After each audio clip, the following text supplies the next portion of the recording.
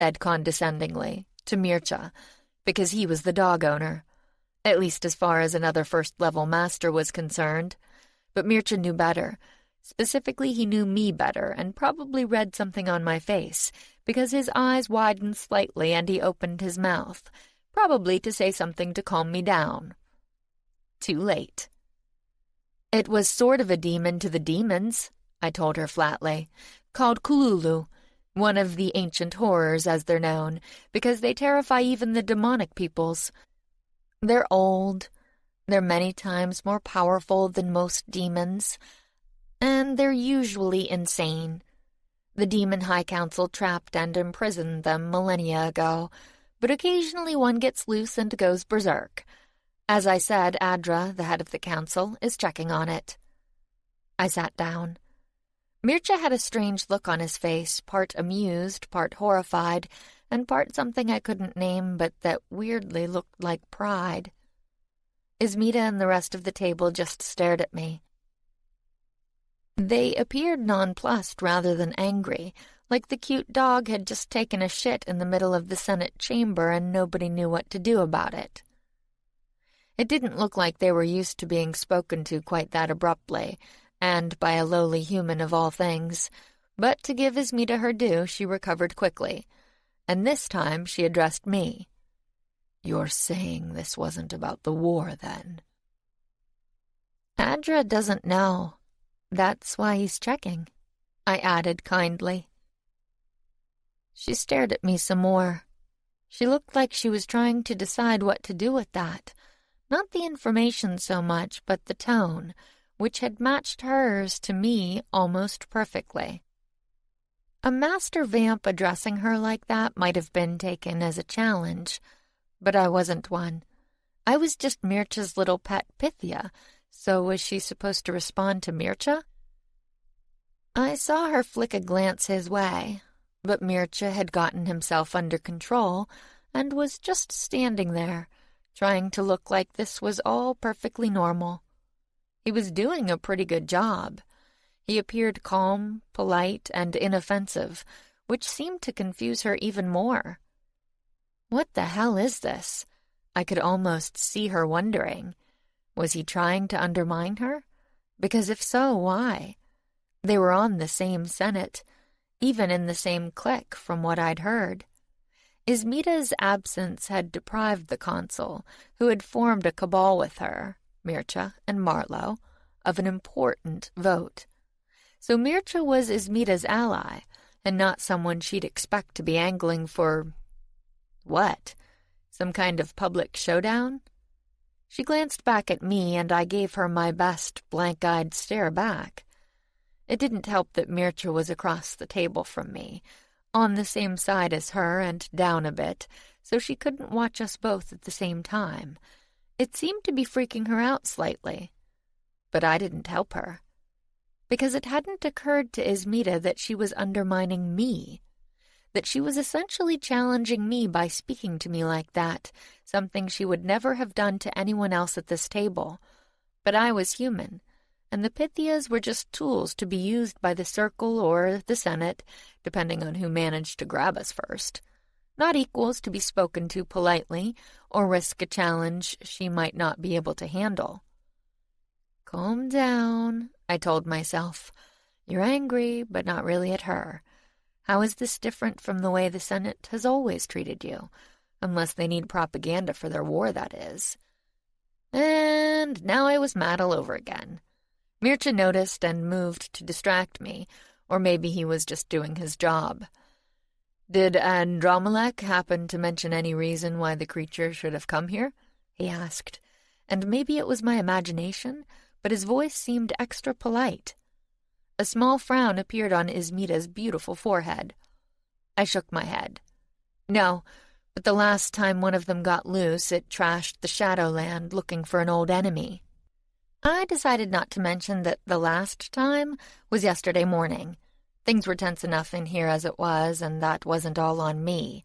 It had been that way when I arrived, with little bursts of power being thrown around the table, which felt like invisible comets sailing past and sometimes colliding with my skin.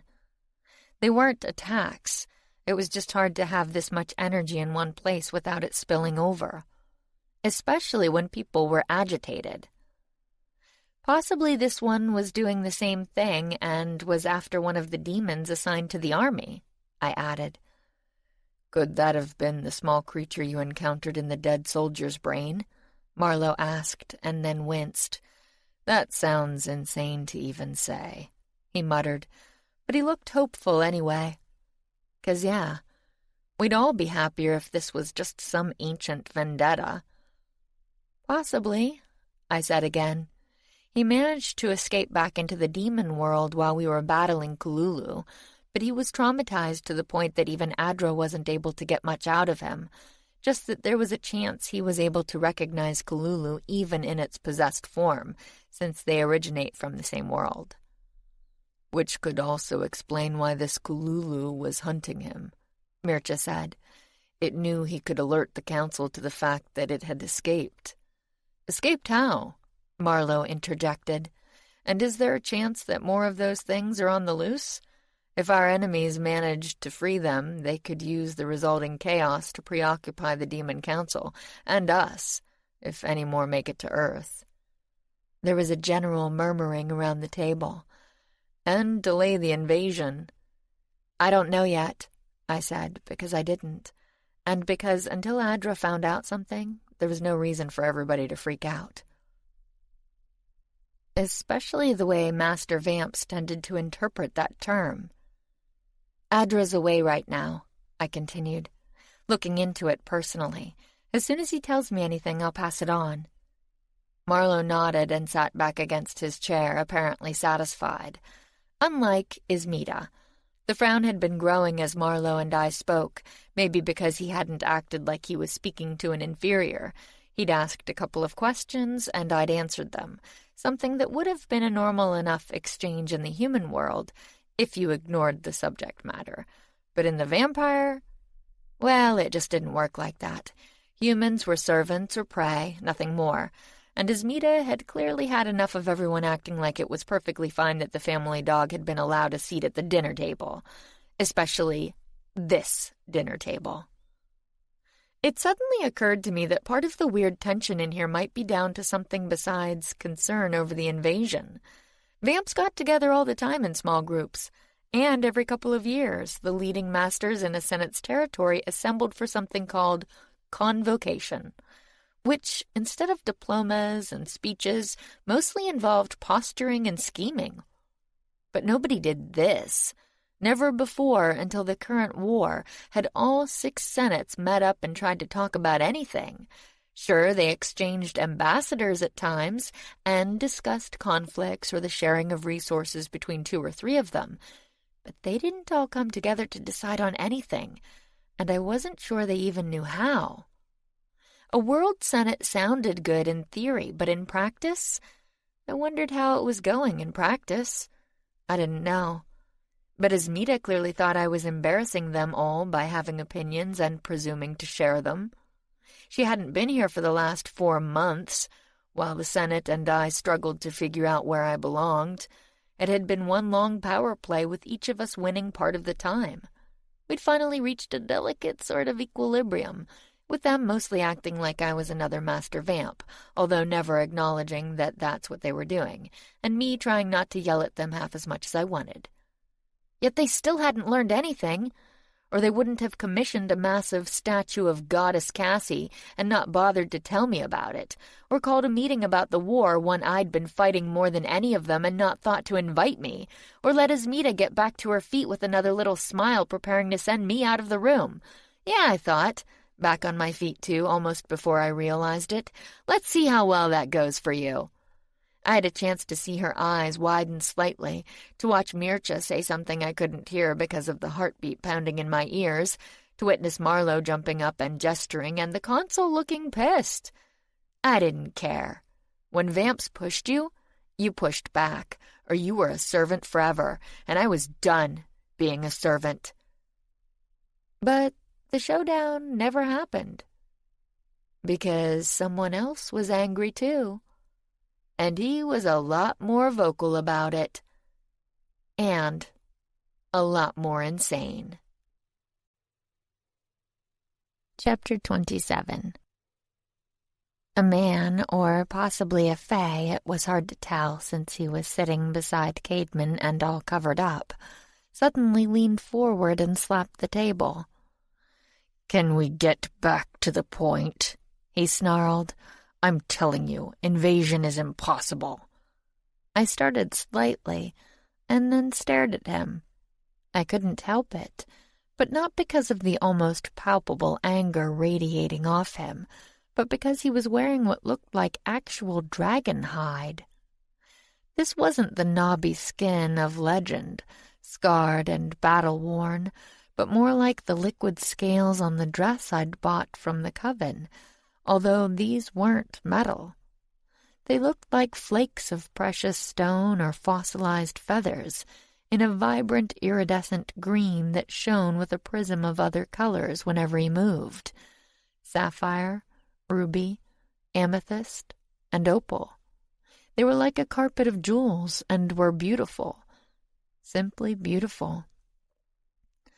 They were also disturbing, because the priceless, elegant floor-length coat with the huge bell sleeves, the kind of thing that would have been the finale piece in any designer's collection, turned into a farce above the neck, where it was topped by what appeared to be an actual dragon's head. The hollowed-out skull formed a hood, or maybe a helmet, because it was said that nothing could penetrate dragon hide, while the snout pushed out like an extra-long bill on a baseball cap. The creature's eyes had been removed and exchanged for some sort of green stones that glowed yellow when the light hit them, flashing almost like it was still alive. It was bizarre and freakish even among the glitterati of the supernatural world, and would have looked ridiculous anywhere else, like an over-the-top Halloween costume. Instead, it sent a shiver up my spine, although I wasn't sure why. And then I realized why. Dragons were the fae version of shifters, like our wares. They were called two-natured due to having both a human and a dragon form, which they switched between on a regular basis. So he was basically wearing the skin of a person. Probably a very young person, because the skull was just big enough for his own head to fit inside. He was wearing the skin of a dragon child, I realized in creeping horror. And sure, maybe it had been bought from the family of the deceased, because according to Safi, dragonkind had very different attitudes toward dead bodies than humans did. But a child? Would anybody really sell their child's body? Especially if they knew that someone else was going to wear it like a trophy? I abruptly sat back down, feeling queasy. "Yes, thank you, Mage Talbert," Mircea said. "As we were saying before, the geography is certainly a challenge." "It isn't a challenge. It's impossible. Even the Fae can't get in there anymore." I could only see the lower part of the man's face thanks to the shadow from the snout, but the skin on his chin, underneath some grizzled stubble, looked like tanned leather, and the teeth were gray and black and broken. The face didn't go with the beautiful coat. "It's true," Caedmon said, looking at me for some reason, maybe because I'd missed the first part of this. "My son barely escaped from a recent scouting trip alive." "I told you he was a fool to try it," Talbert said. "Svarestri are crawling all over that region, and not small parties either. They've shut down all the portals, moved 2 whole villages out of the area. Villages where I had my contacts at that, and put those giant bloody sentries everywhere." "You rule the skies, do you not?" a man asked lazily from farther down the table. "I fail to see what a mere sentry can do." I recognized Anthony, the European consul with his handsome going-to-seed and enjoying-it face and crisp white toga. I thought it was a shame he had missed the toga party era. He'd have made a great frat boy. And then I wondered what was wrong with me. Anthony had practically invented the thing. "You haven't seen these sentries," Talbot snapped, only to be brought down by a slight gesture from Caedmon. "We've tried," the king told Anthony mildly, "on griffins and more recently on dragonkind, thanks to the auspices of our new dark fae allies. But Mage Talbot is correct. The net my counterpart has thrown over his lands is virtually impenetrable. I won't risk more lives on a fool's errand." "We'll risk the whole army if we don't know what's waiting for us," Anthony replied. "Well, I'd like to know how you expect us to find out," Talbot snapped. Like me, he apparently hadn't gotten the memo on how to address his betters, although nobody seemed to be taking offense at him. Maybe because he came with Caedmon, who everybody seemed to treat with kid gloves. Or maybe because he creeped them out too. "I've been all over those mountains," Talbot added. "Spent half a lifetime crawling through cracks and crannies, losing toes to frostbite and almost getting myself killed, trying to see what that old bastard's doing. And I'm telling you—" "And we appreciate your input," Mircea broke in smoothly. "We will discuss this in detail at a later time." "A later time? A later time? We're out of time, man. We can't move the army until we know what's waiting on the other side of that pass, and we can't do that until—" "Tristram," Caedmon said briefly. Tristram shut up. "As mentioned before," Mircea continued, after a pause, "the invasion faces several hurdles, with the second no less challenging than the first." The mountain range flickered out to be replaced by the head of a man, one with pale gray eyes, white blonde hair, and a manic expression. I suddenly sat up a little straighter in my chair. The face wasn't all that remarkable, except that it looked like it should be snapping at the air. There was something feral about it, inhuman, but not in the way that Ware's were. There were a few of them here now, clustered together at the far end of the table, around a tall, dark-haired man with a handsome face and inhumanly bright blue eyes. When he moved, there was almost a lag effect sometimes, like a double exposure, as if two people changed position at once with a tiny pause in between. I'd seen that occasionally with his kind before, which was how I'd spotted him, but the effect had never been so pronounced. I wondered if that meant that he was stronger or weaker than the others. Either way, he was a bit uncanny, although there was nothing of the beast about him, and even in his altered state, I doubted he'd look anything like that. I stared at the slowly rotating head and remembered the last time I'd seen it. On a dark mage trying to recruit me in a casino parking lot, to what I now knew was the Black Circle. Unless you were talking to the Covens, the Silver Circle was usually viewed as the good guys. They kept order in the supernatural community, served as its police, fought its wars, and held people, including themselves, to some kind of standard. As usual with police forces, it was a thankless task, and people frequently complained about this law or that restriction. But there was little doubt that there would have been chaos without them. The Black Circle, on the other hand, was that chaos. A group of powerful dark mages, they were the elite of the magical underworld. There were always small-time operators, planning heists or running scams, but the big jobs were almost always Black Circle ops.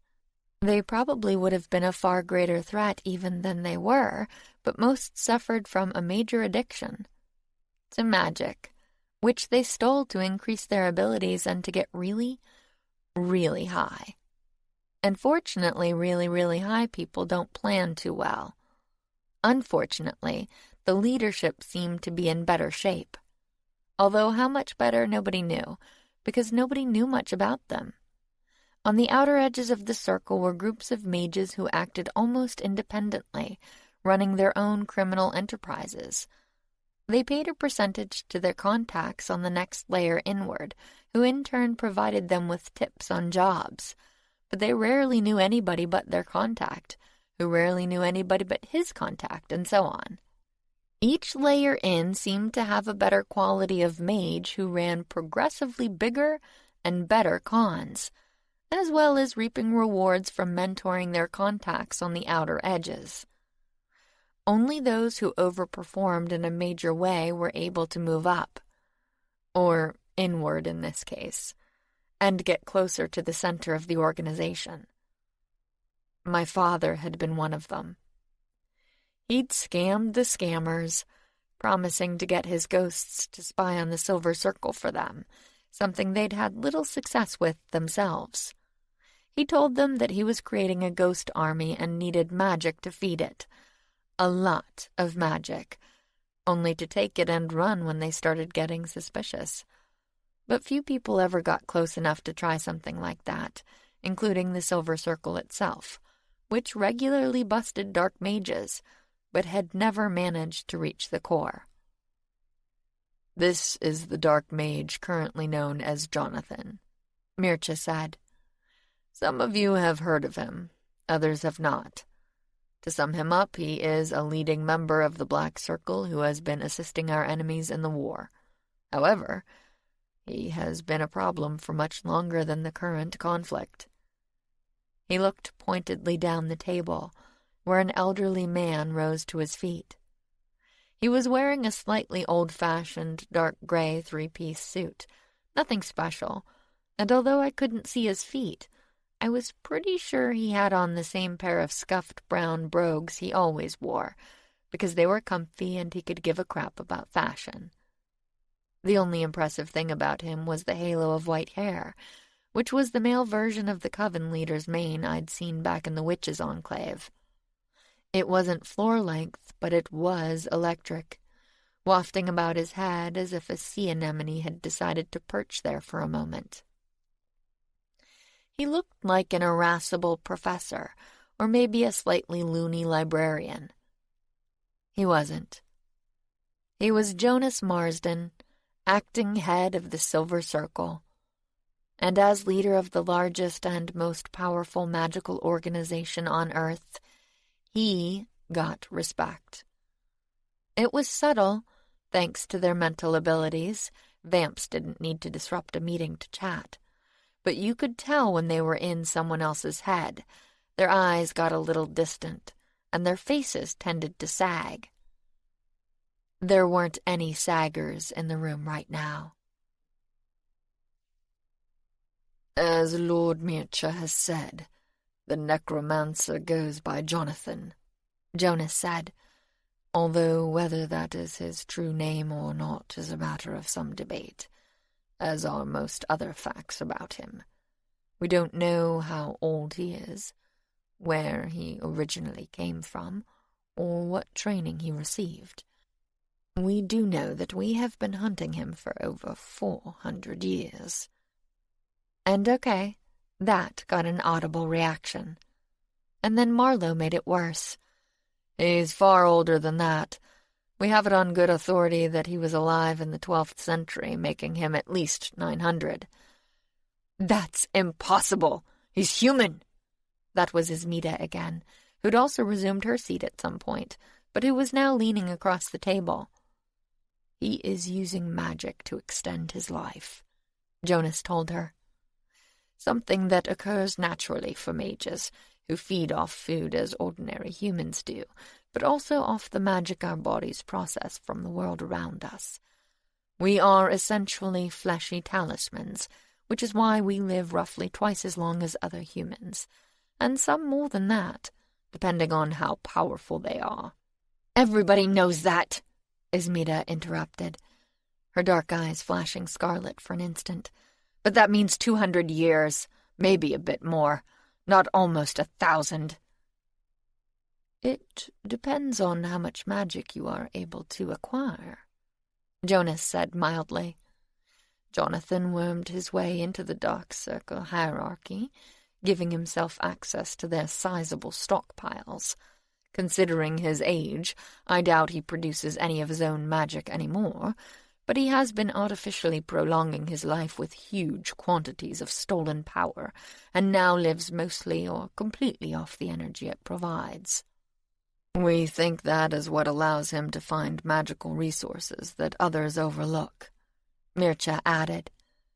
He specializes in locating magically creative individuals and bending their discoveries to the use of his circle, and lately, to that of our enemies. But that answer didn't seem to satisfy Esmita, or a Russian countess I'd met once at Mircea's main court. She was a good distance down the table, but impossible to miss, swathed in enough white sable to send Peta into paroxysms, and an acre or so of diamonds glittering on a ball gown that some unknown designer had made to look like falling snow, with constantly changing snowflake patterns on black velvet. With her mane of bright red hair and impressive bosom, she was already striking enough, but the booming voice with the thick Russian accent ensured that she drew all eyes. Mircea, are you telling us there are hundreds of these ancient dark mages running about? She made little running man motions with her fingers inside of opera-length gloves, in case anybody had missed her point, but she needn't have worried. Another murmur ran around the table at her words, which Jonas quickly moved to dispel. Not hundreds, probably not even dozens. The process of ingesting magic that is not your own is dangerous. Dangerous how? Esmita demanded. Jonas pursued his lips, and he and another mage, almost old enough to be his contemporary, exchanged a glance. They didn't seem to like being interrogated about their specialty, which was the main thing keeping the vamps from taking over the supernatural world. There was peace between the Circle and the Senate at the moment, but as Pritkin had noted, that hadn't always been the case, and the mages guarded their knowledge carefully. But I guess Jonas decided that this wasn't a state secret, because after a pause he answered, or started to. He sources it from us, someone said hoarsely from the other way down the table.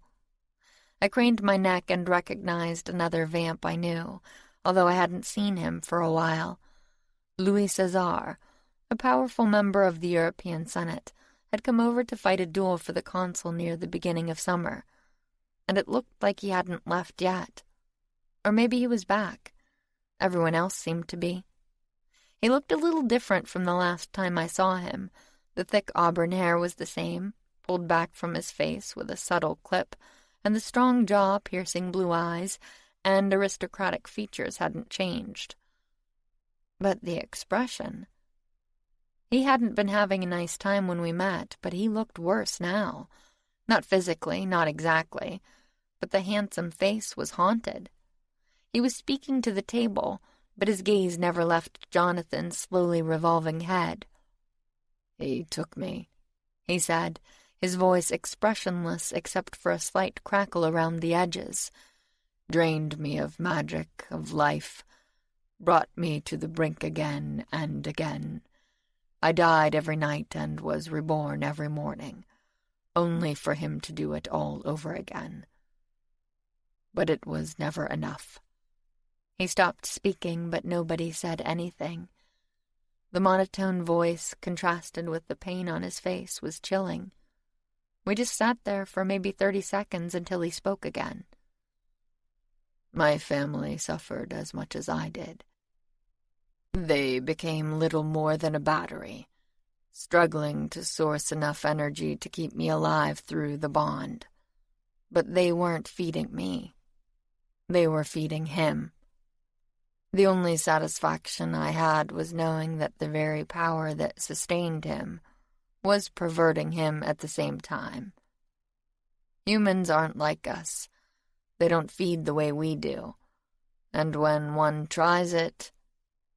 He trailed off, and something about the distance in his eyes told me that he wouldn't speak again. But that wasn't true for someone else. A new hand hit the table, and this time the blow was hard enough to vibrate the heavy wood all the way over here. You find him. Any of you. You keep him alive for me, you understand? I want him alive. The speaker was a stunning short-haired brunette with liquid dark eyes and sensual red lips who would have been arresting anyway, but the passion in her face and voice took it to a whole other level. She was stunning, almost literally, to the point that it took me a second to recognize her. And then I slowly sank back against my seat. She was Mircha's daughter, Dorina, with vampire fangs and the family's trademark glowing golden eyes when their power was up. But she wasn't a vampire. She was something scarier. She was Dampier. And completely freaking nuts. The last time we met, she'd tried to kill me. And despite the Pythian power, despite one hell of a lot of backup, despite it being right here, in this house, where that sort of thing wasn't tolerated, at least not without permission, she damn near succeeded. I was beginning to understand why I hadn't been invited to this meeting. Chapter 28. Yes, quite, Jonas said in the silence that followed, and with what, under the circumstances, was an almost eerie little chuckle. Mixing in the blood of non-humans can cause a bit of bother.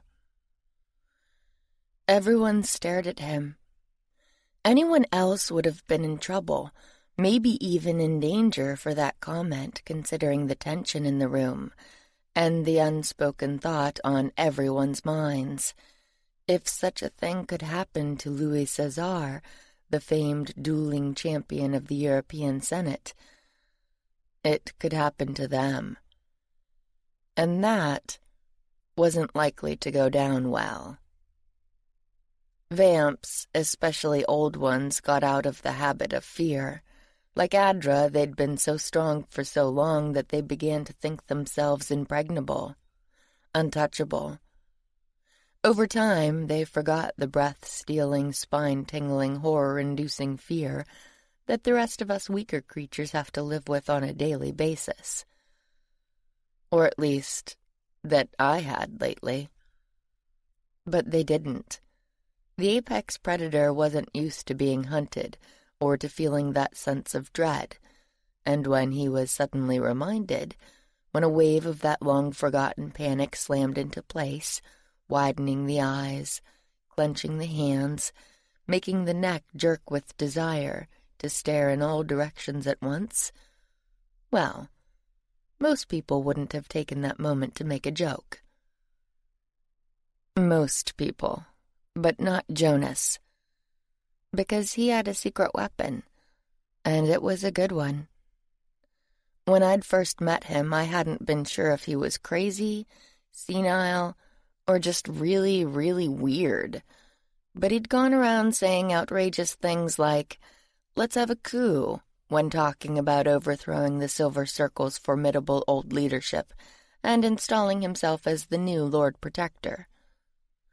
Even stranger, it had actually worked. Because Jonas wasn't crazy, or the doddering, forgetful old man that he played with the consummate ease of a Shakespearean actor whenever he thought it would help. He was sharp as a whip, and one of the most powerful mages alive, not to mention the most cunning. But I swear to God, watching him now, even I half believed the act. And then he kept talking, I guess giving everyone a moment to calm down. For another, it can be adulterated. Magic, that is. The excess energy that some of our people sell, because they must, you know, or it builds up in their systems and can cause all sorts of trouble, is often lumped together by the purchasing agent, and can even be combined with the wild magic of the earth, the kind collected by regular old talismans or recycled from charms. "Yes, thank you, Jonas," Mircea said. "That is a perfectly acceptable practice, of course," Jonas added, "since the magic in question is meant to be used for making wards and such, not for ingesting. But when these shops are raided and the bulk magic is ingested by the junkies that make up the rank and file of our dark counterparts, it can have an, deleterious effect." "Thank you, Lord Protector." "Oh, no trouble. No trouble at all," Jonas said, beaming at him, his anemone hair wafting about in the absence of any kind of breeze. "The result, of course, after centuries of taking who knows what kind of magic into his body, is that Jonathan is quite mad, and now it seems he has devoted himself to helping our opponents, no doubt in return for a promise of all the magic he can ever use." Mircea didn't interrupt him this time. I think he'd given up. "From his perspective," Jonas added, "he is being offered virtual immortality. From ours, well, magic or no, the human body has its limits. Sooner or later he will die. But in his madness it is doubtful that he sees that. Meanwhile, his hunger grows every day, making him incredibly dangerous." He looked around at us, over the thick glasses that he used as part of his act, and the blue eyes were suddenly sober. 900 years is a long time. One can absorb a great deal of knowledge in 900 years. And he has put it all in the hands of our enemies. He must be stopped." Jonas finally sat back down. "Yes, but is this really something we need to talk about right now?" A Mayan-looking woman asked from the middle of what looked like an explosion of feathers. "However old he may be, he's just a man." "A man who was behind the unfortunate events in Hong Kong last week," Mircea interrupted, causing another murmur to go around the table. "We have a positive ID, provided by the Lord Protector from one of his trusted agents who was on the scene." "Bet I know which one," I thought grimly. "The events also bore the hallmarks of Jonathan's M.O., Mircea continued. "As I said previously, his acute sensitivity to magic has made him a sort of divining rod for magical oddities. In this case, he discovered a fey flower known as dragon's claw that, under certain conditions, can cause the attributes of one item or creature to manifest in another." "Meaning what?" Ismita demanded impatiently. "Meaning these." Mircea opened a fist, and a bunch of little metal pieces hit the tabletop with a clatter. "And those are?" "Spent bullets. Slugs, as they're called. They were extracted from the corpses of a number of dead vampires after the battle for Hong Kong. Dragon's claw had been used to give the lead in the bullets the attributes of wood." "What?" "Allowing them to serve the same purpose as stakes." "What?" "Turning simple guns into vampire-killing devices capable of—" Mircea kept talking, but he was drowned out by a sudden furor. Ancient vampires were on their feet, shouting. Other people who had been quiet until now were simply talking over each other, and Ismita was pounding on the table again. It was strange, because she looked like she'd be the serene and calculating type, like the consul, who matched her classic beauty, but who hadn't so much as blinked. Probably because the startling news was neither to her, since she'd no doubt been informed ahead of time. But Ismita hadn't, and she was pissed. And it looked like a lot of other people agreed with her. There was a sudden lull in the din, and I looked up to see Ming De, the diminutive East Asian consul, commanding attention, although not in the normal ways. She wasn't on her feet, since that might have left her peering over the tabletop, because she was tiny. And she wasn't saying anything because she spoke only Mandarin, or pretended to, for whatever damned reason ancient vamps have for being mysterious. It also wasn't because of her outfit, although it was gorgeous.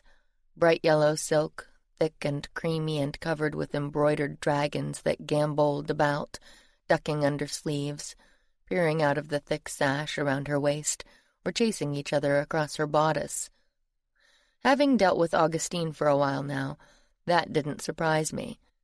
Although Ming De's magical creations were particularly lovely, with precious stones for eyes and the tiny claws on their diminutive paws. However, plenty of other people were dressed to the nines. But nobody else had her special accessory. The shrunken head of an unfortunate East India Company officer resided like a handle on the end of her walking stick, and it wasn't just a macabre decoration. Something had been done in the treatment stage to preserve him, and I don't mean merely the withered flesh. He could still talk, and since at some point in life he'd learned Mandarin, he served as her translator when she wanted to say something. Which I guess she did, because she'd just thrust the horrible device out over the table, causing everyone in the area to draw back a bit. "Let's just assume I went through all her titles, shall we?" the little thing rasped. "We've heard them enough, God knows." "Then get on with it," Ismita said, looking as disgusted as we all felt. "Don't get haughty with me," the little thing told her, eyeing her scar with his dried-up raisin eyes. "Or next time you lose your head, maybe they'll put you on a stick." Ming De said something, and then whacked him on the table like a malfunctioning remote. He sighed. "Her Serene Highness would like you to know that the matter has been contained." "How?" Ismita demanded. The small thing eyed her without favor. "How do you think? We politely asked them to stop." Whack. "We butchered everyone involved," he said spitefully. "Of course." "Including Jonathan?" "No," Mircea said. "Not including Jonathan." All eyes swiveled back to him. Mircea didn't have any gruesome accessories, but he didn't need any.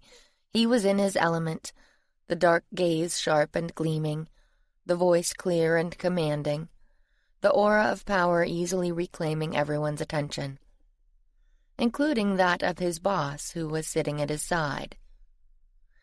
That was not a normal occurrence when she was in a room, an ancient queen, burning with power and clothed in her favorite slithering pets, black ones today, their scales glittering like dark sequins.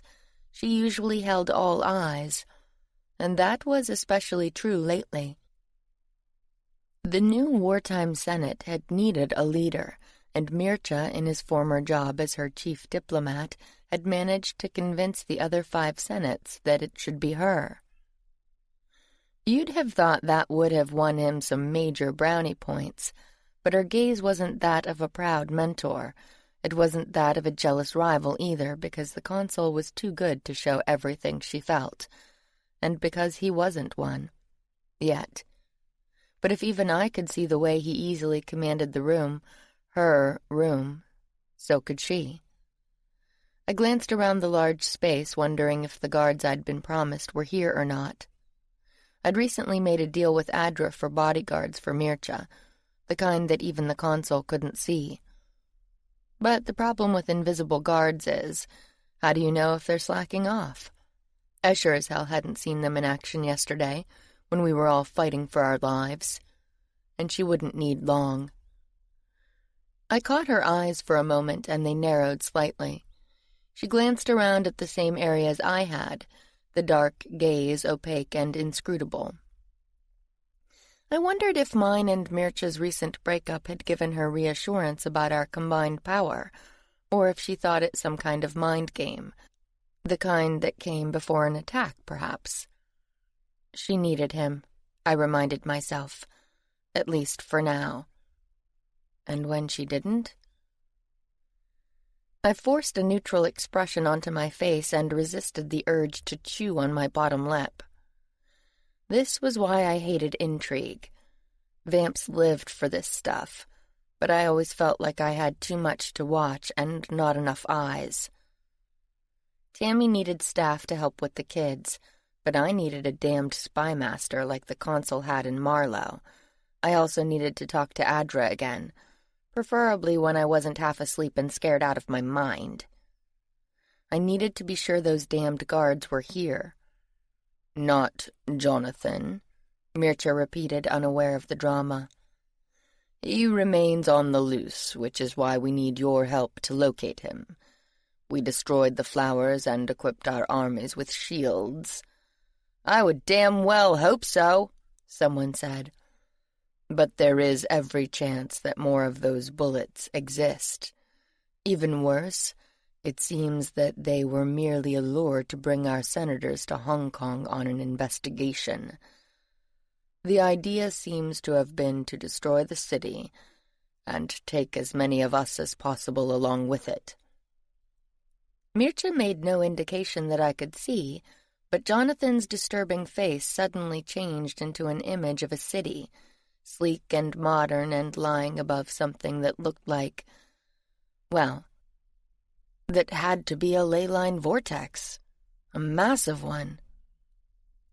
Most vortexes were tiny things, small puddles of power where a couple of lines crossed, but this one was being fed by dozens, maybe hundreds, some so large that they looked like major arteries leading into a pulsing heart of power. I'd never seen anything like it. The resulting sea of magical energy shone like a star, or like a supernova when the city suddenly tilted, going from horizontal to vertical like a sinking ship, upending and plowing right into the middle of it. The resulting explosion flashed bright enough to cause some of the people around the table to shield their eyes, including me. And when I looked again, the city was gone. Just gone without even any debris to mark where it had been. And pulsing outward from the boiling center of the vortex were rivers of magical power, thrown up by the crash and flooding the ley line system like a tsunami, one that was rapidly spreading outward.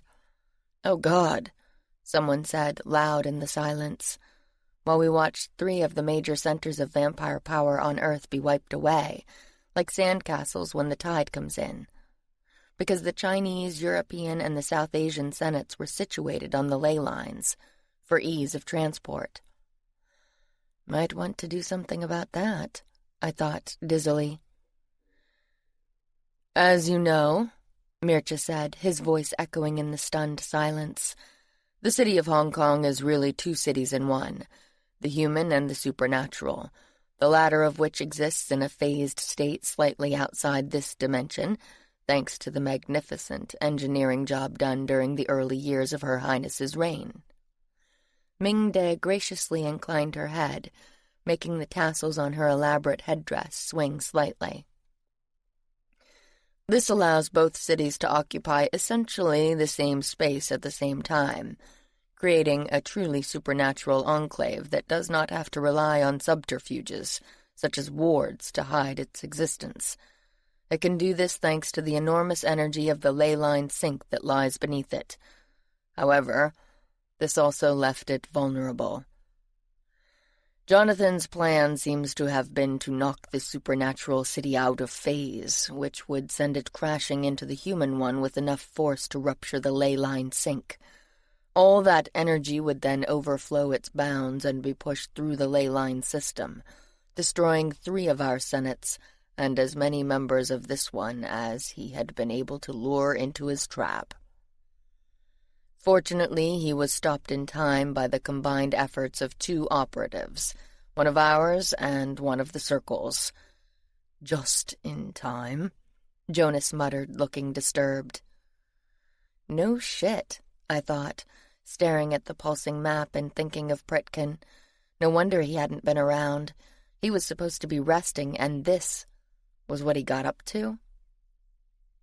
As he would say, Bloody hell.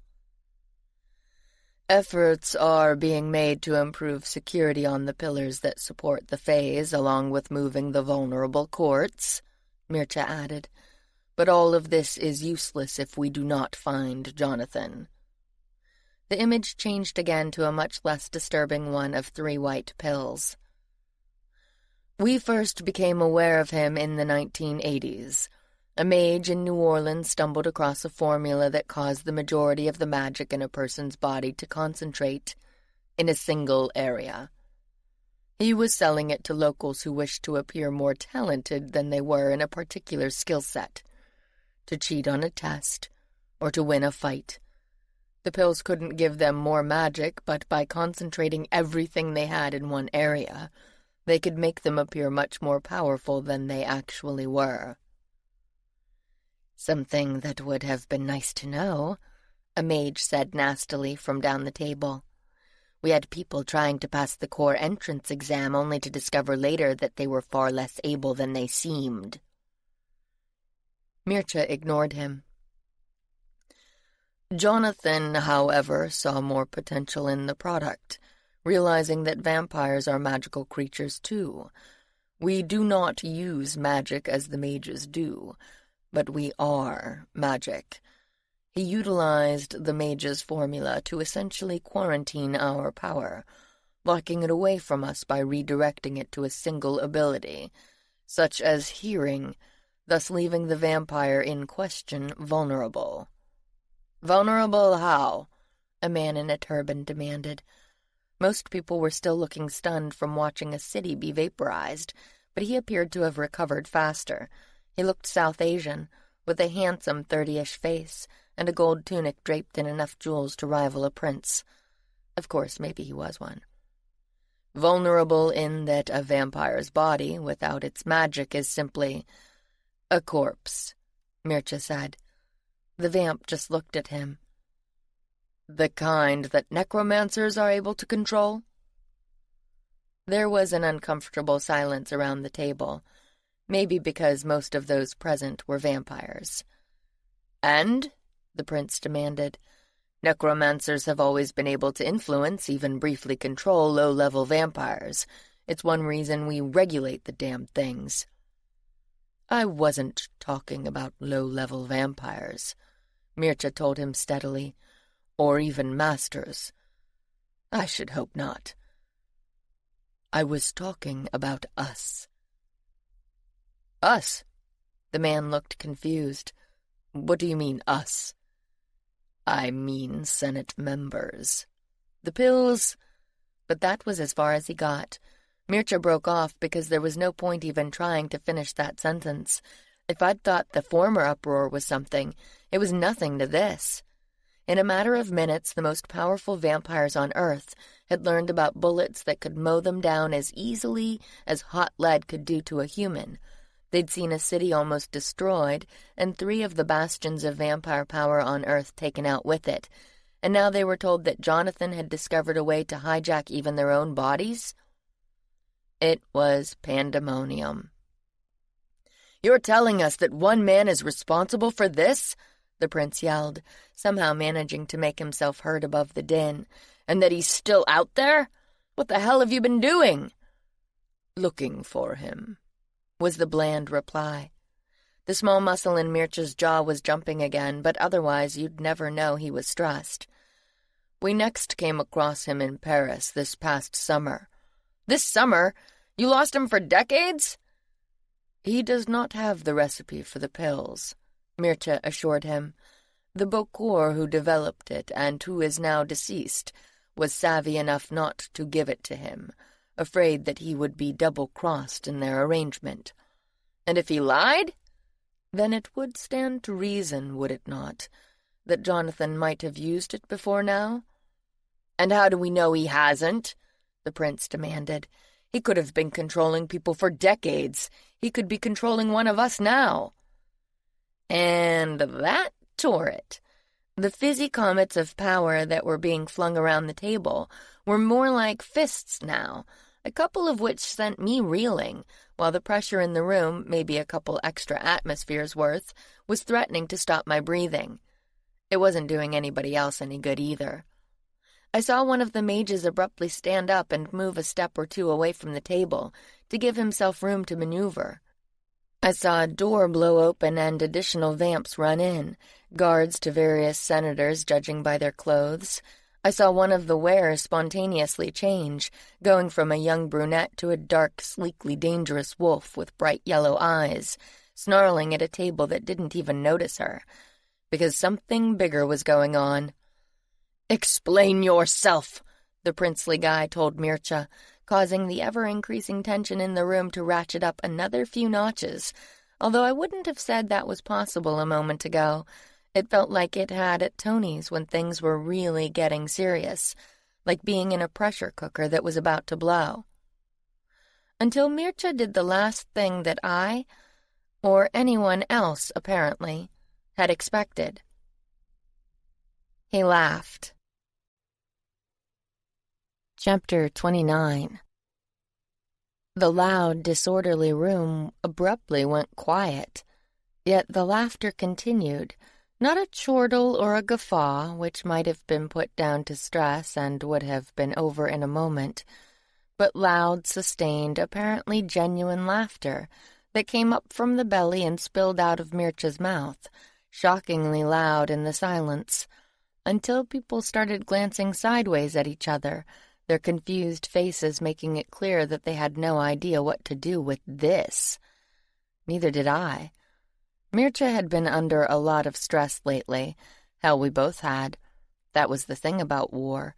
It didn't wait until you were ready or rested or in the right frame of mind, if there was one for dealing with the kind of crap this conflict had thrown up. It just came on, fast and furious and unrelenting, and you had to either meet it or die. So we'd met it time and again somehow, but everyone had limits, right? I knew I did, and I'd felt the strain every second of this last month or so, and I knew that Mircea had too, despite the immense power he wore like armor, as if it could shield him from all dangers. But that doesn't work when everyone else is as powerful as you, does it? Or more so. "Are you in the habit of laughing at a consul, Senator?" the prince snapped, his voice echoing around the room. And suddenly it clicked. I did know him. The handsome maybe prince was Parendra, consul of the South Asian Durbar, the Indian version of a senate. I'd seen him once before at an auction, the same one where I'd encountered Mingda and her little pet, but it had been a while. I hadn't immediately recognized him, since we'd never actually spoken, but I would have now even if he hadn't said anything.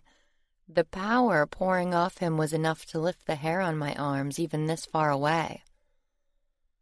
"My apologies," Mircea said, still looking amused, and unafraid despite the fact that he was probably seconds away from a formal challenge. What the hell? "Not good enough," Parendra snarled, getting to his feet so abruptly that the heavy chair he'd been using went flying. It crashed down, making me and half a dozen other people flinch, but not Mircea. "I thought you were joking," he said, not looking particularly concerned. "I also thought we were all equals here." "Equal? What? Are you mad?" Parendra looked like he thought Mircea might genuinely be losing his mind. Marlowe apparently shared that view because he was gripping the table edge hard enough to indent the surface around his fingers. "No, but since it has arisen as a discussion point, let us discuss it," Mircea said calmly. "It has come to my notice that some of my orders pertaining to troop allocations have been ignored or countermanded by some of the people in this room. What of it? I need my people. I wasn't finished yet." It was said quietly, but the effect was electrifying. If I'd thought the room was quiet before, it was nothing to this. Vampires didn't need to breathe, but I didn't think even the humans and wares were doing so at the moment. "Shit," I heard someone say, very quietly, but couldn't seem to turn my head to see who. It felt like I was riveted in place, wondering if I was supposed to do something, and if so, what. Because yes, the Pythia was expected to help keep the peace between leaders in the supernatural community, but I suddenly realized that no one had ever bothered to mention how. I suddenly realized that very clearly. "This body voted to put me in charge of this war," Mircea continued, "of the army. And is that not what is going to be fighting the war? But it can't if my orders are overridden or ignored, or if I am treated as someone of a lesser rank than you, so that your people are constantly torn between whether to listen to my commands or yours. In battle, that can cost lives, even lead to defeat. The rest of the time it undermines authority and eats away at morale. This must stop." "How?" Perendra sneered. "By putting you on the level of a consul? Or you on the level of a senator? It matters not to me." "You dare!" I thought Perendra was going to go over the table.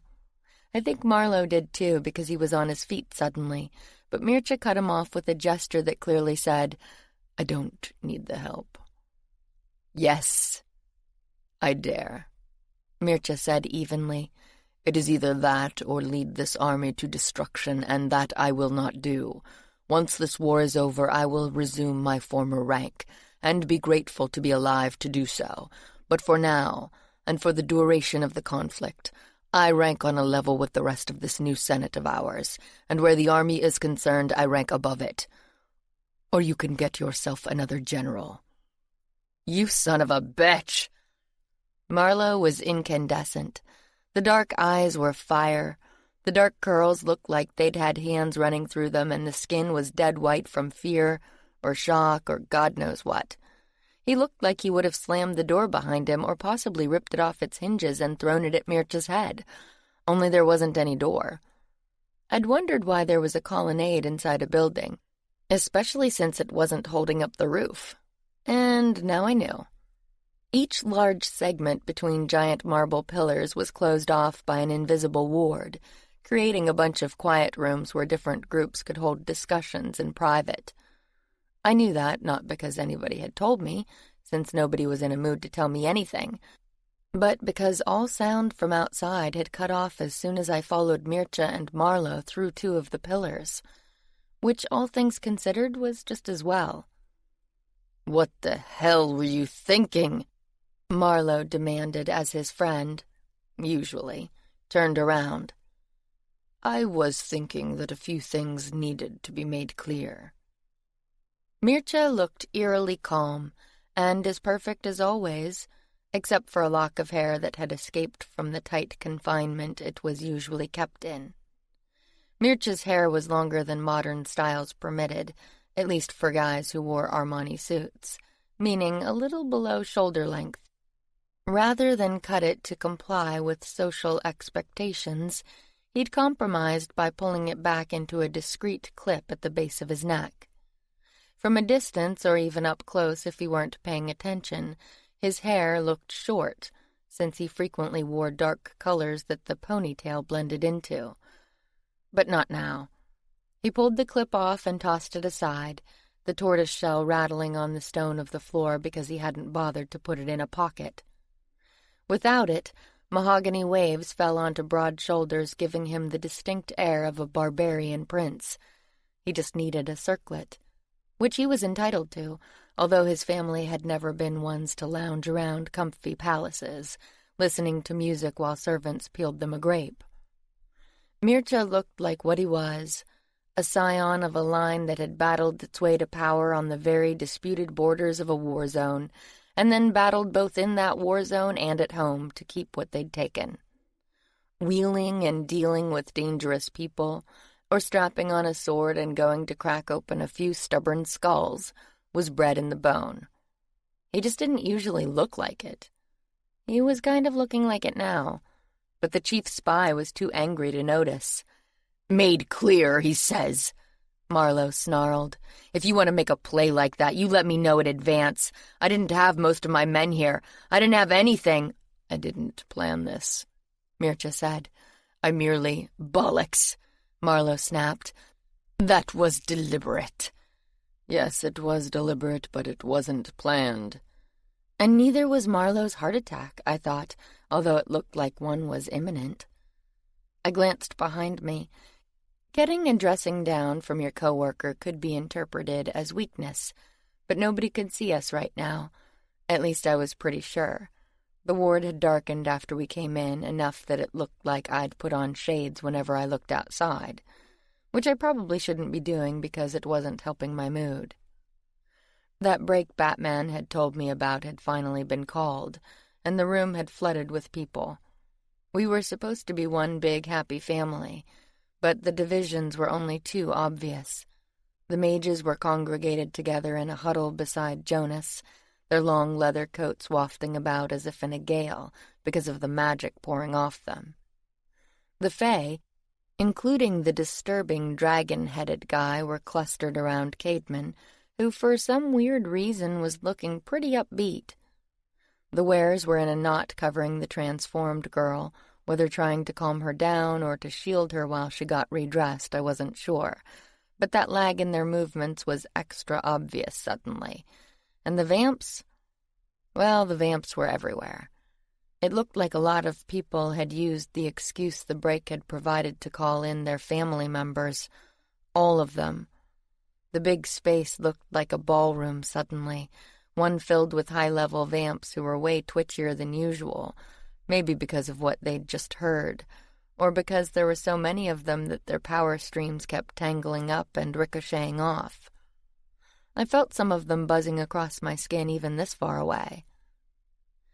It would be a miracle if there was no violence before this was over. In here as well as outside, I thought, glancing at Marlowe, who was still yelling. Extremely ill-advised. What if he'd challenged you, which he almost damned well did? What if it went badly and you ended up dead? What if it went badly and he did? Because there was no upside here, you understand? Tell me you fucking understand that. I just stared. I'd never seen Marlowe this intense. He was usually the slick charmer with the sharp brown eyes and the ready smile, but with an edge to it. Just enough to let you know that maybe, just maybe, there was more to him than there seemed.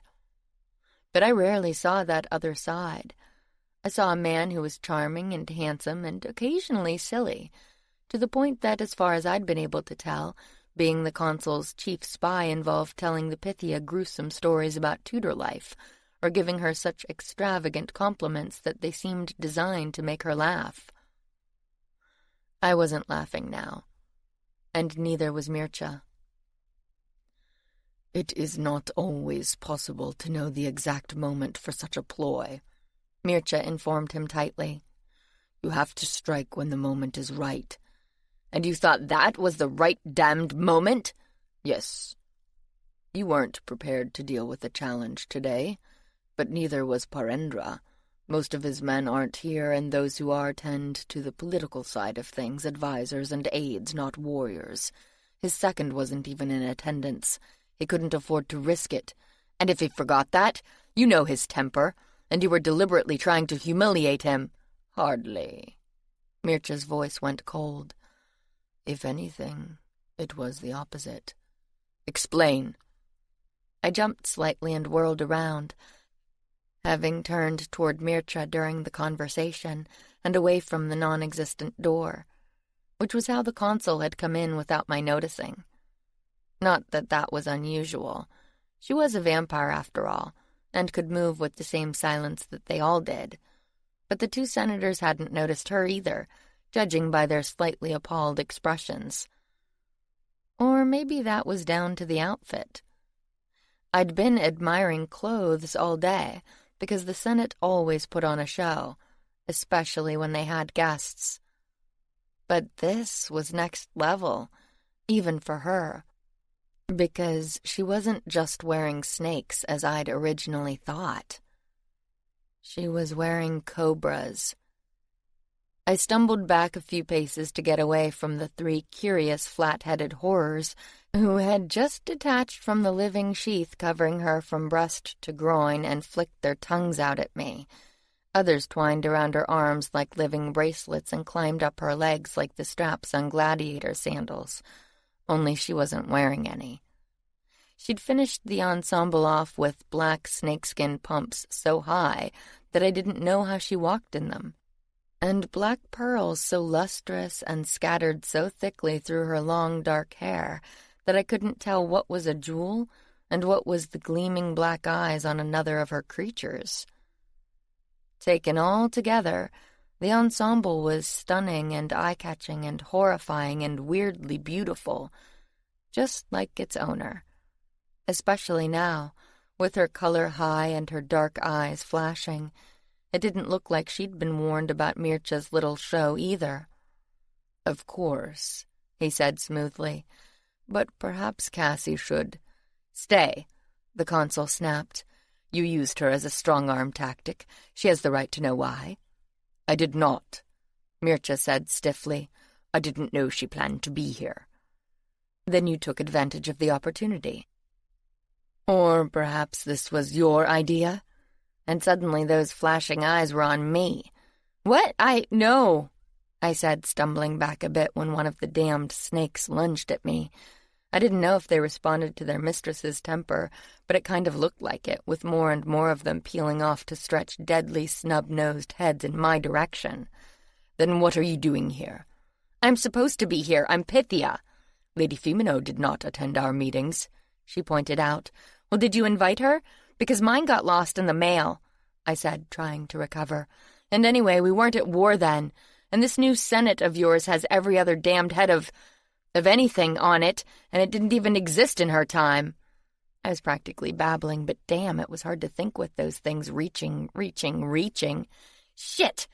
I said, and shifted the closest fanged horror with no destination in mind, just away, which I guess my power interpreted as the other side of the Senate chamber, because a tray suddenly clattered to the floor and somebody screamed, although maybe that was down to something else. Around here, who the hell knew? "If your invitation was lost, as you say, then why are you here?" the consul persisted. "I came to see Mircha." "About?" I really considered telling her to go to hell, or perhaps sending her there. And for some reason, even the thought made me feel better, because I could do it. I wasn't that stupid, because no way would the fallout be worth it. Besides, she'd probably enjoy it. I turned to Mircha, since he was the one I'd come to see. "You need to stop poaching my guys," I told him. "It's becoming a problem." "Poaching?" He actually looked confused. I guess Batman hadn't had a chance to warn him. "You keep taking my guys," I clarified. "The masters you sent me, my bodyguards." Mircha finally looked like he'd caught a clue. "Yes, there has been some necessary reshuffling." "No, not necessary. I need my men." "Cassie," he said in his patient voice, "some of the men I sent you are experts at the kind of warfare considered antiquated on Earth, but which is still practiced among the Fae. I need their expertise. Marco, for instance." I felt my blood run cold all over again. "You are not taking Marco." Mircha blinked at me. He almost looked taken aback, maybe because I'd shouted it. "I beg your pardon." "You can't have him. He's mine." An eyebrow arched. God damn, he knew I hated that. "On the contrary, I believe that he is mine." It hit like a punch to the gut, and not just because I'd come to depend on my chief bodyguard.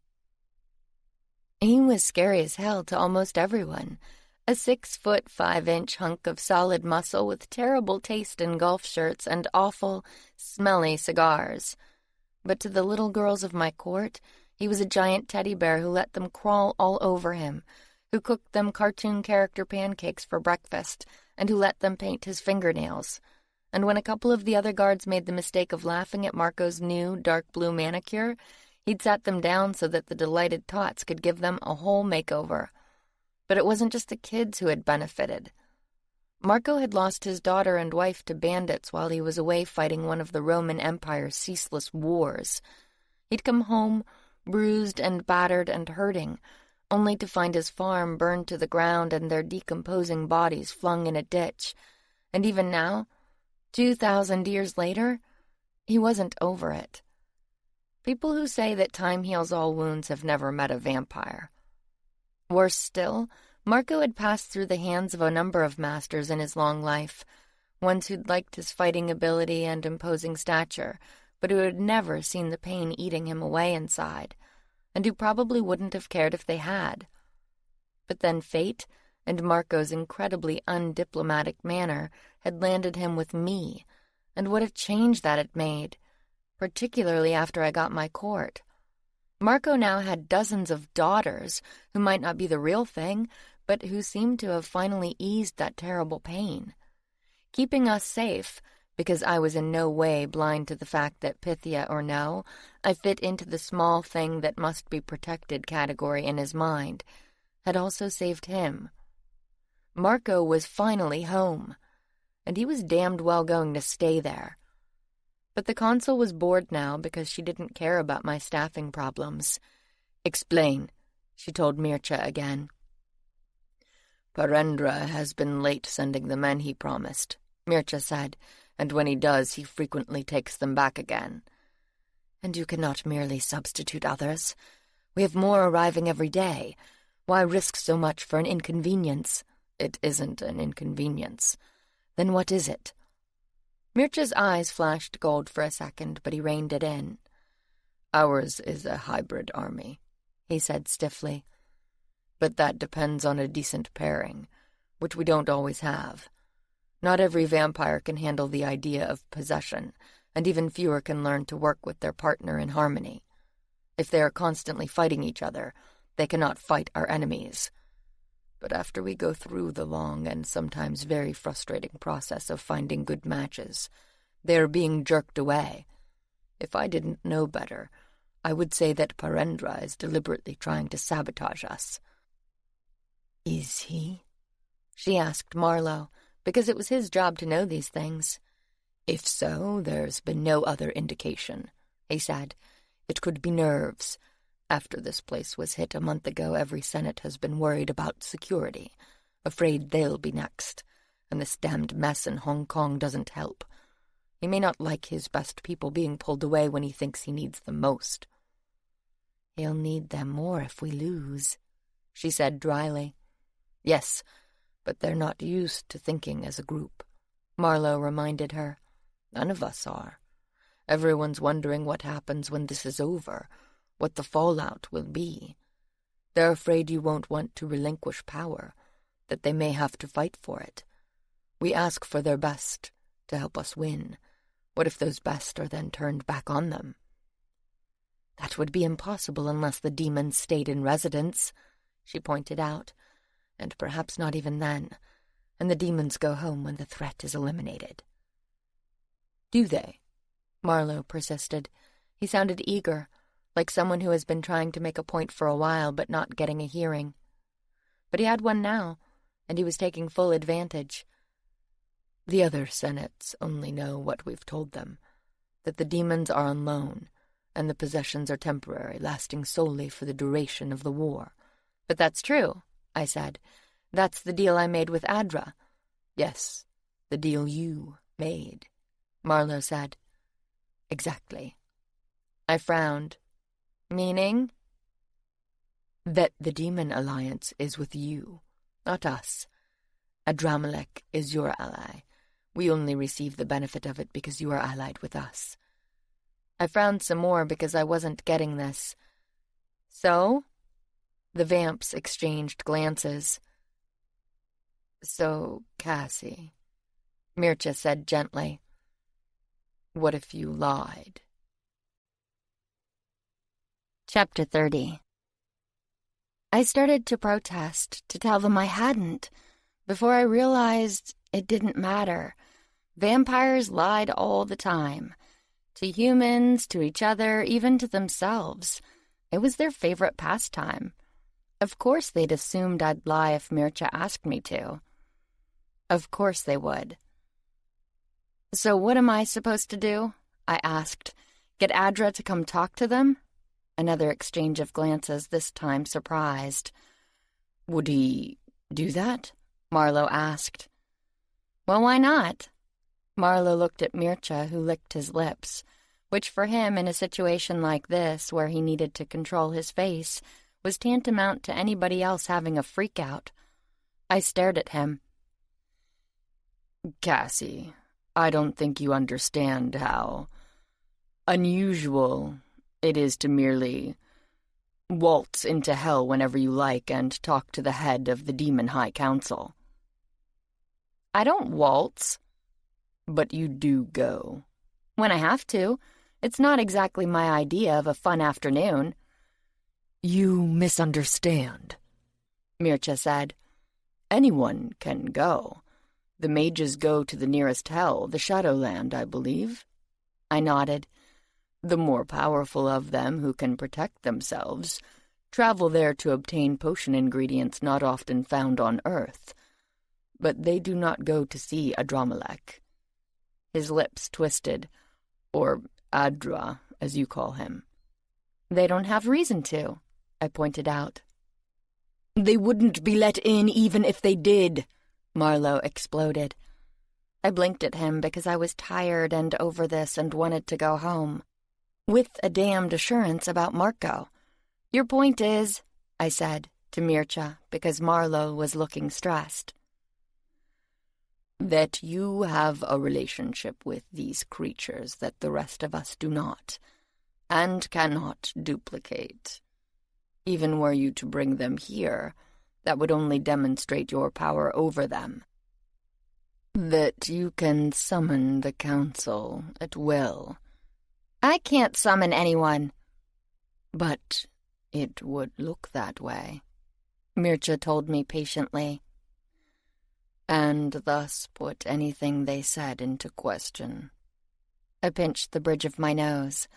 Then what are we supposed to do? Nothing, the consul said. Purendra backed down, fortunately. The last word had a sting in the tail. It was a spur-of-the-moment decision, Mircea told her, and he looked completely sincere. Only it hadn't been. I remembered that brief flash of relief I'd seen on his face when I'd arrived. Relief he'd had no reason to feel unless he had planned this. Probably for the reasons he'd given Marlowe. Purendra wouldn't be expecting it and wouldn't want to risk a confrontation in an unfamiliar court with no backup. Vamps dueled all the time, but spur-of-the-moment stuff was for lower-level types with less to lose. When Senate members threw down, it was usually after weeks if not months of preparation, with everything from intel gathering on an opponent's weak spots, to ways to make sure they couldn't cheat, to ways to try to cheat yourself, to backup plans for every possible outcome. Mircea had assumed that Purendra wouldn't risk a confrontation with exactly none of that in place, and he'd been right. And the fact that the Pythian powers would allow cheating without anybody ever being aware didn't hurt, did it? I narrowed my eyes at Mircea but didn't say anything, because I didn't owe the consul shit. I didn't owe him shit either, especially lately, but he had me over a barrel. A big one. And he knew it. Our eyes locked, and I didn't need mental communication to get the message. Mircea knew Pritkin's identity, and until we came to an agreement over what to trade for that, my hands were tied. It was freaking infuriating, but sometimes the only way to win is to fold. Especially when you're up against a guy who had just played Purendra, Marlowe, the consul, me, and who knew how many other people in a single afternoon. "I'll fight you over, Marco," I said, and meant it. I didn't get an answer because Marlowe suddenly clamped a hand on Mircea's arm, his face going tight. And I turned to see Purendra headed our way, surrounded by a crowd of white-garbed attendants carrying wicked-looking spears. It appears that I'm not such a deterrent after all, I thought, my throat clenching. Or else he'd decided that he had to risk it, because that sort of humiliation could very well cost him his throne. Why the hell had Mircea pushed it? I thought furiously. Why hadn't he taken the man aside and applied some of that famous charm? Or maybe he had. It sounded like he might have been trying for a while and not just with Purendra. Maybe that challenge today had been to all of them all at once, to try to shore up his position before he was forced to invade with a seriously divided army. But if so, it seemed to have backfired. In more ways than one, because while Marlowe looked like he was about to lose his lunch, Mircea was calm. Too calm. He looked more annoyed than anything else, like he'd expected Purendra to be smarter than this, not like a man who was facing a duel with someone who was supposed to be a far stronger opponent. And I wasn't the only one who noticed. "Can you take him?" the consul demanded harshly. "Yes." And shit, I thought, because there had been no hesitation in that answer, no shred of doubt. Mircea's eyes were focused on Purendra, his target, probably trying to get a mental lock, but mine were on the consul, and she hadn't liked the speed of that answer. Marlowe noticed too, and his gaze met mine. For a moment it felt like we were the only two sane ones in the bunch, and maybe we were, because this was exactly what Ryan, one of Rosier's people, had warned me about. She was old enough and had been on Earth long enough to see a lot of vampires go down the road to Crazy Town, a.k.a. give in to the intense obsession that often overtook older vamps concerning something that had gone wrong in their lives. Maybe that was why Marco had fit in so well in Mircea's house, I thought now. They both had had the same fixation, namely on family members who they hadn't been able to save. But while Marco had finally seemed to deal with his problem, Mircea's was growing in front of my eyes. Ryan had said to watch out for signs of carelessness, of preoccupation overriding good sense, of his obsession distracting an otherwise strong intellect until he couldn't see anything else. Like his boss glaring daggers in his direction? Damn it. Marlowe flicked his eyes at Mircea and back at me, and the implication was obvious. Could I get him out of here?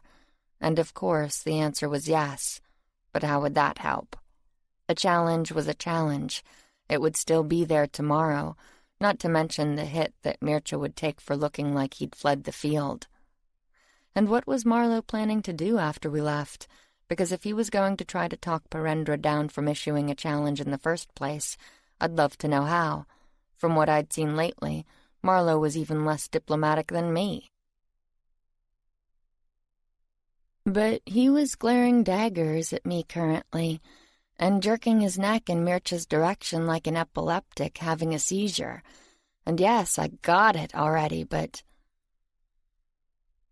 then it didn't matter anyway, because something else was happening, something that had papers swirling off the whole length of the giant table and people's gorgeous outfits flapping against their legs, including Purendra's, causing him to look around sharply, and then to glare back at us like he thought we were causing it. But we weren't. We didn't even know what was going on, at least I didn't, and it looked like the consul felt the same. She transferred her less-than-happy look to Marlowe. "What is this?" she demanded. He didn't answer, but his face was working again, although differently this time. He was changing expressions 3 and 4 times a second in a way that would have gotten anyone else committed, or a call put in for a young priest and an old priest. But he wasn't possessed. He was mentally communicating with his men, all of them by the look of it, at least the ones spread throughout the house and grounds. But they didn't seem to know anything either. "Nothing is happening," he told us. "Not anywhere else." "I'm more interested in what is happening in here," the consul snapped. And then someone told us. "Portal!" The cry tore through the room just as the wind intensity jumped from that of a summer storm to a hurricane. Someone screamed, a lot of other someones went running for the exits, and a giant black maw clawed open the air, ripping a hole through reality right in the middle of the room. It sent a lot of people sliding across the floor or stumbling against the walls, including ours when a man in a business suit skidded helplessly over the slick stone floor and into a ward that someone had erected in front of our conference room. I hadn't seen who did it, but it held, leaving him stuck there like a bug on a fly strip. He flailed around trying to find purchase, but the ward wouldn't let him in and the wind wouldn't let him move away, and he wasn't the only one in trouble. One of the servants had a tray of drinks thrown back in his face. Another went staggering into the clump of wares, causing 2 more to spontaneously change, and one of those to go for his throat, only to be pulled back at the last second by the dark-haired man. I saw the woman with all the feathers resemble a bird for more than one reason when she literally went flying, being picked up off her feet and slammed into a column. Where she stayed, splayed flat, until she managed to roll off into the relative safety of a conference room. But most of the others weren't trying for temporary safety. Most of the others were trying to get out. "Nobody leaves," the consul snapped at Marlowe. "Seal it off." He looked at her wildly for a second, but did as he was told. Everywhere the Senate's guards started pushing people back, which was easier than you might expect because the winds weren't acting normal. They were coming out of the portal in mad gusts, but in all different directions, and then hitting the walls and circling back around from still more. The result was people being propelled toward the doorways one minute and shoved away from them the next, or ending up caught in the middle like one of the servants who had abandoned his post in an attempt to flee, only to find himself running in place when 2 strong gusts hit him from opposite directions, and to be flipped on his face when one cut out sooner than the other. And then the pressure abruptly got worse. I made a sound of pain because it felt like someone was stabbing a knife into my eardrums, or like I was on a plane that had decided to head for the stratosphere with no warning. Mircea pulled me against him, while Marlowe started screaming instructions to his men, who had arrived in force to help with the doors, where fights had broken out between those trying to get out and those attempting to keep them in. And I still didn't know why. "We're in this together," the consul told me viciously, I guess reading the confusion on my face. "If one of us goes, so do the rest. Best they understand that now." "You think someone in here is to blame?" I asked. "We're not on a ley line," Marlowe yelled, as if in answer, although I doubted he'd heard. He was too busy listening to his men. "And we half-buried this place in anti-portal charms. How are they doing this?" "Someone is acting as a locus," the consul snarled. Her tone said that it was the last thing they'd ever do. "A what?" I asked, yelling now too, because the wind was insane. "A spell designed to override the charms," Mircea explained. "It is possible to extend a portal's gate, elongating it to reach from a ley line into an area where you wish it to manifest, if that location is relatively nearby. However, charms can be set up to deny that and reflect it back again. After the last attack, we put a large number of them in place." "But a locus could override them if powerful enough," Marlowe shouted, "and if performed by someone inside the charmed space." "In other words, we've been betrayed," the consul spat. But Marlowe wasn't having it. "We've received no warning from the Circle," he yelled, one hand to his ear, trying to block out the noise so he could hear the voices in his head. "They monitor the portal system. A spike this big should have set off every alarm they had. There's no way in this world to hide that much power." In this world? I thought, a weird feeling coming over me. Oh, shit. "What is it?" Mircea asked, but I didn't get a chance to answer, because the people who were close enough had started diving into the conference rooms for protection, and that included Perendra, who threw the splayed-limbed guy off the front of ours, sending him tumbling into the wind, and somehow pushed inside. The ward crackled and spit around him, but it parted, and a second later he had Mircea by the collar, and was immediately knocked back into Marlowe, who had the presence of mind to hold on to him, also for about a second. Perendra broke away with a savage gesture and rounded on the consul, only to get caught again from behind, and Marlowe wasn't playing this time. His face was vicious, and his fangs were out and completely extended. In that moment, he looked like a killer. I stared at him. I didn't think I'd ever be able to see the laughing charmer again. But he somehow held on, even as Perendra struggled. I assumed that wouldn't last for long. A consul could destroy Marlowe, but he wasn't giving it his all. He was too busy staring down Marlowe's master, who was regarding him with a sneer on her lovely features. "You said this couldn't happen again," he snarled. "You said another attack was impossible. You assured us—" "And you assured me that you were going to leave the bully boys at home," she said, her voice like a whip. "Yet here we are." She gestured at the small army of tunic-clad men who had taken up positions around the conference room. They were facing out, not in, and had gone to one knee, probably to help stabilize themselves in the wind, but they were holding firm. The only thing moving was the tops of the glittering spears they had simultaneously slammed against the floor. She was right. They weren't secretaries. "And now I know why you demanded it, to leave me open to challenge. Damn it, man, that wasn't planned," Marlowe breathed, but those few words seemed to enrage Parendra. He turned on the chief spy, threw him off, and struck him across the face before anyone could intervene. Worse, it was a contemptuous backhanded slap, the kind you'd give a slave or a dog.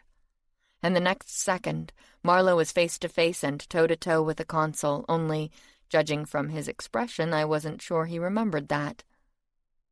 I felt my stomach fall, like gravity had just given out, because a challenge, once given and accepted, couldn't be rescinded. And while it was at least possible that Mircea, a master mentalist, could take Parendra, I had serious doubts about Marlowe. And it looked like Mircea agreed with me. "Kit," he said harshly, "step back." Kit did not step back, and there was an expression in his eyes that, well, I didn't know what it was. It wasn't rage, it wasn't hysteria, and it sure as hell wasn't fear. But if he'd been looking at me like that, I'd have probably passed out. Even Parendra looked slightly taken aback, as if he hadn't expected that response either. Or maybe he'd suddenly remembered that he was surrounded by a consul, 2 senators, and a Pythia. But to give the man his due, he didn't back down. Unfortunately, neither did Marlowe. "Hold," the consul said quickly, and Marlowe held, onto the front of Parendra's tunic, which he'd just grabbed a fistful of. The surprise in Parendra's eyes abruptly changed to something else. "I see now why they call you her hound," he told Marlowe. "Be a good dog and step back, would you? Or I may have to slap you again." And then something happened too fast for me to see, but Mircea was somehow hanging off one of Kit's arms, and the consul's hand was around his other wrist, the one with a stake in it, but she wasn't looking at her heaving child who was, absolutely going to kill Parendra if he could. She was looking at me. "Send him out." I blinked at her. The whole thing had been a little quick for me. Send him where? "Anywhere." I sent him out. It was tricky without sending her and Mircea along too, since they were still holding on to him. But I managed, more or less. The stake, a weird thing that I guess doubled as a knife, since it had a metal tip on the wooden shaft, stayed behind, quivering out of the floor where it had landed when Marlowe disappeared, in a bit of mortar between 2 tiles. I watched it vibrate while 3 remaining vamps stared at each other in that peculiar way that meant they were mentally talking. Or yelling. For once, I didn't care. It usually annoyed the hell out of me when they did that, which was the same level of rudeness as people speaking a foreign language in front of someone who doesn't understand it. But right now, it was fine. What wasn't fine was this, whatever this was. And I didn't just mean the storm, which, if it planned to kill us, was taking its own sweet time. But it was a good reflection of our chaotic group of allies, every one of which seemed to distrust the other, and none of whom were working together. I was finally understanding why Mircea had felt it necessary to take that stand today, but it hadn't worked, and I frankly didn't know what the hell would. But we couldn't go into Fairy like this. "Liar!" Parendra said, suddenly making me jump. "It's not enough to have the wartime Senate under your control. You'll have our thrones, too, if you think you're going to get away with this." "If we were trying to get away with anything, we wouldn't be destroying our own court," Mircea snapped. "Is it?" the consul demanded sharply, staying on point despite the colleague raging in her face. "No, it's only in here," Mircea said, his eyes going vague, because I guessed he was taking over Marlowe's job.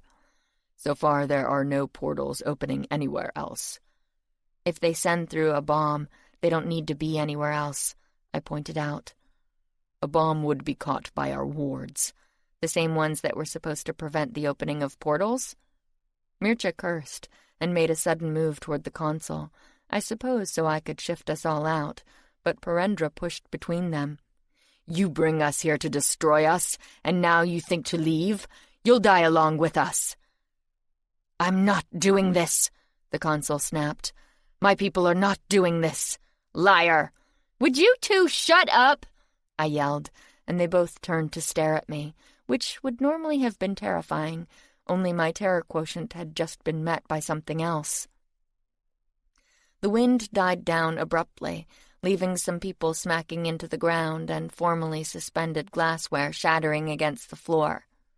I barely noticed. I was too busy pushing my way out of the conference room and past Perendra's men in order to get a better view. Because the portal wasn't an attack on the Senate after all. It was an attack on me. Or, to be more precise, on my court, 2 members of which had just been thrown onto the stones in the middle of the room, their hair wild, their beautiful couture in tatters. It seemed that the covens had arrived. Chapter 31. The portal had led out at one end of the conference table, and I was standing at the other. The gleaming surface, now unimpeded by paperwork, was reflecting back the stars overhead, the staring faces of the people who had taken refuge underneath and were starting to emerge, and a bunch of wild-haired figures who'd just stepped out of the portal's great maw. It was still churning away behind them, creating a swirling black and gray background that coincidentally also perfectly reflected my mood. Only no, you'd need some red mixed in there for that, like the splatter covering Safi's face, or the red line of Ria's still angry wound, which a Glamoury had been hiding. It had been stripped away now, leaving her looking almost like Ismita, who was watching the tableau from beside a wall. But she wasn't saying anything. Nobody was saying anything. Until Safi let out what sounded like a cross between a sob and a shriek, grabbed Ria off the floor, and they ran straight for me. A spell tore through the air after them, red and violent and angry, and then shuddered and almost stopped, before proceeding along at a far more leisurely pace. Because my reflexes might not be as good as a vampire's, but they're not complete shit either. My slow time spell turned the slash of crimson into an elongated line that Safi easily dodged, and the girls reached me a moment later. There hadn't been another blast, although there'd been time, and the shooter had plenty of backup. A large group of dark-clad women had left the portal and arrayed themselves along the far side of the room, but there was no doubt who the leader was. A middle-aged witch with a half-gray, half-red mane of hair stepped forward at the same time that a group of Marlowe's men ran in, and ended up being thrown against the wall by a spell that also held them there, squirming and fighting but going nowhere. "Our quarrel is not with you," the woman told them, "but interfere again and we will defend ourselves." "What is the meaning of this?" Jonas demanded. He was on the opposite side of the room from the squirming men, but closer to what looked like a coven out of Macbeth. Like the war mages, their clothes moved about on their own from the power spilling off them, the same power that wafted their mostly long hair around their faces. There was a variety of skin tones, but the same expression. It wasn't a nice one. And then Ria gasped out a warning to her father. "No, they want you to interfere." "That's what this is all about," Safi agreed, staring at the red-haired woman with hate. "They goaded Ria into challenging, and then—" "You challenged?" I asked, and saw Ria's eyes fall. Why? They were talking about you, saying terrible things, Safi said. They want to provoke a war, but not to start it. They want... She suddenly choked and went dumb, probably from some kind of gag spell, and I guess it was a good one because she couldn't seem to break it. It infuriated her to the point that her mouth was writhing around, probably screaming, but nothing was coming out. Rhea looked up at me, equally mute, but her eyes were eloquent and furious. So much for sending her along as a peacekeeper, I thought. I'd forgotten that Rhea had a bit of a split personality, probably from years of having to bite her tongue at the Pythian court. She seemed so meek most of the time that I forgot how quickly she could turn fierce if someone she cared about was attacked. And someone had used that. "Your acolyte challenged on your behalf. Do you accept?" the redhead demanded, her voice ringing about the chamber. And suddenly everybody was back. All those who had managed to get past the blockade at the doors, and who had taken refuge in the conference rooms. Vamps love nothing better than a challenge, and the meeting had been long and, by their standards, awfully dull. Some blood would spice things up nicely. And if it happened to come from Mircha's pet Pythia, so much the better. Only he didn't seem to think so. "This is a violation," he began angrily. "Of nothing," the redhead told him. "We have no agreements with your Senate to violate, and we will leave as soon as this is done." "You will do no such thing," Jonas snapped. "The Pythia is under the Circle's protection." Rhea and Safi began gesturing desperately. "And she will be protected." "By the Senate," Mircha finished for him, "as they have chosen to attack her here." "You are right," he told the redhead. "You have no agreement with us, and therefore no guarantee of safety.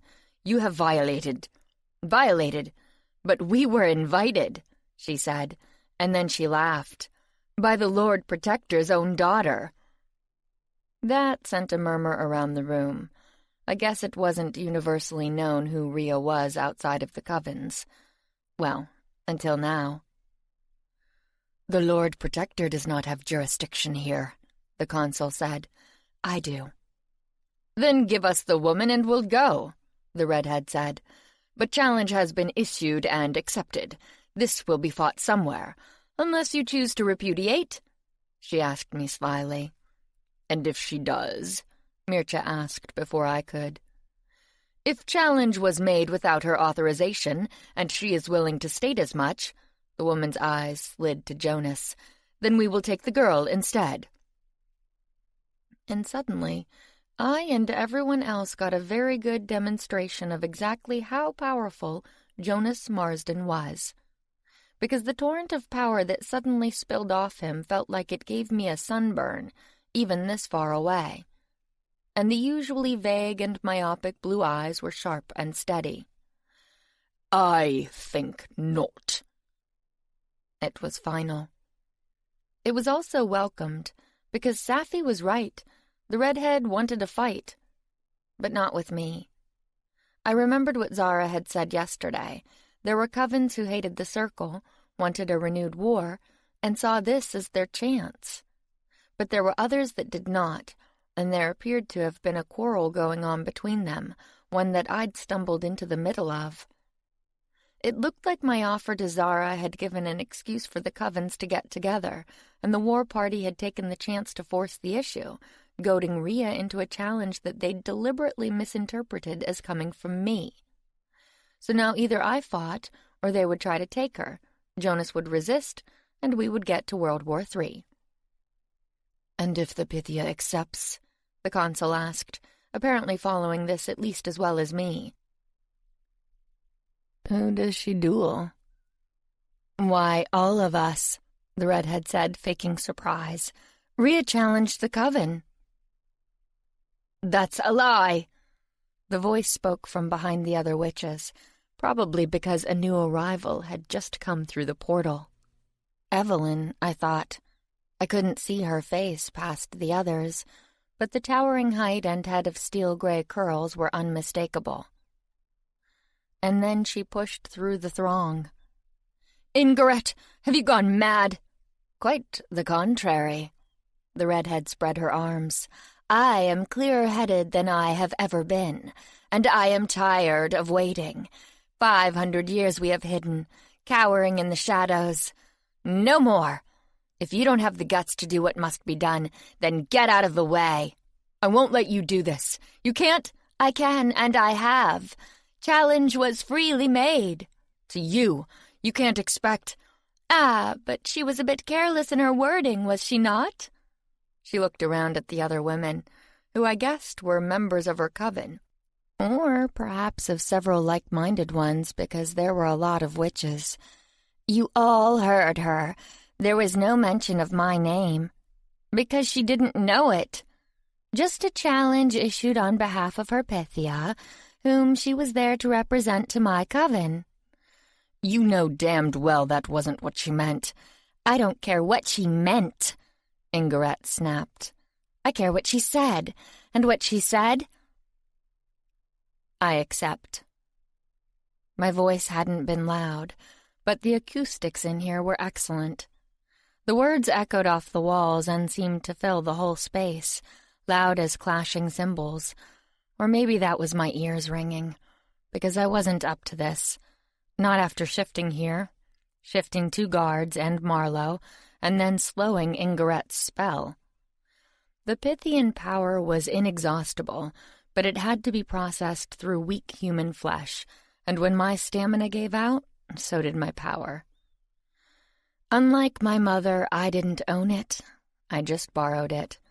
And I wasn't going to be borrowing much more today, but I couldn't afford to show that. Or to so much as glance at Mircea, whom I'd had problems with in the past and likely would in the future, but who had had a genuine teachable moment earlier, as weirdly enough had Rosier. "Fake it till you make it," I reminded myself, and grabbed hold of the table. It was even bigger than I'd realized. The slab must have been 6 inches thick and long enough to hold a couple hundred people easily. The huge, shiny surface looked back at me as if it were challenging me, too. "What?" Ingaret looked more surprised than anything. "Yes, I know," I said as I got an assist from someone else who wasn't here, namely Augustine. Because the metallic bodice of my dress began to glow as my power rose. "That wasn't the plan, was it? You expected me to decline, forcing Jonas to fight you for his daughter's life." "Cassie," the man himself said from somewhere in the darkness. I couldn't see him too well at the moment, because my dress was now shining with power. I could see it in the highly polished surface of the table, reflecting light shadows on my face and body, making me look like an angel. Or like a Christmas tree topper, some cynical voice in my head said, because it was a little over the top. But around here, that just made for good theater. "Rhea is talented," I said, raising my voice to be sure that everyone heard. "But she can't take on a whole coven. So you thought that you'd have your war either way. She'd die and Jonas would retaliate, or he'd wrest her away, but you could still spin the attack and any spilt blood into propaganda to sell to the other covens, to back up the idea that you've already been circulating, that this war is just a way for the Circle to destroy you. As they almost did before."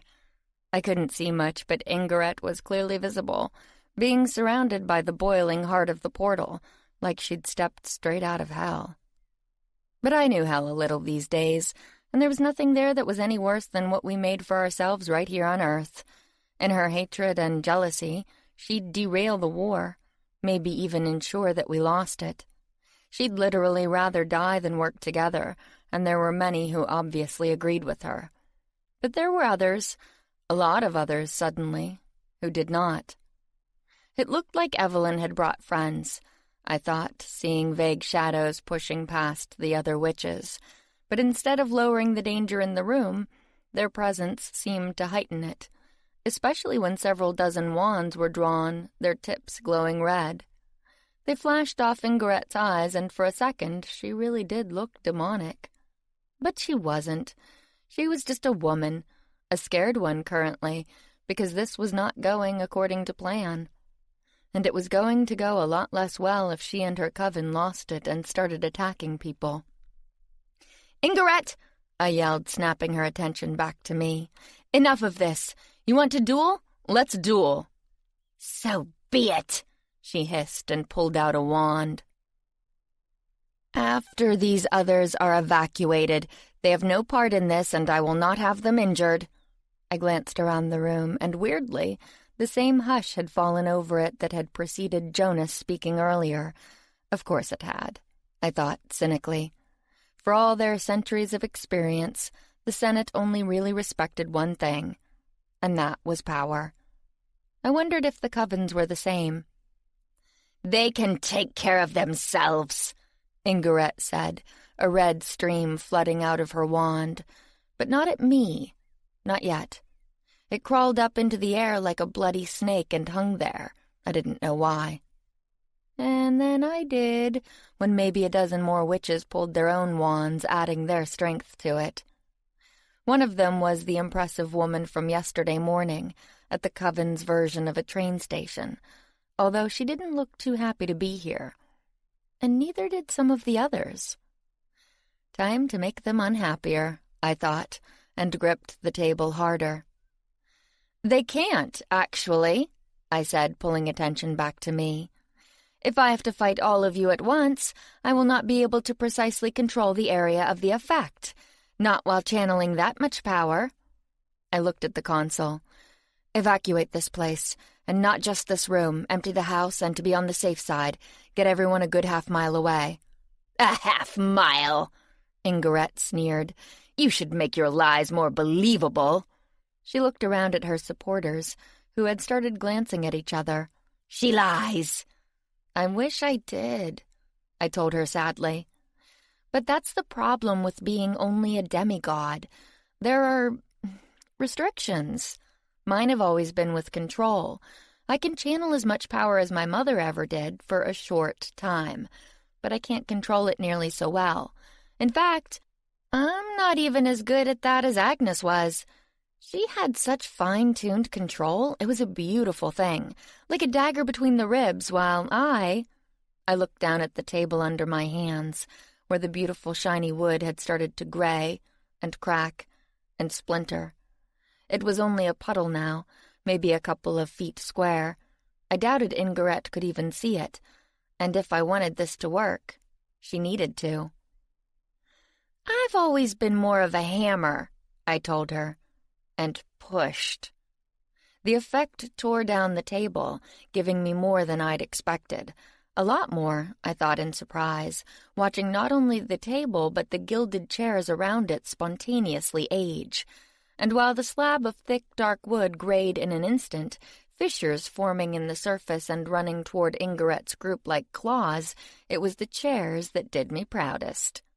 They exploded away from the table like popcorn, causing people to flinch and step back before hitting the floor with a clatter. I wasn't exactly sure why they were doing that. Maybe some buildup of gases under the gilding as the wood decayed? But I'd take it, because more and more of Ingeret's people were looking like they were having second thoughts, and no more had joined the scarlet thread now wending its way up to the ceiling.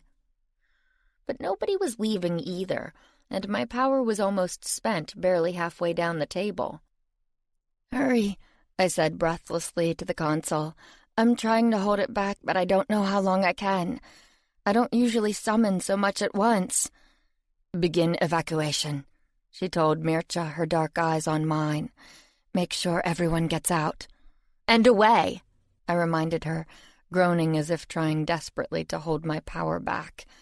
In reality, I was pushing forward with everything I had left. The effect continued down the wood, slower now, but almost creepier for it. Little fingers of rot and decay, of death, crept across the mighty slab, as if reaching for the women at the end. And the chairs, formerly exploding, were now collapsing inside their golden sheaths, leaving puddles of guilt behind on the floor like dropped robes. or shed skins. "You won't look that good," I told the women who were staring at them. "There won't be anything left of you at all, except possibly for bones. They tend to be more resilient." "She's bluffing," Ingaret said again. "No one can channel that much power." "No human," I repeated. "I'm not one." And I gave it everything I had left, until it felt like I'd hollowed out my bones, stripped my veins, bled out, until I would have screamed, but I didn't have the strength left, because I'd just poured it all into that last, final push. I groaned and the mighty table cracked and broke and splintered. It sounded like 100 guns going off as the great slab cleaved straight down the middle, falling into 2 distinct halves that hit the ground and all but disintegrated. The remaining chairs exploded in fantastic showers of gold, like brilliant fireworks in the gloom. And Ingaret's own spell finally hit the back wall of the Senate chamber and detonated, shaking the room and sending a red glow sifting through the air. And reflecting in my eyes, or so I was told later, making me look half angel, half demon as I shouted, "Run!" They ran. Chapter 32. I woke up to the feeling of somebody watching me. I didn't open my eyes, having learned a few things in my time as Pythia, and let myself finish waking up first. This didn't feel like my room at Dante's with the bedclothes under my hands, silky rather than velvet, and it didn't smell like it either, more of a piney sort of musk. This was Mircha's room. I'd know that scent anywhere, as dark and subtle as the man himself. And suddenly it all came flooding back, including a memory of me somehow walking out of the echoingly quiet Senate chamber, Mircha on one side and the consul on the other. We cleared the heavy doors that swung shut behind us before I collapsed to my knees and looked up at Mircha desperately. "Can I pass out now?" "Yes," he'd told me, his throat working. "Yes, you're safe now." That was the last thing I remembered. But it wasn't Mircha in the room with me. The scent of him was distant, muted. He'd been here, but he wasn't here now. And I wasn't a vampire. I couldn't use my nose as another pair of eyes. So I opened the real thing and almost jumped out of my skin, because that damned Dampier was almost on top of me. "I knew you were bluffing," she said as I scrambled back and almost brained myself on the headboard. Luckily, it was padded. Unluckily, there didn't seem to be anybody else in here, and shifting was, God, so out. My whole body felt like a sprained muscle, weak and sore and hurting, with the very idea of accessing the Pythian power ridiculous. I was on my own. The dark eyes flashed gold for an instant, then went back to brown again. She tilted her head to look at me, and somehow she'd moved without my seeing her, because she was once again invading my space, although frankly anything within 5 miles would have qualified. But even I had to admit that the lovely face was breathtaking, especially this close. The eyes with amber light boiling just beneath the brown, her power kept on a tight leash, the thick dark lashes that were so like her father's and didn't require so much as a hint of mascara, the red lips that were likewise natural or had the best, most perfect lipstick I'd ever seen. The damned woman was stunning, and it pissed me off, because I knew how I probably looked. And it wasn't pretty. I felt like I'd been on a 10-day bender on the cheap stuff, with my head pounding, my eyes gunky, and my vision blurry. Or maybe that last one was down to the room. The bedrooms at the consul's house didn't have windows for obvious reasons, and the lighting in here was even worse than it had been in the Senate chamber. A single lamp glowed on a table by the wall, just enough to highlight the crimson bedclothes and fine, dark wood furniture of the bedroom Mircha used when he was in residence. It wasn't something he made a habit of, which probably explained why the only touch of the man was a priceless Chagall on the wall. The bright golds, reds, and blues glowing softly through the gloom. Well, almost the only thing, I thought, looking back at the woman. "What do you want?" I asked, because if she was going to kill me, I kind of thought she'd have done it already. I didn't get an answer. The examination of my face continued, despite the fact that it couldn't have been pleasant. "Good camouflage," was the final verdict. "You could pass for completely human except for the eyes." "What's wrong with my eyes?" "Nothing, for a seer." She sat back against the footboard, finally giving me some space, and lit up a blunt. The strange, sweet odor flooded the air around the bed, despite the fact that I hadn't given her permission to smoke. Not that she'd asked. I sat up some more and drew the covers farther around me. It was cold in here, more so than I remembered. Considering the size of this pile and the heat outside, the console's air conditioning bill had to be really something. "And what does that mean?" I finally asked, because she seemed content to sprawl there and smoke at me. "Pale blue, eerily so, and distant, like they look right through you. Worked a trick in the Senate chamber, though. You had those witches pissing themselves." "There's no such thing as seer's eyes," I told her irritably. "They look just like everybody else's." "Then I guess your mother did you a solid." "I take after my father, and did you want something?" I snapped, my temper unraveling, because I want a bath.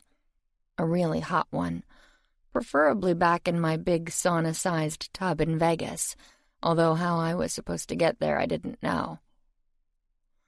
"There's a change of clothes in the bathroom," Dorina told me. "Your acolyte brought them earlier." "Acolyte?" Formidable old gal with a foul mouth and an attitude. I liked her. She blew smoke at me. "Hilda. Bet she's pissed," I thought darkly. God knew what kind of shit I'd just stirred up with the covens. "There were some witches who tried to follow you out. Said they knew you. They were still around arguing with people when she showed up." Dorina grinned past the smoke. "Might be one of the top 10 dressing downs I've ever heard in my life. Possibly top 5. It was a thing of beauty." Great. Way to make things worse, I thought, because that was probably Evelyn and company that she'd just told off, and they were the nice witches. Or they used to be. "The girls?" I asked hoarsely. "Are they—" "They're fine. Or they were last time I saw them. One tried to follow the covens through the portal and had to be wrestled down by pink hair. Other way around." "What?"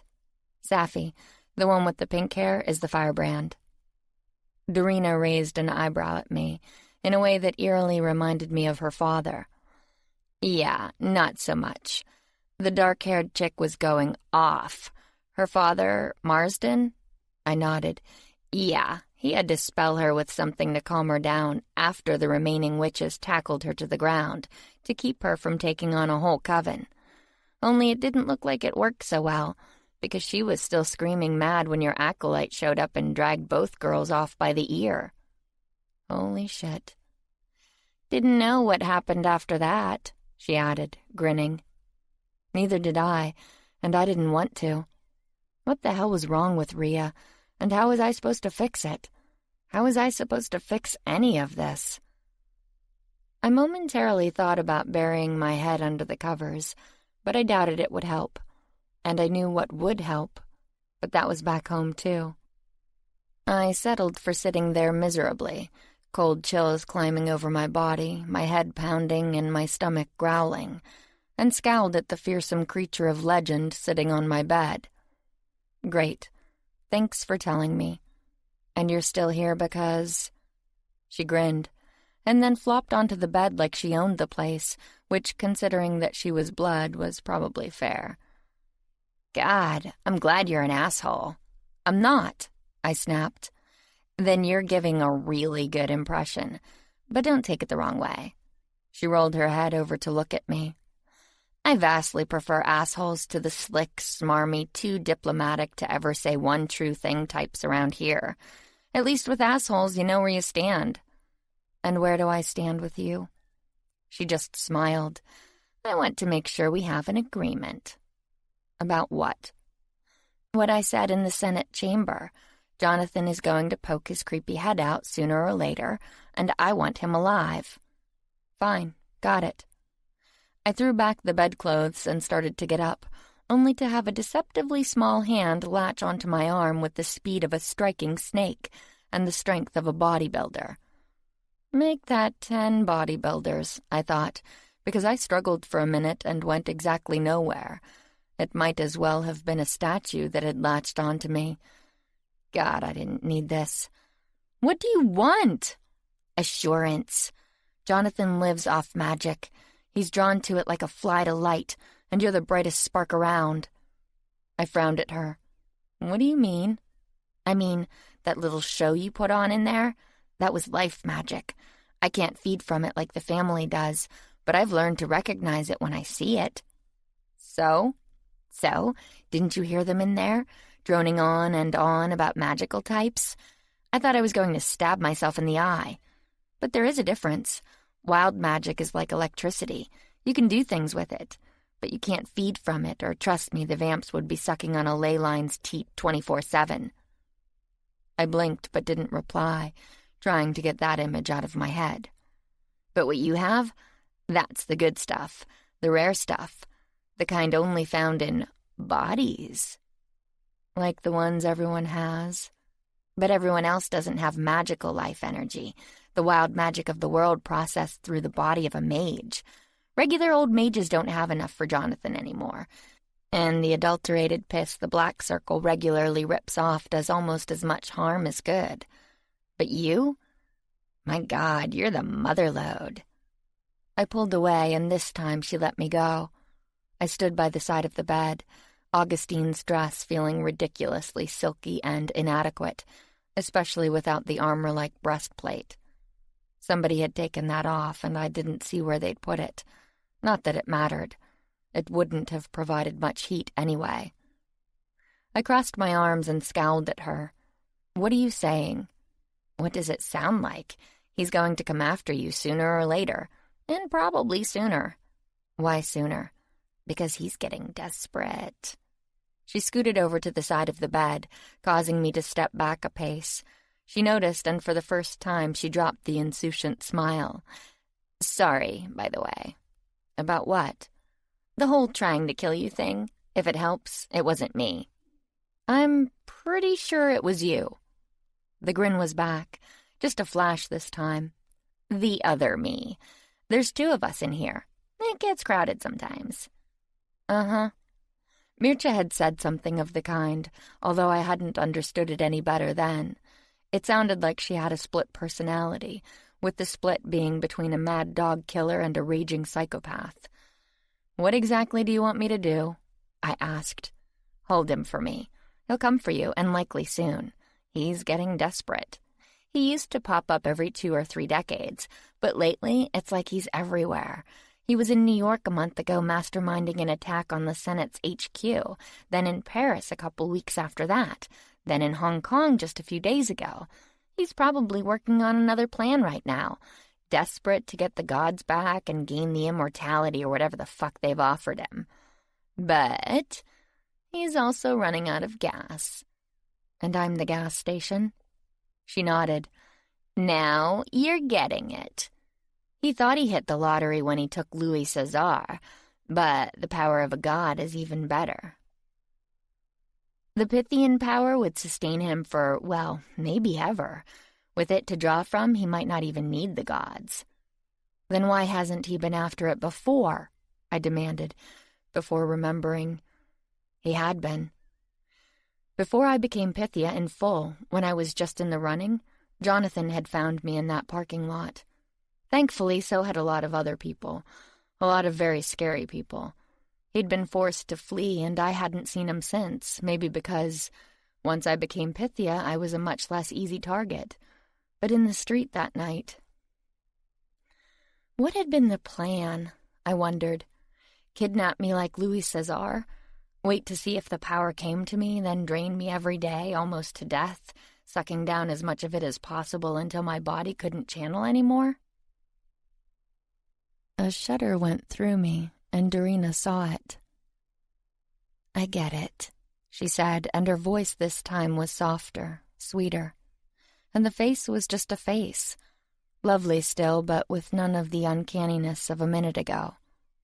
I couldn't even see her fangs. Just dark eyes full of sympathy for another human being. I wasn't the only one with good camouflage. "What do you get?" I asked harshly.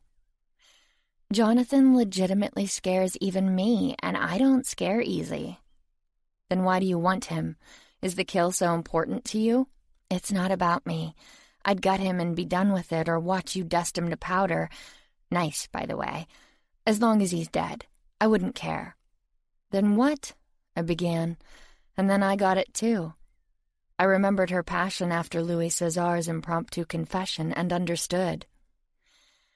"Yeah, we are," she said, answering my unasked question, because she was as quick as her father. She held out a hand. "He got me this. I told him I can't wear it most of the time. In battle, a ring can catch the edge of a knife, and then there goes a finger. But I wear it when I can." She shrugged. "It makes him happy." I took a look at her ring and then whistled. I couldn't help it. Dear God. She dimpled at me. The feared creature of legend dimpled. "Nice, huh?" "It's gorgeous," I said honestly, because it was. It had 2 stones, a huge diamond, and a gorgeous cabochon sapphire that looked like it should be the eye in a pagan statue. A really big pagan statue. "It's called a Toi et Moi ring," she told me happily. "You and me, because of the 2 stones, you know?" I nodded. She grinned. He was worried that I'd be disappointed that it wasn't a bigger diamond, but I like colored stones. Any bigger? I thought. And how would you lift your hand? And diamonds are only a recent thing for weddings anyway. "Weddings?" I looked up. "Then you're already married?" "Yep, a couple weeks ago." "But you're not marked." Her long neck, visible under the simple V-neck top she wore, was clean and unblemished. I resisted an urge to feel my own throat where Mircha's marks stood out clearly from the skin. "I bit him." She saw my surprise. He never really had a family, at least not the way he looked at it. It's a long story, but basically, he wanted to feel like he finally belonged somewhere. She shrugged again. And I felt a sudden surge of pure, unadulterated dislike. Not because of the trying to kill me thing, but because of this joy radiating off her. She was utterly, blissfully happy with her relationship, and I was a horrible person, because I savagely envied her that. "You suck," I told myself. "You really seriously suck." And I did. I knew I did, but God damn it, after everything I'd gone through lately, my own love life was as screwed up as ever, maybe even worse than usual. I'd broken up with Mircha, something that had absolutely been the right thing to do, but that had left an ache in my heart that I couldn't deny. I missed him more than I'd expected, and the only other man in my life... Damn it.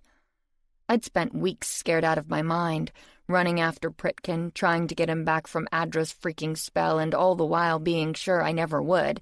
And then once I somehow did, once that whole epic clusterfuck was finally over, what happened? I got one night with him, and he disappeared with the guy who killed him. Not to mention the fact that while I'd told Pritkin I loved him, he'd never said it back. Not once. And yes, he'd been busy battling crazy dark mages in supernatural Hong Kong while recovering from actually being dead for 2 weeks, but God damn it! I stared at Dorina's ring, and it was lovely, but I couldn't see myself wearing one like it.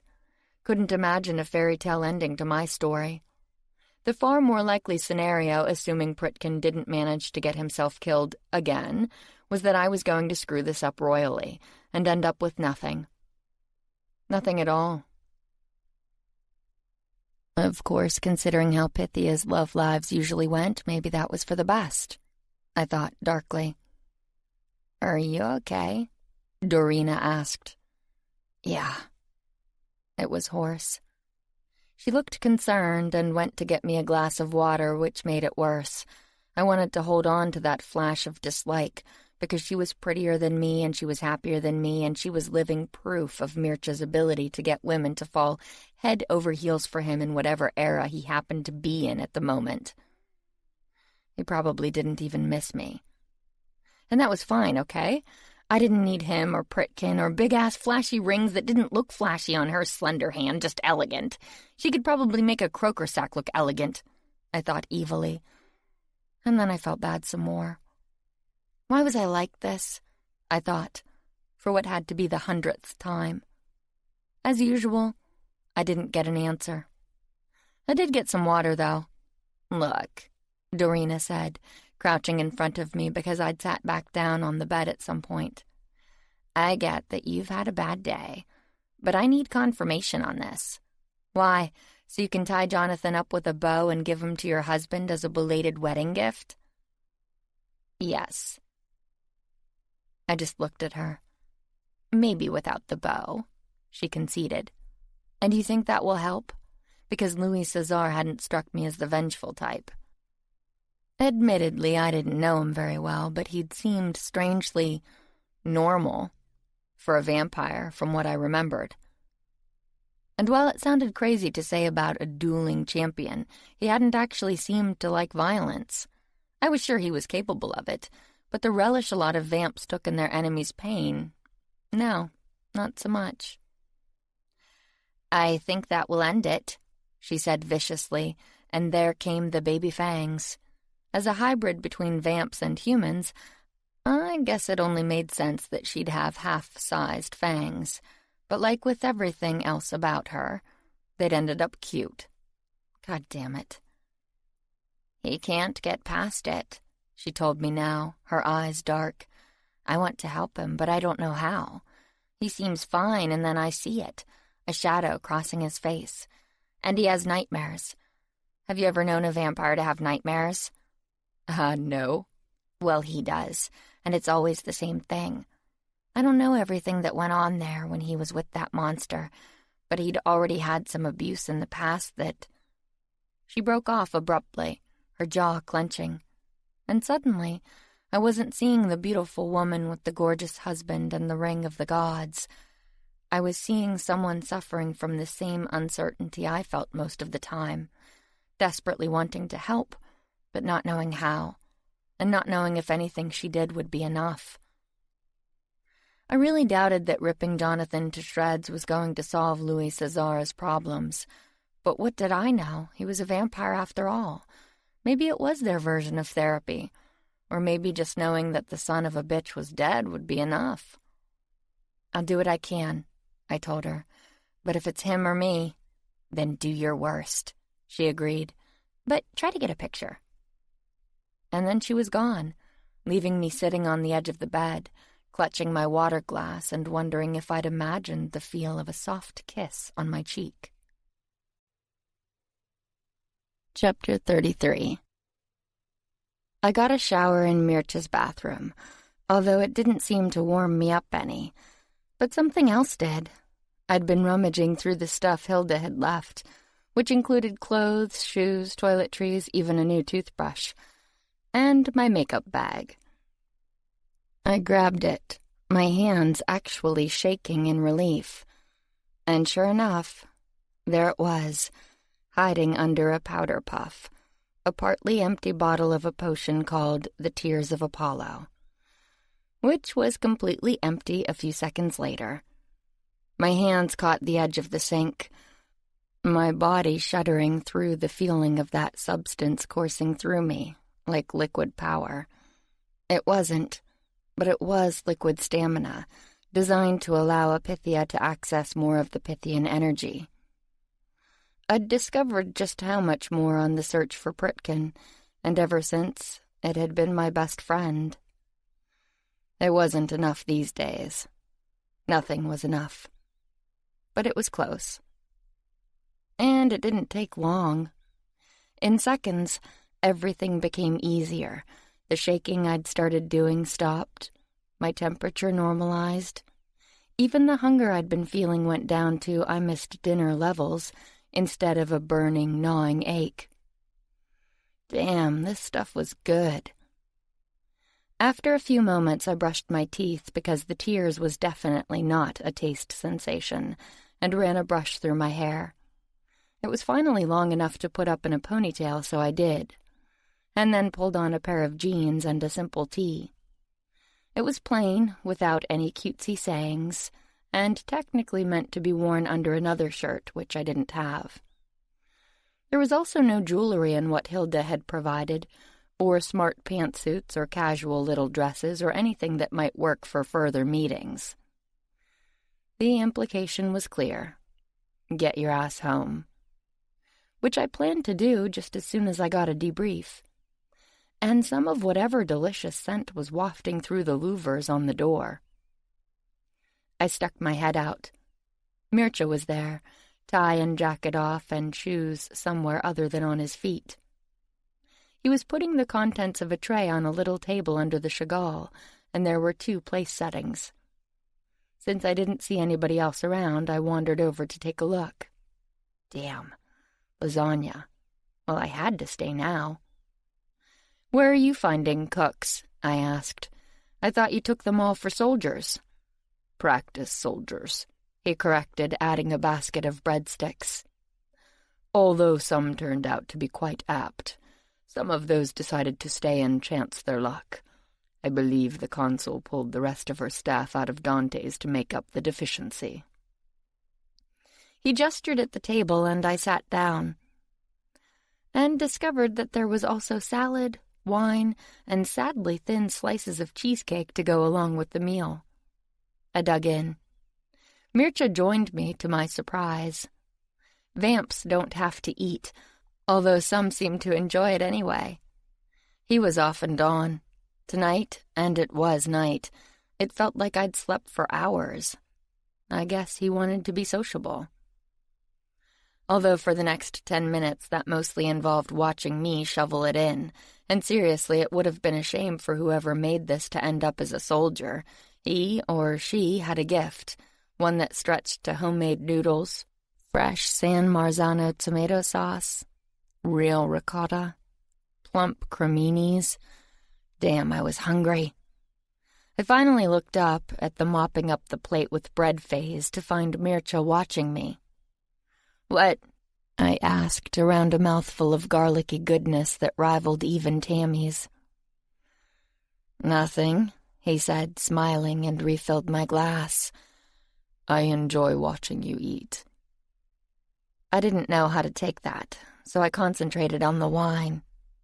It was red, of course, and dark as blood, but tasted of Tuscany, soft, mellow, and meltingly sweet, almost a dessert wine, but with a bit of a bite to it.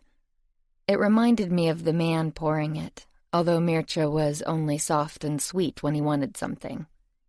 But I was too mellow to even bother narrowing my eyes. I just waited for it, and pulled over the cheesecake. Mircea did not offer me his, which was a pity, but I couldn't have held it anyway. I finally sat back with the rest of my wine and regarded him through the golden glow of a serious food haze. He knew how to mellow me out. Bastard. "To what do I owe this bounty?" I finally asked, because eating had made me sleepy again, and I wanted my bed. "It was the least we could do." I tried raising an eyebrow as Dorina had done, but both went up instead. I sighed. Mircea grinned. He seemed much more relaxed tonight for some reason. "You may have saved the Alliance this afternoon," he explained. "I do not think that most of the people there realized that you were bluffing." "And they needed the lesson because—" He sat back with his own wine. "It has been a struggle, getting the other senates in line," he admitted. "There's constant resistance, more than I anticipated, and I anticipated a good deal. Why? I looked at him in disbelief. Don't they get it? This isn't a freaking drill. The Senate's been attacked more than once. 2 gods have almost come back and stomped us out of existence. And now this Jonathan character nearly blew up a city. What does it take? But they did not see any of that, Cassie. Well, except for the assault on this Senate a month ago. An assault during which they sat by, quite literally in some cases, while we fought, not willing to risk their people in what might be a charade. A charade? But the gods, Apollo, Ares— You dealt with the gods, he reminded me. In one case far out in the desert, and in the other far back in time. No one saw you, at least no one whose word they would take. To many, this looks less like a war and more like a power grab on behalf of the consul. They can't honestly believe that, I said, and then I thought of the Covens. If they believed something similar, then their attack made a lot more sense. Maybe they weren't willing to die in a worldwide conflagration just to spite the Circle. They just didn't believe there was going to be one. Oh, they can, Mircea assured me. Some suppose this to be a made-up war, or a greatly exaggerated one, meant to put the consul in power, to create a single vampire government for the first time in history, with her at its head. That is what Parendra suspects, and he is not alone. That's why you went through all that today, I realized, telling them what Jonathan has been up to. You were trying to scare them. Mircea sat forward suddenly. I was trying to give them some concrete examples of the seriousness of the threat we face, something they could independently verify. They may not believe that ancient gods are trying to return, but vampire-killing bullets and crashing cities will destroy them just as easily. They must face reality. And if they don't? He sat back again and drank wine. Then I am about to invade Faerie, something that has never been successfully done, with a divided army, a shaky alliance, and a consul who is possibly planning to murder me.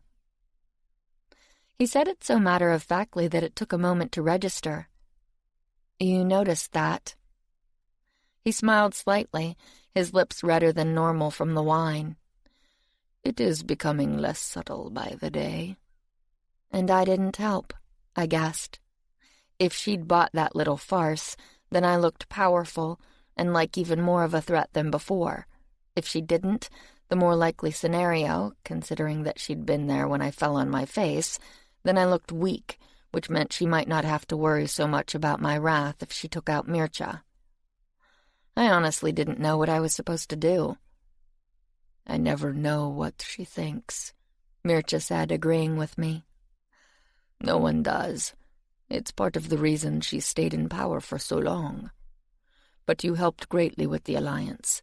The consul has had an apology from Parendra for misinterpreting the situation, and I have his men under my direct control for the first time, along with those of several other holdouts.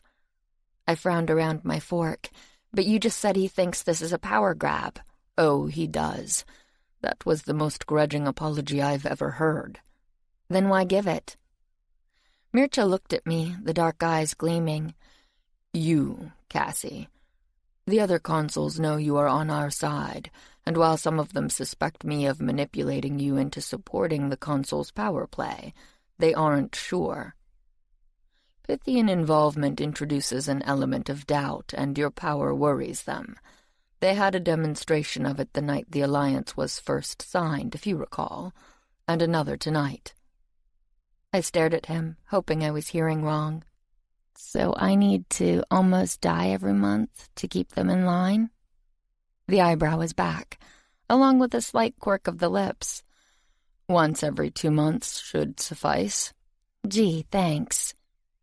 Mircea laughed and leaned over to wipe some strawberry jam off my cheek. He hesitated, and then put the finger in his mouth, licking it clean. And I felt an unexpected pulse of pure lust tear through me. Damn it! Just when I'd thought he was going to behave himself.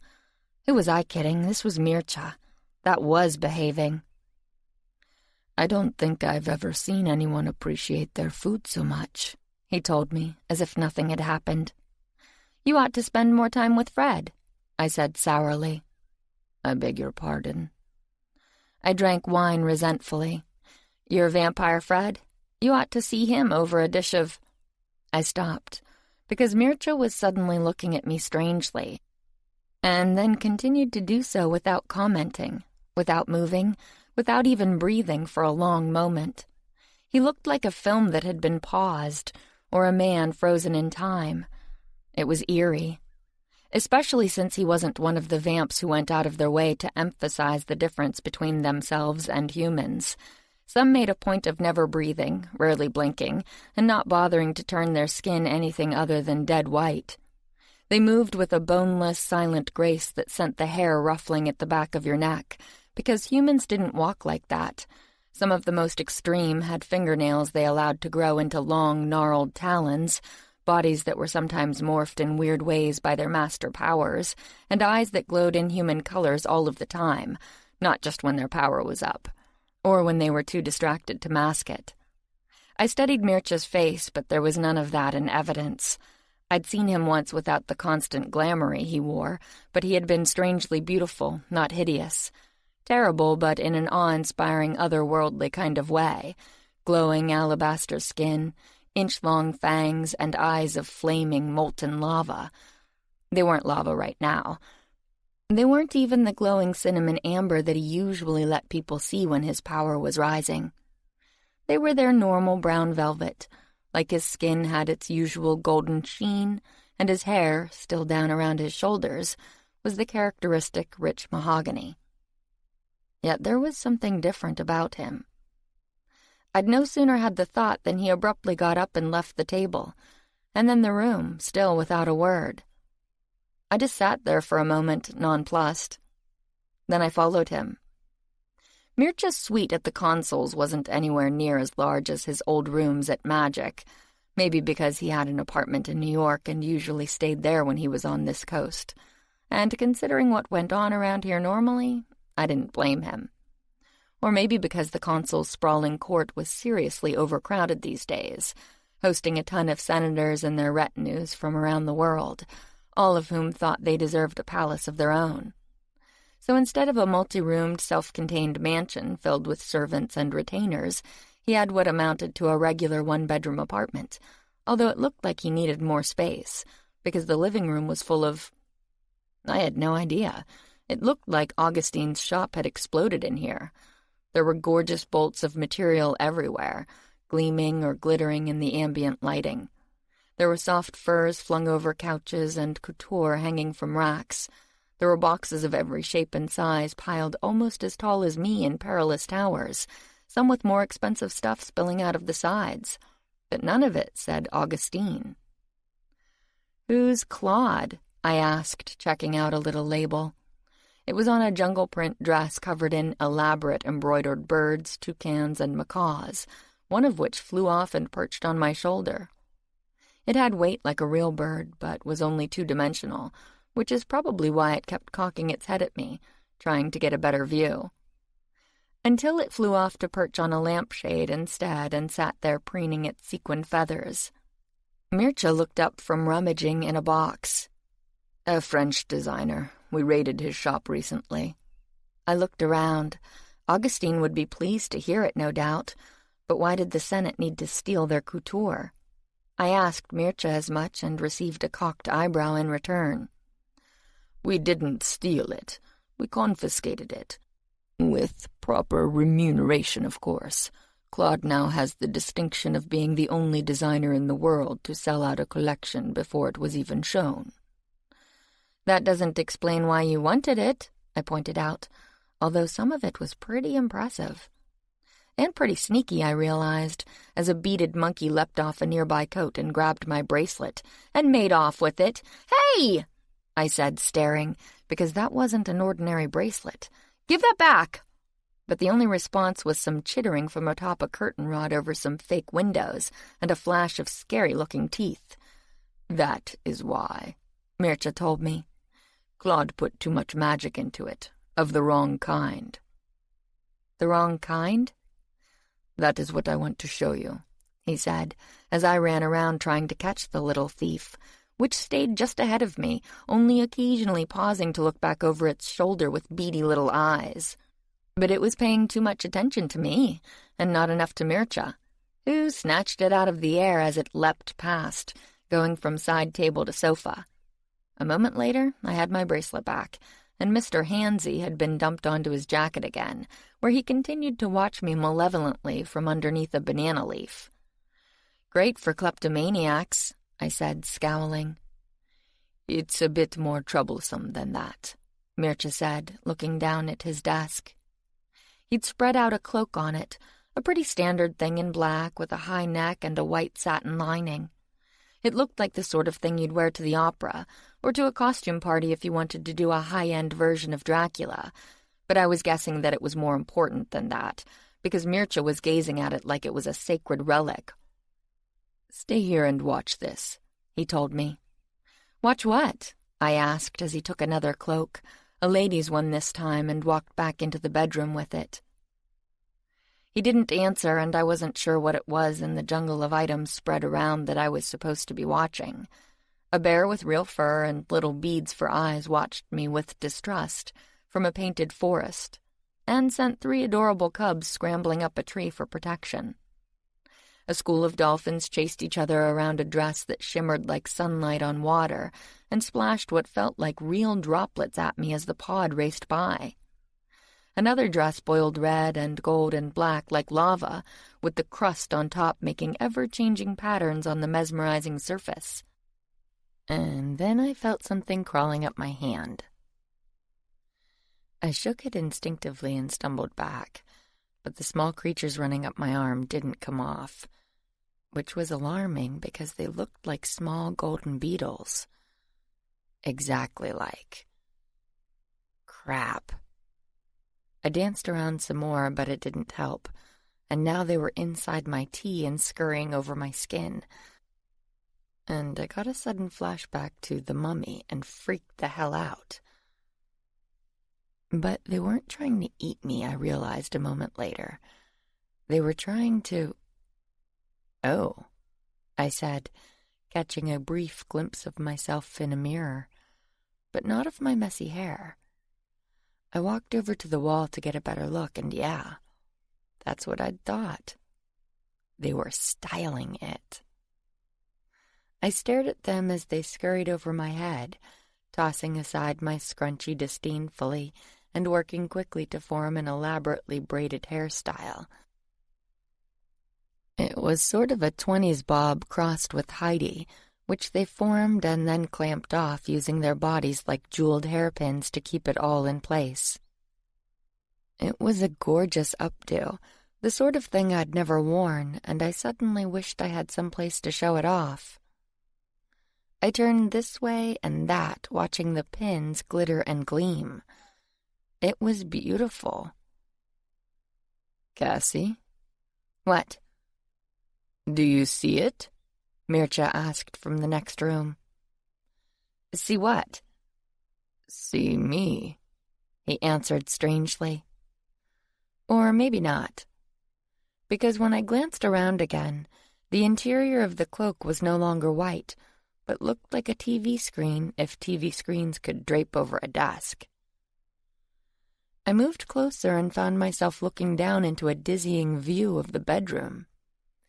It was skewed because Mircea was holding something up at an angle. Presumably the other cloak, since the view had folds in it.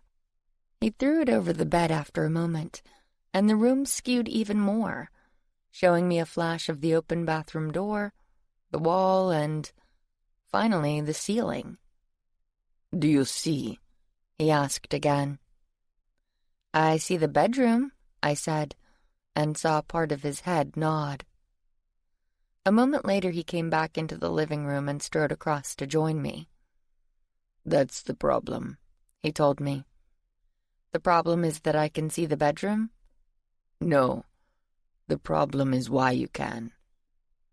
He indicated a chair, so I took it, and he did a double take at my hair. His lips quirked. "What?" I said defensively, my hand going automatically to my new do. Only to be slapped away by a tiny claw, because they were damned if I was going to mess up their handiwork. I looked up, going a little cross-eyed, and bit my lip.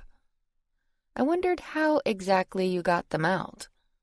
I mean, I liked the style and all, but I was going to need to wash my hair sometime. "Cassie?" I looked down to see Mircha leaning over the desk to do something to my hair.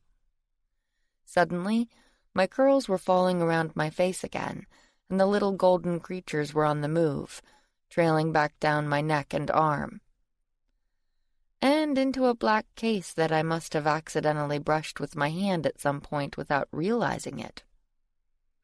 I barely realized it now, because Mircha hadn't moved, putting him close enough that I could see that I'd been wrong. His eyes, when his power wasn't up, weren't brown. They were cappuccino and cinnamon and gold, with a few flecks of deep green hedged by thick black lashes any girl would have envied. And plenty probably had, I reminded myself harshly, because my body was already responding to his nearness, his scent, his breath on my face.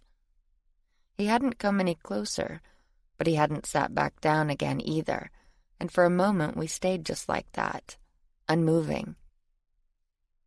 And then his lips touched mine, and I jerked back, furious with him, and even more so with myself. Damn it all, what did it take? I meant nothing to him. "You mean everything to me." "Stop reading my mind."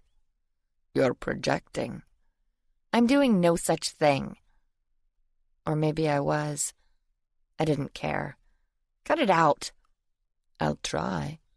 It's not easy to block someone with whom I share blood." "I am not your blood," I snapped, even as the 2 little marks on my neck pulsed in time with my heart. Among other things. Damn it. Sometimes I could just... "Cassie, please sit down. I brought you here to talk, not for anything else." I didn't sit down. I couldn't. I just wanted to get out of there before I did something stupid, because my brain was mad at him. No, my brain was furious, but my body hadn't gotten the memo. My body didn't want the memo. My body was busy remembering the feel of those hands, and the taste of those lips, and the strength of him pressing me down into... God damn it! "Say what you have to say," I told him shortly, hugging myself. "It's been a long night." Mircha sat back and dropped the hand he'd been holding out to me. I don't know why. He looked like he didn't suddenly either. He decided to use it to run through his hair instead.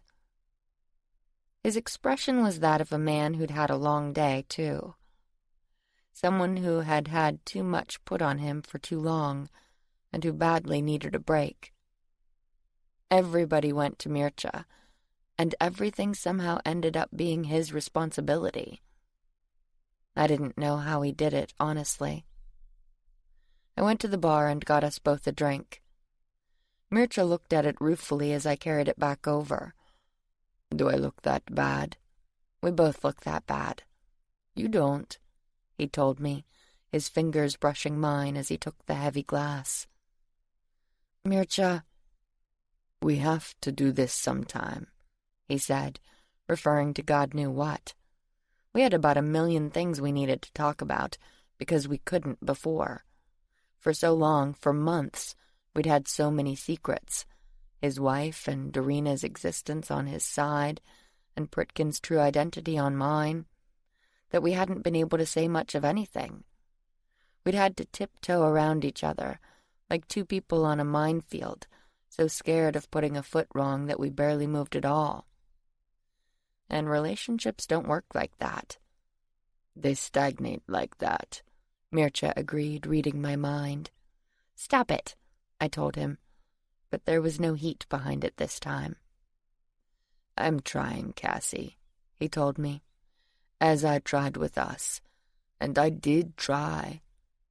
Just not enough. I should have told you everything earlier, much earlier. But I was too afraid you'd say no. I haven't said yes, I reminded him. I know. He leaned back in the chair with his whiskey. We drank in silence for a while. There'd been a lot of silences between us, but this one felt different. Better. We hadn't talked much out in these past weeks, unless you counted a memorable screaming match, well, screaming on my part, and stubborn insistence. He'd probably call it manful restraint on his. We'd both been exhausted, run off our feet, and in no state of mind to discuss anything. And now that we were, God, I just didn't want to. I liked this peaceful quiet, this knowledge that I could talk if I wanted, that I could tell him anything, and that I wouldn't have to bite my tongue or patrol my thoughts so he wouldn't pick them up, because everything was finally out in the open. It was nice. It wasn't going to stay that way. And not just because I knew Mircea, but because of this infernal, never-ending war. He couldn't just let it all go for a while, let old wounds heal, or even become old wounds. He had to press it, because circumstances were pressing him. The only way to end this thing was to kill all the gods, and considering how much trouble we'd had offing too, I wasn't liking our odds there. Or to invade Fairy and take out the bastards running the show before they could let them in. And no way was Mircea going into Fairy without some kind of assurance about his wife. No way in hell. I threw back my whiskey, sat down the glass, and looked at him. "All right," I said. "Let's talk." Chapter 34. Mircea tilted his head, but when he spoke, it wasn't what I'd expected. "It's strange," he said. "Before everything was revealed, all I could think about was how to tell you, what phrasing to use, how to approach the subject, counter-argument after counter-argument for anything you might say, and now... Now? I don't want to discuss it at all." He looked tired, stressed, and completely believable. But then that was the problem. He always did. I thought back to how perfectly he'd lied to the consul without a tick or a tell. He could be lying to me now, and I'd never know. "I'm not." He stared at me, and the dark eyes were haunted and pained and utterly sincere. "I know how badly I fucked up. I've thought of little else. How I should have trusted you. How I could have told you at any time and at least received a hearing. How my cowardice almost got you killed, all of it. How all I want, all I think about anymore, is a way to get you back." "You're not getting me back," I said, and for the most part managed to keep my voice steady. It wasn't easy. Mircea rarely swore, and when he did, it was usually in some long-dead language, leaving me to guess from his tone what he meant. He also never looked like this. Tired, desperate, almost frightened. It was insane. Nothing frightened Mircea. It was also really, really effective.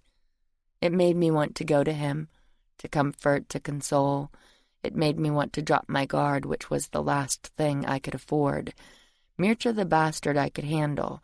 Mircea the tired, overworked, and vulnerable? Not so much. "Cut it out," I said again, to myself as much as to him. "You want to talk about your wife? Let's talk." "I want to talk about us." "Well, I don't, and there is no us." "That has to be your decision, of course," he said, but his eyes said something else. His eyes said, "You are mine, and you always will be." His eyes said, "This isn't over."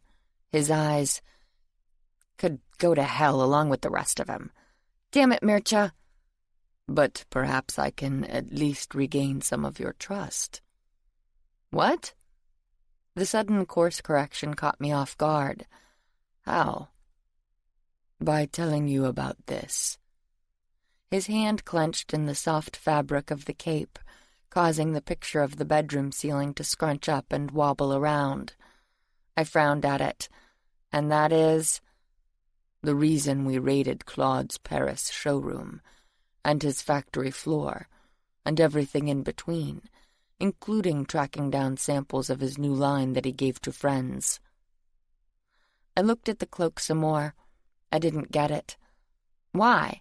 There's plenty of spells that can do that, or something like it.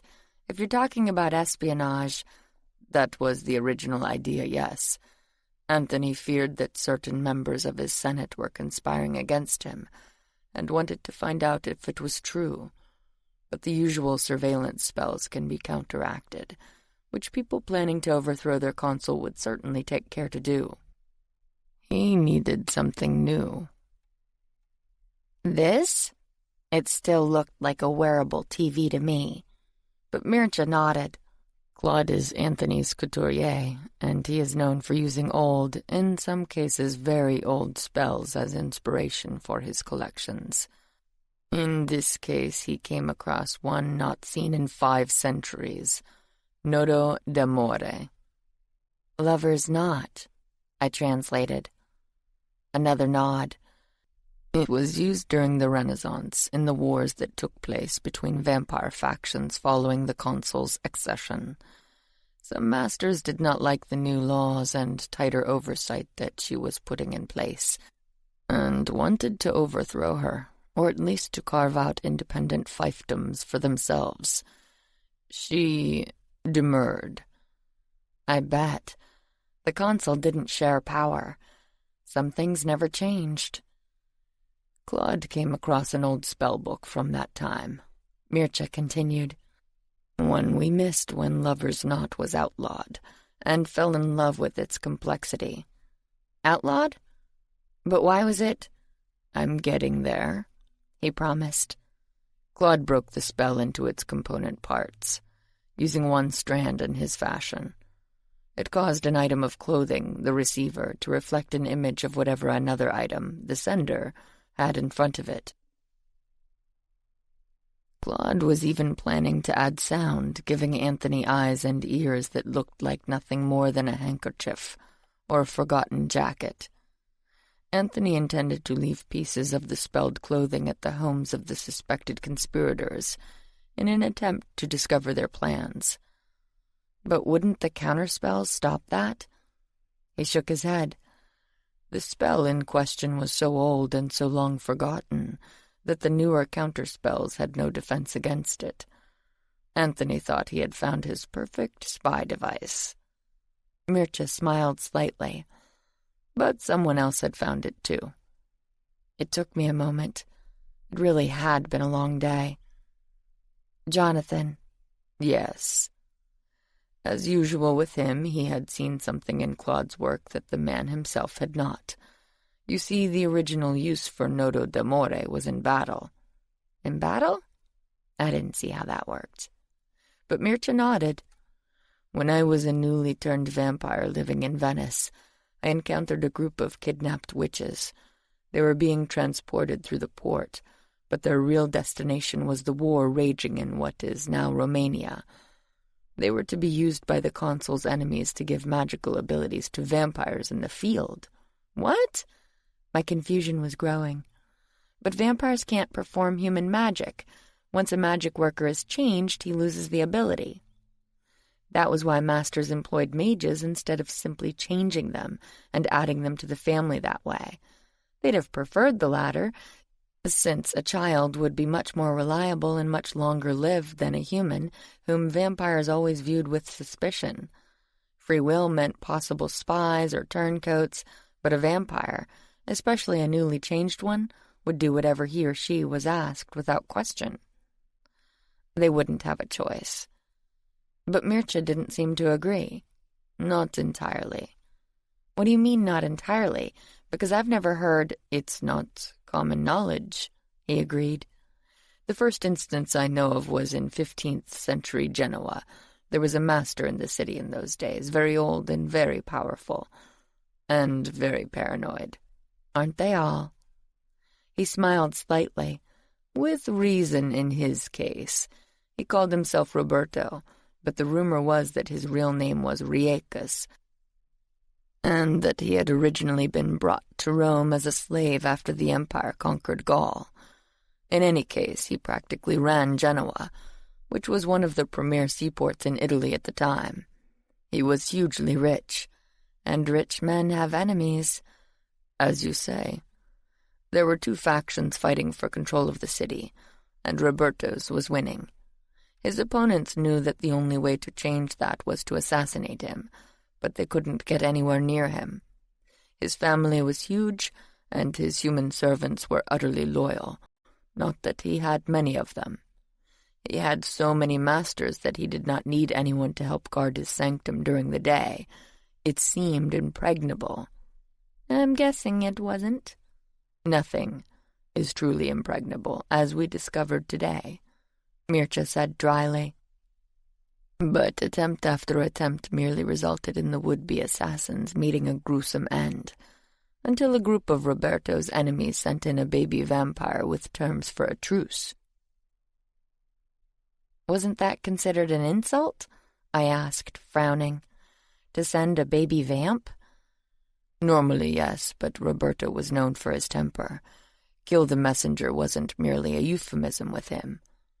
I winced. As a result, people had become accustomed to sending messages through expendable sources. Roberto's people therefore thought nothing of the powerless messenger, but the fact that he was so powerless made them careless. They checked him for weapons, but it never once occurred to them that he might be one himself. But he wasn't, right? I said, confused again. To a human, a baby vamp would be a problem, but to a room full of masters— but that was the point, Mircea said, his eyes gleaming. He enjoyed telling a story, and he was good at it. A strong master vampire would never have been allowed in that room. It was so well protected that even a squad of masters had failed at an assault. But the baby vampire was ushered right in. But he couldn't do anything. That's what everyone thought. But sometime before this, one of Roberto's enemies had found himself in a quarrel with a talented mage. He ended up changing the man in revenge, thinking that it would be amusing to have the once haughty mage running his errands and filling his cup for the next few centuries. But instead, shortly after rising and realizing what had happened to him, the furious former mage threw a spell, with all the magic left in his body from before his death, and incinerated his foe. The same tactic was used by the conspirators to kill Roberto. But the baby vamp couldn't throw a spell, I said, wondering what I was missing. No vamp can, and he wasn't a mage anymore. But he wasn't truly a vampire yet, either. Mircea cocked his head. Have you ever wondered why baby vampires are kept so close to home and watched so carefully? Indeed, why they are called babies at all? They're young, and they stumble around running into things and look at you weird because their eyesight keeps telescoping in and out, I said, thinking of some of the poor bastards at Tony's. Yes, their new vampire eyesight doesn't work properly because it isn't fully developed yet, Mircea said. And neither are they. They need time to mature. But they're dead. Yes, which rather puts paid to human development, but not to our kind. Vampires continue to change over most of our lives, becoming stronger, gaining more powers, including master powers if the process continues long enough. I guess, I said. But if baby vamps can throw spells, I don't see why adult ones can't. If it's just a lack of magic, they could go buy some, or steal it like dark mages do. It isn't merely that, Mircea replied. They run out of leftover magic very soon, of course, but the bigger issue is that they lose their ability to channel it. The more they mature as vampires, the less they resemble their former selves, until they cannot manipulate it any more than non-magical humans can. But that process takes a little time, a fact that vampires exploited to kill Roberto. Okay, I guessed I could see that, but I don't see what any of this has to do with the lover's knot spell, or what that has to do with us. Mircea got up to get a refill. He offered me one, but I declined. I had to shift back tonight, and I didn't want to end up stuck somewhere out in the desert because I couldn't see straight. Or worse, be sliced halfway through a wall. "You could always stay the night," Mircea told me casually. "You could always stop reading my mind before I get pissed off and leave." He leaned against the edge of the desk, a little too close for comfort, and drank whiskey at me. "You're a hard woman, Cassie Palmer." I wished.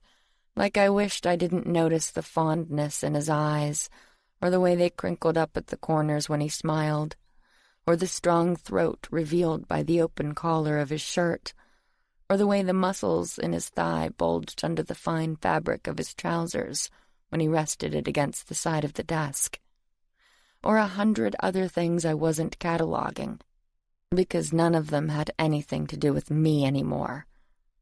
"Where is he, by the way?" Mircea asked abruptly. "What?"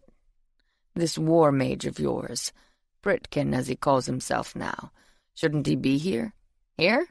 Or in Las Vegas, at least?" I paused, seriously confused now, because Britkin had just spent an evening drinking, eating, and talking with my bodyguards. Hadn't he? For a weird, mind-altering moment, I actually wondered if I'd imagined all that, because otherwise, something very weird was going on. As Mircea had said earlier, my guys weren't really my guys. He'd loaned them to me, back when the Circle had been gunning for my head in the pre-Jonas days. I'd needed bodyguards, and Mircea had needed to offload some of the less diplomatic members of his house. It had seemed an obvious solution for both of us. And, of course, it had helped him to keep tabs on me, or so I assumed. Because sure, many of the boys were actually centuries-old masters themselves, and long since emancipated, so they could basically do what they chose, but, well, I'd just assumed they kept him up to speed. Didn't they? I tested a theory and made my thoughts as opaque as possible. He's been in London debriefing with Jonas. But Jonas was here today, wasn't he? Mircea lit up one of his little cigarettes. I should have thought Mage Britkin would be with him. They're probably done by now. Probably. Then he hasn't called? I narrowed my eyes, because that had been feigned surprise if I'd ever heard it. What was this? Some kind of test? Because I really wasn't in the mood. "We're not doing this," I told him. "Doing what?" The innocent look was fake as shit, too. "I am merely expressing surprise that a man whom you chased across time, at considerable risk to yourself, can't take a moment to pick up a phone. That is all." I had to bite my lip on about 100 comments, any one of which would just prolong this. I was already tired, and I didn't stand a chance against Mircea in a contest of wits even when I was rested. But then one slipped out anyway. "Forgive me, but weren't we talking about retrieving your wife?" "Rescuing. And ex-wife. She isn't your ex-wife if she doesn't die, Mircea." "But I did," he pointed out. "And like those transformed mages, I started a new life as someone very different. I honestly do not know if she'll even recognize me." I rolled my eyes hard enough that I think I saw my brain. "She'll recognize you," I said sourly, and went to get that refill. "I'm leaving when I finish this," I told him, "so say what you want to say." What I want to say would take all night. I took a deep breath because arguing with Mircea never worked. He could steer a conversation with the adroit ease of a pilot navigating a harbor he'd sailed all his life. He could run you ashore, or turn you around until you didn't know where you were, until you ended up agreeing with him without even being sure what the hell had been said. He'd done it to me 100 times, but not tonight. I took a big drink of whiskey, too much. "Almost done now," I said, and tried not to wheeze. "Another time," he promised, although it sounded more like a threat. "In any case, the successful assassination of Roberto may have been the catalyst for the development of Lover's Knot, or perhaps it was an accident. Half of what the mages come up with falls into that category, although they'll never admit it." A spell to let vampires use magic? I didn't bother to keep the skepticism out of my voice. A spell to let them share it, Mircea corrected. The Roberto incident showed that it was technically possible for vampires to manipulate magic, but they had simply lost the ability. But what if they could borrow that ability from someone who still had it? That is what Lover's Knot does. It permits two people, as long as they are in a romantic relationship, to share magical gifts. The witches I told you about were headed for the war, but not to fight. They were to be mentally manipulated into believing themselves in love with vampires belonging to the consul's enemies, after which the spell would be cast, allowing their lovers to borrow the witch's magic in battle. I thought about that. Why lovers? Why couldn't the spell just bind anybody? It's based on incubus magic, Mircea said, his lip lifting a little in what could have been a smile or a snarl. There had to be a conduit between the two people involved in the spell to allow the vampires to access the women's power, which happens to be exactly what incubi do when they feed. They use emotion to create a channel through which they can connect to their partner's energy. The spell merely co-opted the same dynamic for a new purpose. The only downside was that the lovers also shared their fates. In other words, if a spelled vampire fell in battle, the witch died as well. Eventually, the witches began to be targeted as a way of taking down powerful masters. The spell was outlawed for that reason, as well as the fact that kidnapping magic workers was threatening to engulf the entire supernatural community in war.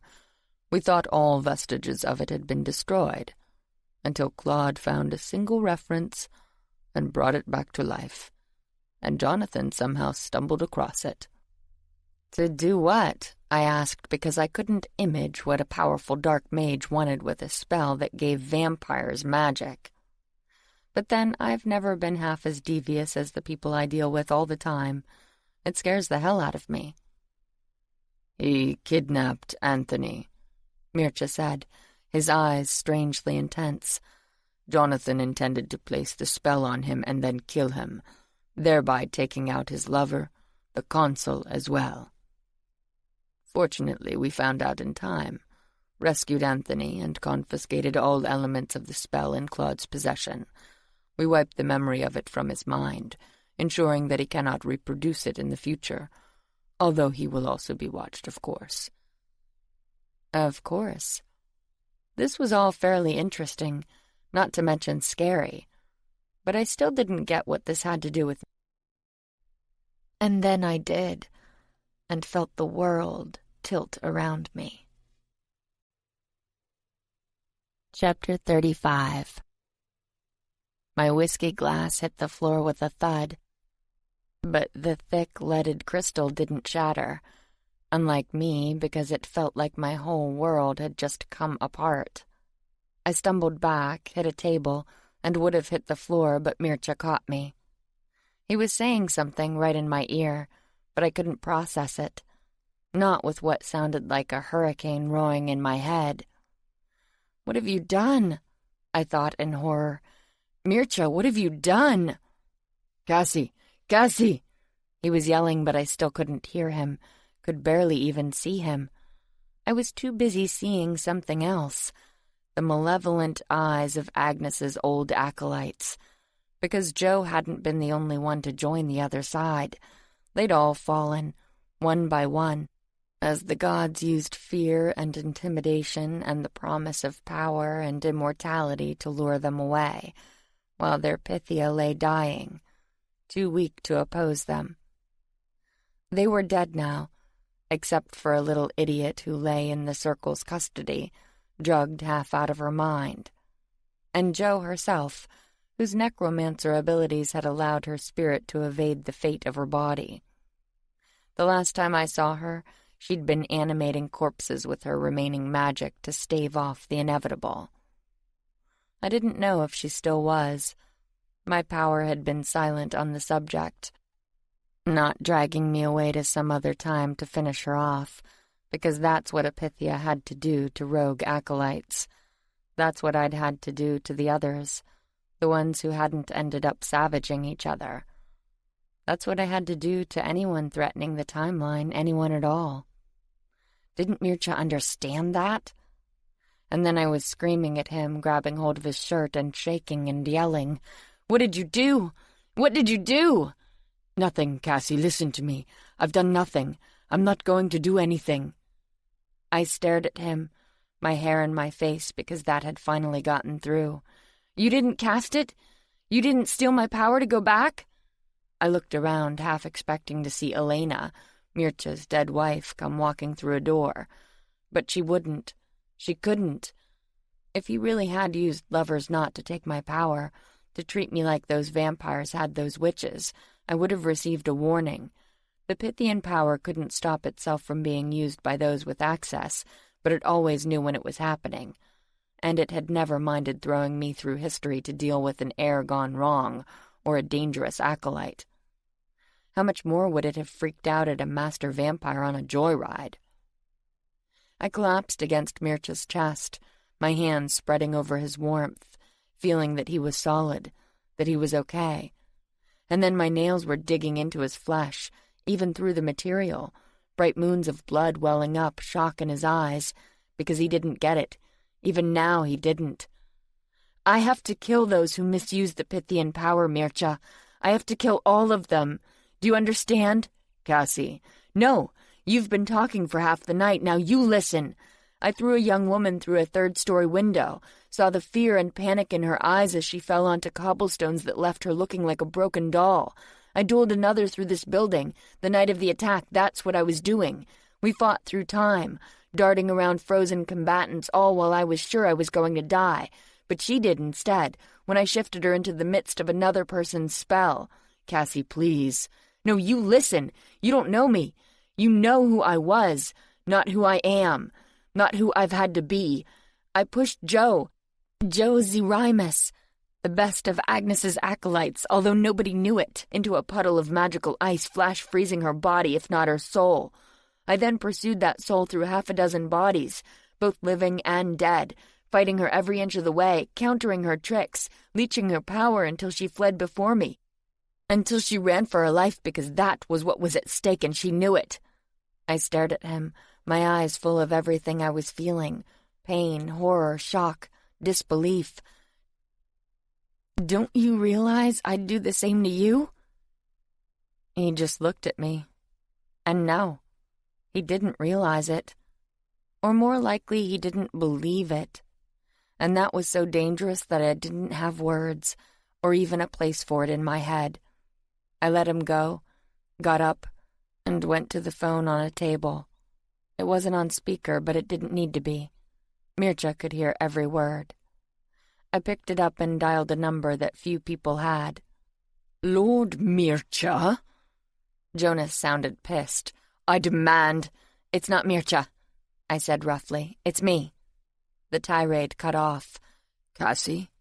"Yes, I'm in Mircea's rooms. I'm using his phone." "Are you all right? They wouldn't let me see you. I threatened to burn this place to the ground, and they still—" "I'm fine. I'm ready to deal with Lizzie." There was a sudden silence on the other end of the phone, one that dragged out for a long moment.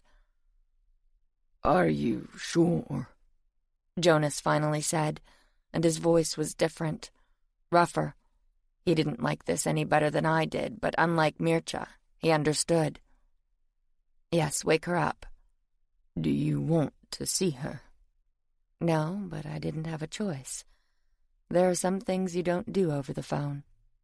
"Yes." "Ask Lord Mircea to link up from his end," Jonas said, his voice going clipped. "Cassie, what is going on?" Mircea asked, and his voice had changed too. It saddened me to hear it. All night he had used what I thought of as our private voice, because I rarely heard it when we weren't alone.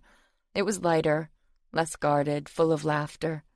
Mircea laughed in front of others, too, as he had in the Senate chamber to make a point, but that was different, less genuine.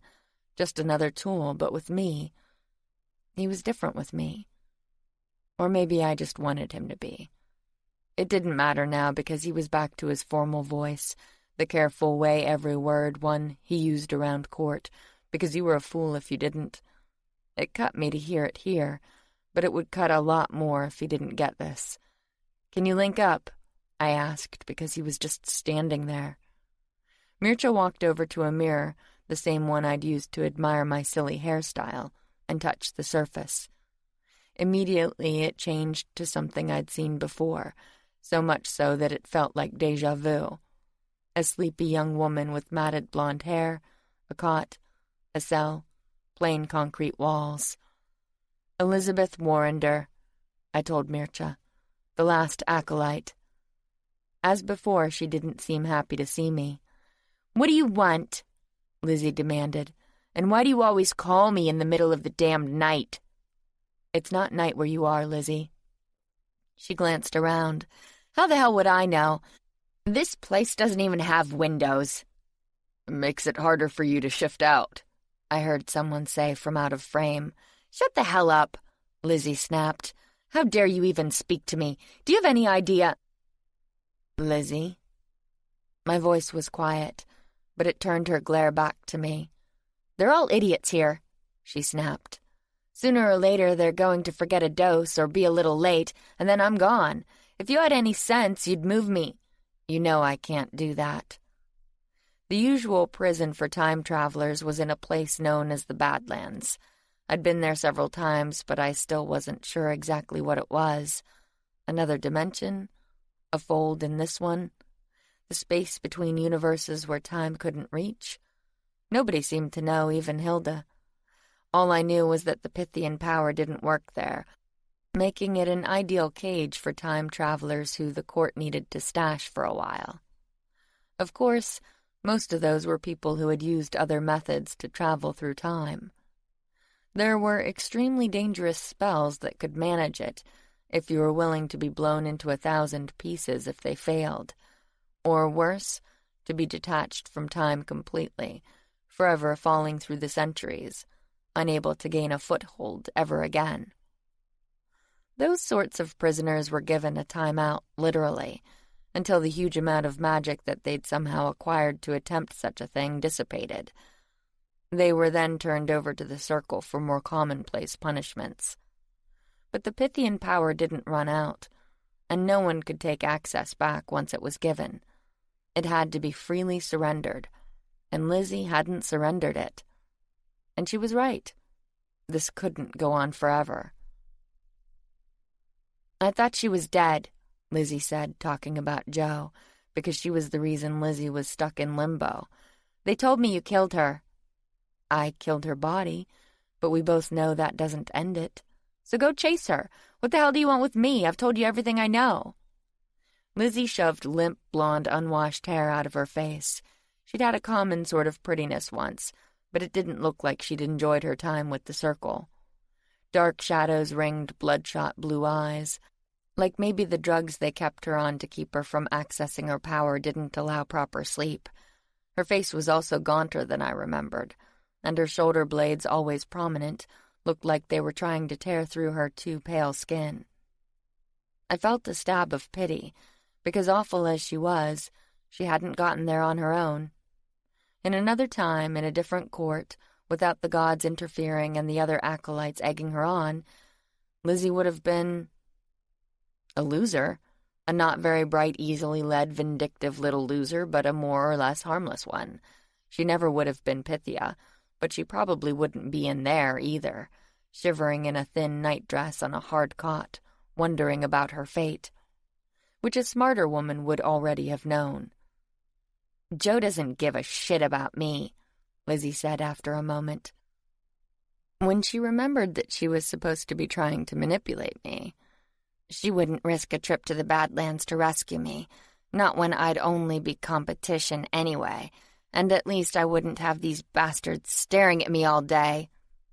She glared at someone out of view, probably one of her guards, because the Circle was being very careful with her. Having protected the Pythian court for centuries, they knew exactly what a trained acolyte could do. Her dosage of the drugs they were using to fuzz her mind would never be late. But what did that leave? Lizzie was a young woman, probably not even as old as me. Was she supposed to just stay in there indefinitely, a drugged-out prisoner? I wouldn't want that. I would prefer almost anything to that. But this wasn't about me. "Cat's got your tongue," Lizzie sneered. "Did you come to talk about moving me or what? Because I have nothing left to tell." "I'm not moving you," I told her flatly. "I can't take that risk." Lizzie's face changed, not to shock or sadness as I'd expected, but to rage. She'd obviously been putting all her hopes on that idea, and the fact that a new, clueless Pythia might be stupid enough to make that mistake. "Not stupid enough, Lizzie," I thought, as she called me every name in the book. I almost wished I was, because I didn't want to deal with this. I desperately didn't. But even a not-so-bright Pythian acolyte was a terrible threat to the timeline, especially when she had nothing left to lose. "So that's it?" she yelled. "You're just going to leave me here with them? Do you know who I am? Who my family is? Do you know what they'll do?" "They won't do anything. We already contacted them," I said, which finally shut her up. "You did?" The face was still red, but the small blue eyes had suddenly gone huge. She sprang off the bed before remembering that she couldn't go anywhere without permission. The circle had her shackled in place. "Let her go," I told one of the guards, who put an old-fashioned key in an old-fashioned lock. A moment later, Lizzie was off the bed and practically pressing her nose against the mirror on her side. "Who did you talk to? When did you—" "Your father, a week ago." "A week? What did he say? Why didn't you tell me?" "Because I didn't want to face this," I thought. "He said—" I swallowed and remembered the hard-faced man in the plush green study. It had been very old world, very rich, very pompous, like its owner. He'd been a paunchy, middle-aged windbag who thought the world revolved around him because his family had been a leading voice in the circle for centuries. He'd actually thought his daughter was going to be Pythia one day. He hadn't been pleased to learn that he was wrong. "He said you became part of the Pythian court when he sent you there," I told her. "He said that you're our problem now." Lizzie didn't immediately say anything, but her face was eloquent, and this time there was sadness there, and pain, and something of the little girl she must have been, who was sent away from everything she knew and everything she loved to a cold, foreign place with huge ceilings and echoing marble halls and cutthroat politics. I felt tears well up in my eyes. "Lizzie, please." "You know what he told me when I left?" she said, not even looking at me, but off into space, her eyes unfocused, her face blank, like she was also seeing that little girl again. "I was 7, but I remember. My power came late, you know. Other girls were having visions and chatting away to spirits when they were barely old enough to talk. But mine—" She laughed. "I woke up screaming one night. Everyone thought it was a nightmare. But it wasn't. And then someone remembered Great Aunt Agatha, who had the sight. Lizzie, they had me tested, and it was wonderful," she told me, her eyes shining. They finally met mine, but I still didn't think she was seeing me. She was seeing something else. Something that lit up her face like a child looking at a present-laden tree on Christmas morning. Everything changed in that moment. I'd never been anything. No one had ever wanted me. I had 2 brothers and 2 older sisters, and I was just in the way. The stupid one, the plain one, the talentless. But not then. And they were so relieved. Her eyes finally focused. "Father paid a witch," she told me, the words pouring out of her now. "One of those coven creatures, old and hideous, but powerful too. He and Mother couldn't have children like so many of us, but she said she knew a spell. But there was a price. Some of the children would be born wrong, substandard, even monstrous, but some would be the opposite, Strong and smart and talented. Father made the deal. I bet he did, I thought, remembering that study and the family photos that had been so prominently displayed all over it. Lizzie hadn't been in any of them, and neither had one of the boys I'd heard about. I'd seen a son and 2 daughters arrayed around their proudly beaming parents, because what magical family had so many? But of the others there was no sign. My eldest brother was wrong, Lizzie said, seeing my face. I don't know how. We never talked about him. But the others were fine, better than fine. Tall and strong and smart, and their magic came easy. For a while, everyone thought I was another of the wrong kind. They whispered that Mother should have quit while she was ahead, that she'd pushed her luck one time too many, and I was the result. Lizzie, they watched me all the time. They talked about my brother, how he'd changed as he grew. I think they were waiting for it to happen to me. They spoke about him in whispers, but they never used his name. I asked one of the servants about it once, but she wouldn't tell me. I was spanked for even asking. He didn't exist anymore, you know. I know. I was afraid that would be me, that one day I'd look in the mirror and see a monster staring back. They wouldn't tell me what had happened to him, so I didn't know what to look for. She laughed suddenly, and it was a little manic. I got a pimple once, my first one ever, and freaked out. I thought that was it, that I was changing. I started screaming, and everyone came. I never would tell them why. Lizzie, I said, you have a choice. I don't. She stared at me, the blue eyes wide. That's what I'm telling you. I had one chance, when they realized I wasn't a monster, that I wasn't going to be one, and even more, that I might have the family gift. And it was glorious. My sister's so used to ignoring me, to putting me down, to going shopping with Mother while I was left behind. Well, all of a sudden, they were being left. I got all sorts of pretty things. They did my hair, had me sit for pictures. I almost didn't mind the things I saw at night when the visions came. I know how that feels, I told her, remembering. It's terrifying. No, it was worth it. I was somebody for the first time. For the only time. I remember when Father came to tell me that I had been selected for the Pythian court. Some acolytes had come a few days before, although I hadn't known who they were then. I just thought they looked like angels, all in white. They talked to me for a while, asked about my visions, and then one of them did something that caused me to have one. It was one of the bad ones. I ended up cowering behind the sofa, shivering in fear. I thought they'd hate me then, that they'd think me some kind of idiot, but they just thanked me and left, like nothing had happened. And then a few days later, Father called me to his study. He told you that you'd been selected. She laughed a little then. It was the happiest day of my life. Everyone had been so weird for those few days, jumpy, nervous, but excited too, and always watching me. I didn't know why. Until he called for me. You've seen that study, right? I nodded. I'd never been in there. None of us kids had, except for my eldest brother. My next eldest. She corrected herself. That's where Father did business, where important things happened. That's where he told me I was going to be Pythia someday. He couldn't tell you that, I said. It wasn't his to give. She brushed it away. He thought he controlled everything, and in the family he did, even beyond it.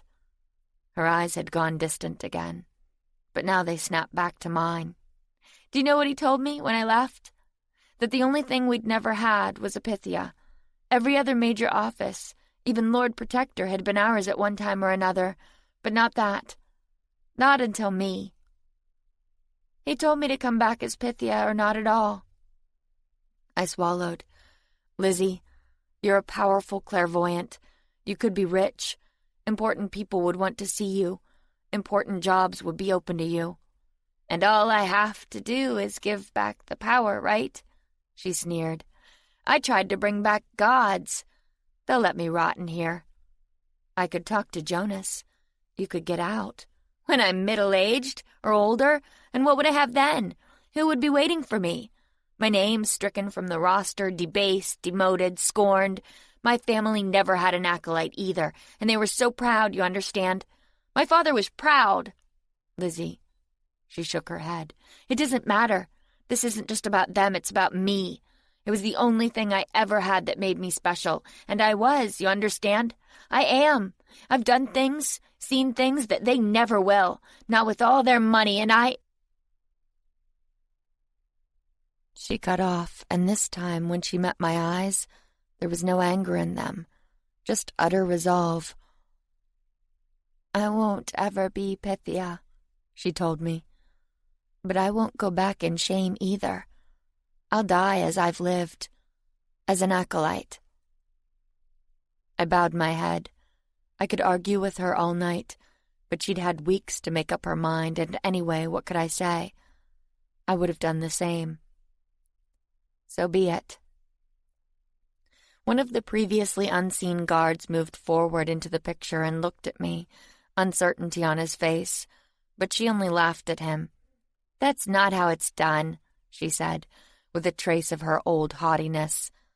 And no, it wasn't. Despite what the circle seemed to think, they didn't run the Pythian court. Her death wasn't theirs to give.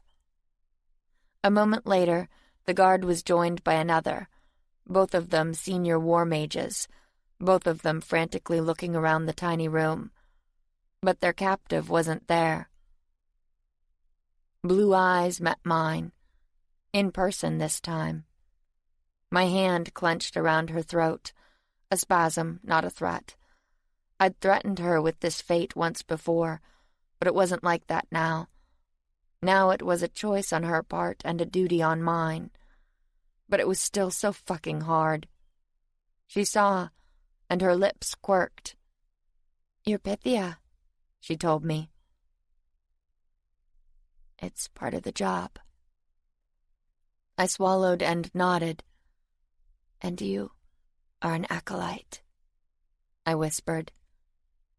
A young throat under my hand, a proud tilt of the chin, a glint in the eyes. And a moment later, I discovered that I'd lied to the witches. There weren't even any bones. Chapter 36. I flashed back into the foyer of my suite a couple of hours later. Emilio was on guard again, and he smiled in welcome. Heard we're keeping Marco. Yeah. Anybody else coming back? No, but we're not losing anyone else either.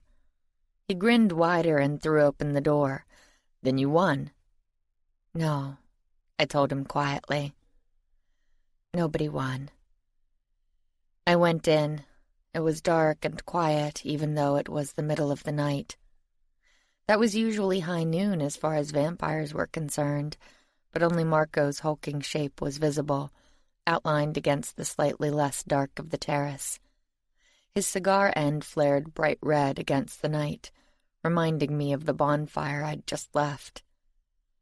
Claude's couture and the remnants of the ancient spell it contained had gone up in flames. I wasn't sure if it was the quantity, because they'd cleaned out his warehouse as well as his shop, or if it was the magic imbued within the clothes, but it had turned into a raging inferno. Brilliant red, orange, and green flames had shot up 3 stories high, sending leaping fingers scratching at the star-strewn sky. Occasionally something would pop, and there would be a sizzle of silver or a flash of blue or purple to join the other colors. Or a comet-like burst of gold would suddenly shoot out of the heart of the flame, heading for the heavens. We'd had to stay well back from the event to avoid being skewered, although I still smelled like smoke and the acrid tinge of spent magic. I supposed it should have concerned me that they'd had a special pit on a hill in back of the consoles, where it looked like large fires were regularly held. But it hadn't. I'd had a little too much else on my mind. "Heard you had a day," Marco said, exhaling a plume that drifted skyward. I joined him on the terrace. The night air had a bite to it, The only way you could tell that summer had finally passed us by. I briefly wondered if I'd see another, and then told myself to stop being maudlin. "Yeah," I said, dropping onto a seat at the table. "I had a day." The consul found us a short time after the fire started, bringing the off-putting man in the dragon-hide coat with her. The wind had been up, and the coat had billowed out more like a cloak as they climbed toward us, the shiny surface of the scales catching and reflecting the flames. Of course, she'd wanted something. "Also heard you got me in the divorce," Marco said, bringing my attention back to the present. I frowned. There was no divorce, you know that. "Heard you got me in whatever there was," he agreed easily, because you don't play word games after 2,000 years. I'd been looking up at the stars, visible through the clear glass roof of the terrace. The light pollution wasn't so bad up here, although it was nothing like at the consul's, where the bonfire had been backlit by the glittering arc of the Milky Way. With the awe-inspiring sky and the barren hillside, and the forest crowding the slope, dark and mysterious, it had looked like we were performing some kind of pagan ritual. And maybe we had been. I felt different somehow, changed, only not in a good way. My heart hurt. "You want to talk about it?" Marco said, and I suddenly understood why everyone else was missing. Then I wondered if it had been Mircea who was so thoughtful, or if it was Marco's idea. My heart clenched, and I found it hard to breathe. "You all right?" Marco asked, looking up from tapping some ashes into a mug. Tammy didn't allow smoking around the girls and had gotten rid of all the ashtrays, so Marco and the others who enjoyed a smoke had repurposed some old coffee mugs. "Better remember to wash that out before Tammy sees," I told him. A flash of white teeth in the dark. "Always do." He glanced around. "You want some light?" "No." The darkness felt good. The darkness made it easier. I don't know how long we sat there, but it was a while. My thoughts were drifting to a dozen places, but not lighting on any of them. But Marco didn't hurry me. Marco never hurried. He had a stillness about him, but not like a person, more like a mountain that had always been there and always would be. Ageless, eternal. Mountains didn't hurry. I wondered how the hell I'd ever gotten along without him. "Lizzie died tonight," I finally said. But no, that wasn't right. That was a lie. "I killed her. Better, but still wrong. I executed her." Marco exhaled. "That's it, then. Mircea didn't say." So it had been him. Or maybe a combination of them both. Or did I just not want to give Mircea credit where it was due? I ran a hand through my hair and thought about pulling it out. "You aren't going to say anything?" I asked after a moment.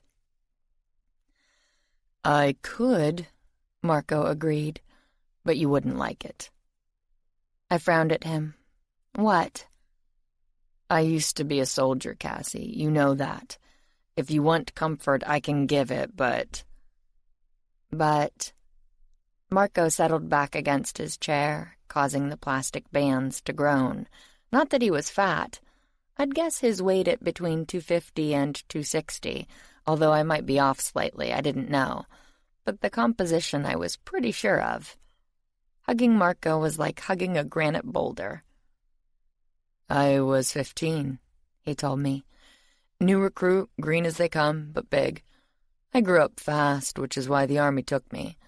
They usually made you wait until you were 16 before gaining the privilege of dying for the Empire." His mouth twitched. "Anyway, after 4 months of the hell they called training, I was put into a contubernium, a tent group of 8 guys, kind of like a squad." I just looked at him. I didn't know why he was telling me this.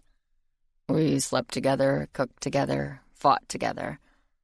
They were your squad, and you were almost treated like one person, which is how you were supposed to behave.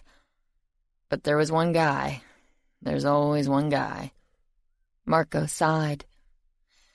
His name was Decimus, 'cause he was the 10th child in his family, which was probably why they'd shuffled him off to war, one less mouth to feed. Or maybe because he was shit at everything. How he made it through training, I'll never know. But every day it was the same thing. His feet hurt, he was too hot, the barley soup he'd had for dinner had given him the shits, he was too cold. You get the idea. I nodded dumbly. Anyway, we should have seen it coming, but we were young and dumb and more interested in impressing the local girls with our manly physiques than with what Decimus was up to. Until one day we woke up and he wasn't there. I'd have just thought that he went out to take an early piss, but his pack was gone too. He'd up and deserted in the middle of the night, which would have been bad enough, but we'd just got our marching orders and were headed off to war, so it made it look like cowardice. I don't think it was. I think he just wanted to go home to Mama. He was her youngest, and I kind of got the impression that she'd babied him, and, well, he couldn't take army life, or he didn't want to take it, I don't know. But we fucking panicked. You panicked? Why? You didn't leave. Yeah, but I did. He was part of our squad, and we were one person, right? What one of you did, all of you did. You can damned well better believe we moved heaven and earth to find him. But we were only 7 guys, and it was a big camp. Plus there was a city nearby and a bunch of open land. He could have been anywhere. So what happened? Marco shrugged. What happened was that we finally had to tell the Optio, like a sergeant, that he'd done a runner. He ordered a search, but before it really got started, here came Decimus, with a black eye and a split lip, being dragged between 2 of the biggest sailors you ever saw. He'd tried to get a ship back home, but they'd realized what was going on and dragged him back to us, hoping for a reward. He looked like a child between them, a really scared child. He should have been afraid. The punishment for desertion was death. Death? But it was his first time. Didn't matter. Well, that's not entirely true. Marco corrected himself. If he'd been one of the recruits from upper-class families, he might have gotten exile, if his old man greased the right palms, or a nice clean decapitation if he didn't. But for us common sons of bitches, it was either crucifixion, being burned alive, being beaten to death, being drowned in a sack, or being thrown to the beasts in the arena. As long as you ended up a corpse, the army wasn't real particular about how. I swallowed. I don't want to talk about this anymore. He ended up being sentenced to be beaten to death, Marco said, ignoring me, and then grabbing my wrist when I tried to get up. And those of us in his squad had to carry it out. It sucked. Like I said, he wasn't a bad kid, just soft and spoiled. None of us wanted to do it. But if we hadn't, the same thing would have happened to us. I sat back down. It's not the same. It's exactly the same. We were at war. He signed up knowing the deal, the good and the bad. You made it to the end of service. You had a nice fat payday waiting for you and some land. You rose in the ranks, made it to Centurion, and you didn't even have to wait for retirement. You could get married, buy a little farm, have... Marco stopped, and his expression didn't change, but there was tension in the air suddenly. Have a life, he finished harshly after a moment. But if you screwed it up, you knew the rules then too. And so did she. Lizzie didn't sign up, I rasped. Didn't sign up for the court, maybe. She sure as hell signed up to betray it and the rest of us. Couldn't argue with that. But that wasn't the point. I'm upset about Lizzie's death, I told him, but I expected it. She refused to give up the power, and she was too big of a threat as long as she had it. Not just because of herself, but because of Joe, if she's still out there. Another Pythian acolyte would have made a perfect replacement body, and I don't know that Lizzie could have or would have fought her off. Then you did what you had to do, like I said. I shook my head. It's not what I did. It's when. I wanted a drink, but I didn't need another one. I wanted some tears even more, but I only had one bottle left and I didn't want to waste it. Besides, Jonas was going to want to know why I needed more so soon, when he'd just delivered 3 bottles a week ago. I didn't know what to tell him. I leaned on my knees and rested my cheeks on my hands. I tried to avoid that pose because it made me look like a kid, pushing my already less than defined cheeks into cherub territory. But right then, I didn't care. "You've been putting it off for weeks," Marco pointed out. "It had to be done sooner or later. Why not now?" "Because I didn't do it because it needed to be done. I did it—" I stopped, wondering if I wanted to admit it, even to Marco. He never judged me. I guess in a couple millennia you've seen it all, and I didn't think I'd ever manage to truly shock him. I wondered if I might now. "I did it because I wanted to make a point to Mircea," I finally said. I wanted something he'd remember. I used her death as a kind of lesson. I needed him to understand something, and I didn't know how else to get the point across. I was scared and I wasn't thinking clearly, but I knew what I was doing. Do you understand? I knew, and I did it anyway. I looked up finally, but I couldn't see his face. The cigar was resting on the ashtray, sending a tiny trail of smoke skyward, and without its glow, his face was only shadow. But I thought I caught a liquid gleam in the approximate place of his eyes. He didn't say anything, though. "Who does that?" I blurted out after a moment, because maybe I had shocked him. I wouldn't blame him. I'd shocked myself. Marco picked up his cigar again and took a long draw, but the face was the same as always, big, bluff, and calm. He didn't look shocked or repulsed or disgusted. He just looked like Marco. He sounded like him, too, when he said, "Me." "What?" "Or Mircea. Or Marlowe, especially Marlowe. Or the consul, or any master for that matter. We'd have all done the same. I'm not a vampire." "I didn't say a vampire, I said a master. You've been acting like one more and more lately. It's good to see." "Good?" I stared at him, and some of what I was feeling must have shown on my face, because he frowned slightly. "You know how we are, Cassie. We push and push. It's in the culture. But more than that, it's in our nature. We're constantly jockeying for position, seeing who's top dog, and it's not always the bigger dog. Sometimes it's about who is willing to step up, to go toe-to-toe, to push back, to prove who's a leader and who's a follower. And it's not always who you'd think."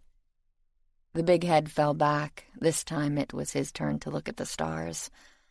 "You know, when I first met you, I gave you some bad advice." "What?" I frowned, because the advice I'd gotten from Marco had kept me sane more often than not. "Not intentionally," he said. "I thought I was doing you a favor, telling you like it is, helping you fit into the nice little servant's position I assumed was to be yours. You were Mircea's woman. That's how you were first introduced to me, and that's how I thought of you. This whole Pythia thing." He shrugged. "I didn't understand it. And when I did think about it, I just thought, good, another weapon in the family arsenal." "I'm not a weapon," I said, wrapping my arms around myself, because it was cold, and because it was a thought I'd had more than once myself. "No, you're not," he agreed. "A weapon is a tool somebody else uses, with the power under his control. You're not a weapon, you're a Pythia, and your power is your own." I laughed, a bitter little burst. I couldn't help it. And then I saw Marco's face. "I don't have power," I told him. "Not enough, anyway." "Nobody feels like they got enough these days.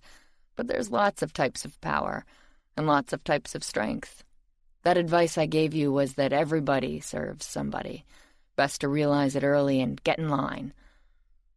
But I was wrong. There are leaders in our world, and you're ramping up to be one of them. I think a lot of people realize that today. You've started pushing back, and while they may not like it, they respect it." "And if I don't respect myself?" I burst out. When I hate myself because I did something tonight that was exactly what Tony would have done? Things started getting out of hand at court, and his answer was always the same. Somebody has to bleed. Somebody has to die. That's enough. It wasn't loud, but it was sharp enough to knock my head back. I blinked at Marco in confusion, even more so because he was sitting up again, and he looked pissed. He suddenly looked like the centurion he'd once been. "You're nothing like that fat piece of shit, and I don't want to hear that from you ever again. Do you understand?" I sat there wondering what had just happened. "Do you?" My immediate response was, "Sir, yes, sir."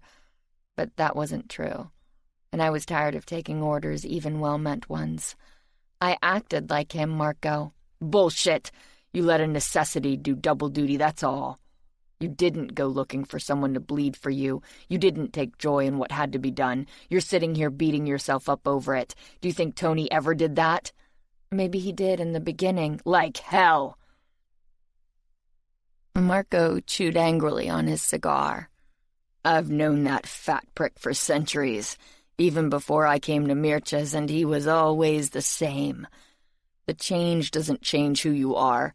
It just gives losers like him more power than they know how to handle. Mircha should have put him down years ago. But he's the sentimental type, too, at least when it comes to family." "I'm not sentimental." "Sure." Marco leaned forward, and a shaft of moonlight lit the big, handsome face. "That's why you're sitting out here, shivering and tearing yourself up, instead of going to bed like you ought to. Because you're fine with it." "I'm not fine with it, I stopped because I wasn't sure what I felt anymore. "You don't use someone's death like that. You just don't." "Maybe if you're human, you don't," he agreed. "But you're not one, and you're dealing with some next-level badasses. Sometimes you gotta give 'em a slap. That's true of the Master as much as anyone. He's a good guy, but if you give him an inch, he'll take the whole fucking continent. You don't realize it yet because you're tired and cold and hurting, but you made a smart play tonight." I looked at him and knew there were tears in my eyes, but I couldn't help it. Then why do I feel like this? Marco got up and folded me into a hug, and as always, it was like hugging Gibraltar. But it felt good. "'Cause you're not Tony," he told me softly. "Now go to bed before I carry you there." It wasn't an empty threat. He'd done it before, with no more difficulty than anyone else picking up a wayward kitten. "I can't," I said. "I need to talk to the guys first." "Which ones?" "All of them." Chapter 37. Marco didn't ask why.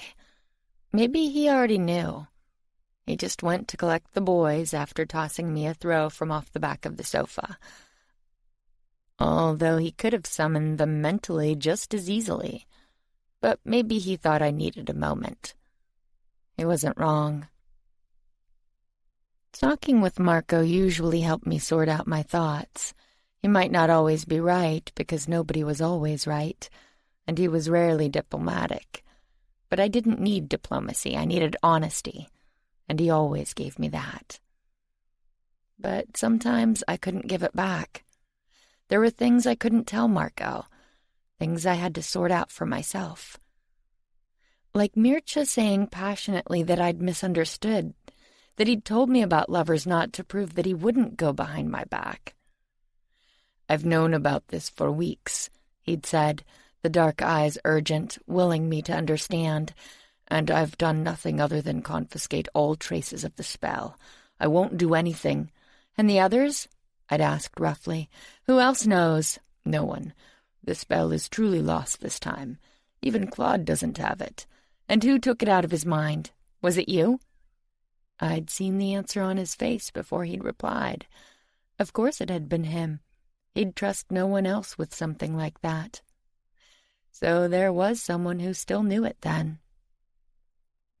"I'm not going to use it, Cassie," he'd said, frustration in his voice as well as his face.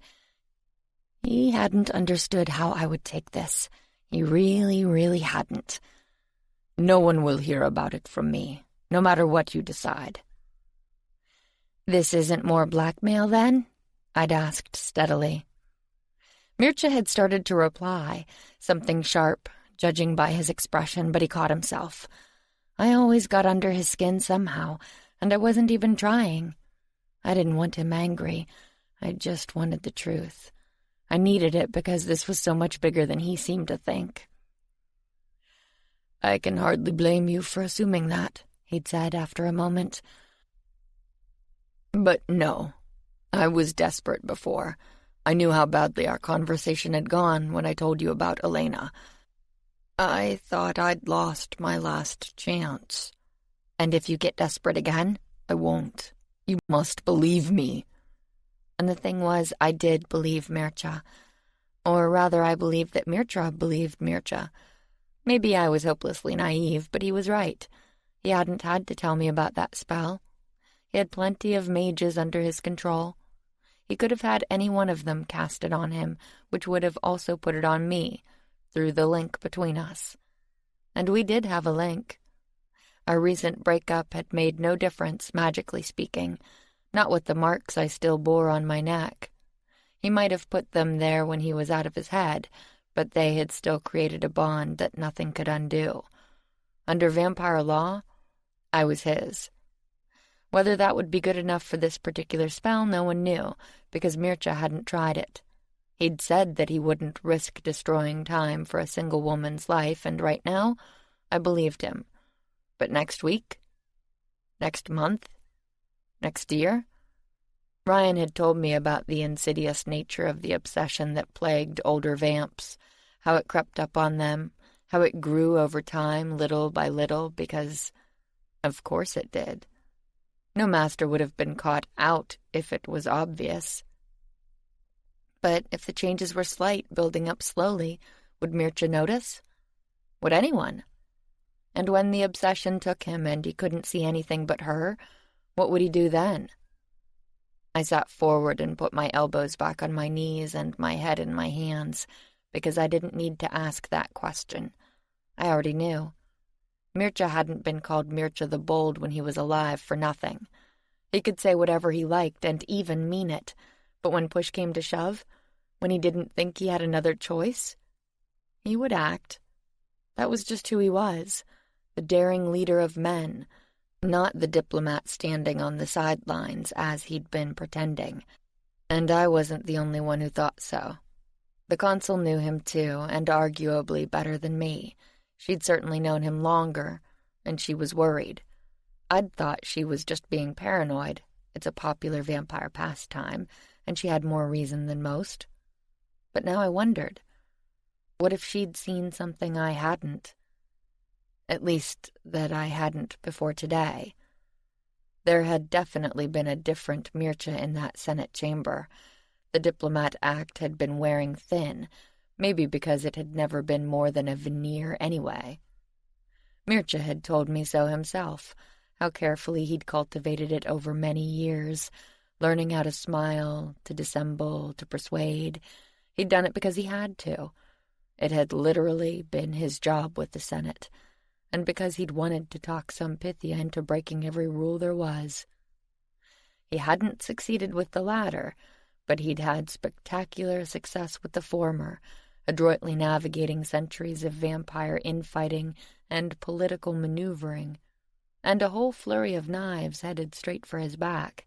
He'd done it through charm, cunning, and occasional dirty dealing, if some of the rumors I'd heard were true. But he'd always done it subtly. It was practically his trademark. Until today. Suddenly all that had been thrown out the window, cast aside like that hair clip. I didn't know why, but that one small detail kept coming back to me, maybe because I'd always been slightly obsessed with Mircea's hair. In fairness, it was goddamn beautiful hair, and now it was free, no longer confined or restrained in any way, like the man himself, staring down a console. What was it Marco had said? Sometimes it's about who is willing to step up, to go toe-to-toe, to push back. Mircea had certainly done that, and unlike me, I didn't think he'd been bluffing. He'd made it sound that way to Marlowe, but I'd seen his face when Parendra was approaching our room. Maybe the consul had something to worry about, after all.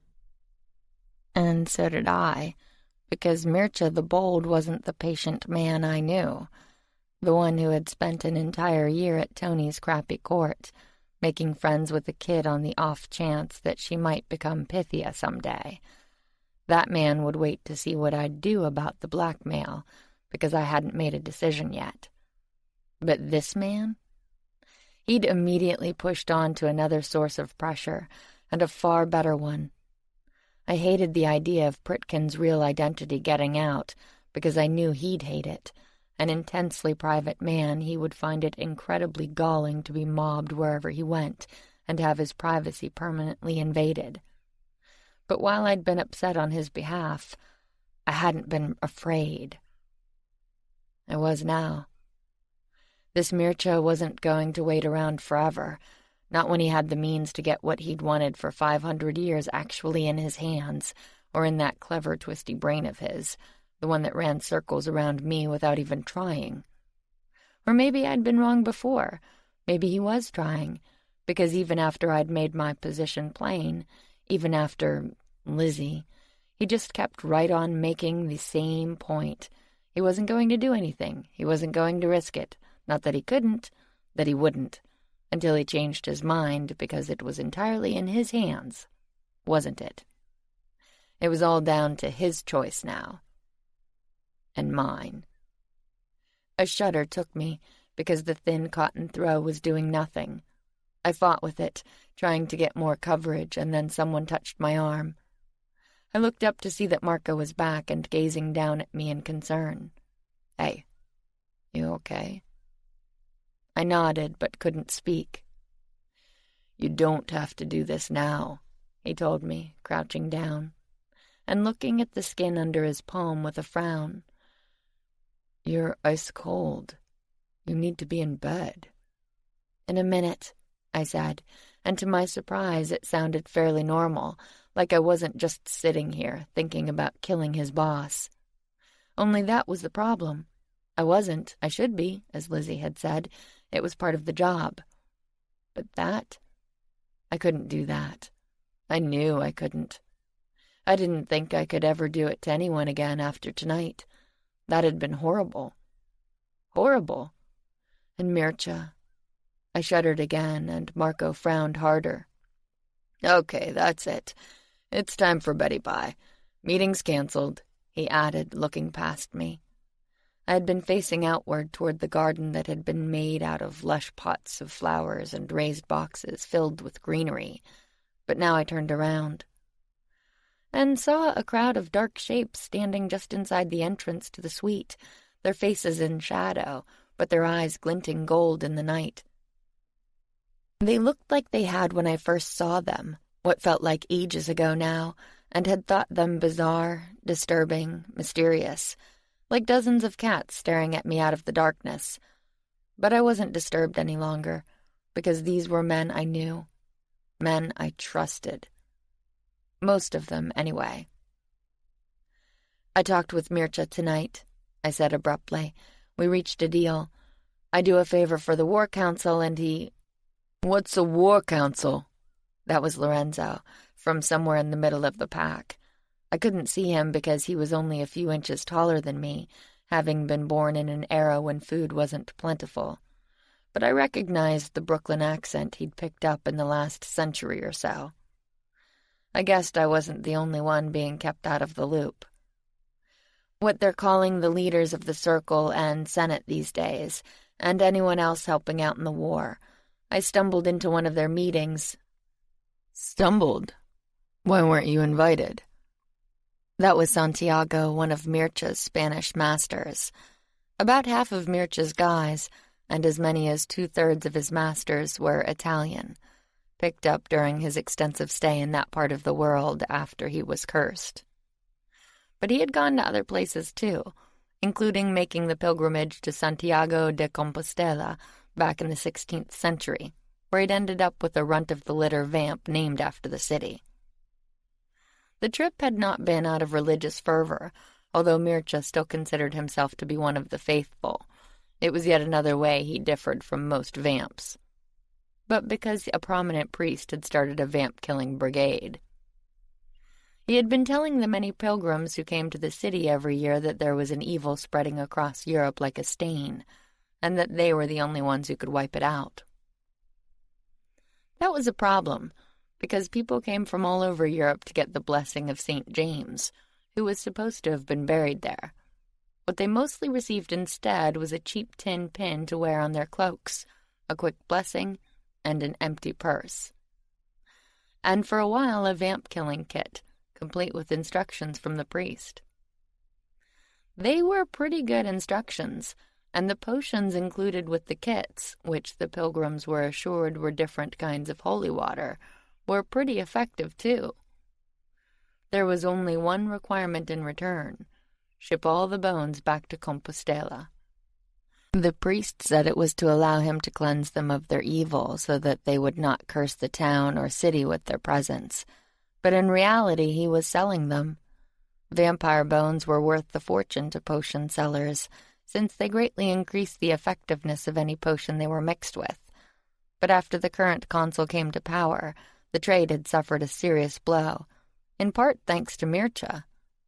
One of the first things he did for the Senate was to help shut down the trade in Venice, and later to negotiate a pact with the mages regulating it throughout Europe. He'd thereafter been deputed to find the priest and end the con at Santiago, along with the help of some local vamps, one of whom was killed in the resulting fight. Since he'd died saving Mircea's life, Mircea had absorbed some of his boys who couldn't find refuge elsewhere into the family. That had included Santiago, who had been fiercely loyal ever since. I had a feeling I wasn't going to be seeing him much after this, or probably most of the rest of them. Mircea was famously loyal to family, and from everything I'd seen, they felt the same way about him. Many of my guys especially, who had been kept on despite proving to be absolute shit with diplomacy, because letting them go to other families where they might be mistreated had been unthinkable. Why on earth would they even consider leaving him now? "I will be on the War Council from now on," I said, trying to keep my voice steady and normal when I wasn't sure I remembered what that was anymore. "Damn straight," somebody else said. "Imagine not inviting the Pythia." There was a general murmur of agreement that almost made me tear up again. I remembered when I'd first arrived and Mircea's guys had alternated between fear of my power and annoyance at my person. They'd called this place Australia because they'd felt like they'd been exiled from the seat of power. Meanwhile, I'd resented the hell out of them, viewing them as a cross between babysitters and jailers. I'd badly wanted them gone. Irony was kind of a running theme in my life lately. I cleared my throat. Anyway, they have a problem they don't know how to fix. I make it go away, and I get to keep you. All of you. "Must be some problem," Roy said, coming forward. He had a glass in hand with little floating bits in it. Probably a mint julep. He loved playing to the stereotype. "You sure we're worth it?" "You're worth it." It came out hoarsely, embarrassingly so, but my nerves were raw. Marco was right. I ought to be in bed. But I had to do this first. I stood up, because it seemed like the kind of thing you stand up for, and because considering how things were going with the boss, I needed to be sure they understood. I needed to be damned sure. "From tonight on, you're free agents," I said. "Mircea left your situation in my hands, but I'm putting it back in yours." "Meaning?" Roy asked, frowning. "That if you would prefer to go back to Mircea, you can. I know this wasn't a posting that a lot of you wanted, and all of you are masters, many with courts of your own. I'm sure you've found it boring compared with what you were doing before." Somebody burst out laughing. "Sorry," a voice floated in from the back. "Just, not really bored." "Or terrifying at times," I continued, because that's how this place was. Quiet until it wasn't, and then it really wasn't. Honestly, that's not likely to get any better. If anything, the opposite is true." "And what does that mean?" That was Rico pushing forward from the back where, knowing him, he'd been standing and smoking, observing everything with those sharp, dark eyes. But now I'd gotten his interest, probably at the thought of a threat to Rhea. And I wasn't going to sugarcoat it. "We're at war. More than that, the court itself has enemies, and they seem to grow every day. Right now, the Covens are angry." "Yeah, we heard," someone else said eagerly. "And so are plenty of others, including a 9 centuries old, probably insane dark mage who just came very close to destroying a city and may be targeting us next." There was silence for a moment after that. "Like I said," the voice from the back came again, sounding a little hollower this time. "Not bored." "You might be safer with Mircea," I told them, "even in Fairy." Roy finished his drink, his strong throat working. He put the glass down on the table and sighed with satisfaction. "Yeah, but you can't get decent whiskey in Fairy, or so I'm told. Think I'll stay here." "Think carefully," I told him. "All of you. And there's one more thing." I hesitated, but there was no way to phrase this that was going to make it any better. They were going to be okay with it or they weren't, and there wasn't much I could do about it, except to make my position clear. "There are likely going to be times when I tell you one thing and Mircea tells you another. He understands the Senate side of things in ways I can't and never will, but I understand. I have to understand more than that. I'm supposed to be bringing together the supernatural community, not just being an extra weapon for the Senate. That means that sometimes Mircea and I will be on the same team, fighting side by side, and sometimes we won't. Some of you are emancipated. All of you are strong enough to decide which commands you follow and which you don't. The question is, when push comes to shove, who are you going to listen to? Because as much as I value each and every one of you, I can't have people guarding my court who I can't absolutely rely on." "You're saying you don't trust us?" That was Lorenzo again, from somewhere in the middle of the pack. He sounded hurt. It caused a pang right under the breastbone, because this wasn't anything I wanted either, but it had to be done.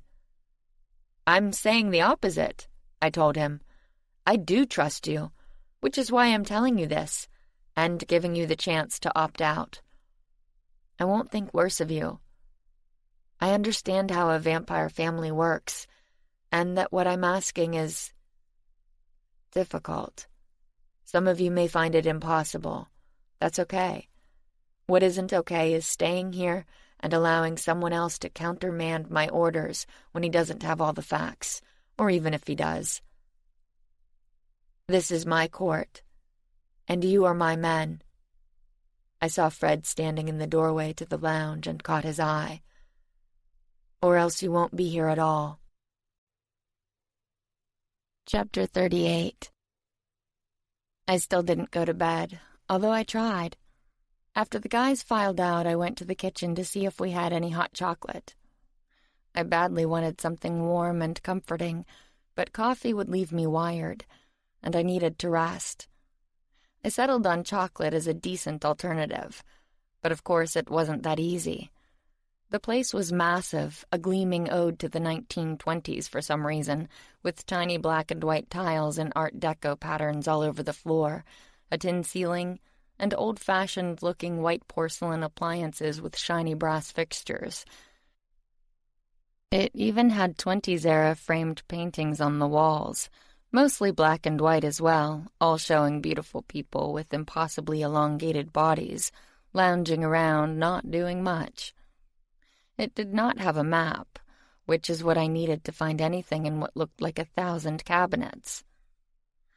I finally gave up, washed an ashtray mug somebody had left in one of the sinks, and headed for bed.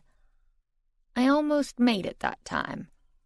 When I was halfway there, a small creature ran up and started circling my legs, threatening to trip me up. I was tired enough that it took me a moment to recognize it as the velvet poof I'd bought yesterday morning and that Rhea had had in her room. I'd thought it had just been acting that way to get purchased, but apparently it was pretty hyper all the time. And then it ran off again, as energetically as it had come down one of the hallways. I looked after it for a moment, a little nonplussed, because I wasn't used to mobile furniture. Then I continued on toward the bed. Only no, because it was back, and even more of a tripping hazard than before. I almost landed on my ass that time and frowned downward as it encircled my legs, wondering, what now? Especially when it started pushing at me, and then bumping my shins when I gingerly tried to move away again. Circle, bump, circle, bump. It turned around and scampered away a couple feet. I just stood there, regarding it sleepily. Circle, bump, circle, bump, circle, bump, bump, bump. And all right, that was enough. Only it didn't seem to think so, running off again and then stopping, its fat little tassels swinging impatiently as if it wanted me to... Oh. I sighed deeply because I didn't want to follow it anywhere, but I also didn't want it bumping my door all night. Did it have an off switch? I walked over to see, but before I could grab it, it took off, scampering down the hall like a mad thing, only to stop in front of a door and swing its tassels at me pointedly. It was Augustine's temporary studio, I realized as I approached. There was a light on under the door, so someone was inside, but that didn't mean he wanted to be disturbed. I wanted to thank him for the outfit, which had really come in handy, but that could wait for morning. Everything could wait for morning, I thought, as a huge yawn threatened to split my head in half. Bump! The crazy little poof was now throwing itself at the closed door, as if it could batter it down. I knew I should have asked for a warranty, I thought, right before the door opened and Augustine's head poked out. God damn it, he said, catching sight of me, and slammed the door in my face. Bump, bump, bump. The door was flung open again, and then just as quickly closed, except for enough space for an angry blue eye to glare at me. It's the middle of the night. Tell me about it. What do you want? My bed. Then go to bed. Okay, I agreed, and turned to do just that, but the poof was in my way. It was small but determined, and I was sleepy and unsteady. This time it succeeded in knocking me down, and back into Augustine, and through the door, because I don't think he'd expected a sudden assault of Pythia any more than I had, given that he screeched and jumped back, stumbled into some clothing racks, and went down, leaving me looking up at... "What the hell is that?"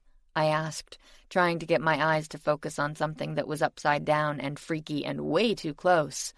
No, no, no, get back! Augustine was yelling from inside a tumbled mass of couture. Don't approach. I didn't, I told him. I wasn't talking to you, he snarled, flailing around, only to have the rack collapse onto his head. That caused some more drama, but I barely noticed because I was looking at... I didn't know what I was looking at. It was small, somewhat shriveled, and mostly bald. There were a few silky strands of long white hair here and there blowing in the draft from a vent. Most of them were sprouting out of a lumpy little head, but a few were coming from a small wizened face. So I supposed I was looking at a male, but couldn't really be sure. The face wasn't particularly prepossessing, with a cute little button nose but odd bumps under the skin, like it was thinking about growing warts but hadn't made up its mind, and a mouth of mostly missing teeth, although the few that were left were white and shiny.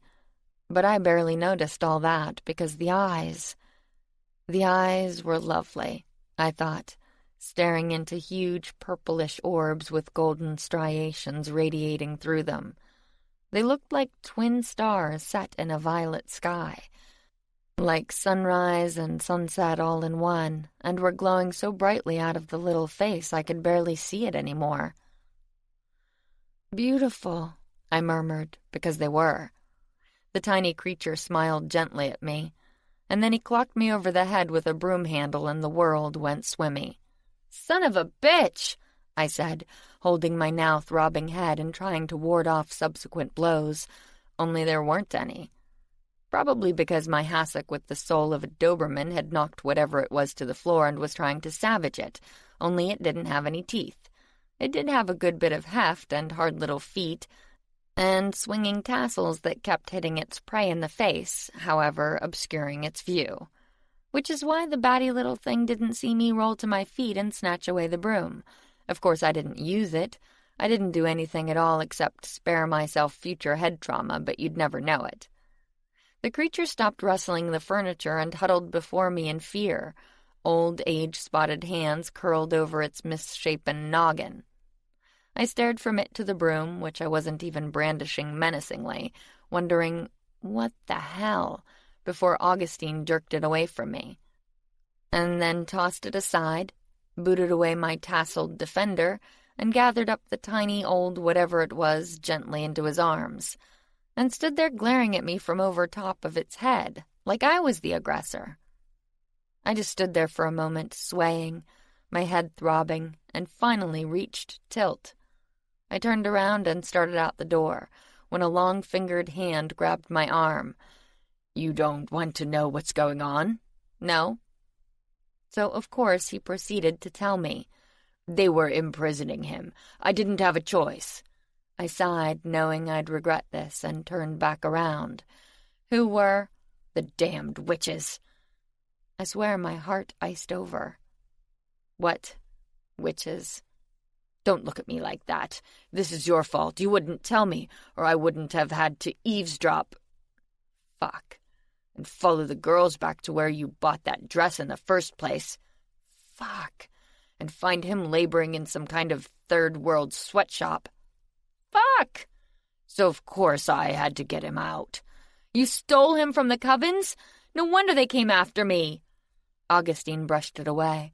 "They were doing that anyway. That's how I got him out. In the ruckus your representatives were throwing up, I got away clean," he assured me, like that made it better. "Nobody saw me. Put him back. Not a chance. Augustine, you don't even know who he is yet." "I don't want to know." "Well, you're going to. This is—" I held up a finger. "First, is it dangerous?" "He—" Augustine snapped. "And no, you scared him." "My apologies." My head throbbed some more. "Second, is it something I need to deal with?" "He!"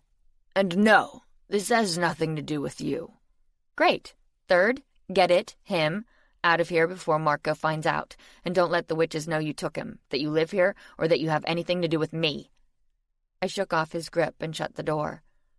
For a moment I just stayed there, hoping he wouldn't follow me. For a wonder, he didn't. After another moment I let out a sigh and allowed my head to fall back against the wood. That had been cowardly, I knew it, but right then I didn't care. I didn't care about much of anything except sleep. And that chocolate I wasn't going to get. If it had been just me, I'd have gone to bed and not worried about 4-foot-nothing broom-handle-wielding sweatshop workers with crazy eyes. But it wasn't just me. Rico, I thought. He was laid back enough not to make a fuss, but diligent enough to watch the situation and make sure this little guy was as harmless as Augustine claimed. But where was he? Where were any of them? I had a sudden vision of my whole bodyguard corps just up and leaving, gleefully running off into the night like they'd finally been paroled from hell. Because I'd given them that choice, hadn't I? Why had I done that? Was I stupid? The evidence was kind of pointing to stupid. I rubbed my throbbing temple. Of course, Jonas would be happy to supply me with any number of war mages as soon as I picked up a phone, and wouldn't that be fun? I had a sudden vision of the stern, competent, but judgmental faces of most of the war mages I'd met. And then I saw Roy from a couple days ago, freckles over his nose, red hair shining in the sunlight. He'd been laughing about this smoker he was going to get with all the swear jar money, which was apparently approaching epic levels, and telling Fred how he was going to smoke us a whole pig. They'd been positively gleeful about it, debating the virtues of mustard versus tomato-based sauces for what had to be an hour. Fred. My heart hurt. And then my head came up at some weird noises echoing down one of the halls. There were 3 that met nearby, in the lounge with the half-moon couches. I wandered back out there, because I couldn't tell where the sounds were coming from. It wasn't the hall to the bedrooms, which I'd have understood, or to the library and classroom wing, where somebody might have been getting a late-night read. It was the one leading to the offices that we had no one to fill at the moment, and to the formal audience chamber, which was weird because nobody ever went down there, including me. Except for tonight. Because tonight, the big, echoing room had been repurposed as a training cell. Or maybe not training, I thought, as a blast of spell fire hit the wall beside me as soon as I walked through the door. It was hot enough to sear the air, but didn't leave so much as a mark on the plaster, being absorbed by something I couldn't see. But which was probably a ward. That was good, because a dozen more bolts were right behind it. I instinctively ducked, trying to get an assessment of the situation, but they weren't all hitting the same place. They were ricocheting everywhere, because Safi had some sort of shield in front of her, also invisible, but she was holding her arm up like there was something there, and I guess there was, because the bursts of power were hitting a couple of feet in front of her and leaving red or orange glows hovering in the air, until the shield absorbed them.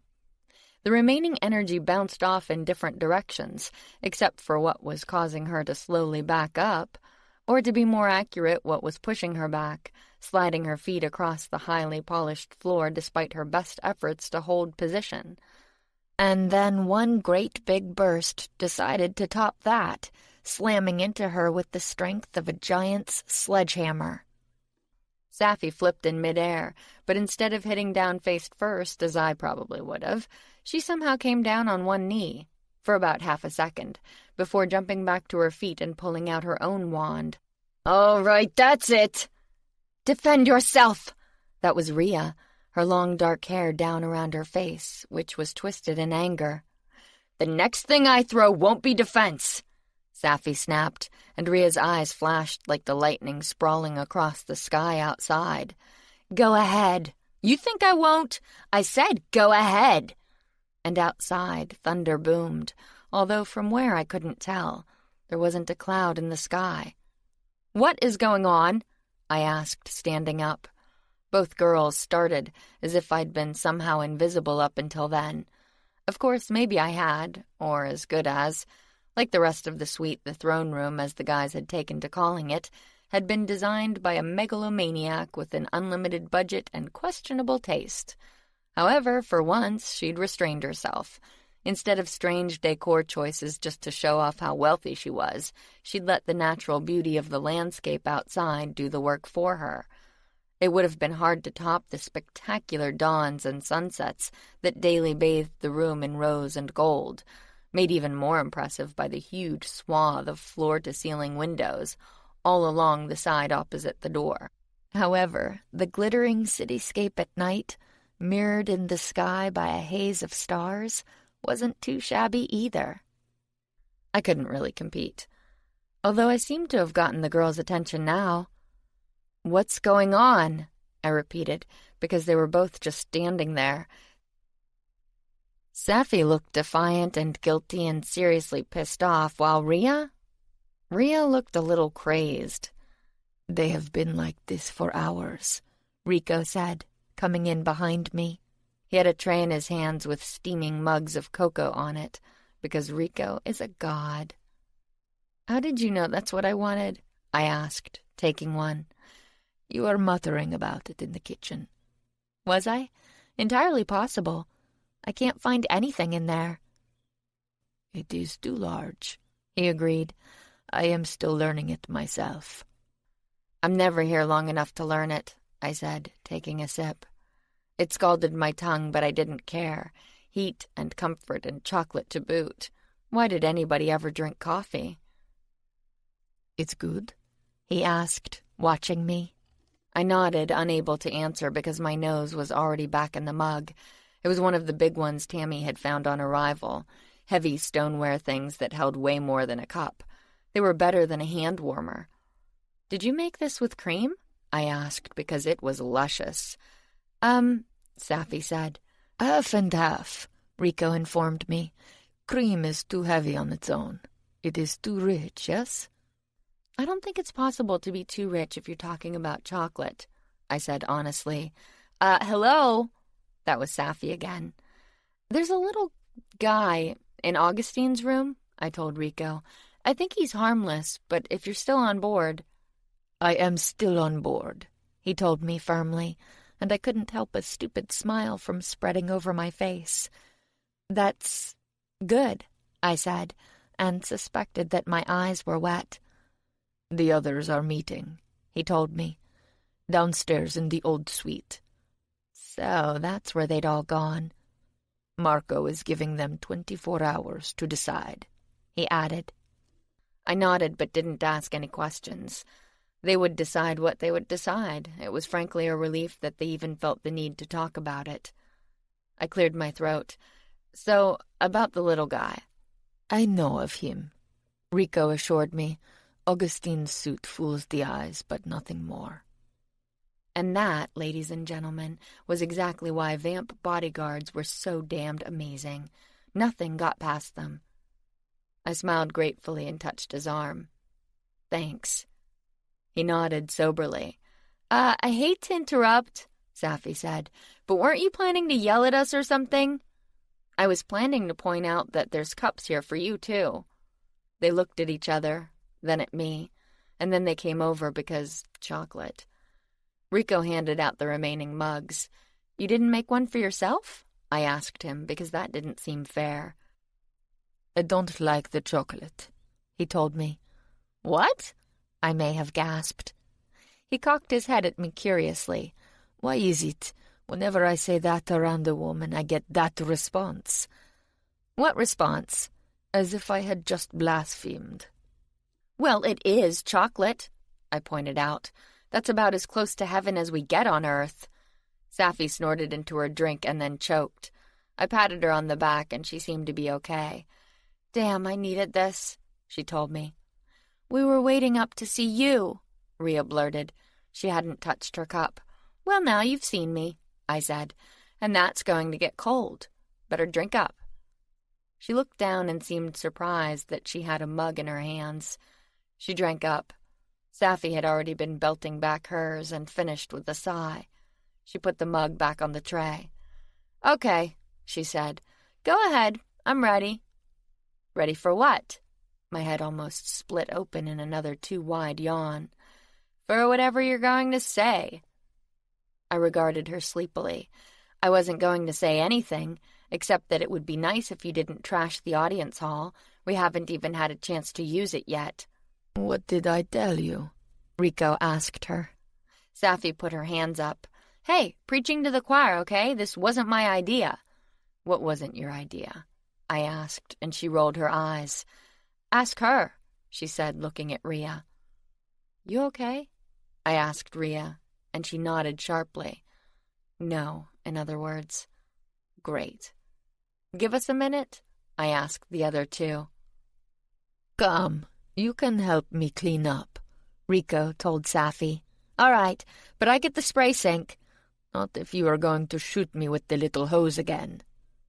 Safi grinned. Then you better catch me. She took off using enhanced speed, with Rico on her heels. I drank cocoa because it was good, and wondered why we didn't have any chairs in here. The only one was the aforementioned throne in which the consul had put all of her thwarted designer energy, and it was hideous. I don't think she gets that chairs don't actually have to be gilded. I observed before Rhea cut me off. I will leave tomorrow, she told me in a rush, her face red. I understand, and I will leave tomorrow. She started out, and I grabbed her arm.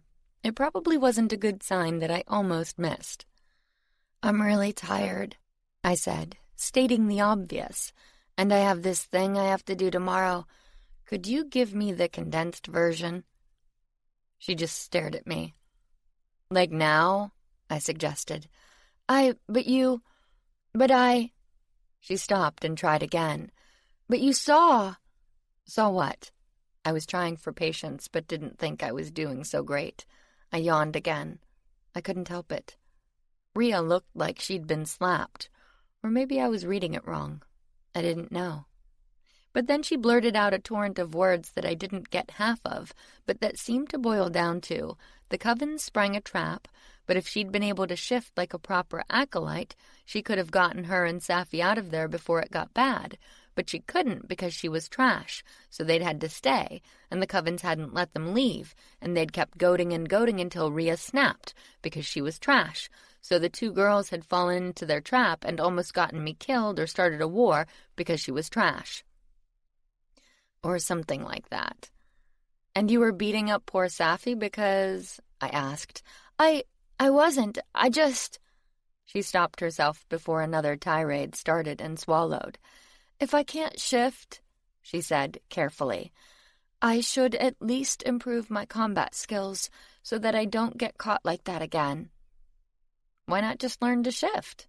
I asked, and immediately regretted it when Rhea burst into tears. Well, shit, I thought. She ran off through the door before I could say anything, or even try to reassure her. After a second, I started to follow because obviously, and almost ran into a very grumpy-looking Hilda coming in the door. She had an old blue silk bathrobe crossed over her ample bosom, some kind of frilly cap over her curls, and an absolute scowl on her face. "Bed!" she proclaimed with all the panache of a town crier announcing the birth of a king. It had been right in my face, so I shied back a bit. What? Bed! Are you talking to me? I actually looked behind me, and then turned around to find myself almost nose to nose with a red-faced chief acolyte. Bed! I don't think that's how you're supposed to address your Pythia, I told her.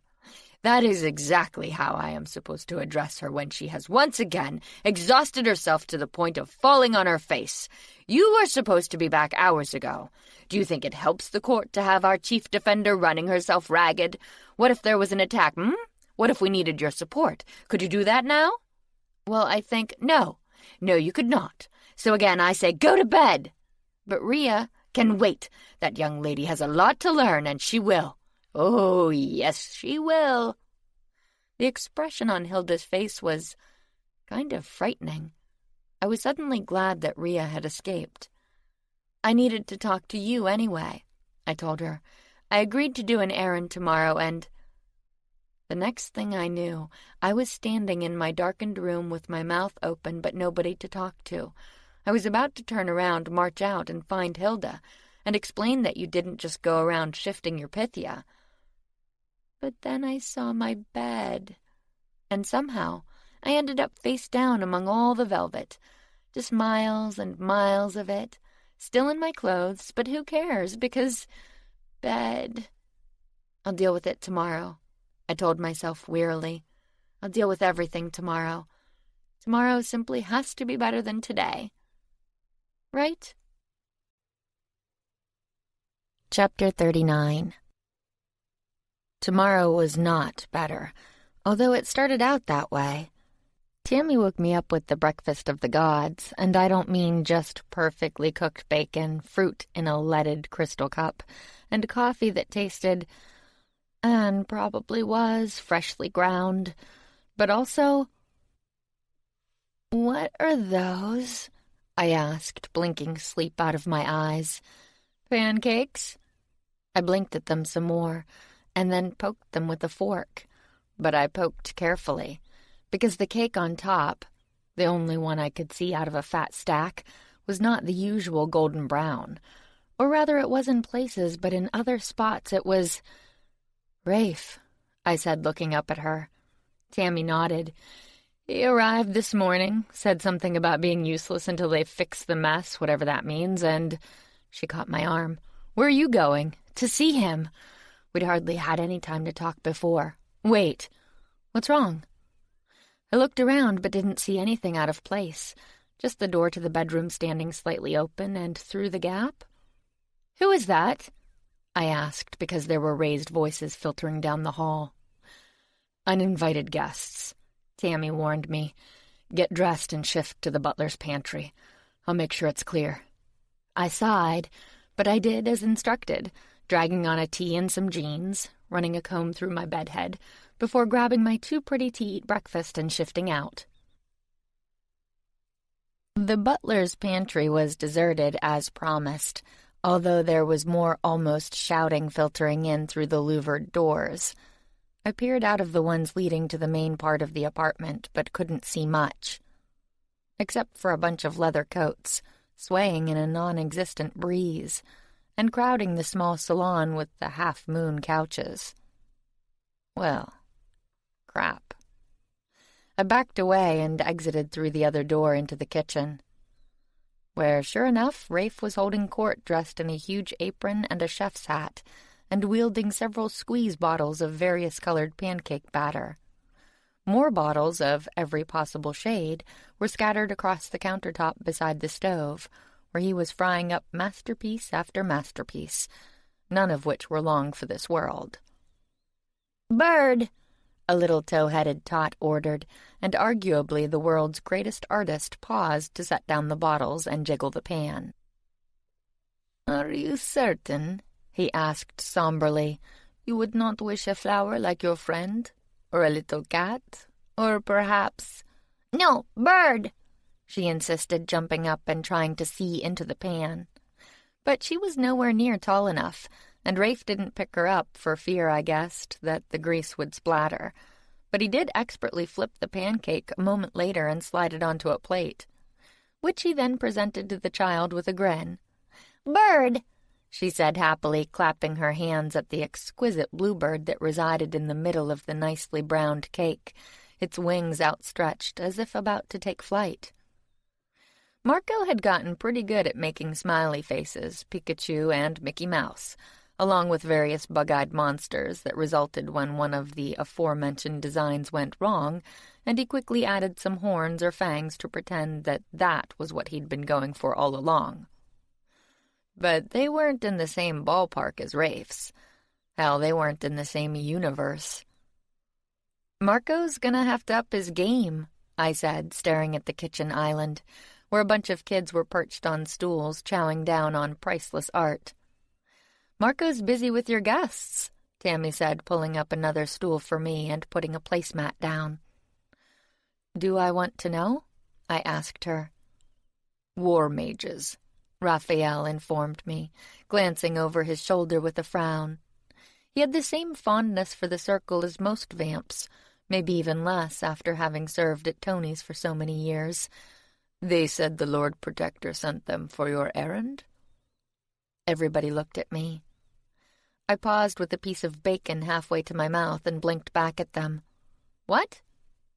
"For your protection," Tammy said, looking at me accusingly. "Where are you going that you need protection?" "Nowhere with them." "Considering what she gets up to on a shopping trip, do you really want to know?" Roy asked, coming in.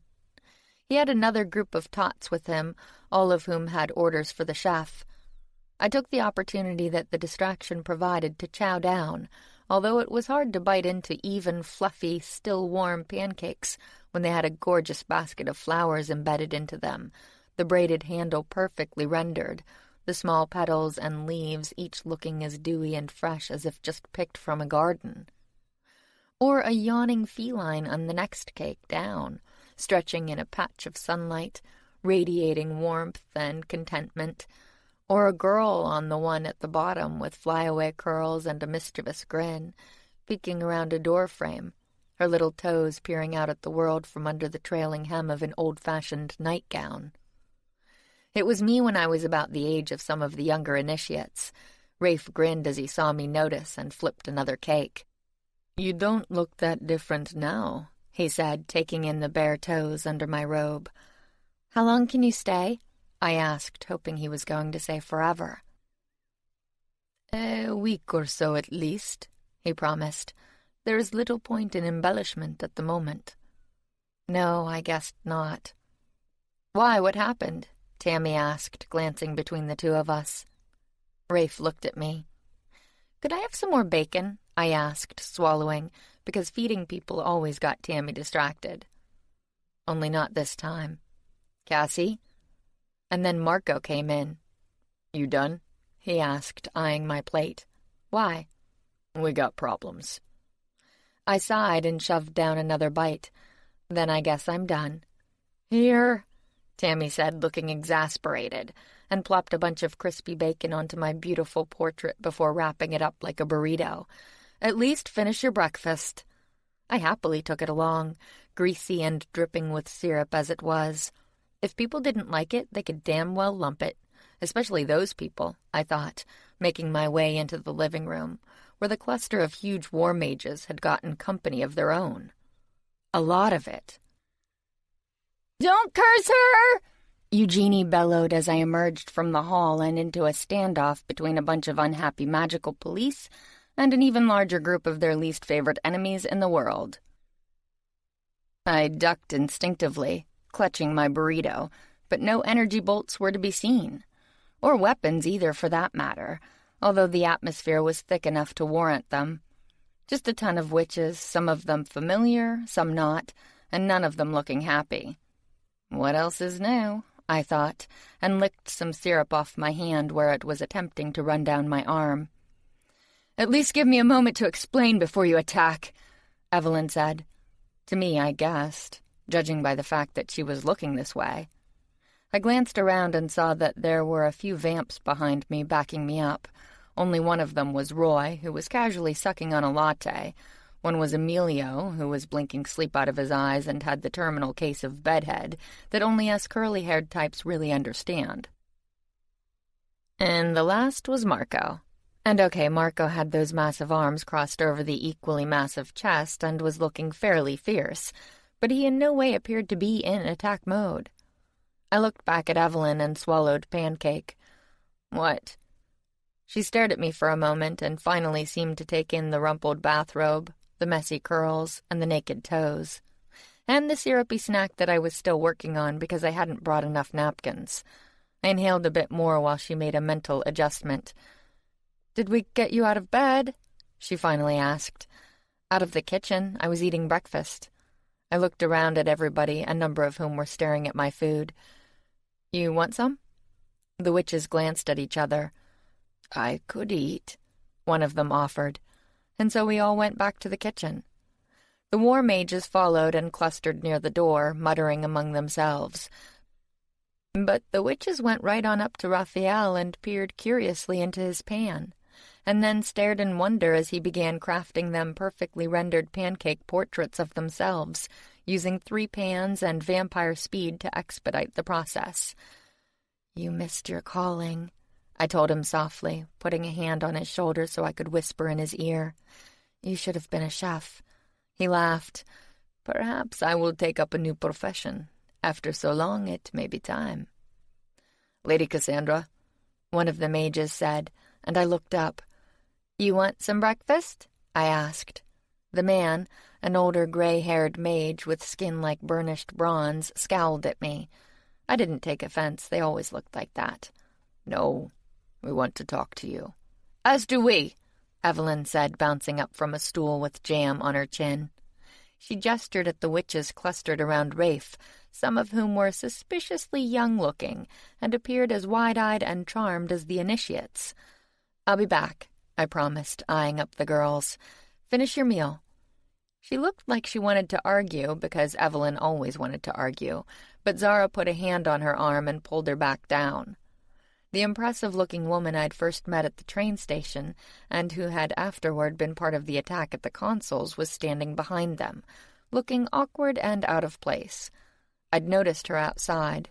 She was hard to miss, but she didn't seem remotely menacing at the moment, or all that impressive. More small and chagrined and deflated, with even the electric mass of her hair hanging dispiritedly around her face. She also wasn't eating, which was a shame, considering that you didn't get a meal like this every day. She saw me looking at her, and her face fell some more. I wanted to apologize," she began. "Eat first, apologize after," I told her, and looked at Tammy, who had just come back in with more stools, borrowed from the bar by the look of them. "Juice or coffee?" Tammy asked, shoving one of the stools behind the impressive woman's knees. What kind of juice?" Which was a mistake, because we only had about 50. Good. That ought to hold her for a while, I thought. Tammy started rattling them off while I stepped outside with the mages. "Cassie," Marco called from the living room before they could get a word in. "Sorry," I told them, and hurried across the lounge, stuffing down the rest of my breakfast. "Is it always like this around here?" I heard one of the mages ask. "No, you caught us before the daily crazy starts," I said, and then wondered if I'd lied, because Rico was striding across the living room, which wasn't a surprise, and had Rhea thrown over one well-muscled shoulder, which was, especially considering some of the things that were coming out of her mouth. One of the war mages reacted, but I put an arm in front of him. "You draw weapons in my house, you never see the inside of it again," I warned. "But that's the Lord Protector's daughter." Looked like word had gotten around. "And she's fine. Aren't you fine?" I asked Rhea, who had just been carted into the lounge. "I'll be fine when he puts me down," she snapped, red-faced and furious. "I will put you down when you are back in your room," Rico told her easily. "You will put her down now," the belligerent young war mage said. "Stay out of this," Rhea snarled. The older war mage sized things up. "Stay out of it," he told the younger man. And then he looked at me. "I suppose you need to deal with this?" "Yeah. There's coffee in the kitchen, if you don't hex anyone." His mouth twisted. "We'll try to refrain." They went back inside, and I turned around and found only Marco there. "Where'd they go?" He sighed. "To her room." "What happened?" "I don't know any more than you. Didn't even know she'd gone." He eyed the suitcase that Rico had dropped in the middle of the floor when he'd decided he needed 2 hands to control Rhea's wiggles. "Is she leaving us?" I scowled. Hell if I know. I grabbed the case and went stomping past the half-moon couches, and then down the hallway that led to the bedrooms, and discovered that, sure enough, Rhea was back in her room, with Rico leaning against the doorframe, temporarily trapping her there. "Move, or I'll move you," she told him, furious. "Without this?" Rico twirled a wand between his fingers adroitly. "Where did you get that?" "When I was a boy, I used to be, what is the English phrase, gluey-fingered?" "Sticky-fingered, and you had no right to take that." "And you had no right to sneak out in the middle of the night without so much as a word to anyone," he shot back, "including your Pythia." "I told her," Rhea thundered. "I said—" "I heard what you said," Rico interrupted, because of course he had. He'd been in the kitchen last night when Rhea and I had had our abortive conversation, which with vampire hearing was practically the same as being in the room. But I guessed Rhea hadn't remembered that, because she suddenly burst into tears. But weirdly enough, her voice still sounded furious. I couldn't see her, being out of sight of the doorway, but her tone was eloquent when she half-yelled, half-sobbed, "I'm useless! Don't you understand? I've always been useless!" She said some other stuff, but it was muffled by something that was probably her head being pressed against a strong, manly chest. And, maybe this wasn't the best moment to interrupt after all. I quietly set the suitcase down by the wall and tiptoed away, only to find myself confronted by another one, this time in Fred's hands, as he snuck out of his door down the hall. He saw me at almost the same moment that I saw him, and his face went through a number of contortions before settling on panic. He suddenly broke and ran, scampering for the front door like all the hounds of hell were after him. And vamps scamper fast. But so do shifting Pythias. "Not a chance," I said, appearing in front of him as he reached for the door handle. That resulted in me getting poked in the stomach before he snatched his hand back with a curse. But I was past caring at this point. God damn it. Couldn't life give me one peaceful morning before the shit show started? Like, just once? "Cassie, don't Cassie me," I snapped. "Take that case back to your room right freaking now, or I swear—" "What's the point?" he demanded. "I know you know. You're damned right I know, and we're going to have it out.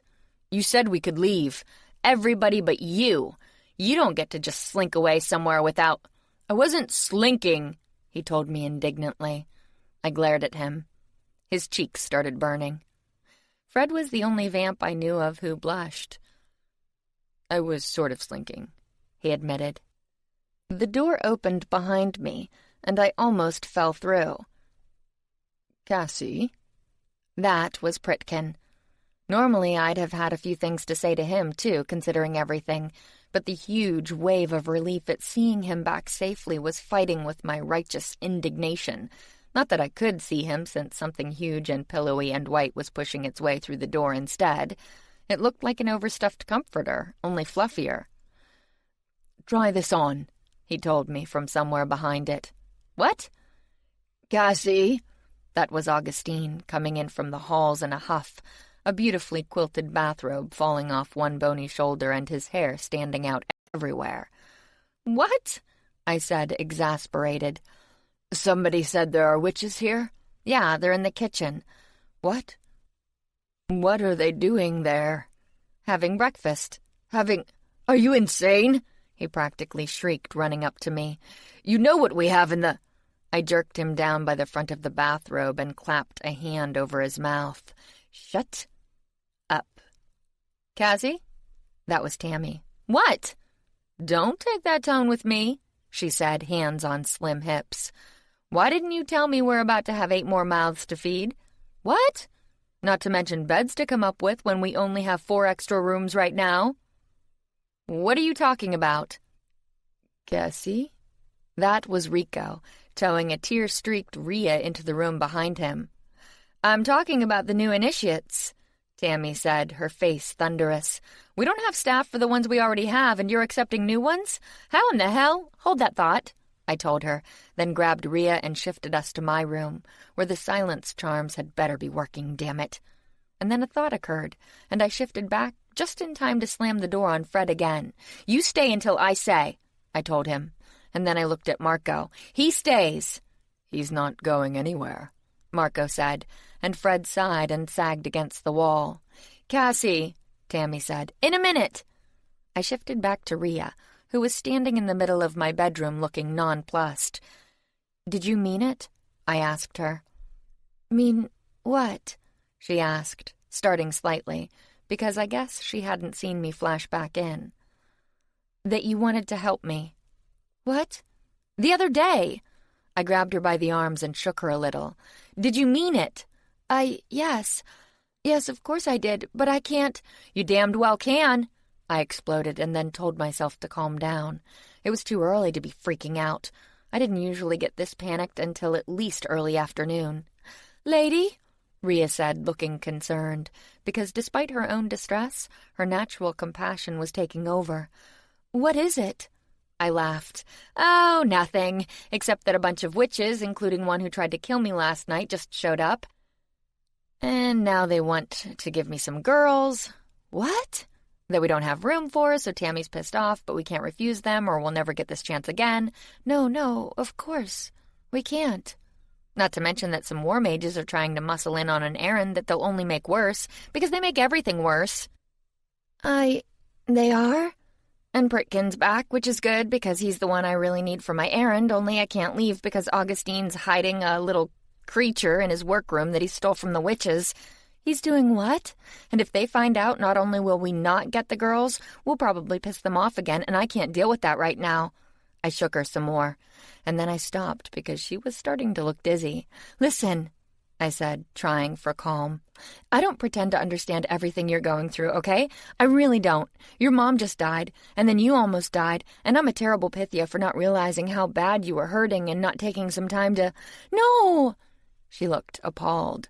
"No, this has nothing to do with—" "Talk to you more and try to help you figure things out, but I suck at that and I didn't know what to say and I was afraid I'd just make everything worse. So I didn't do enough and I'm sorry for that. I'm really, really sorry. And I'm not saying that just because I need you right now, although I do." "You need me?" "And I don't give a damn if you never learn to shift. I need you for plenty of other things. For this!" I waved an arm around crazily to indicate the general madness of my life. "And I need you now. Can you help me? Can you deal with this while I go do what I need to do?" She just stared at me for a second as if trying to catch up, which Yeah, I knew that feeling. But then her shoulders went back, and some of the tragedy left her face, because Rhea had a spine of pure titanium under all that sweetness, and she was never better than when helping others, including a clueless Pythia with far too much on her plate. "Leave everything to me," she said, and then she hugged me. "Do your duty. I've got this." Chapter 40. Several hours later, I was pretty sure that Rhea had gotten the better deal. "Holy shit," I breathed, my heart hammering, my mitten-covered hands clutching freezing stone. It wasn't the view that had me gasping, despite being worth it. As far as the eye could see, in all directions stretched clear blue sky, tall, snow-capped peaks, and air. A lot of it. Crystal clear and so cold that it hurt the lungs I couldn't seem to fill properly. It felt like being on top of the world, and that was looking ahead. I didn't glance behind me, because if I had, I'd have seen a dizzying drop down a colossal mountain face, like looking back from the top of Everest. I hadn't had to climb all that way, although shifting hadn't been much less taxing under the circumstances. But it wasn't exertion that had left me breathless either. No, that was due to what was moving in the narrow pass miles ahead, across the width of a deep valley where the piece of sky visible between two huge crags was rapidly getting smaller. "What are they?" I whispered, watching humongous creatures breaking off pieces of stone the size of 747s and throwing them into the gap. "Manlikins." "What?" Familiar icy green eyes turned from a pair of binoculars to look at me. The other war mages that had come to the suite had been a stopgap, because Pritkin was AWOL when Jonas first tried to reach him. But he'd been happy enough to make the substitution. I wasn't the only one who'd thought that a part Fae would be vastly better for this mission. Not that Jonas was happy to have us here at all, but even he agreed that there was no better way to spy on our enemies. With the precautions the Svarestri had taken, nobody else could get anywhere near our current location. But my abilities bypassed all those, and unlike the other war mages, Pritkin's magic worked just fine in Fairy. Not that we were using it at the moment. No. Our current camo wasn't a spell, but rather a couple of huge puffy suits that blended in with the snow and had enough insulation to cut through the biting cold. Pritkin had paired his with a close-fitting cap of the same color, which left his face a shocking oval of peach, a vivid thumbprint against the sky that looked surprised and then vaguely amused at my question. Which was unfair considering that I was looking at a moving mountain range. The creatures in the distance were huge, dark gray and craggy, what the snow hadn't covered, at least, and vaguely man-shaped, if men were hundreds of feet tall, and had beards of massive icicles hanging down almost to their waists, and small forests of trees growing out of their rocky skulls. They looked like they'd been formed from the same dark stone as the surrounding mountains, except that mountains stay put. At least Earth mountains do. Crazy-ass Fae mountains, on the other hand, seemed to like to take a stroll, admiring the view only with what I had no idea, because they had nothing to see with. Just deep pits in the rock that gave me the creeps. And that was before I noticed one with a fir tree sticking out of its eye. Unlike the copse on its head, which was growing upward in a way that eerily resembled Pritkin's usual spiky hairstyle, this tree poked straight out. It made the creature look like it had been struck through the head by a giant arrow, although that didn't seem to be bothering it any. No more than did the small thatched roof hut perched on one massive shoulder, which was moving rhythmically up and down with its strides. Or the campfire burning cheerfully in front of the hut, gleaming brightly against all that ice and serving as a hand warmer for a much smaller man. Not that he was small. Like most members of the Light Fae, he probably topped 7 feet, maybe by a lot, and that was without the tall white plume on his close-fitting black helmet. But at this distance, and compared to his massive ride, he looked tiny. "They all have riders," Pritkin whispered. "Someone to direct the magic that creates them, binds them together, and controls their actions." "But what are they?" "A Fae construct. You know the Fae can manipulate the elements." I nodded. "Well, when they need something done that their physical bodies can't manage, they form servants out of their favorite element to do the work for them. And Aslan's element is Earth. Or whatever you called it here, because Earth was far behind us now, back through the portal hidden in the trees that hugged the bottom of the slopes. It had been cut long ago by Caedmon to spy on his rival, but it hadn't been used in centuries. The Svarestri fortress it was supposed to watch had been buried in a landslide, so there'd been no real point. Not until Aslan destroyed all the other ways in here, forcing Caedmon to dig it out of mothballs. The old portal was going to form the staging point for our army's invasion of Faerie, assuming that our current scouting trip worked out, and assuming that the pass the fort had once guarded, before the landslide, could be reopened, and assuming that the massive things in the distance weren't doing what I thought they were. Pritkin pulled his binoculars off his neck and passed them over, and I discovered that the manlikins were even more fascinating close up. One had a glittering slash of what appeared to be gold ore across its face, like war paint but cut into the stone. Another had the fossilized bones of some huge creature woven in and out of the rock on its shoulder and back, like some strange tribal tattoo. And a third had a frozen waterfall spewing out of a gap in the rock where its mouth ought to be, making it look like it was perpetually in the process of losing its lunch. It was disturbingly funny, like there'd been some kind of contest to see who could create the weirdest ride, as if the Fae who had called forth these giants from the surrounding cliffs had a sense of humor, although I doubted it. I'd never seen the Svarestri, Aslan's silver-haired warriors, so much as crack a smile. Of course, they were usually trying to kill me whenever we met, so I guess that might have had something to do with it.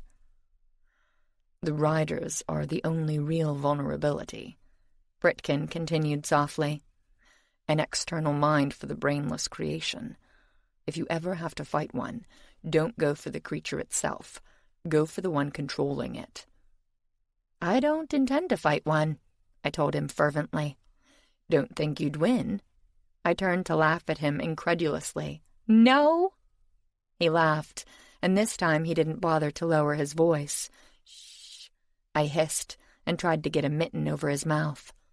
He caught my wrist, then just stayed there for a moment, regarding me thoughtfully, before turning my hand over, tugging down the flap on my glove, and pressing a kiss to the strip of skin he'd revealed.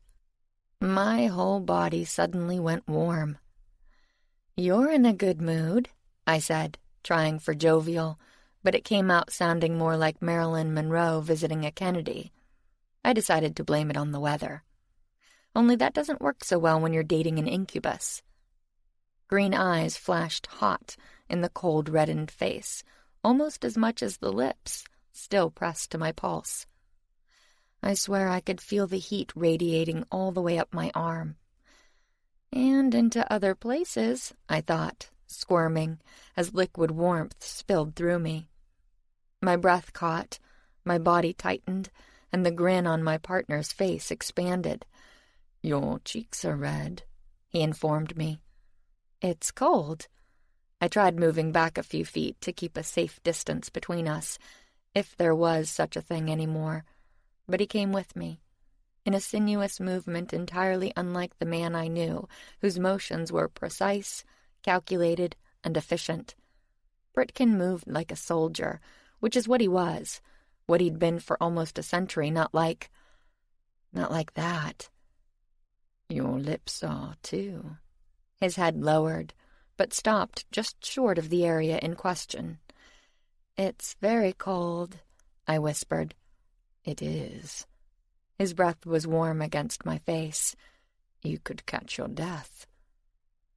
"That's what I'm afraid of," I thought, slightly hysterically, because a mountaintop and ferry with murderous things all around and our only lifeline, the thin tether of my power streaming through the portal far below, was not the place for this, whatever this was. And I guess Pritkin realized that too, because he pulled back after a moment, ducking his head and looking rueful. "Sorry, I'm having some issues." "Issues? Not your fault." He took back the binoculars. "And I'm in a relieved mood," he added, answering my former observation. I guessed that made sense, considering what he and Adra had found on their scouting trip, because it seemed that we'd been getting our panties in a bunch for nothing. All the ancient horrors had been present and accounted for. Even better, there were no signs of tampering with the wards that kept them that way. And they weren't happy about it. Their incarceration didn't sound so bad to me, being little different than what had been done to Pritkin when he was exiled to Earth. They could roam around a cluster of prison worlds in environments friendly to whatever form they usually manifested. They just couldn't leave. But while Pritkin had been fine with that arrangement, the ancient horrors didn't feel the same way. He'd described them as seething against their bonds and scheming to get out, those that had mind enough to do so, while others raged and savaged each other and bellowed like animals, or monsters. It seemed they'd taken after their godly ancestors in more than just power, because they treated the peaceful life like it was genuine torture. If they couldn't terrorize and murder and subjugate, what the hell was the point? But they weren't out, and they weren't going to be, with Adra and the Council beefing up security and adding layers on top of layers to their wards. I still had 99 problems, but those bitches weren't one. The damned pass ahead of us, on the other hand. "So there's 3 ranges of mountains?" I asked Pritkin. He nodded, staring through the binoculars again. "Arranged in concentric circles. The Fae always say that Aslan doesn't need walls around his castle. The terrain made them for him." "Or he made the terrain," I said, because his command over his element seemed kind of extreme. But Pritkin shook his head. "He doesn't have that kind of power, although the gods he worships may have, at one point. Legend says they built his castle for themselves, when they first discovered this world, using it as a command center for their conquest of Fairy." "And no portals," I muttered, watching the manlikins fill in our only way forward. "For portals you need ley lines, and none are close enough." Pritkin hiked a thumb at the one far behind us now. "That's connected to the nearest line, but even it requires a powerful locus to function. It was never found because it was thought to be too far away for a stable gate." "Great." I felt so much better now. "So Aslan is forcing us to approach him the old-fashioned way," I summarized, "and blocking the passes to make it harder." "And the worst of it is, he doesn't have to hold us forever. Just long enough for our time advantage to run out. Then he and his allies can carry out more attacks on Earth and maybe even in the Hells." "Is that what Adra thinks they're doing?" Pritkin shrugged. "He thinks it's a possibility. The attack on Hong Kong involved a group of disaffected demons who didn't like the new alliance. They didn't like the gods either," he added, forestalling the question on my lips. "But they did fear them. They thought if they joined their side now, perhaps they'd get consideration when the inevitable victory took place. And if there's one such group, there are probably others. Nice to know that everybody is so confident in our chances. And once the time streams balance back out, we'll be stretched too thin to commit to a full-on assault." "And we won't get another shot for a decade," I said, remembering what Caedmon had said. Pritkin nodded. "We're going to need to push forward our invasion." I managed to avoid rolling my eyes at him, but it was close. "Have you seen our army? They're cooks and musicians. They're not ready." "They will have to be." It was grim. "This is our best chance to win the war quickly and save countless lives. Knock out Aslan, and there won't be anyone to shelter our enemies. We'll hunt them down, wipe them out, and then let the bastard gods rage on the other side of the barrier. Your mother's spell has held for thousands of years. There's no reason to think it won't hold for thousands more." I frowned because that wasn't strictly true. Mother said the gods got cocky while they were here and grew too numerous, I reminded him. She said there's not enough food where they are anymore. Then let them starve, or let them slaughter each other the way they slaughtered us. I looked at him in surprise, because that had sounded strangely vicious. I was usually the emotional one, with him being Mr. Cool-headed, or pretending to be. His real feelings peeked through occasionally, but he usually kept a pretty tight lid on it. But not today. Today the green eyes were hot and the skin was flushed under the slight tan the Vegas sun had given him, and I didn't think that was all down to the cold. "But they're not trying to do that," I pointed out. "They're trying to come back." "Yes, to destroy our people, or distort them into hideous things to fight their bloody wars for them. And willing to take chances that they weren't before, let them destroy their own worlds." I grabbed his arm, because he wasn't listening to me. "Pritkin, they're desperate. They did it to themselves, but they're facing extinction. Good. Maybe they'll cannibalize each other and save us the trouble." I blinked at him, slightly shocked. "My mother was one of them," I reminded him. Green eyes blazed into mine. "You are nothing like your mother." "That's funny. Everyone else keeps trying to tell me the opposite lately. Then they're fools." "Are they?" I searched his face. It was strange. Knowing who my mother was hadn't changed my attitude toward the gods one iota, but the fact that Pritkin had some of their blood too, weirdly enough, that did. It made me wonder about them for the first time. "I still know so little about her," I told him. "About any of them. I've been fighting them for months, but I still don't know them." "Just as well." "Is it?" I glanced at the oddly funny manlikins again. They made me wonder if I knew the Svarestri either. Were they all like their crazy king, or were there some of them who didn't want this war any more than we did? And if they felt that way, did some of the gods feel the same? "This all has to end sometime," I reminded him. "They aren't going to stop coming, we know that. So what's the end game? They all die or we do? Or we prevent them from coming in. There's no other solution, Cassie." I frowned. How do we know that, when we haven't even looked for one? People have wars all the time, but they don't end in annihilation.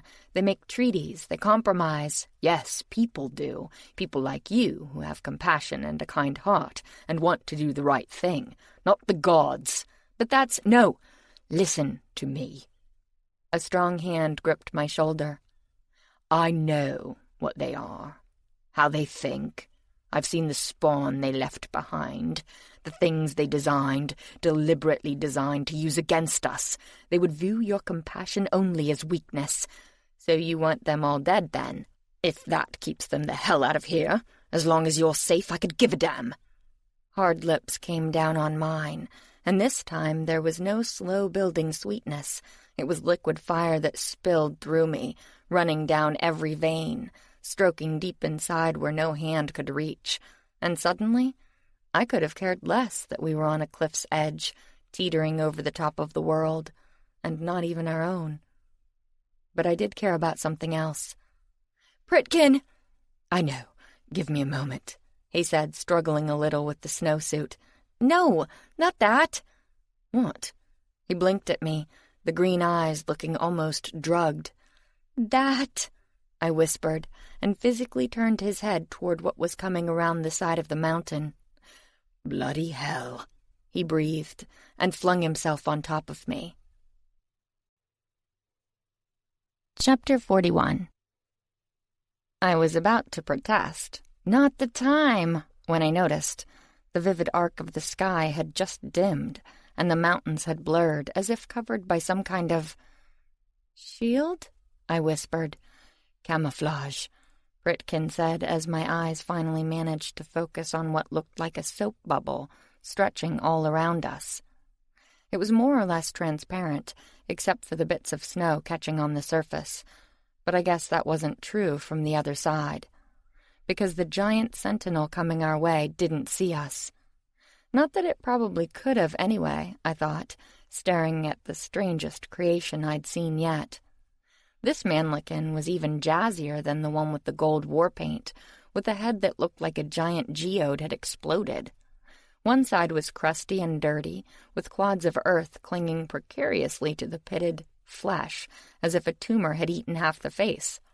But the other half was breathtakingly beautiful, with chiseled features and crystalline spikes of what looked to be pure amethyst that caught the sunlight in dazzling profusion.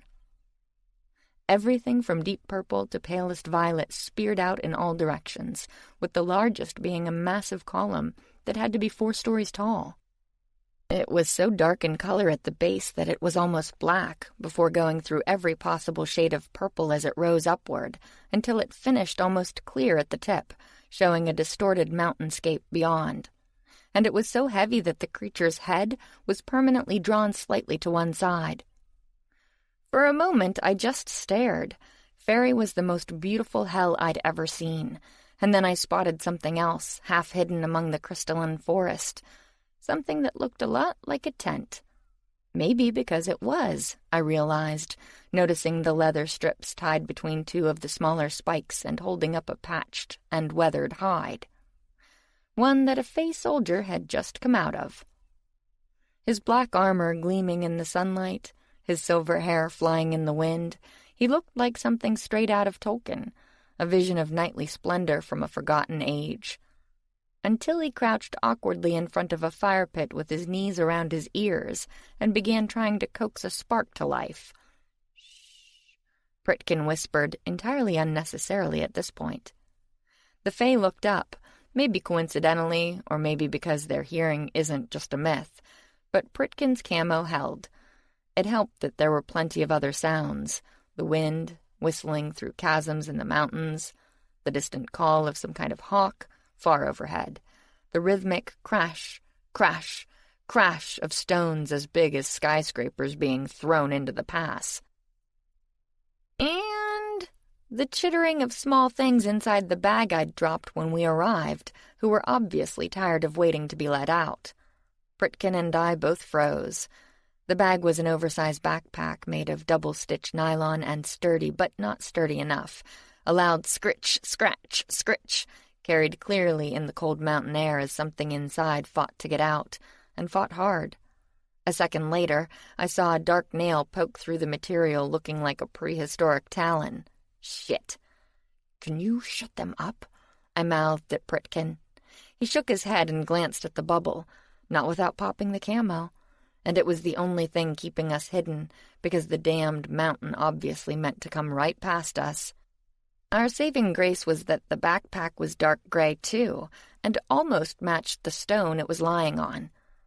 It had also become dusted with snow, furthering the resemblance to the natural surroundings. If they'd just shut up, I thought, there was no reason for them to be seen. They weren't shutting up. They were also writhing around now, rolling this way and that, making the sack look like it was having convulsions as they fought to widen the hole they'd made, probably because the Fae had decided to prepare himself a little snack. It looked like he and his ride were on guard duty, covering the perimeter of the huge construction zone, where he was supposed to keep a watch for nefarious types like us. But the other manlikins were busy at the pass and not paying him any attention, and our location, as luck would have it, was about as far from them as his circuit allowed. Time for breakfast, then. And time for us to get out of here, only we couldn't. We weren't finished yet, and it wasn't like there was anybody else to take our place. Tristram, the creepy dragonhide-wearing mage from the consoles, was Caedmon's usual spy in the area. The king had employed him for years, because of plausible deniability if he got caught, which was why he'd been sitting with the Fae instead of the mages during the War Council. Part Fae himself, he had disdained the human world as Pritkin had the demon, preferring his father's family, who happened to be part of a lower-level house aligned with Caedmon's court. Despite his less-than-Fae-like appearance, Tristram had inherited their stealth abilities, as well as a good bit of Fae magic and an elongated life. He'd spent the last few centuries prowling around these mountains, learning every nook and cranny. every tiny, supposedly impenetrable pass and cave, and ingratiating himself with the locals down the slopes. He'd become known as a bolder-than-average trader who offered food in exchange for fey medicine, amulets, and hides. The Svarestri knew of him, although not of his alliance with their enemy, and disdained him as they did all half-breeds. But their food situation was precarious enough that they let him operate anyway, viewing him as repugnant but harmless, or at least they had up until the war. Now all trade had been suspended, and everyone who wasn't completely trusted had been banished from Svarestri lands, or forcibly moved farther in, and that included everybody in the nearest towns where Tristram had based his operation.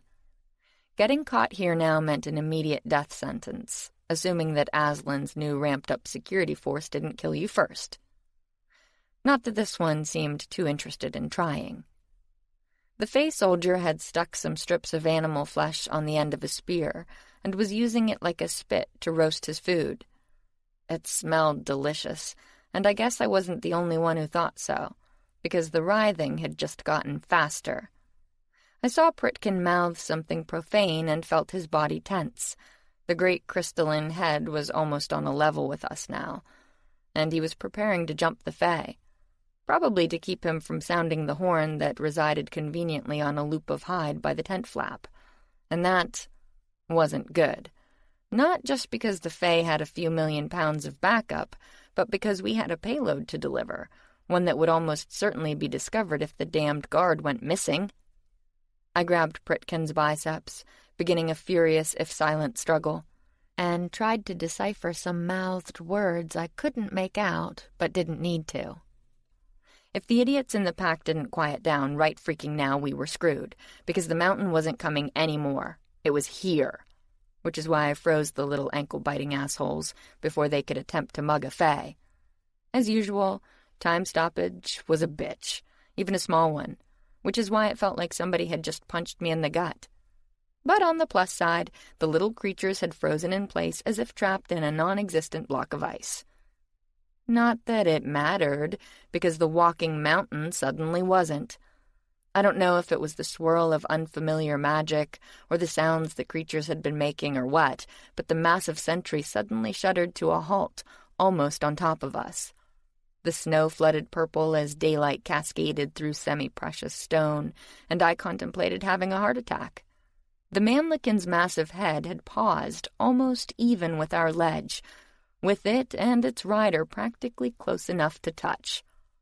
He was close enough that I could feel the occasional warmth from his fire when the wind blew just right, close enough that I could see his handsome, expressionless face as he scanned the area, gray eyes narrowed and bright and searching, close enough that he almost landed on top of us when he put down his spear, grabbed his horn, and jumped straight onto the snow beside our bubble.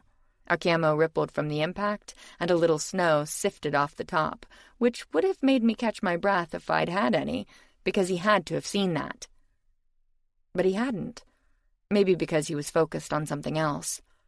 Pritkin realized at the same time I did. I saw his eyes follow the direction the Fae was headed, the same one where a small, frozen creature had been caught, half in and half out of the bag, its knobby ass in the air, and one tiny arm reaching for the breakfast it wasn't going to get, because in a second, it was going to be dead. Like us, I thought, my heart hammering from lack of oxygen, my vision starting to gray out. Or maybe that was due to something else, because the missing snow on top of our bubble was suddenly replaced. It rapidly grew thicker, to the point that I could hardly see the guard anymore. A storm that had in no way been threatening broke overhead, sending translucent white veils dancing across the mountaintop and causing Pritkin to let out a stifled grunt. I looked up to find him red-faced and straining, a hand extended as far as the bubble would allow, his eyes closed in what looked like pain. And then half a ton of snow dumped directly onto the Fae's head. He went down, cursing, and almost slid off the ledge. He got up, flailed around for a second on the slippery ground, searching for purchase he didn't find, and then went down again when a strong gust of snow-laden wind slapped him in the face. That happened a few more times before he cursed and went running, his feet crunching on the new fallen snow until he leapt the gap. and natural light flooded back across the mountaintop as the huge creature filtering the sun slowly moved away. For a moment, I just lay there wondering why things were still hazy, before I remembered, and took a deep breath, which Pritkin must have thought I meant to use to scream, because his hand came down before I finished. I thrashed around for a moment, finally got free, and gasped in enough air to right the mad tilt-a-whirl I seemed to have ended up on, and realized that someone was shaking me. "Why didn't you just freeze the guard?" Pritkin demanded. I stared at him for a moment in disbelief, and then I started hitting him. I doubt he felt it through all the insulation, but I didn't care. "Son of a bitch, mother." He grabbed my wrist. "What is wrong with you?" "Nothing!" I hit him some more with my other hand until he grabbed that one, too. "Try again." I glared at him. "I shouldn't have to." He just looked at me. "A boyfriend would have asked me how I am," I told him furiously, because it was true. I was pretty sure it was true. And because I didn't know what we were to each other anymore, and it pissed me off. We used to be friends, and now we were obviously more than that, but how much I didn't know. Or if we were more than that, or if that was just my human side assuming things Pritkin had never verified, never even alluded to. Because maybe this was friendship for an incubus, especially one who had just gotten his power back and was having issues, as he put it. Well, maybe I was having issues too. Because one minute, there we were in a passionate embrace, practically melting the snow off the mountainside, and the next, he was lecturing me like it was our first mission together and I didn't know anything. Like he hadn't listened to me about Adro when I pointed out that maybe running off with the guy who'd recently killed you wasn't the best plan. Or about the gods when I said, hey, you know what? Maybe we ought to find out some more about the people we're fighting. Or anything else. I knew it was fear, and spent adrenaline making me freak out. But it wasn't just that. I'd been complaining that I never saw Pritkin, that we'd spent the last 2 weeks mostly apart, but now that we were in a relationship worked. But I didn't think this was it. "I'm your partner, not your boyfriend. A word I hate in any—" Pritkin paused and his head tilted. Wait, am I? "How the hell would I know?" I demanded in a vicious whisper, because that thing was still too close. "When do we ever talk? About anything?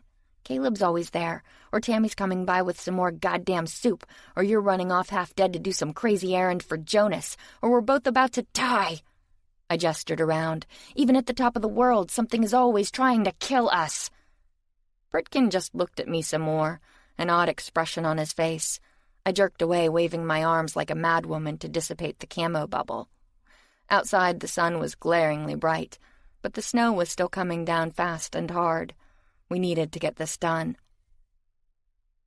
I stomped over to the little bastards in the bag. They were called spriggans, and there were 3 of them, small, round, bumpy creatures that could hunch down and give decent impressions of rocks when they wanted, which was why they were here. Human tech didn't work so well in Fairy, especially if you wanted to beam info back to Earth, so the spriggans were a workaround.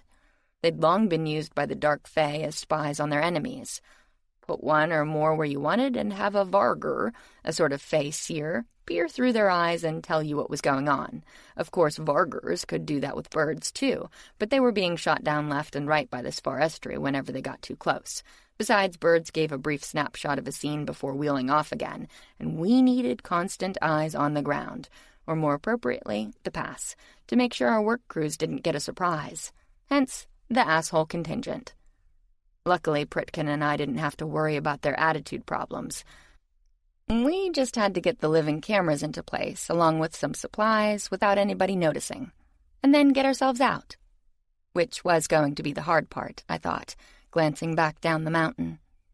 We had to get back to the portal after this was done, a feat that would have daunted Edmund freaking Hillary, except for the Pythian ability to shift through space. It wasn't as impressive as time manipulation, but it was a hell of a lot easier. At least it was when I hadn't already done a spatial shift and a time stoppage practically back-to-back, and even a brief time bubble was expensive power-wise. I needed to refuel. "Do you have any granola?" I asked, starting to turn before something caught my eye. Because it didn't look like Pritkin had conjured up a snowstorm after all. He'd conjured up a windstorm, which had picked up snow from one part of the mountain and dumped it on another, including the snow that had been covering something sprawled beneath a nearby boulder, something wearing a dragon hide coat. It was bright green and shimmering softly under the brilliant sun, like a spill of emeralds, but it didn't feel like them. It felt like sharp-edged silk, something almost liquid. It was so fine, running through my fingers like water when I tugged on it, trying to see. Oh, God. I stumbled back a step because the head wasn't there. A ragged, blackened stump of a neck and a frozen, bloody pool were all that was left, until I spotted the missing piece a yard or so off, wedged between some rocks. It hadn't decomposed, being so high up, but it looked like it had been pecked at by birds or gnawed on by animals. Maybe both. The eyes were gone, thankfully, and so was a lot of the soft tissue, but the cracked and blackened teeth were still the same. I stared into that frozen rictus, and a wave of dizziness hit me because that was impossible.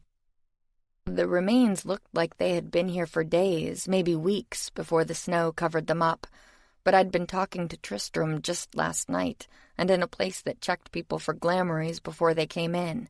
He couldn't have been anyone else, unless that someone else was a 900-year-old mage with the equivalent of a master's powers. I'd even thought it myself. What if Jonathan had developed new abilities over all those years, like being able to morph his looks without the need for glamories?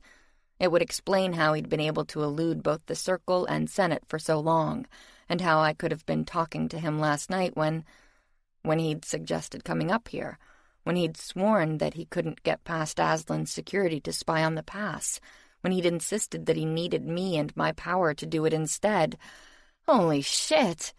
I jumped back to my feet and spun around, a warning on my lips, only to find myself face to face with someone. But it wasn't Jonathan. It wasn't Pritkin either. He was where I'd left him, with an outflung arm and a half-open mouth, caught in the middle of a spell. One he'd never had a chance to finish because somebody had frozen him, like I'd done to the little creatures in the bag. Probably the dark-haired woman standing in front of me. "Hi," Joe said brightly, and stabbed me. Chapter 42. The only thing that saved me was my Michelin Man jacket, stuffed with 100 ducks worth of down, and the matching padded overalls I was wearing underneath. I guess Joe hadn't been expecting that. Like I hadn't expected to feel the blade pierce my flesh, a sharp, burning pain, or to see my white suit flood bright red, or to smell my own blood on the air as the world tilted from shock. And then I was reaching for my power and pushing back against time, although it felt like moving a mountain, like moving the whole world, because this wasn't my world and every action in Fairy took 10 times the strength, and that was without a knife sticking out of my ribs. But I wasn't dying here. Not at anyone's hands, and especially not hers. I felt it when my power surged around me, when time slowed and then stopped, leaving the vicious satisfaction frozen on Joe's face. The narrowed eyes glittered. The dark hair flowed out like a frozen banner behind her. The lips snarled, baring teeth almost as sharp as a vampire's. But that wasn't what had me staring. What had me staring was that she looked exactly the same as always. Joe was a necromancer, whose freed spirit jumped bodies with ease, and so death for her was a little different than for most people. But I hadn't expected to see her like this, like nothing had ever happened. Stupid, stupid. Spirits manifest bodies in Fairy, as I knew from some of Billy Joe's adventures. I should have expected her to end up here sooner or later, where my power couldn't track her, especially since she'd been working with the goddamned Sfarestri. Like I should have expected her to pull herself out of my spell within seconds, because she was an adept, too. There was no transition, as I'd seen with the few others who had the power to break through a time stoppage. No time to see the thick, black eyelashes flutter, or the chest rise and fall as she drew in a breath. No time for anything. 1 second she was frozen, and the next I was battling for my life with a blade still stuck an inch into my flesh. until I used one of the moves Pritkin had showed me and twisted out of her grip, cutting myself in the process since the knife stayed stationary. But it was a flesh wound, burning and stinging and bleeding enough to stain my suit, even through all the padding, but not mortal. And I was too busy throwing Jo to the ground and kicking her upside the jaw to care. The sharp ice cleats on the bottom of my boot sliced open 3 gouges across that pretty face, but she didn't react except to tackle me again as I lunged for Pritkin. I needed to get a hand on him to pull him out of her spell, but that wasn't going to be easy. She didn't try to freeze me, probably because she couldn't, having just done the same thing to him, but she could grab my legs and send me crashing to the ground.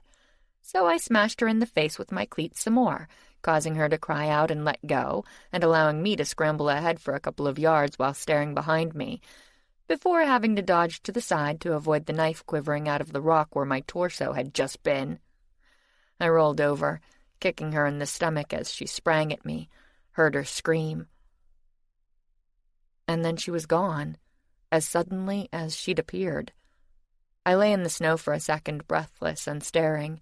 Then I scrambled for Pritkin and jerked him out of the remnants of her spell, the one he'd almost finished breaking himself, which had me doing a double take. Jo must have realized he was almost free, that's why she ran. But where? And to do what? I stared around because Jo just didn't quit. It was her most memorable attribute. Well, except for the hate. "Are you all right?" I realized that Pritkin was yelling at me. I swiped a sleeve across my face, my nose was running and I was breathing hard, and my side felt like... I looked down. Like someone had fucking stabbed me. "It isn't that bad," I told Pritkin, who was shaking me, and then cursing and looking around. "Jo," I said, and saw his eyes widen, because I'd told him about her during some of our abortive visits. Or perhaps that look was down to something else, I thought, following his line of vision, and catching sight of what was barreling at us through the clear blue sky like a gigantic missile, only it wasn't a missile.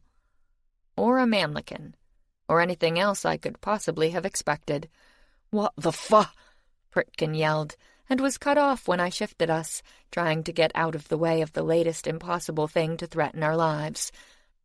But it was coming too fast, and I was still dizzy, and then it didn't matter anyway, because we were standing in the aisle of an old-fashioned steam train.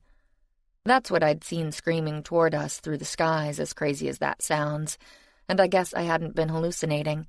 Or if I was, my brain was still working overtime, showing me a crowd in Gibson girl outfits with high collars and long skirts, or 3-piece suits with top hats and pipes, the latter of which were falling out of mouths that had opened in shock, because it didn't look like they understood what the hell had just happened either.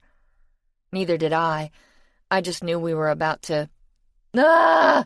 The entire car screamed as one when the train hit the ground and plowed through a couple 100 feet of snow, and then kept on going, because we weren't on a level.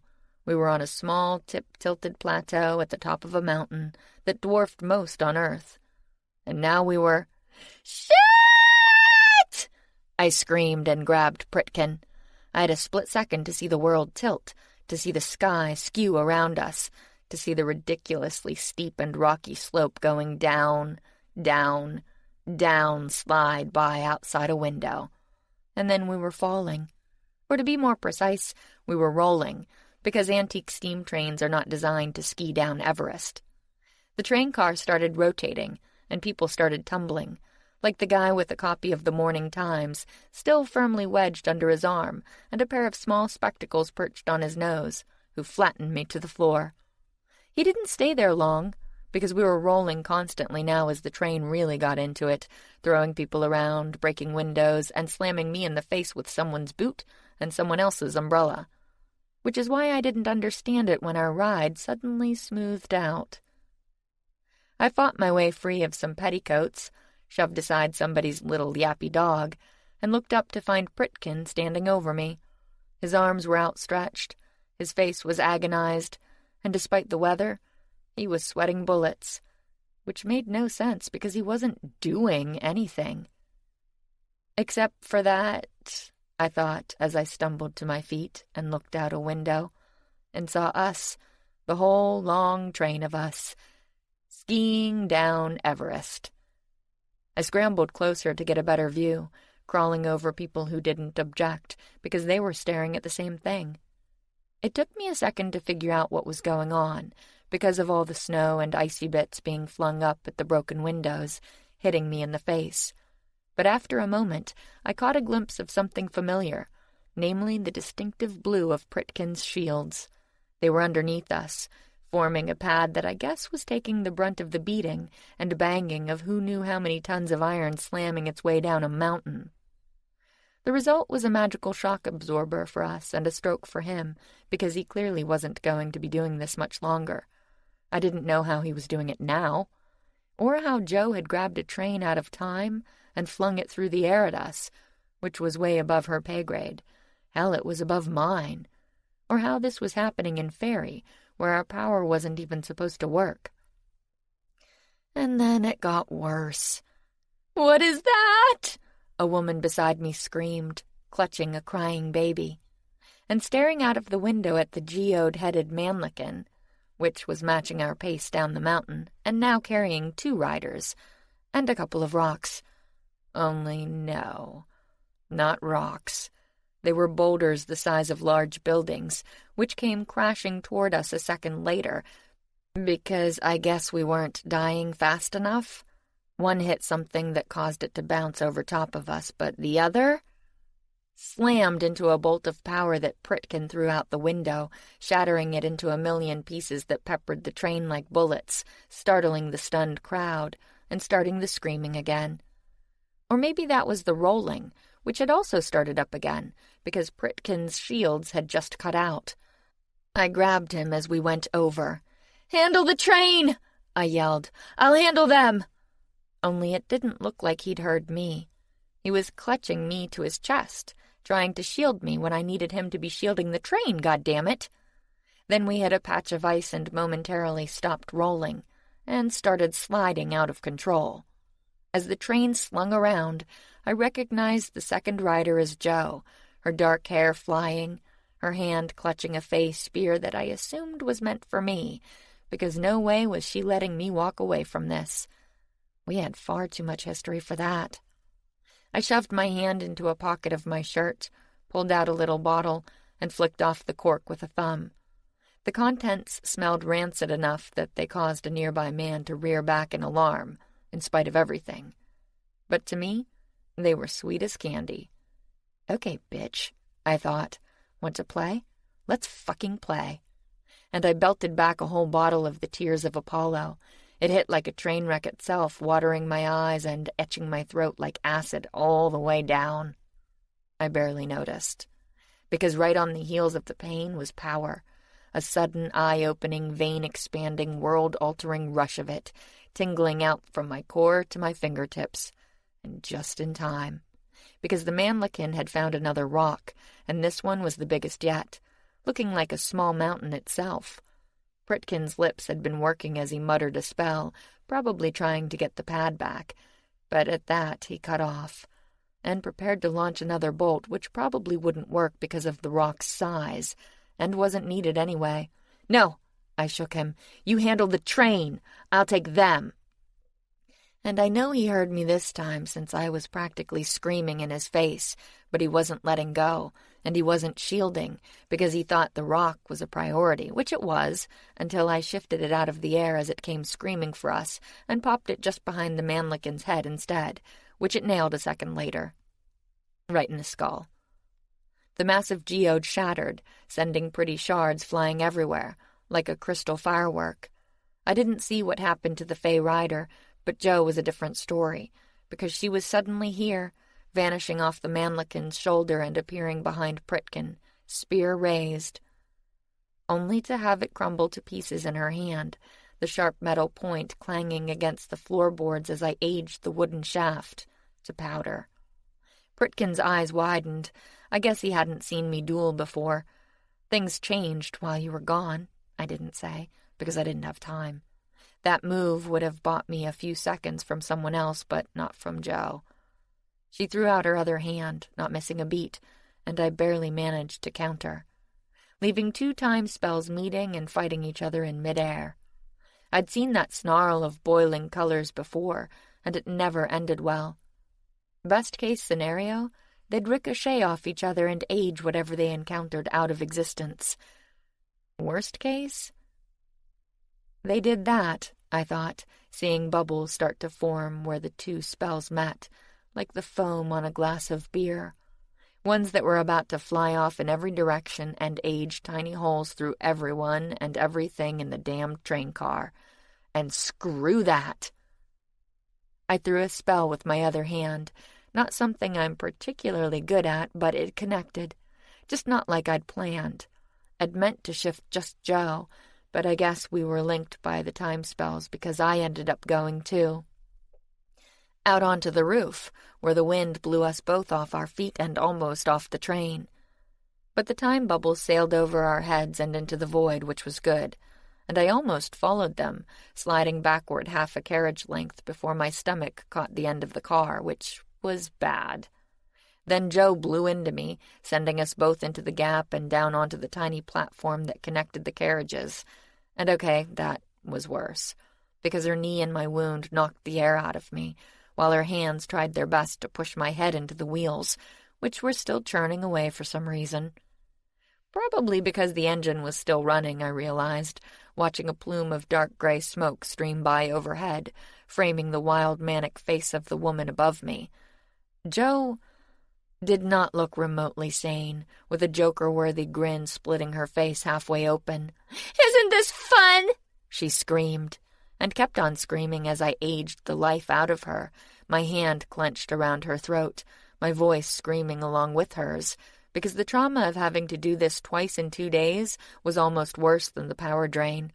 But I kept it up, even as her eyes bulged, as her skin drew up like a desiccated mummy's, as her clothes rotted off, yet the sinewy arms kept trying to force my head under the wheels, which were getting closer and closer, to the point that I couldn't tell what was her scream, what was mine, and what was the damn train's.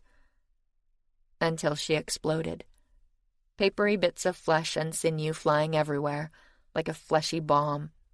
And before I could figure out if that had been because of the time spell or another reason was looking down at me.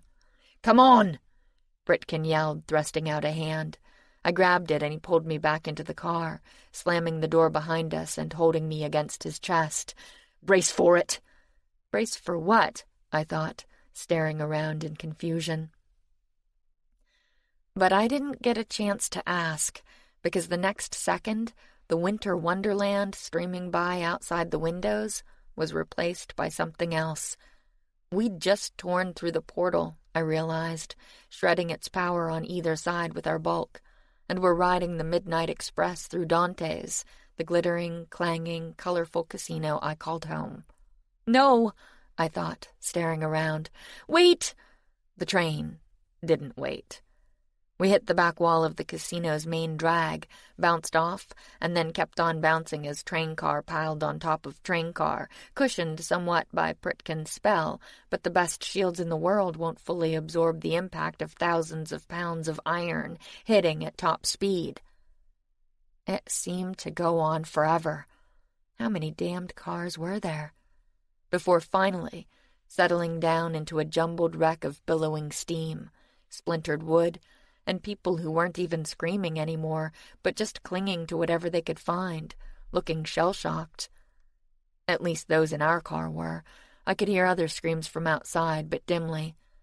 I wasn't sure if that was because people were caught beneath the wreckage, muffling the sound, or because of what felt like every warning siren ever going off inside my head.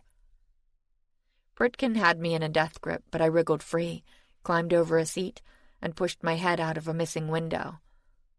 It didn't help. I couldn't see past the smoke. I also couldn't exit through the doors at either end of the car, which looked like they'd been welded to the carriage by the impact. "Move back," Pritkin told me, coming up alongside. And the next thing I knew, there was a new door in the side of the car, where a section had been blown out and flung who knew where. I didn't care. I was scrambling through it and out into a jumbled-up mess of black iron and shattered glass and drifting smoke, and an area of clear floor up ahead that I shifted onto in a crouch, only to stare around in horror. Smoke was billowing everywhere, and the scattered coals from the engine had started fires here and there whenever they encountered something flammable. But the cars looked mostly intact, and there were stupefied faces starting to peek out of the mostly missing windows. I didn't know how Pritkin had done it, but he'd held the shield long enough to make the disaster at least survivable. But not right, I thought, looking around at a faux Old West town, filled with shops and cafes, souvenir stands and yard-long beers, and a taco-selling donkey cart that shouldn't be here. None of this should, because it had all been a casualty of the war. Before I could figure out what was going on, I was pushed to the side by hotel security, who had arrived in force and were trying to hold back crowds of screaming tourists and get to the others who were scattered across the ground, because they hadn't had shielding, had they? The drag looked like a battlefield, again, which is what I guessed it was, but I couldn't seem to concentrate on it. I couldn't seem to concentrate on anything. Until I spotted a used paper cup in the mess by an overturned trash can. People were jostling, security was yelling, and somewhere, Pritkin was calling my name. I barely heard, because I'd zeroed in on that cup like a spriggan on a meat spear, and nothing was keeping me from fighting my way through the crowd and grabbing it. And then, just standing there in the midst of the huge, unruly mob, being jostled this way and that while an alarm bell rang inside my head, which went up a couple 100 decibels when I turned the cup over, and read the name printed in cheerful, leaping flames on the side. "Welcome to Diablo's Hotel and Casino. Have a devilish good time." I staggered back and abruptly sat down. Oh, I thought. Holy shit. Chapter 43. 4 hours later, I hit a wall. Or, to be more accurate, I hit two. I'd just shifted into the old Pythian court in London with a couple more displaced train passengers. Getting everybody back where they belonged was stage one in repairing the timeline, but it was easier said than done. A lot easier. I'd already decided that this was going to be my last trip of the day, even though I'd barely made a dent in the several hundred people the train had been carrying. But the leaps had been getting harder and harder, with this last one feeling like I was wading through cold molasses. I groaned with effort when we finally pushed past the last sticky filaments holding us back, and popped into one of the parlors on the ground floor of the old Georgian mansion the court had once called home. It was a small, cramped room where supplicants usually kicked their heels waiting for the current Pythia to see them, and since she had more visitors than she wanted, she hadn't bothered to make it too pleasant. The dark, heavy furniture looked uncomfortable, and the fussy velvet drapes left it gloomy, even when it wasn't night. But it had been working well enough as a landing pad. At least it had until now. Something was wrong.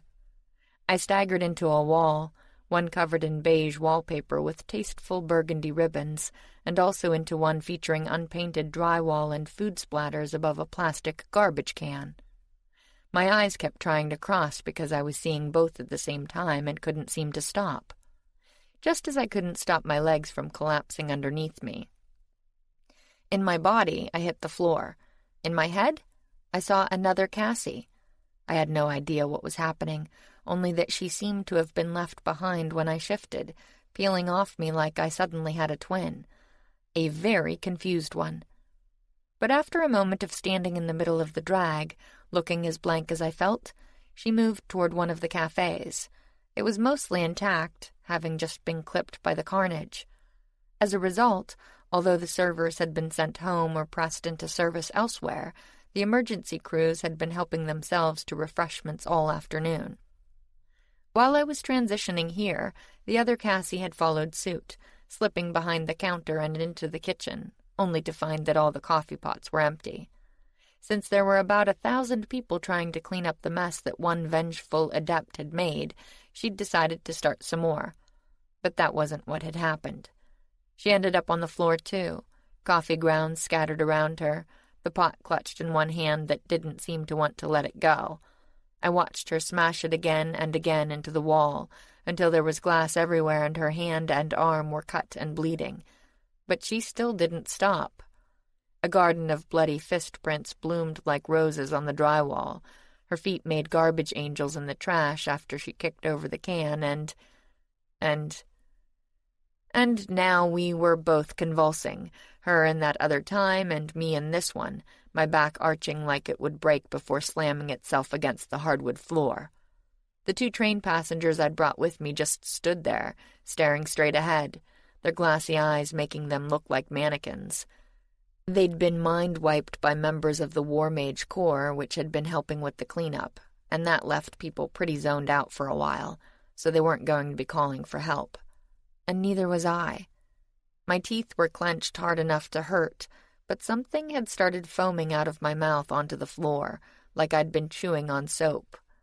I stared at it in horror, and not just because of me, but because that other Cassie had started to choke. I was on my back, too, but with my head rolled to one side.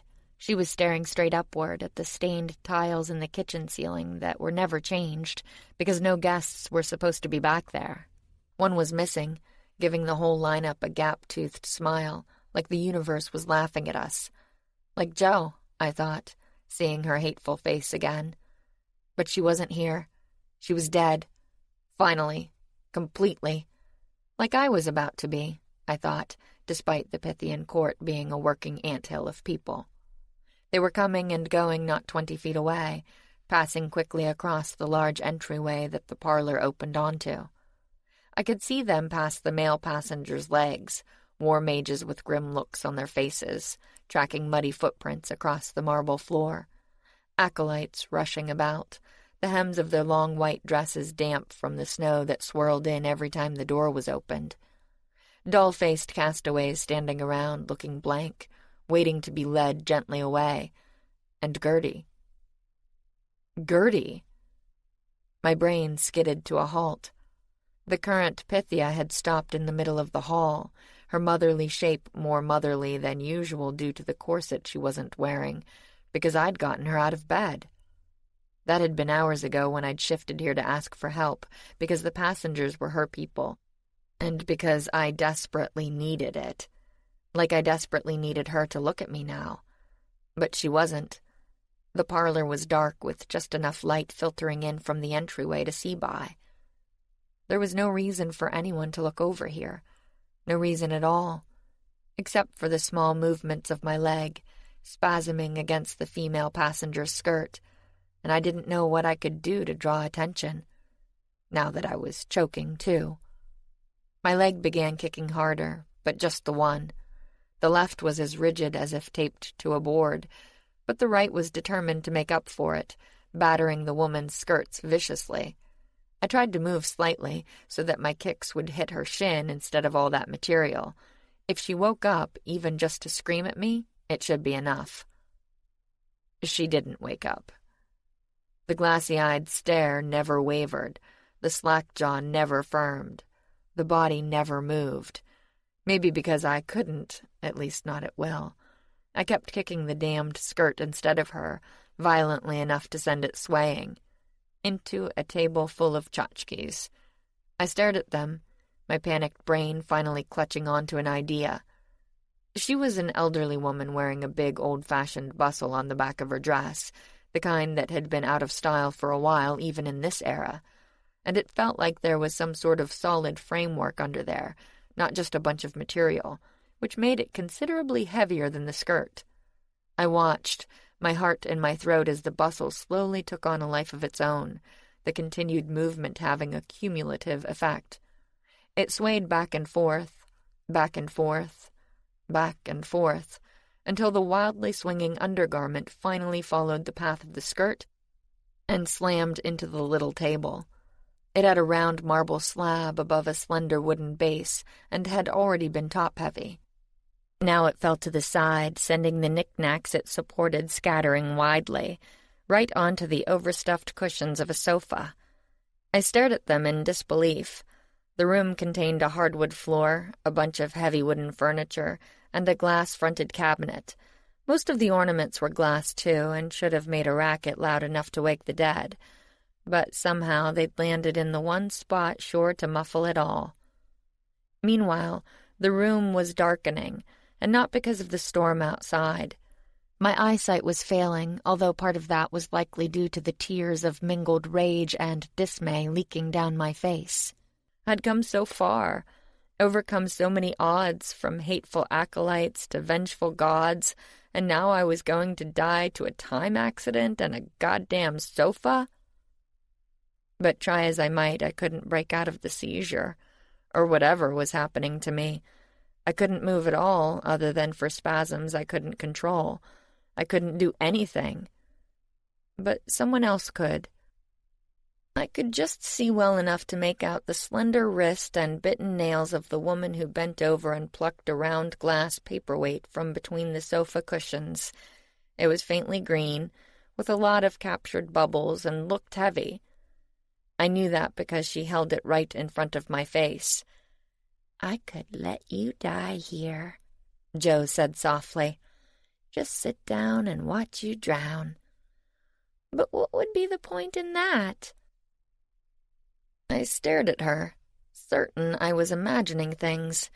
I'd just seen that same smiling face be eaten away by age and rot, seen papery skin tear off and stream away, along with clumps of solid gray hair, seen teeth through a hole in her cheek and her skull through dead, empty eye sockets. Yet here she was, dark hair sleek and shining, green eyes bright and mischievous, red lips grinning at the expression on my face. "You should feel special," she whispered. "You're the only one to ever beat me. But the game's not over yet, is it?" She tossed the paperweight up and down, laughing softly at something that only her demented brain could understand. Then she stopped and sat the glass ball on the boards of the floor in front of me, less than a foot away, but impossible to reach. "I'm not just going to win, Pythia," she told me. "I'm going to crush you. You're going to see everything you love turn to ashes before the end, and when you do, remember it was me." She gave the paperweight a sudden, violent shove and disappeared. I watched it bump, bump, bump across the floor, alternatively obscured and revealed by the woman's still swinging skirt. I saw it hit Gertie's ankle, heard her curse, saw her eyes jerk up to meet mine, but I barely noticed. I was too busy mentally screaming. "It's called Chimera," Gertie said while I sat in the midst of a mountain of blankets, clutching a large mug of tea. The storm was lashing outside, screaming like a whole army of banshees, but I could barely hear it in here. The room was warm, with a large fireplace, splashing light and heat everywhere. The blankets around me were thick and cozy, and the tea was almost hot enough to scald my tongue. None of it helped. I was still freezing. "It has a name?" That was Pritkin. He was sitting on the edge of my sofa across from Gertie, who was ensconced in a large overstuffed wing chair by the fire. She looked a lot like her sister Hilda, although with far more questionable taste. At the moment she was wearing a crimson satin dressing gown that gleamed richly in the firelight, the same color as the cherries that littered half the furnishings in here. I swear the woman had a fetish. "Oh, yes, indeed." "Then it wasn't an accident." Gertie started to say something, then stopped and looked at me for some reason. "I'm not sure what it was," she said, and sipped her own tea. We were in her private sitting room following a harrowing few minutes in the parlor, which had quickly filled up with acolytes, war mages, and servants, all jostling the two displaced passengers who were still blissfully oblivious to it all. Including when Gertie did something that jerked the two Cassies back together. I didn't understand what, because reintegration with my other half hadn't helped with the convulsions. It had taken Pritkin for that. He'd been coordinating with the circle on both ends of the time stream, first in Vegas to help the hotel's security contain the problem, and later here to work with the Edwardian Circle to locate a substitute train.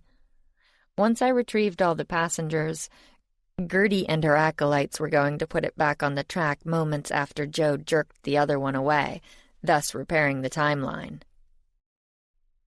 Which is why he'd been on hand to spell me to release my jaw and to force a potion down my throat that stopped the seizure.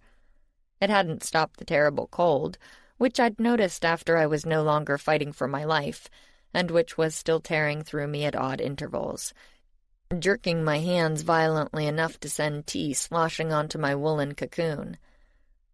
Like that, I thought, trying to take a sip and getting more on me than in me, while Pritkin scowled at Gertie. It was his I don't understand scowl, not one of his more fearsome varieties, but it made the green eyes flash and caused the wet crown of spikes he called hair to perk up a bit more. He'd shed the jacket of his snowsuit, leaving him in a long-sleeved shirt that hugged his muscles, and would have been sexy if not paired with Michelin Man pants. The fact that they were connected to suspenders making him Farmer Michelin Man didn't help. But Pritkin rarely noticed what he wore, and his personality, especially tonight, was forceful enough that nobody else did either. "What do you mean you don't know?" he demanded. "If this thing has a name, then you must be familiar with it and what it does. Is it a common mistake? Because if so—" "It isn't a mistake." "I beg your pardon?" Gertie glanced at me again. I gave her dead eyes back. I wasn't sure what she wanted, but I was certain I didn't have it. "It's a technique taught to advanced acolytes for emergency use," she explained after a pause. "It allows one adept to operate in multiple timelines, or in more than one place in a single timeline. It splits the soul—" "What?" "Into 2 or more pieces." "What?" "Each of which can act independently. The Pythian power provides them with bodies by—" "Wait! Pritkin was glaring, and this time it was one of the nastier ones. "You split her soul." Gertie raised an eyebrow at the tone, which wasn't one usually used with Pythias. But that was as much of a reaction as he got. Most people found Pritkin in a mood to be intimidating, but if I'd felt better, I'd have told him to save it. Nothing intimidated Gertie. "I didn't do anything, young man," she said with perfect equanimity. "Cassie did." "You just said it wasn't a mistake." "It wasn't, or rather the technique is not a mistake. Her deploying it probably was, or perhaps the power was attempting to help her." Gertie's shrewd brown eyes found mine again and regarded me steadily. "Can you think of any reason why that might be?" "Joe." I didn't elaborate because I'd filled her in on what had happened when I first arrived. I thought she had a body because she was in Fairy, but that wasn't it. Gertie nodded. "Too restrictive. It would trap her there. While I'm here on Earth, along with everyone I loved." I glanced at Pritkin. If she hurt him. But of course she was going to hurt him, or at least she was going to try. She'd seen us together in Wales, where I'd finally caught up with his dispossessed spirit. She knew what he meant to me, which put him at the top of her list. I glanced around the room, eyes narrowed, breath coming faster, as if expecting her to walk out of a wall. She didn't, but it didn't help much. I could almost feel her watching me. Or Jonathan, because no way weren't they working together. He'd killed Tristram in order to take his place at the Senate meeting, got me on that mountaintop, and then sent his little attack dog after me. But for what? Because that hadn't felt like an attempted kidnapping to me. Maybe Dorina was wrong and he didn't care about my power, or maybe he and his allies were on a different page. They wanted me dead, he wanted me captured, and Joe just wanted to play.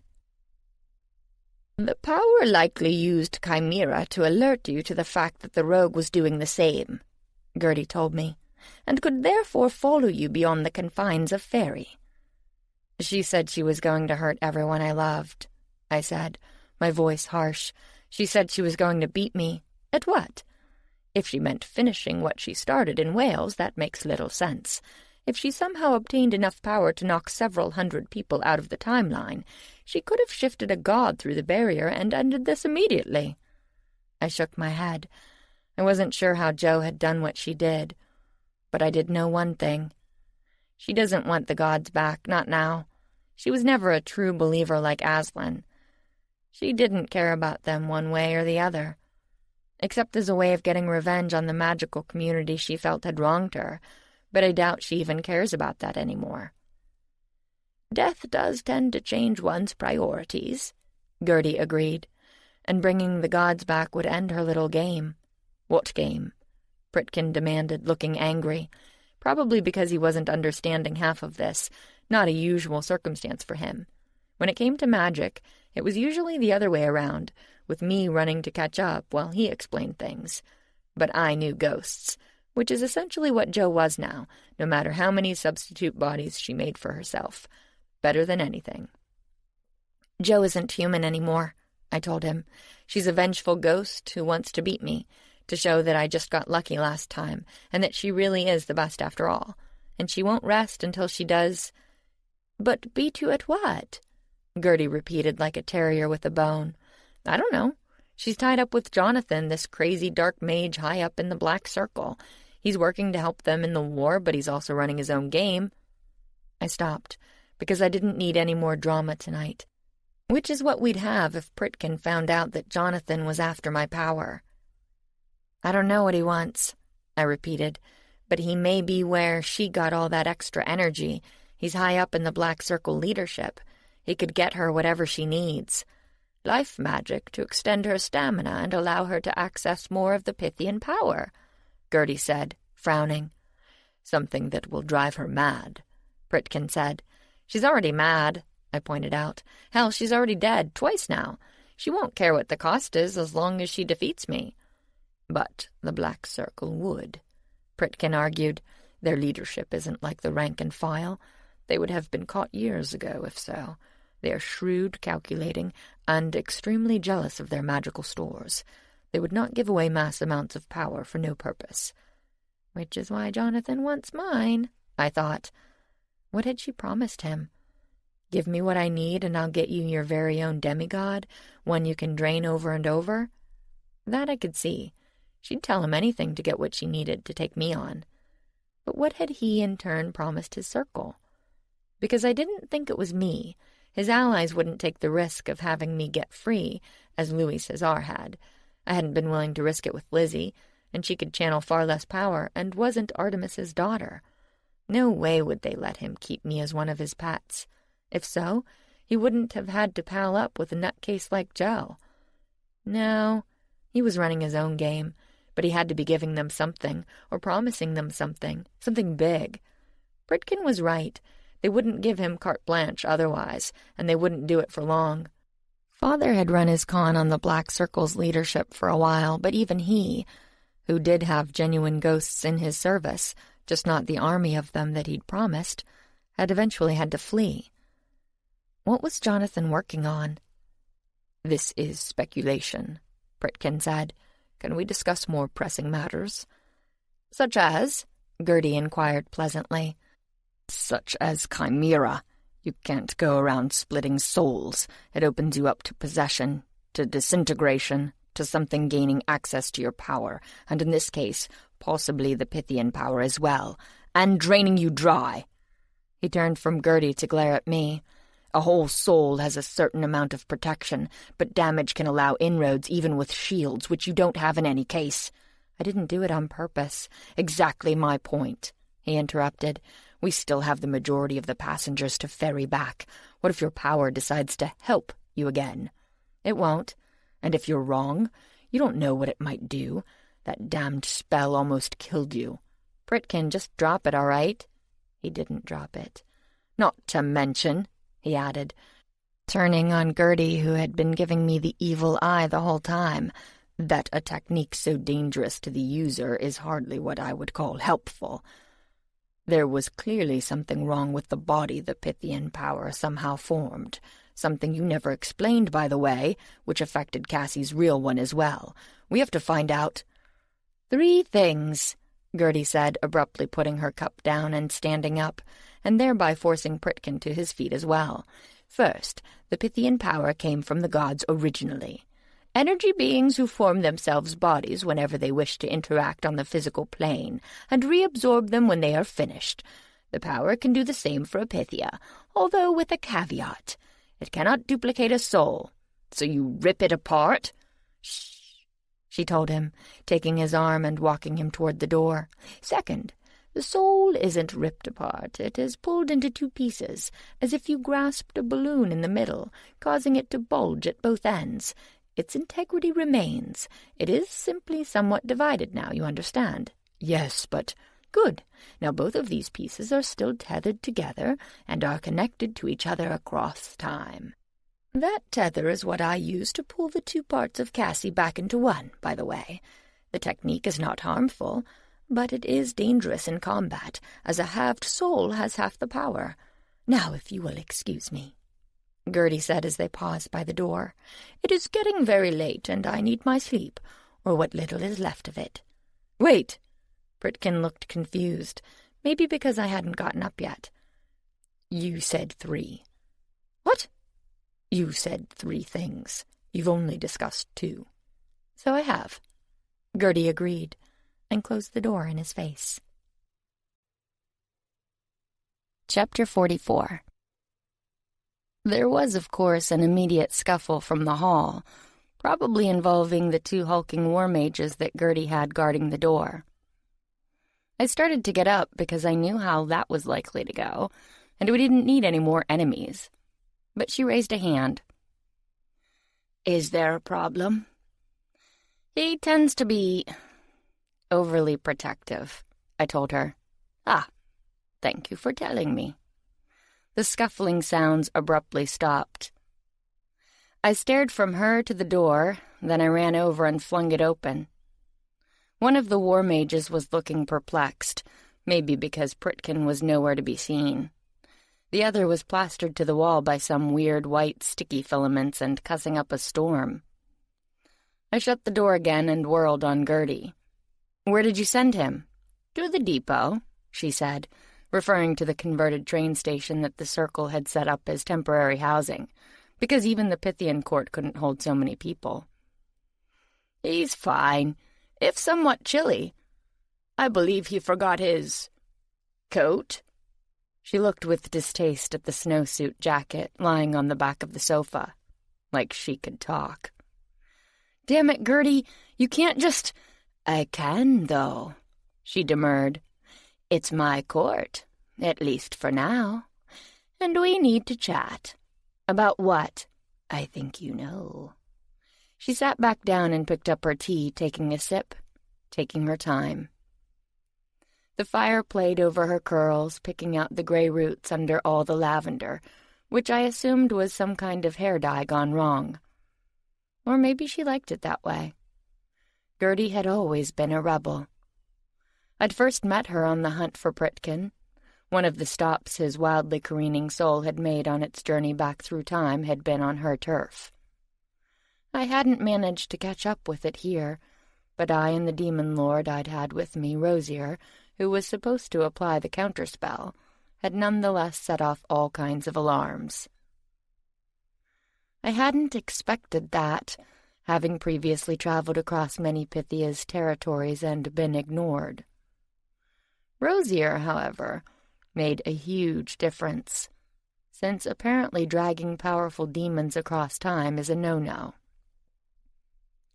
And while we narrowly escaped dealing with Gertie at the time, a later stop in Old Amsterdam had been a different story. Because instead of just leaving us for another Pythia to deal with, she'd followed us through time. Even though we weren't in her era anymore. Even though we'd only been there very briefly. Even though we hadn't even caused any problems while there. But Gertie wasn't having it. Thereafter had followed a crazy chase across time, with me after Pritkin and Gertie after me, and damned if she hadn't been a colossal pain in the ass every step of the way. It didn't look like things had changed any. How much did you take?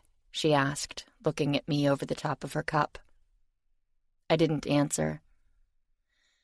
You know, she told me genially, I always like it better when I talk anyway, So I'm going to talk, and you're going to listen," she added as I started for the door again. "If you want my help." I glared at her, but it wasn't like I had a choice. I sat back down. The fire popped and hissed. Gertie stared at it thoughtfully. I pulled the blanket around me because I was literally freezing. "I assumed you were an adept, a rogue heir perhaps, when I first met you," she said. "You have an instinctive grasp of the power like nothing I've ever seen. But I also assumed you were no Pythia because of your obvious lack of any kind of support." "I have support," I muttered. "Then where is it? What happened to your court, Pythia?" I'd been fighting with the damned blankets, but at that I jerked my head up. "Oh, don't look so surprised," Gertie said, seeing my face. "I'm not a dullard. Did you think it escaped my notice that the only person I've seen returning passengers is you?" She looked at me expectantly. I gave her one of Pritkin's patented scowls back. "You know I can't talk about that." Pythias who met up in the course of their duties weren't supposed to talk at all, especially about the future, in case something was mentioned that changed it. It was a rule I'd once railed against, but had eventually come to accept, after seeing how dangerous even a small time change could be. Little things could grow into huge ones, as Gertie ought to know. It was her successor who had taught it to me. So why was she pressing for even more than I'd already had to tell her? "Rules," she told me, "are guidelines for normal practice. This is a little beyond normal, wouldn't you say?" How the hell would I know? I thought resentfully. I didn't do normal. I did nail-biting anxiety, constant self-doubt, and terror. That was normal for me. But good luck explaining that to Gertie, who had probably never doubted herself in her entire life. She'd been in her element all night, barking orders, striding about, and organizing the shit out of everyone, including the huge dripping with weapons war mages who made up her bodyguard, and who scared the crap out of most people who met them. Except for Gertie, who had been using them like errand boys without a second thought. That's a Pythia, I'd thought, watching a couple hundred people running around, snapping to attention at her every word, including a whole phalanx of white-robed young women. And these weren't the kids that were all that was left of the Pythian court in my day, but a bunch of late teens to 20-ish young women, each of whom had more training and probably understood more about the Pythian power than I did. I'd watched them in awe the few times I'd had a chance to take a break, gulping water or tea from the shadows as they swept about, looking elegant in their Pythian finery. I'd always thought the white lace, high-necked, long-sleeved dresses the court used to wear to be a little ridiculous, not to mention restrictive in case you needed to fight, but now they just looked elegant, as did the acolytes' perfectly upswept hair, their tasteful earrings that glittered under the great chandeliers, and their serene and confident movements. They'd been popping in and out with the passengers I'd brought back, whom they were ferrying to the train depot, or reappearing from errands they'd run, stepping out of thin air in between one step and another, easily dodging the war mages and servants running around. It had been breathtaking, eye-opening, and envy-inducing all at the same time. This was what the Pythian court was supposed to be, a well-run machine capable of handling any problems, any challenges, with ease. This was what it always had been, for thousands of years. Until me. God, no wonder Jo had been laughing. She wouldn't have dared to go up against a court like this. But mine? I'd never realized how truly vulnerable it was until today.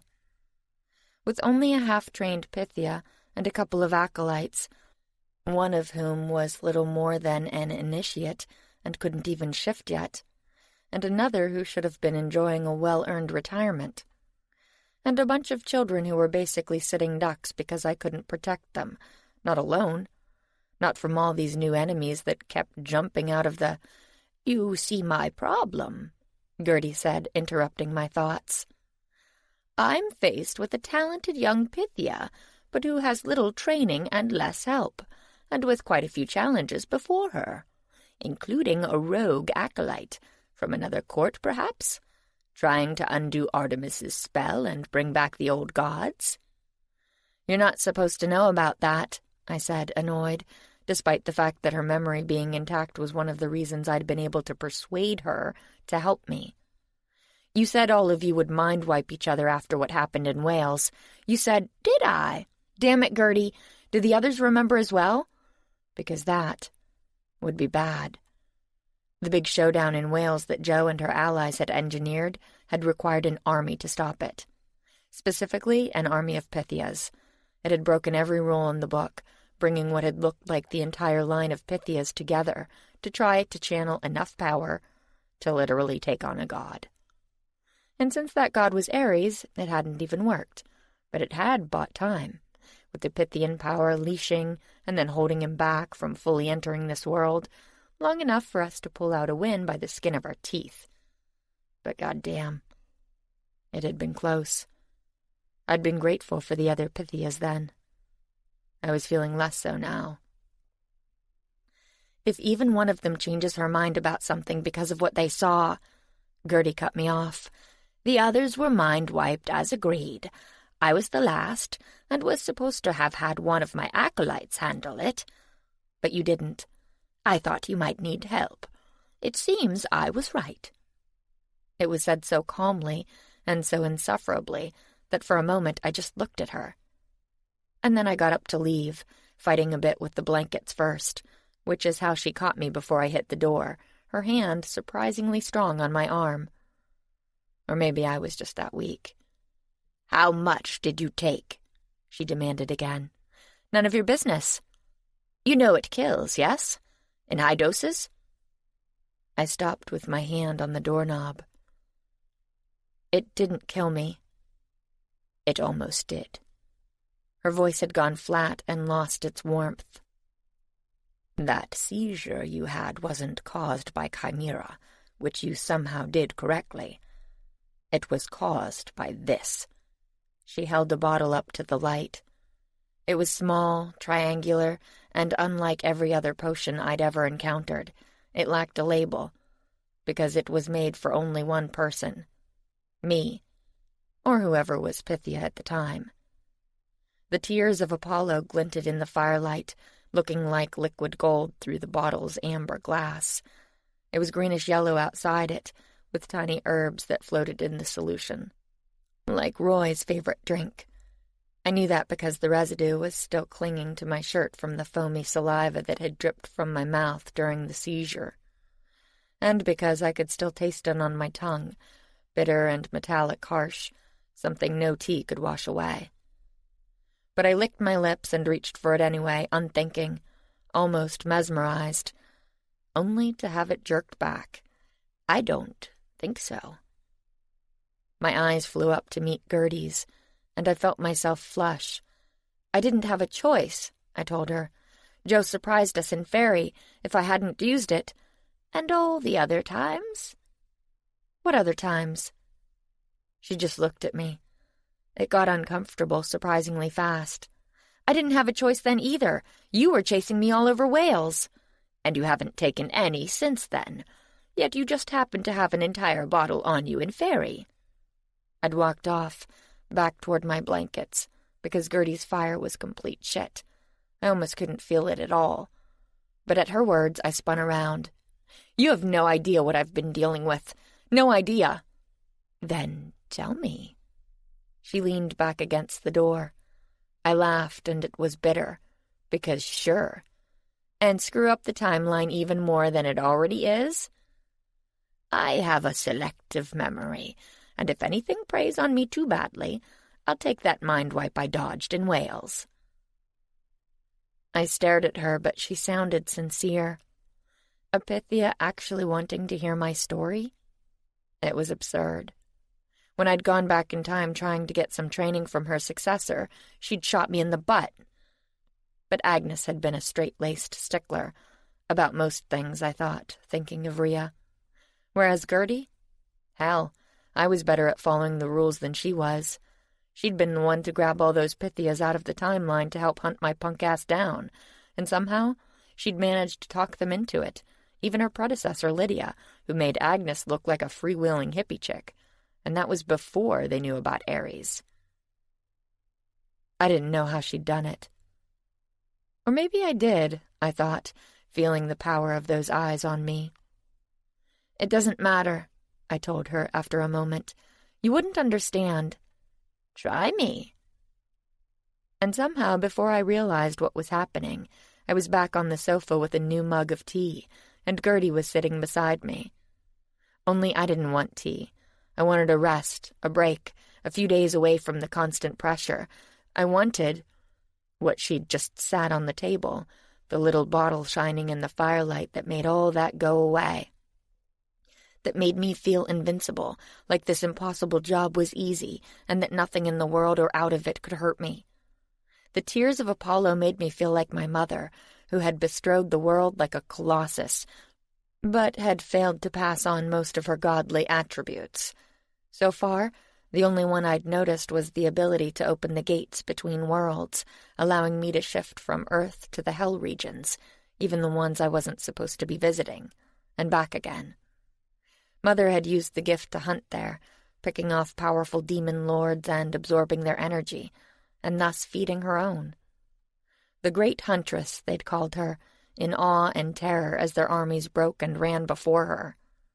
It was a name that had echoed through time so loudly that even the humans knew it, and built her a great temple that had once been among the wonders of the world, after her hunts made her more powerful than any other god.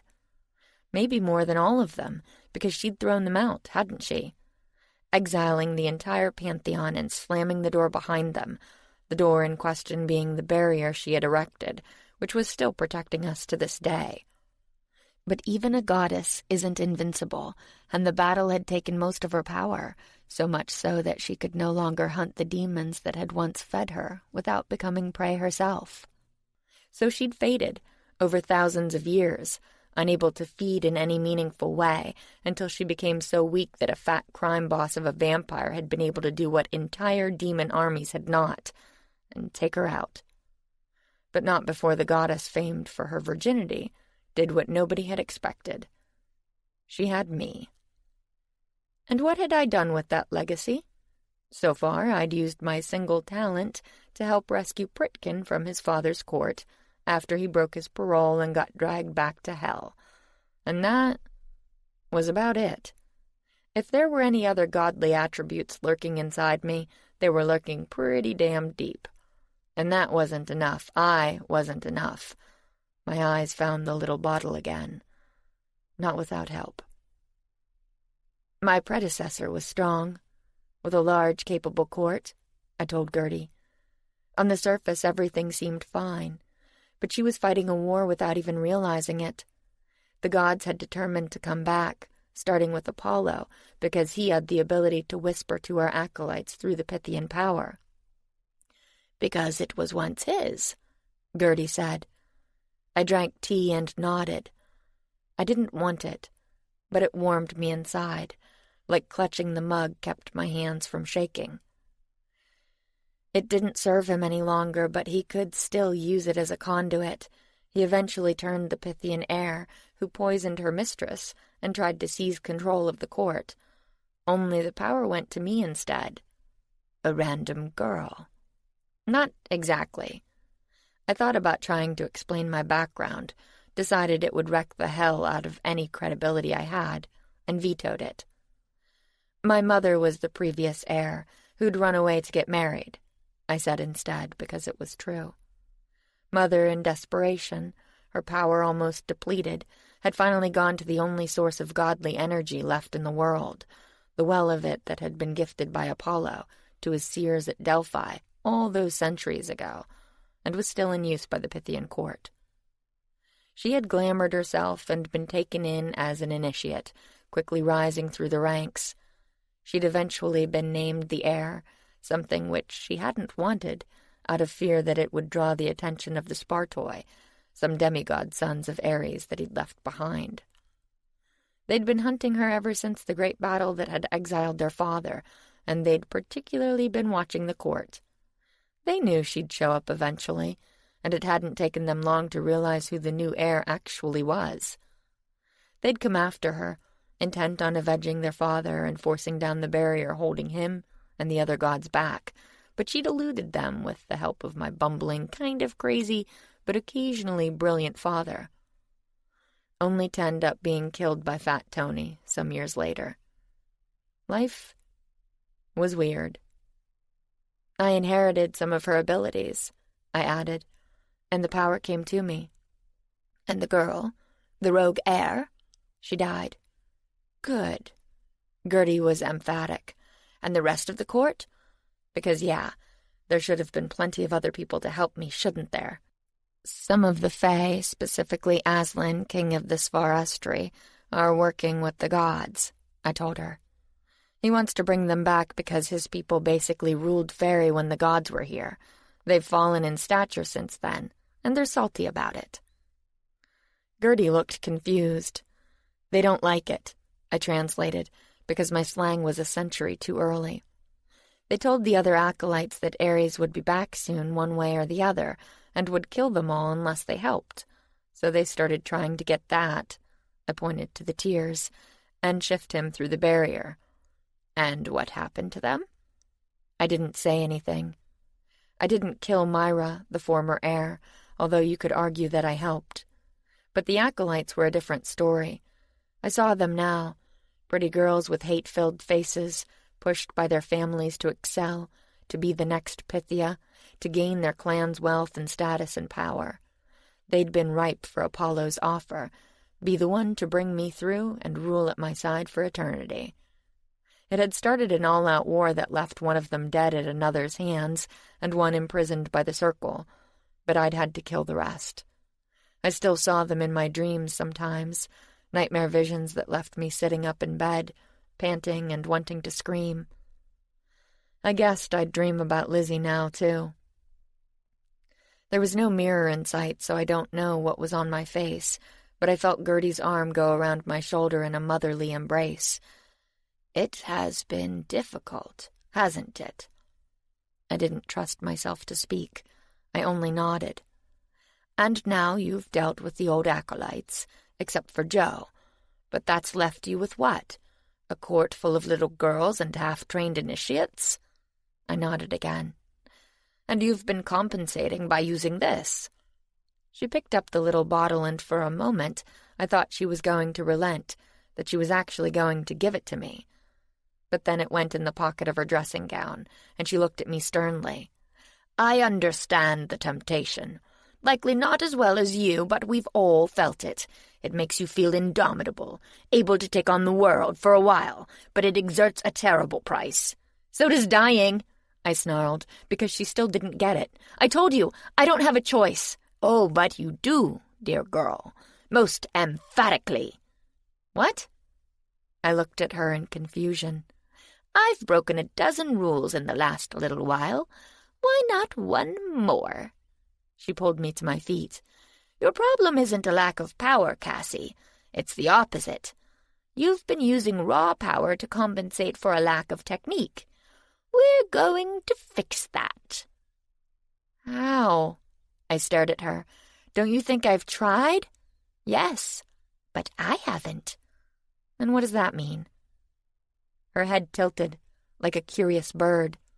Why, it means I'm going to train you, of course. Chapter 45. There was a claw-footed bathtub in my bedroom. It was just sitting there in between the bed and the door, getting in the way, but I'd never been so happy to see anything in my life. I filled that sucker almost to the brim with water so hot it would make a sauna envious, and climbed in. It was the weirdest sensation. I knew it was hot. The amount of steam coming off the surface, which had already fogged up the full-length mirror on the side of a wardrobe, was enough to show that. But it didn't feel that way. Or rather, it did, but it didn't matter. The cold refused to budge, to the point that I was sitting there with my skin rosy and about to slough off, yet I was shivering and shaking like I was in the middle of the storm outside. Even worse, I'd forgotten about my wound, which a kind medic had bandaged up for me that morning, but which was now stinging like a bitch. But it was just going to have to deal with it because I wasn't getting out. Not until I warmed up, if I ever did. The soggy bandage had partly peeled off, so I finished pulling it away and examined my stitches. I couldn't see them too well. Electric lights were everywhere downstairs, but the reno hadn't yet extended up here. The only light was a kerosene lantern on the bedside table that the initiate who'd led me up here had brought. It made the water look almost black, with little yellow-tipped waves. I couldn't see much past it and finally gave up. It didn't feel like I was bleeding to death.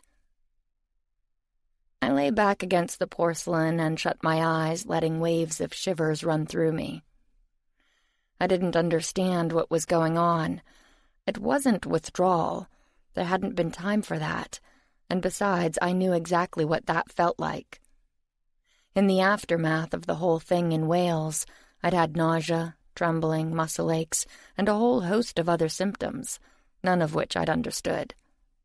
I just thought I'd caught a 6th century case of the flu, until I took a hit of the tears because I had things to do and I felt so damned bad, and suddenly I didn't anymore. It hadn't been hard to figure out after that. But breaking the habit had been a lot more difficult, not because I liked having to use a crutch, but because there just wasn't enough of me to go around these days. And now... God, now... I opened my eyes to watch the lamplight flicker on the ceiling, but I wasn't seeing it. I was seeing Joe. I'd never seen anyone wield so much power, not even my mother. And that was while using Chimera, a spell that should have halved her ability to channel the Pythian energy. It was like she'd died, but instead of becoming a ghost, she'd become a god. It should have taken a few dozen Pythias to manage what she'd done with apparent ease, and then had enough strength left to almost kill me. Even with the Black Circle's help, I didn't know how she'd managed it. I had a huge amount of power, too, but my weak human body could only channel so much of it. The same limitation should have been on her, even if she'd conjured herself up a new one, yet it didn't look that way. I was thankful for Gertie's offer, but I didn't think any amount of training would allow me to overcome that. And neither did Joe. Whatever she said, she wanted me dead. She just wanted to enjoy it first, but if she thought there was any chance she was going to lose, I'd be dead already. Although I felt kind of like it anyway, like a damned frozen corpse, because the water wasn't helping. My skin had flushed red enough that it was visible even in the low lighting, but the ice at my center hadn't budged. I was freezing, and I didn't know why. I finally sat up in the bath, my arms wrapped around myself, my teeth chattering.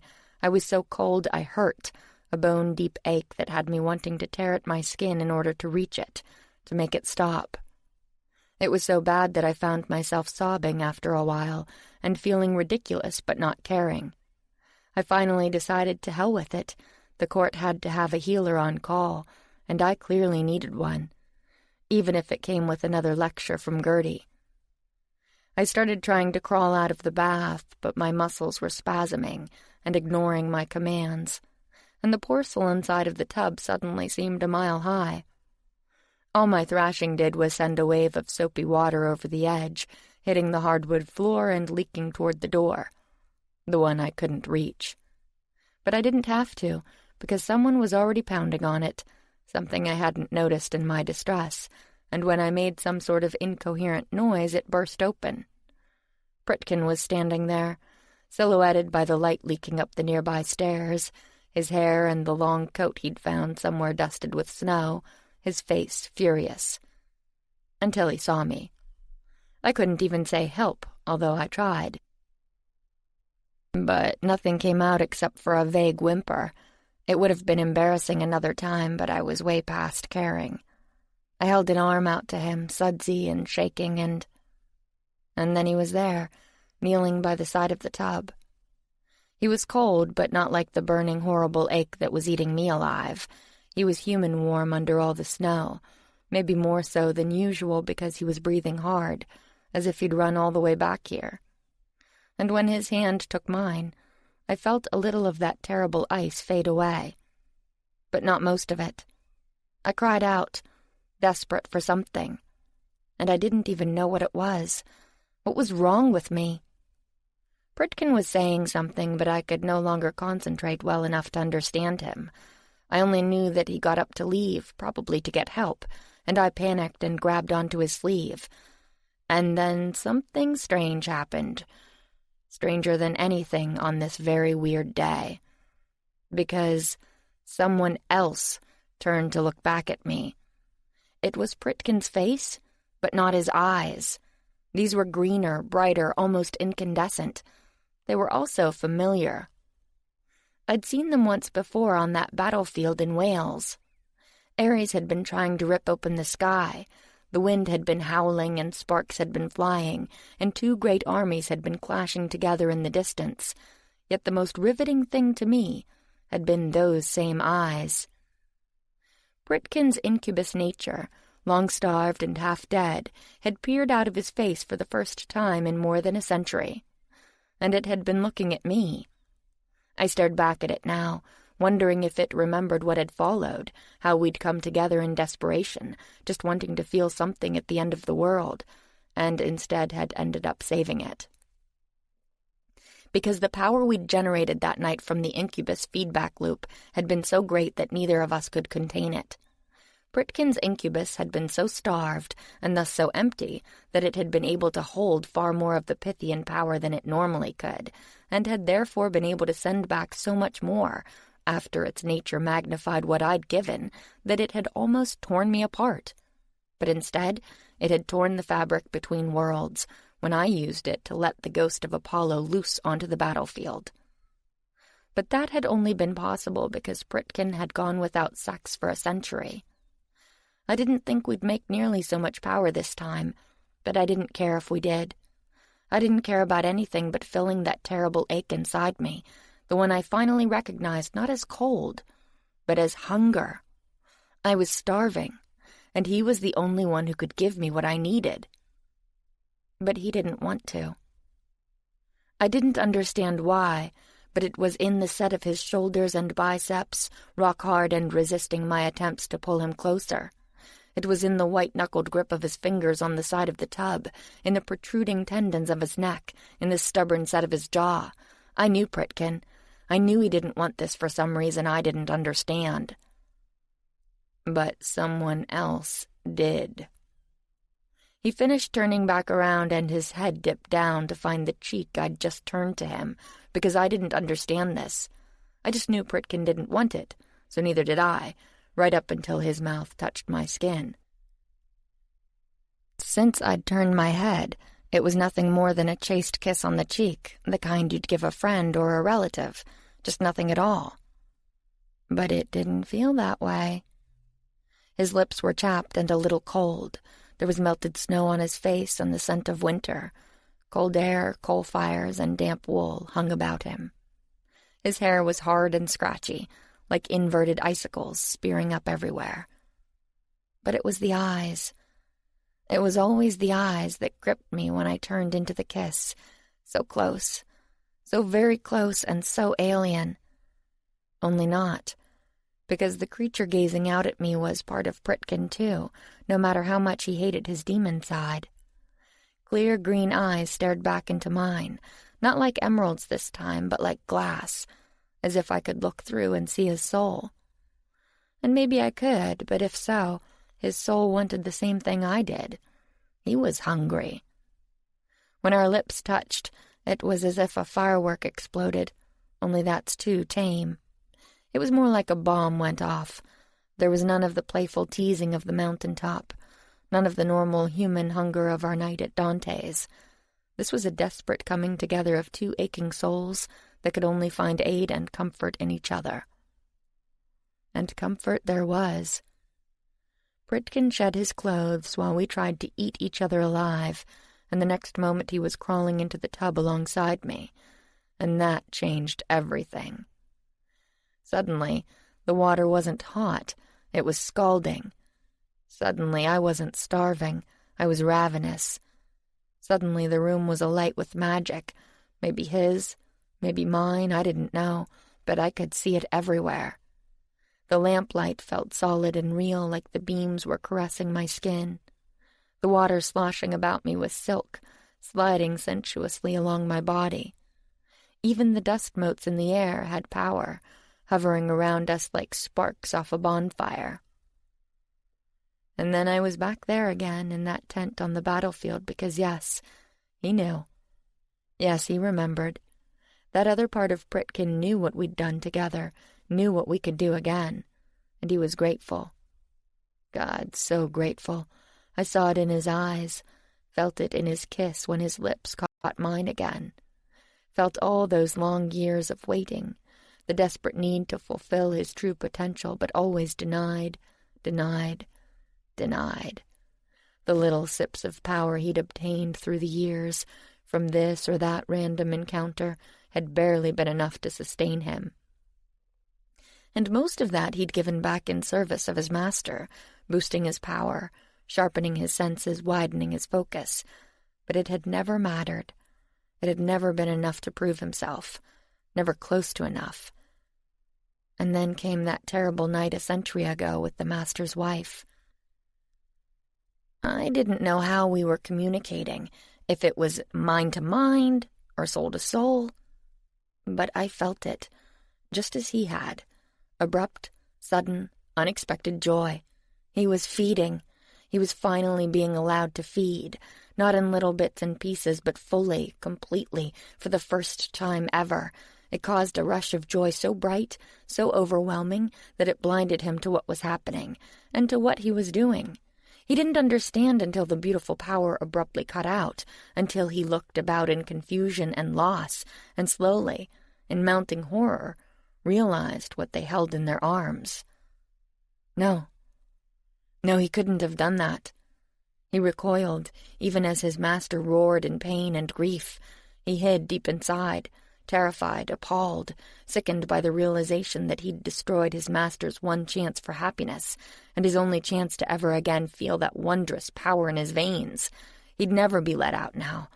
He saw that with perfect clarity. He'd never live, never thrive, never be allowed to do his only duty, because if he'd been hated before, it was nothing to this, nothing to the scorn and self-loathing his master felt, that he felt, because they really were one, no matter how much he'd come to think of them as separate beings. There was no actual divide, but there may as well have been, because the two halves of his nature would never meet after this. He knew that with a certainty he'd never had before. And that one tiny spark of hope he'd cultivated through all the long years died. What was there to hope for, to live for now? He was like a vestigial organ, there but unwanted, unused, a relic from another age, and he deserved it. He felt that with burning shame, knew it had all been his fault. He'd carried the guilt close to his heart, knowing that his penance was just and right, that he didn't deserve to taste that flood of life-giving energy, that he should be boarded up, forgotten, left in a cell of his own pain to slowly starve. And so it had been, day after day, week after week, year after long, lonely year.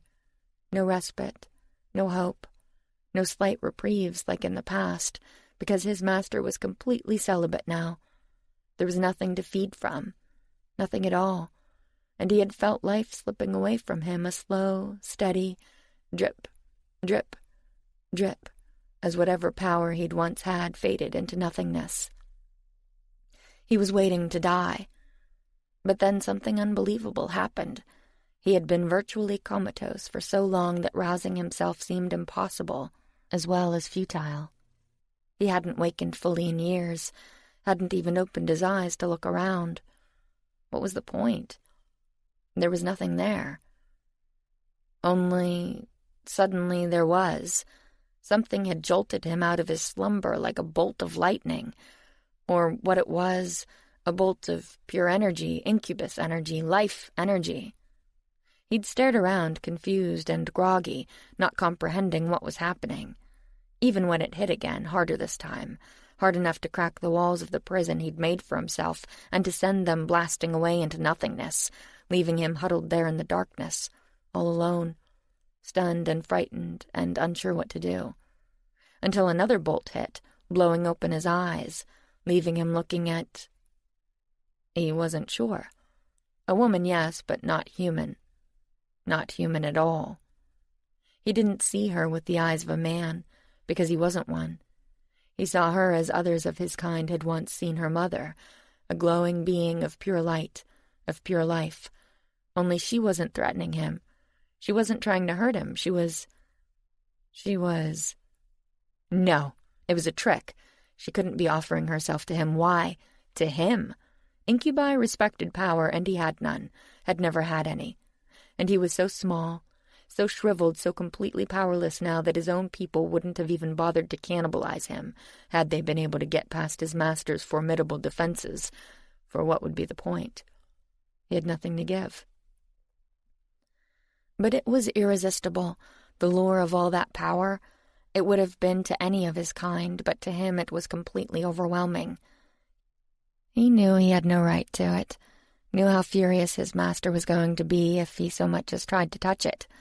But no power within him meant no power to resist, and it drew him out of the depths like a moth to a flame. And if, like the moth, it cost him everything, he didn't care. If he died, he didn't care. Let it be a trick.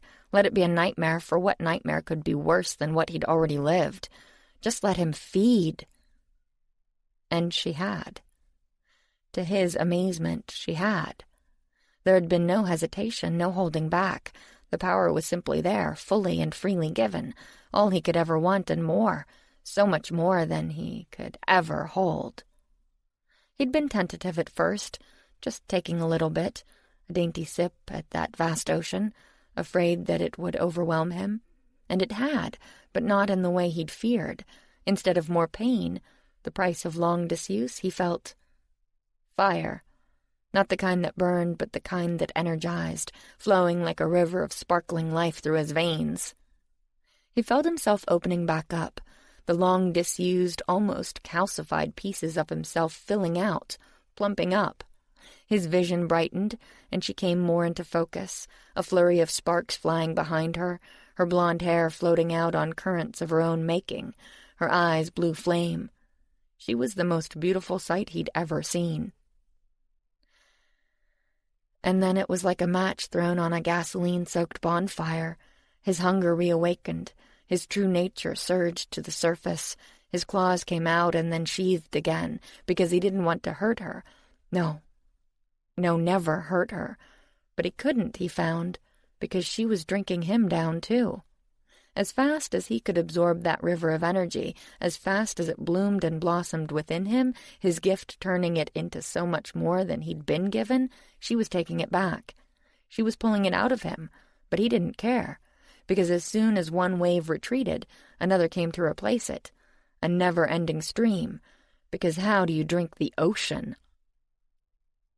You can't drain her, he'd thought, the realization hitting him hard. You can't hurt her, and that meant... He felt his eyes blow wide, his mental state rocked to its core, his reality tilt and whirl and break off to fall into the void.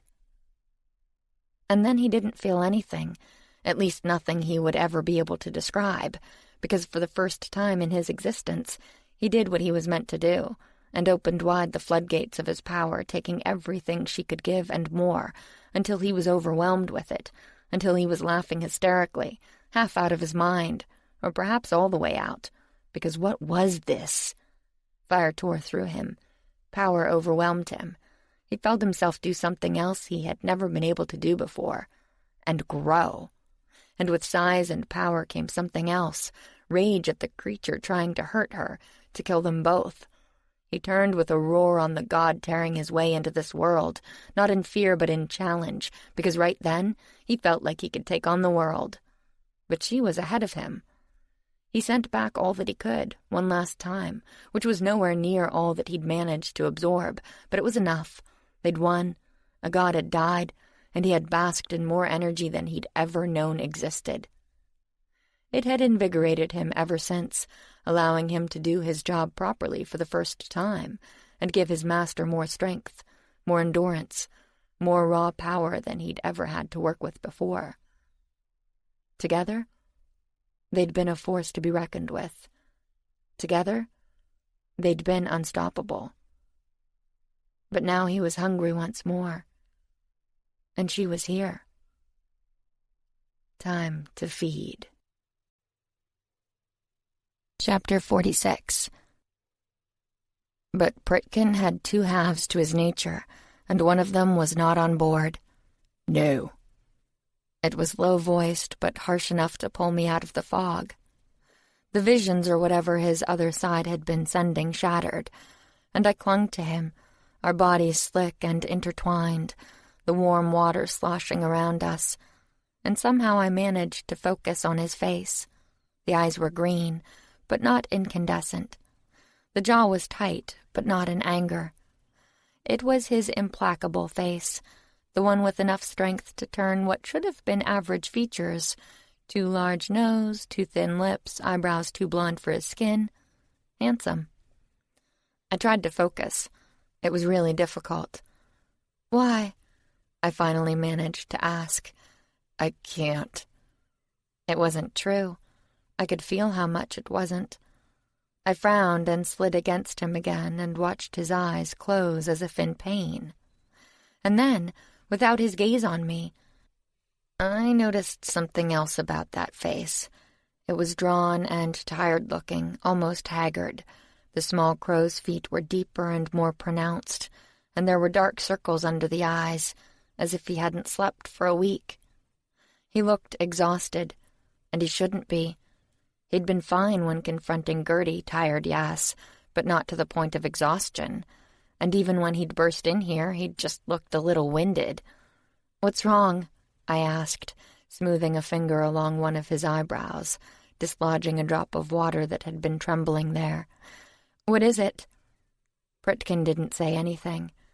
But then he didn't have to, because I could feel a change in me too. A few moments ago I'd been freezing, unable to get warm even in almost scalding water. There'd been a block of ice at my center, radiating shivers outward with every breath. But now limbs that had been painful and cramped were supple and moved freely. The pounding ache in my head and neck was gone, as if it had never been. And instead of freezing cold, I was warm, almost languid, like I'd been basking in the sun for hours. Pritkin had given me some of his power, a lot of it, but he hadn't taken anything back. "Take it back," I told him now, because that's how the feedback loop worked. Power from me into him, where his incubus nature could magnify it, feed from it, and then pour an equal or greater amount back into me. The incubus royal line were the only ones with that ability, which was why Rosier had been desperate to have a child. But Pritkin wasn't feeding. He could, I knew he could, and his incubus was definitely on my side. I could feel it now, no longer talking but begging with his whole body. We slid together, soap-slick skin against soap-slick skin, and God, it was good. I didn't know how he was holding back. I barely was. And then he kissed me, and I thought, finally. But there was no power behind it. I almost heard his incubus whimper. It was so close and so hungry. It had given him all it could, ever since the battle in Wales, assuming that the days of fasting were over, that there would be nothing but feasts from here on in. But this was no feast, and I couldn't force the issue. I didn't want to. I just wanted him. There was no way for me to initiate demon sex, and I wasn't mentally up to a long conversation tonight about why he should. But there was one thing I could do to wipe that look of sadness and exhaustion and defeat off his face. "Oh, yes, there is," I thought, and slid my arms around his neck, deepening the kiss. I tasted his surprise, felt his arms go rigid around me, heard the sound he made deep in his throat, but he didn't push me away, which is why I broke the kiss, panting for breath, and stared into his eyes before climbing on top of him. That didn't last long.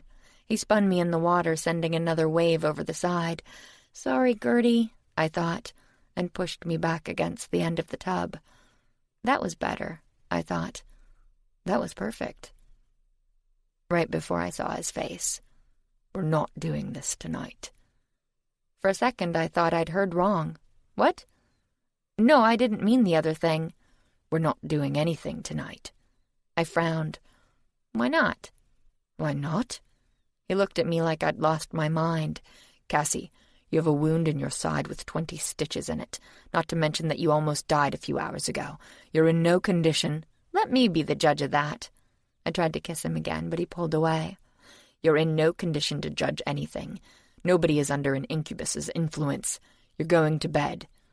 And before I could argue, he was climbing out of the tub, giving me a glimpse of a god-tier physique, gilded by lamplight, picking out the golden hair on his chest and thighs, and the muscles moving as he turned, bent over, and plucked me out of the tub as if I weighed nothing. It felt good to be in his arms, but not good enough. Not nearly enough. Pritkin and I had so little time to ourselves since my declaration on the battlefield, when I'd finally admitted I loved him. Everyone always needed us for something, and it was hard to find even a moment when we could be alone. And doing so in the future wasn't likely to be any easier, and not just because of Mircea, but because the whole reason I was having so much trouble bridging the gap between supernatural communities was that the Pythias were supposed to be neutral. Only we hadn't been. Not for a long time. The Circle guarded the Pythias, but their presence involved more than that. They also influenced them, and everybody knew it. How could you go to a Pythia expecting a fair ruling on some argument if the group you were arguing with was standing right there at her side, glowering at you? It had been a problem for centuries, but things had started to get really hinky under Agnes. She and Jonas had tried to keep their affair secret as far as I knew. He'd never admitted it to anyone until after she had died, and to damned few then. But it had nonetheless been known by the leaders of the supernatural world, and any credibility she'd had went out the window with it. I knew that. And yet I'd fallen for a war mage, too.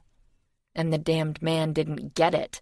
Times like this, far away from prying eyes, far into the past where no one knew us and no one cared, might be our best chance to be together. Yet here he was, patting me dry and putting me down in crisp, cooled sheets before toweling off himself, as if preparing to get dressed and go to whatever room they'd assigned him, which is what happened every night. But not this one. Pritkin turned back to me, probably to kiss me goodnight, and I used one of his own tricks to tumble him into bed instead. The green eyes narrowed. "We've had this conversation." "We haven't had any conversation. You talked, I listened. That's not a conversation." "And you want to have one now?"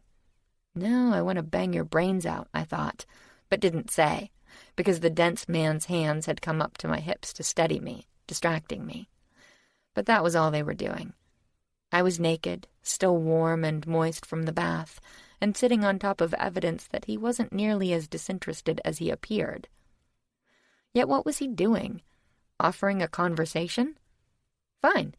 Two could play it that way. "All right," I said, and grabbed the discarded towel. "So talk." "We need to have a discussion about a number of things, including what just happened in here, but that can wait until—" "What are you doing?" he demanded as I began patting down his pecs, which were still quite damp. He hadn't done a very good job of toweling off. "I don't want to get my bed wet," I said innocently. "Then let me get out of it." "I thought you wanted to talk." "No." A hand gripped my wrist because I'd started patting farther down, only it was less like patting and more like stroking.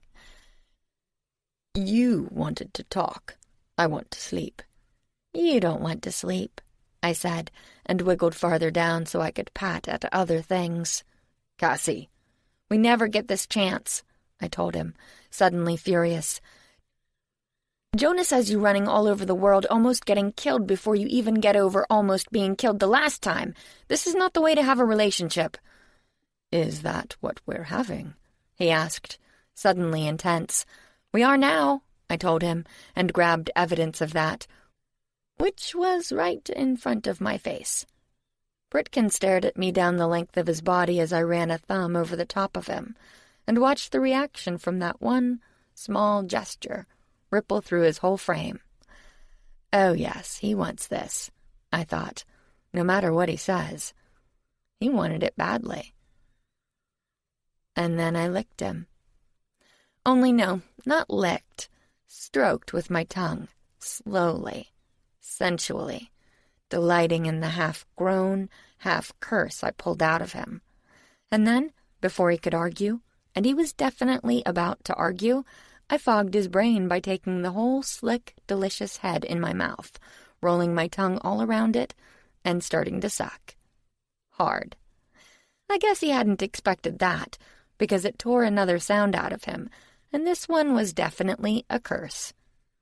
I ignored him and gripped the long, thick shaft, starting to massage it while teasing the little slit at the end with my tongue, during which he writhed and cursed and told me very unconvincingly to stop. I would have laughed at that if I hadn't had my mouth full, and when he somehow managed to get enough brain power together to tell me very sternly that this was over, I did laugh around him. And then I grabbed something a little lower down. Finally, I had his full attention. Britkin stared at me, and it was no longer the impatient release-me woman glare of a moment ago, but more a who are you and shit I'm in trouble now bewilderment. And yes, I thought, squeezing a bit, and seeing his eyes pop. Yes, you are. The problem with Britkin, I thought as I went to work, one hand fondling the velvety globes, one hand massaging the silken shaft, and my tongue doing the rest of the work, was that he'd mostly missed the last month or so, and it had been a hell of a month. First, having to find out where Rosier had taken him, then having to break him out of hell, a phrase I'd never really thought to hear myself utter, and then when I finally managed to get him in front of the Demon Council to get their damned unfair sentence lifted, what did they do instead? They cursed him out of existence.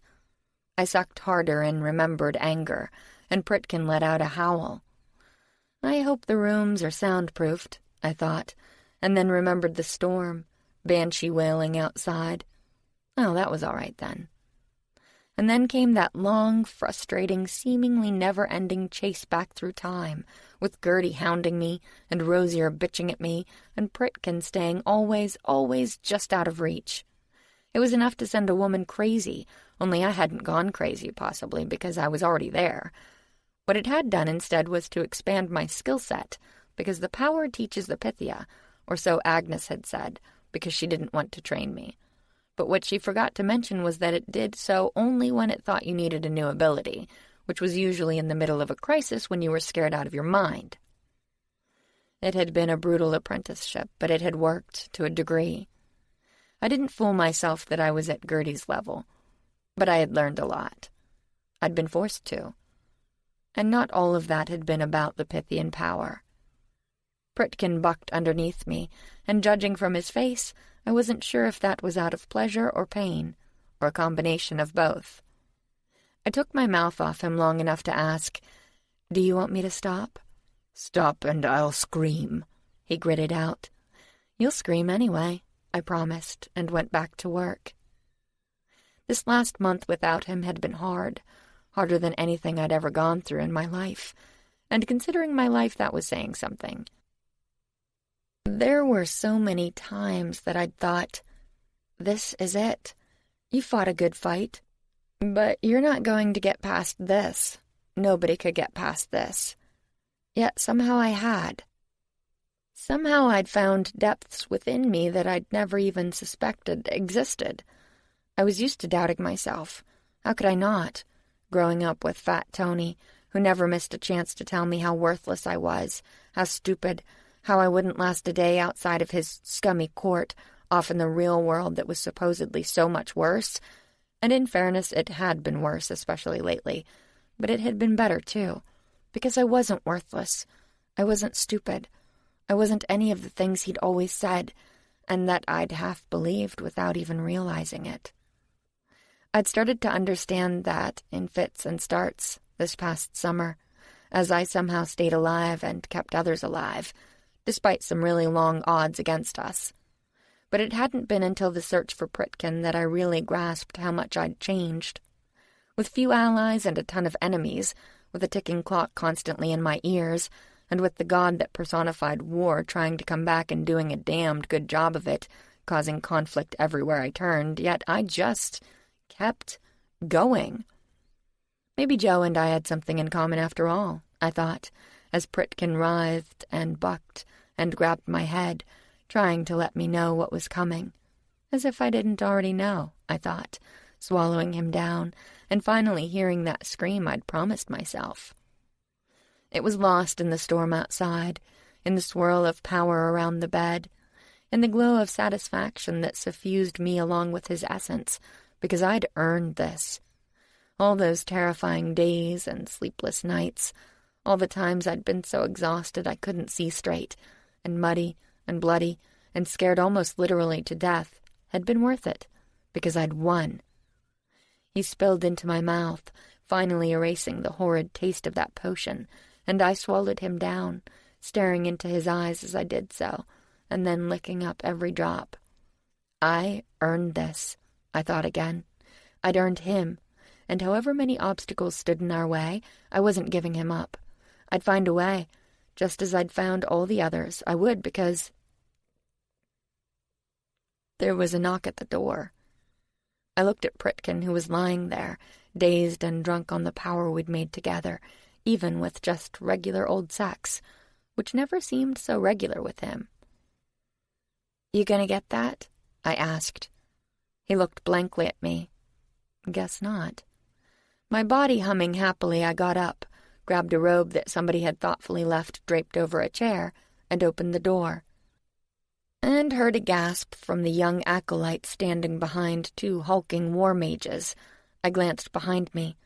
Damn, I'd forgotten about the coverlet, leaving Pritkin drugged out and sprawled on the bed in what was obviously a sexually satisfied stupor. The war mages, who had looked menacing and dangerous a second ago, sized up the situation pretty fast. The younger of them blushed. The older raised an eyebrow at me. "I suppose there's no emergency?" "Not so much." He nodded and tugged on his buddy's sleeve. "We have other things to do." The two men moved off, leaving the girl, a blonde who was drinking in the sight of my boyfriend before I blocked the view, behind. Is there anything you need?" she asked, like she hadn't just pimped on us to the war mages. "Yes, the mage will need some clothes and toiletries, we both will. You can send them up to this room. Tomorrow." She nodded, tried to see past the hanging, voluminous sleeve of my robe again, failed, and curtsied. I closed the door on her before she finished and rejoined Pritkin on the bed, who had managed to throw the coverlet over his lap at least. I pulled it up and climbed underneath, after shedding the robe I didn't need, because the room was now borderline hot. Or maybe that was me. I snuggled close, and a strong arm went around me. We had 1,000 things to talk about, to work out and to work through, but we didn't say another word. Sleep was pulling at me hard, and there'd be time for that tomorrow. There'd be time for everything. I'd make sure of it. Chapter 47. A bolt of spellfire tore through the big room and almost tore through me, but I shifted at the last second, leaving it to detonate against the wall, and reappeared behind my assailant. I spun, grabbed her long dark hair as a handle, and pulled out a knife, only to see Lizzie's face suddenly in place of hers, causing me to let go and stagger back. "Concentrate!" Gertie's voice boomed. "This is no time to lose focus." "I'm not losing focus," I thought savagely, and shifted, as 6 more dangers converged on me. "Human weapons have their uses," Gertie's voice was saying as I reappeared, panting behind a column. "As do magical ones. Specifically, they are good for saving your strength since they cost very little power to deploy." Another brunette threw a magical snare at me, but I shifted it out of the air and behind her, and the lariat-looking device grabbed hold of her torso and wrapped her up like a mummy. She could have shifted out of the trap, but it took her by surprise, leaving me plenty of time to stab my dagger into her chest. Only I didn't. I told myself that it was because 2 more adepts had just targeted me, but their spells flew through the air where I'd just been, not on the ground where I'd just hit. I'd slammed myself down beside the bound girl who, like me, looked completely freaked out by all this. Her eyes were huge as she stared at the dagger in my hand, which was shaking along with it. I said a bad word and threw the damn thing away, then shifted the mummy girl into the 2 adepts springing for us through the air. And okay, this was not how I'd assumed the Pythian court did their training sessions. I understood the concept of live fire training. Human armed forces used it all the time, because otherwise soldiers might freak out the first time they had real ammo coming at them. But this was insane. Seriously, what the hell? I thought as the force of my shift sent the bound girl flying sideways into the 2 acolytes, blowing them off their feet and into the warded "will kill you if you touch it" barrier. Because this arena of horrors wasn't bad enough on its own. They hit, the ward flashed, and their bodies burst into a haze of ash. I could feel it on my skin, taste it on my tongue, gagged on it as it caught in my throat. I tried to avoid losing my lunch, which thankfully I hadn't eaten much of anyway, and mostly succeeded. Mostly. Guns, knives, and magical snares allow you to dispose of or trap an opponent without using up your reserve of strength. Gertie's voice continued, as if nothing had happened. But they can also give away your position, and thus leave you vulnerable for a moment. And a moment is all it takes. No shit, I thought, and then screamed as a bunch of fiery arrows flew at my head. I didn't see who'd sent them. Didn't care. I just threw up a time bubble that aged the wood to nothing, using up all their fuel, which left little puffs of fire going off all around me, like silent fireworks. It was disorienting, but not as much as the spell that hit me right afterward. God damn it! The ballroom, where we were having our little afternoon in hell, suddenly tilted wildly. I was standing on the ground, or to be more precise, I was crouching behind a sofa, but that's not what it felt like. It felt like I'd just gotten shoved out of a 747 cruising at 35,000 feet. Without a parachute. I screamed again, but not because of the spell, but because I knew what was coming. Joe had already acquainted me with what it felt like to get stabbed in the chest, and I could really do without a repeat. Or being electrocuted by the barrier. Or being garroted by the big acolyte, who I'd been told was only 16, but who could have linebacked for any pro football team. Hell, she was bigger than some of the war mages, and she loved her little bit of string. I loved keeping my head on my body, so I wasn't real thrilled to see her heading my way. The Pythian power is inexhaustible. You are not, Gertie intoned, because that was all I needed. Reserve your strength at all costs. It may be what saves your life. No, what would save my life is getting out of here, I thought viciously. But since that wasn't possible, I shifted to the grand piano, which looked like a Picasso drawing thanks to my wonky head. Or maybe that was the angle. Because my shifting abilities had also been screwed up by the disorienting spell, and I was a little off target. Like maybe 12 feet in the air off, before I dropped like a stone to smash into the delicate wooden bench seat. I hit the ground in the midst of a pile of carved wooden shards, one of which had stabbed my calf, thank you, Gertie. And all of which I shifted blindly, not being able to tell what was happening, just that a large blur was headed for me at a run. My vision cleared a moment later, I didn't know why. And then I did, when the blur resolved itself into 5 acolytes who had been running and were now sliding across the marble floor on rivers of their own blood. Because I'd just shifted the equivalency of a couple dozen wooden stakes into their bodies. They slid at me, their eyes going glassy. their hands still outreached, while the spell one of them had used on me died along with the caster. I didn't scream this time. I didn't make any sound at all. One of the girls slid straight into me, and all I could do was to scramble back, my nose running, my eyes watering, and vile-tasting stomach acid dribbling down my chin. She was the blonde from the previous night, the nosy one with the pretty curtsy. Never learned how to curtsy properly, I thought dazedly, although my governess had tried her best to teach me, the same one who had ended up in pieces scattered all over the floor after Tony finished with her, like my parents, who'd been blown apart in a car bomb he had set, like Pritkin getting cursed by the Demon Council halfway through a leap, his body crashing lifeless to the floor. I screamed, holding my head, as picture after picture out of my past flew at me, hammered at me, beat on me.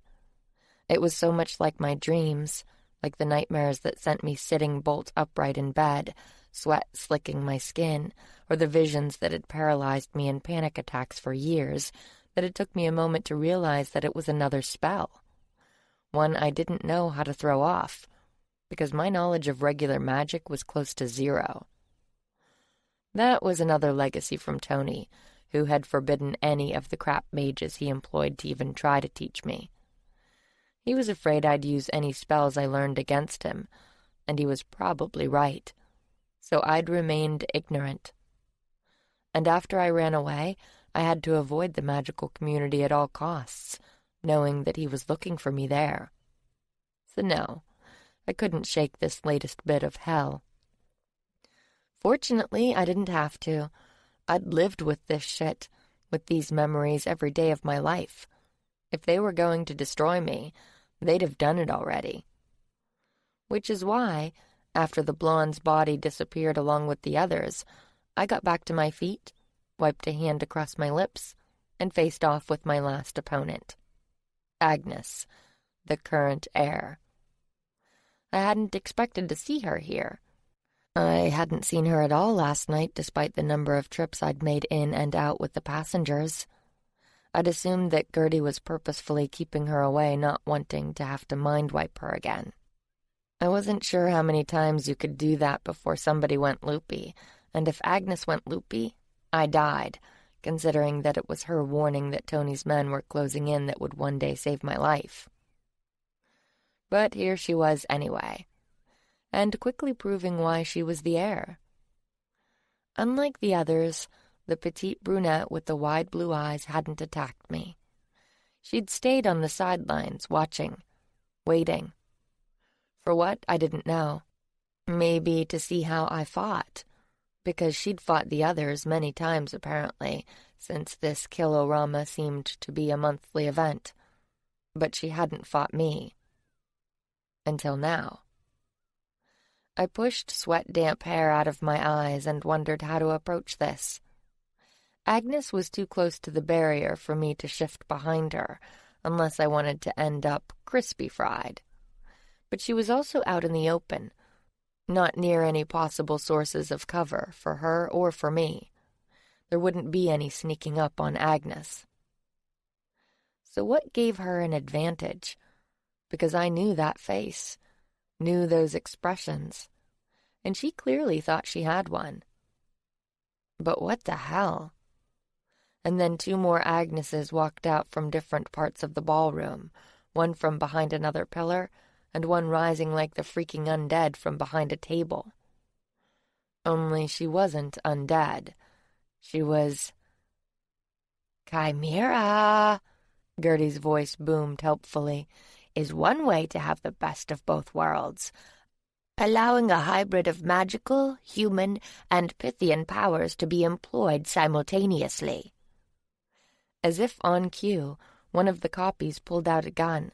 One spilled a golden whip out of her hand, or maybe that was a snare. I couldn't tell from here. And Agnes herself raised a hand, a time bubble forming around it.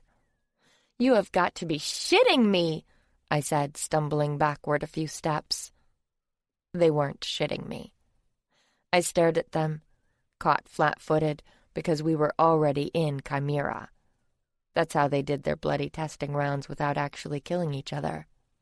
I could see past the barrier to where the whole group of us, including the acolytes I'd already killed, were clustered around Gertie, watching and learning. Although what they were learning from me I didn't know, because this was bullshit. "This is bullshit!" I heard my own voice call from beside Gertie. "She doesn't know how to do Chimera." "Then she should learn," Gertie said calmly, and we both cursed. And for a second, I lost control, seeing things through my other half's eyes, giving me a dizzying view of Agnes's back and my terrified face. Dead white skin, head of wild blonde curls, puke and blood-stained dress, and desperate eyes because I didn't know how to deal with this, and because Agnes had just let loose. She sent everything at me at once, from all three directions, so I did likewise. There was no time to think, no time to plan, not even time to scream myself hoarse some more. No time for anything except throwing everything I had left into a time bubble that I didn't send in any specific direction. Just out. And out it went. "Oh, shit," I heard the other Cassie say, but I didn't see anything, because I was huddled in a ball, afraid to look, and more afraid to die, because if that hadn't worked, I was a sitting duck. I didn't have any energy left to defend myself with, barely had enough to stay conscious, and while this was supposedly a duplicate body I was in, it didn't feel that way.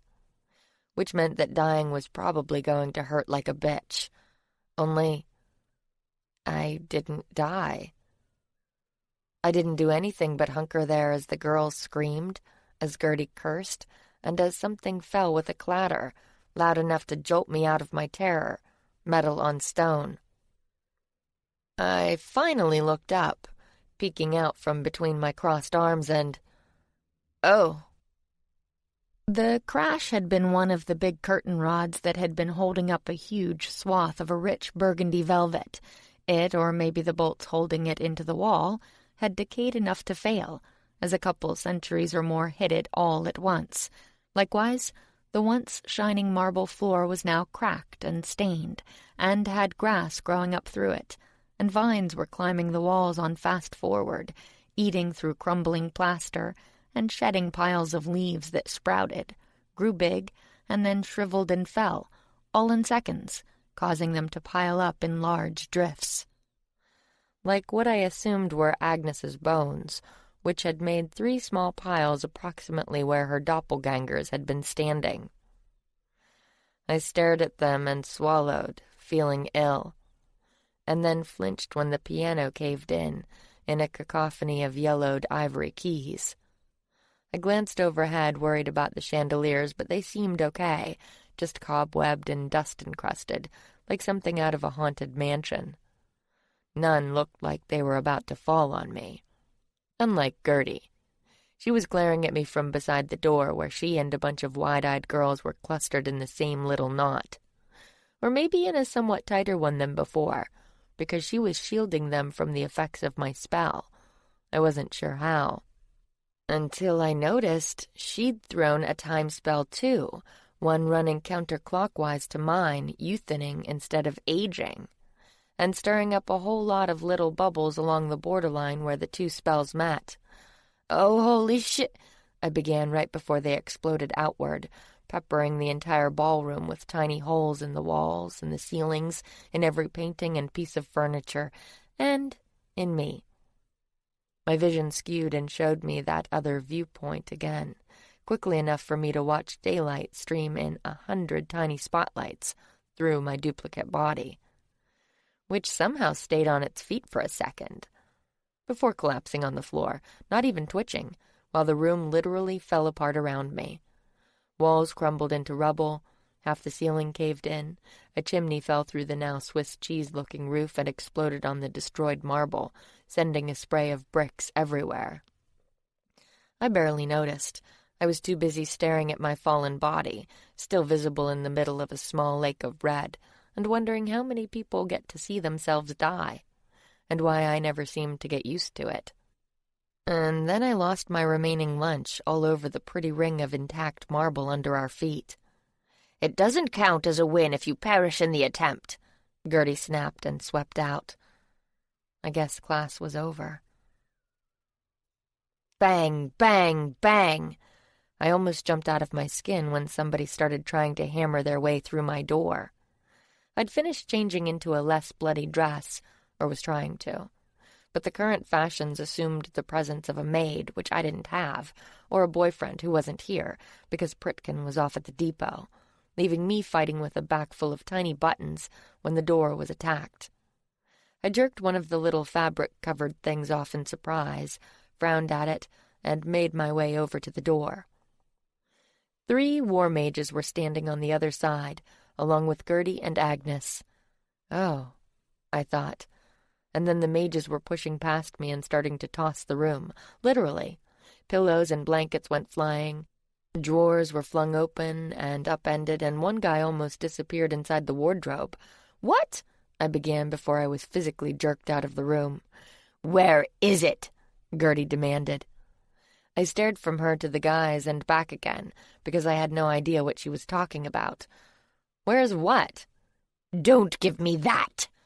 Gertie was looking more pissed than I'd seen her since a few of our adventures in Wales. Her color was high, painting her cheeks a more natural hue under her rouge, and her brown eyes were snapping. She scowled at me for a moment more while I looked in bewilderment back. Then she nodded at Agnes. "Do it." "Do what? What are you—" Which is as far as I got before sweet, baby-faced Agnes, with her big blue eyes and proper updo, who looked like she ought to be auditioning for a brunette Alice in Wonderland, threw me into the next room and started stripping off my clothes. Considering that they weren't completely on yet, it wasn't hard, or it wouldn't have been, but I decided to protest. I didn't know much about Edwardian hospitality, but so far I hadn't been enjoying my stay. "Cut it out!" I snapped and smacked her hand away, only to have her slap me across the face. I stared at her in shock. "What? Have you lost your mind?" "Oh." Blue eyes opened wide as she wrestled me for my dress. "Did you expect to get away with it?" "Get away with what? You know very well," she snapped, and spun me around, only to jerk the damn dress off my shoulders. "The only thing I know is we're about to throw down," I said, "and if you'll recall, you lost last time." "Yes." Her color was high, too, when I spun back around, and she didn't much resemble the serene Pythian air anymore. Her hair was half down around her face, and her lips were set on snarl. "That is easily done when your opponent cheats." "What?" I was not getting less confused here. "Which of them cheated?" "You did." And she actually raised her hand again. I caught her arm midway to my face. I was not a particularly imposing figure, with my dress sagging around my hips and my blood-stained bra, because I was damned if I was wearing a corset. But I wasn't going to take this, whatever this was. "I didn't cheat," I told her flatly. Agnes said a very bad word. My eyes widened, and I was about to make a smart remark when I had to catch the other hand. This bitch. I looked over at Gertie. "If you don't want your acolyte sent to Siberia—" "And how would you do that, she demanded, finally coming in the door. She'd waited in the hall to say something to the mages, who I guess had finished tearing my room apart. I'd have been more annoyed, but it was mostly her stuff anyway. If she wanted to trash her own guest room, fine by me. But this shit had to stop. "How would I do what exactly? Shift?" "Yes." She looked at Agnes. "Are you capable of shifting right now?" And Agnes literally growled at me. "No." I caught myself before I stepped back a few paces, because she was starting to terrify me a little. But I'd been raised at a vampire's court. I knew when to show fear and when not to, and this was definitely not to territory. I straightened up. "Do you have a point?" I asked Gertie, and tried to restore some dignity by getting the dress back on. But Agnes had torn one of the sleeve holes. This bitch. "Indeed I do. You just put on quite a performance down there, one that should take my entire court some days to undo, after, that is, we finish cleaning up your last debacle." I frowned at her, because that had been her choice. She'd used a spell on the castaways that she'd hit me with a time or two, one that returned people to their point of origin in the timeline. It had jerked the lost souls back to where they belonged, but was apparently exhausting. Maybe because of the numbers we were dealing with, but I hadn't asked her to do it. Quite the contrary, in fact. "You told me to train, so the least you could do is tell the truth." "About what?" I stared at her in exasperation. "Make some sense." "All right, how's this? There is no way, that you were able to defeat my entire group of acolytes, including my heir." Agnes growled again. "If you didn't have help, so where is it?" And finally, I got a clue. "If you're talking about the tears, I don't have any. I took the last—" "Liar!" That, of course, was Agnes. "On the train," I persisted. "I had a bottle. I used a bottle." "She lies!" Agnes yelled. "You know," I told her, "we heard you the first time—" And I had to stop to grab her arm again. "You slapped me?" I told her seriously. "One more time." You see? Agnes was literally hopping mad. I'd never known that actually described a real thing before, but she simply couldn't stand still. "If she's willing to duel me after all that—" "I do see, and I want an explanation," Gertie said, looking at me. "I am willing to help you, but not if you continue to lie to me. The tears is a weapon, and a dangerous one. I will not have it misused under my roof." "I haven't lied." "Then explain how. If you took no potion, if, as you say, you do not even possess any, you did that." She gestured at the stairs leading down to the foyer and the ballroom, or what was left of it. I looked at her a moment and licked my lips. I could explain, but if she didn't take it well, I'd be out of a trainer almost before we started. Not that that sounded so bad after this afternoon, but I had Joe to think about. She'd always said she wasn't a great duelist, but she probably knew all kinds of tricks I didn't, and she'd somehow come up with a crap ton of extra power. Not to mention that Joe lied. I needed Gertie, but I honestly didn't know what to tell her, when the truth would sound like the biggest lie of all. "Well?" she demanded. "All right," I said. "I'll tell you." Chapter 48. Several hours later, there was another knock on my door. "What?" I demanded crabbily. Pritkin stuck his head in, and then cocked it curiously. "What are you doing?" he asked. "Freezing," I said, because it was true. I had what might be every blanket in the house piled on top of me, to the point that I wasn't sure I could have gotten up to answer the door even if I'd felt like it. It was like The Princess and the Pea, only in reverse. I was the pea, a disgruntled and grumpy little pea who just wanted to be left alone. Of course, that didn't happen. "Did you enjoy your training session?" he asked, coming in, and then looked slightly alarmed when I wheezed out a laugh, and then did it some more, until I was in danger of suffocating under all those blankets. He started pulling them off until I stopped him because this place was freaking freezing. I was surprised there weren't icicles hanging off the water heater, which did exactly bubkiss. I didn't know why the whole court hadn't died of pneumonia. "I take that as a no," Pritkin said and sat down on the edge of the bed. I laughed some more because it was either that or cry, and I'd cried enough. "Yeah," I finally said. "That's a no." "You want to talk about it?" I almost said no because I always said no, at least lately. I hadn't had anyone I could confide in through all the craziness of the last month. Only no, that wasn't true. I hadn't had anyone I could confide in completely, someone who wouldn't try to use anything he learned against me or get freaked out and start worrying obsessively about what I told her, or start trying to fight my battles for me, even when they were ones I had to win myself. After Pritkin left, I'd had people I could confide in about some things, but no one I could talk to about everything, and I'd missed that fiercely. It had taught me things, forced me to learn to pick my way through the minefield of the battle with Ares on my own, made me more resilient. But it had been damned lonely, and there'd been plenty of nights. God, so many nights hugging my pillow, my eyes wet, anxiety clawing at my breast for sleepless hour after sleepless hour. Because what if I was wrong? What if I made the wrong decision, did the wrong thing, out of ignorance of the magical world, or of the cultures of the different groups, or of all the politics I didn't understand yet? There were so many things that went into a right decision and so many ways it could go wrong.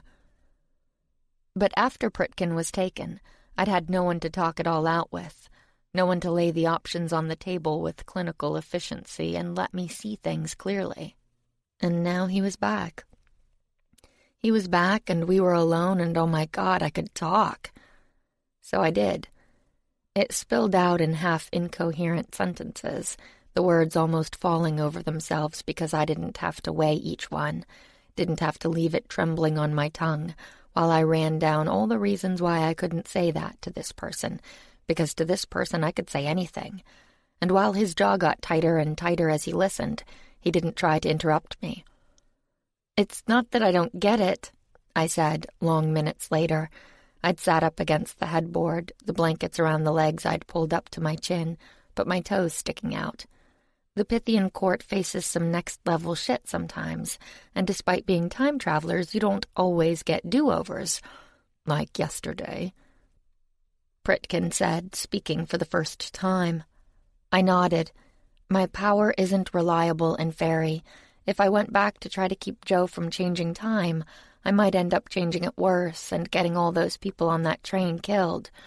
Or like on the search for you.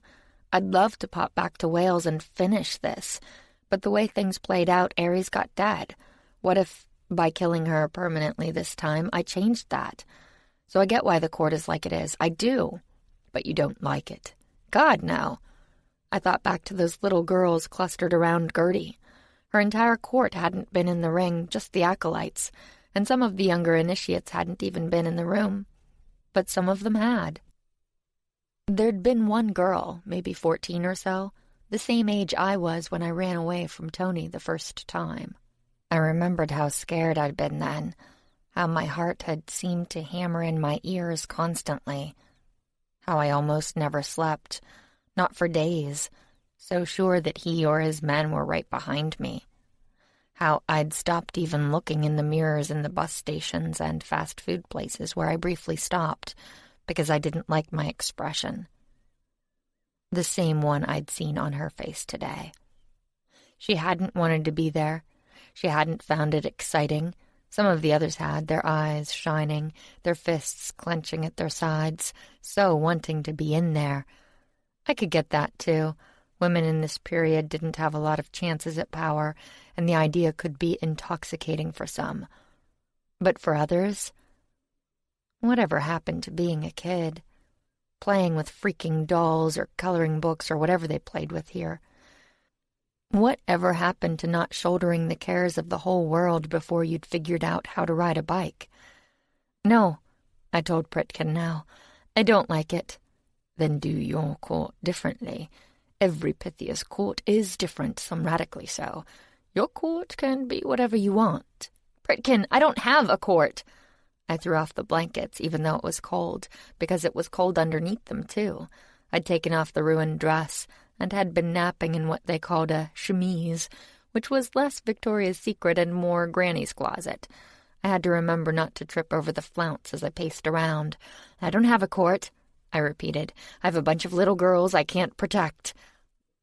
Little girls, like the ones I saw the other night.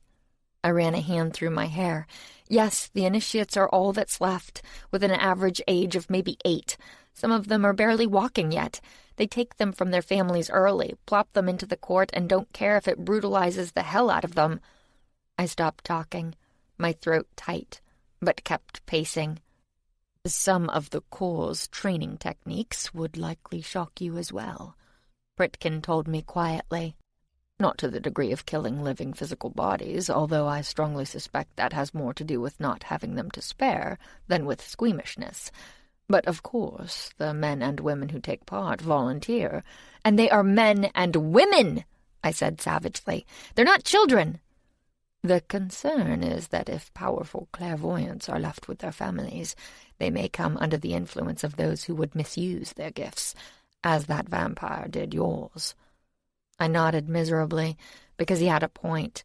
Tony had used what he learned from my visions to profit off of all kinds of things, from natural disasters to stock market drops to underworld wars, and he'd hurt plenty of people along the way. I wouldn't wish that on the girls either. And the court did keep them safe from that kind of thing until they grew up. And a mature clairvoyant in charge of her skills is a damned hard person to manipulate. It also gave them training on how to control their gift, so that it didn't torment them the way it had me, with visions coming hard and fast, sometimes one after the other, until there were days when I'd crawled under my bed, trying to get away from them, biting my lip to keep from screaming myself hoarse, because I knew that would alert Tony to the fact that I'd seen something. Before the current rules, powerful magical families used their clairvoyance against each other, Pritkin told me. The court existed, but until the High Middle Ages there was no requirement for families to surrender their daughters to it. Most felt that it was an honor, but some held them back, hoping to give their clan an advantage. Like the Covens still did, I thought. The court does some good, I admitted, although that was hard to do today. I just wish... I cut myself off. It didn't matter what I wished, and I didn't even know what that was anyway. But Pritkin, who had been reclining on the bed, sat up. "What do you wish?" I shook my head. "I don't know. And it doesn't matter now. We're at war. They're not going to change anything just because I want it." "Who is they?" I'd gone back to pacing and was facing away from him over by the door. But at that I turned around. "What?" "Who is they?" he repeated.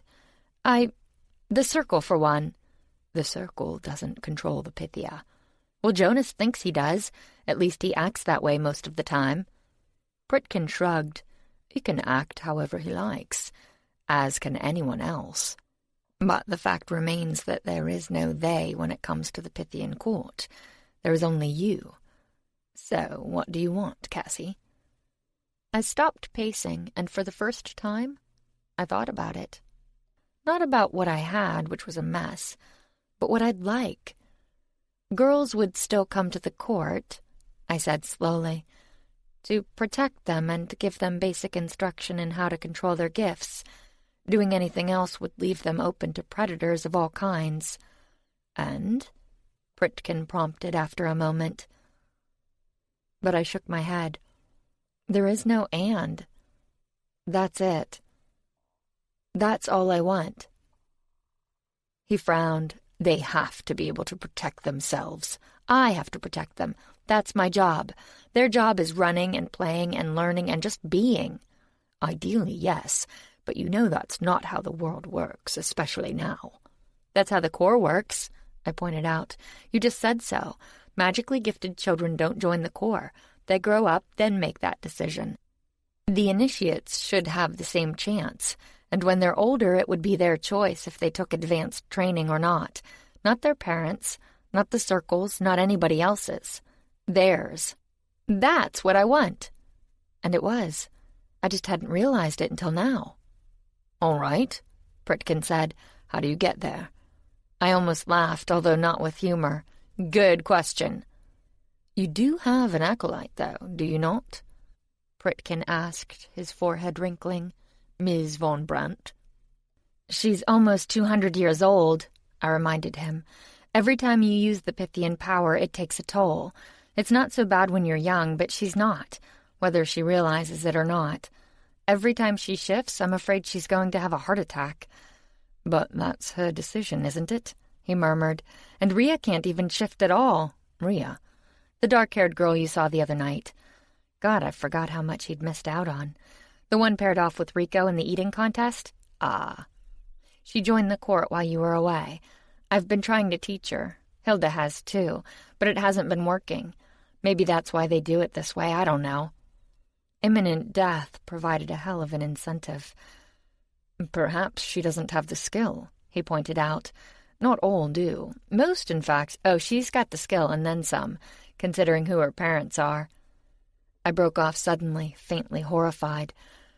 "What is it?" he asked and glanced around the room. the green eyes missing nothing. I sat in a chair in front of the dressing table, biting my lip and staring at him.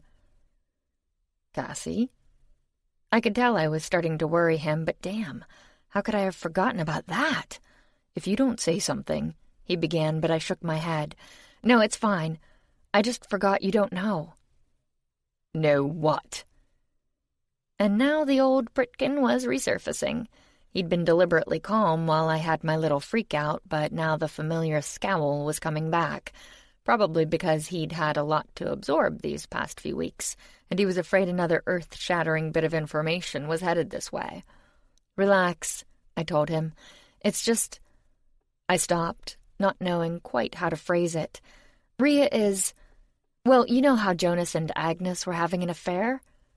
For a moment, Britkin just looked at me as if he were waiting for the punchline, only that was the punchline, which I guess he figured out, because a corner of his mouth started twitching, and then the other decided to get in on the act, and suddenly he was laughing.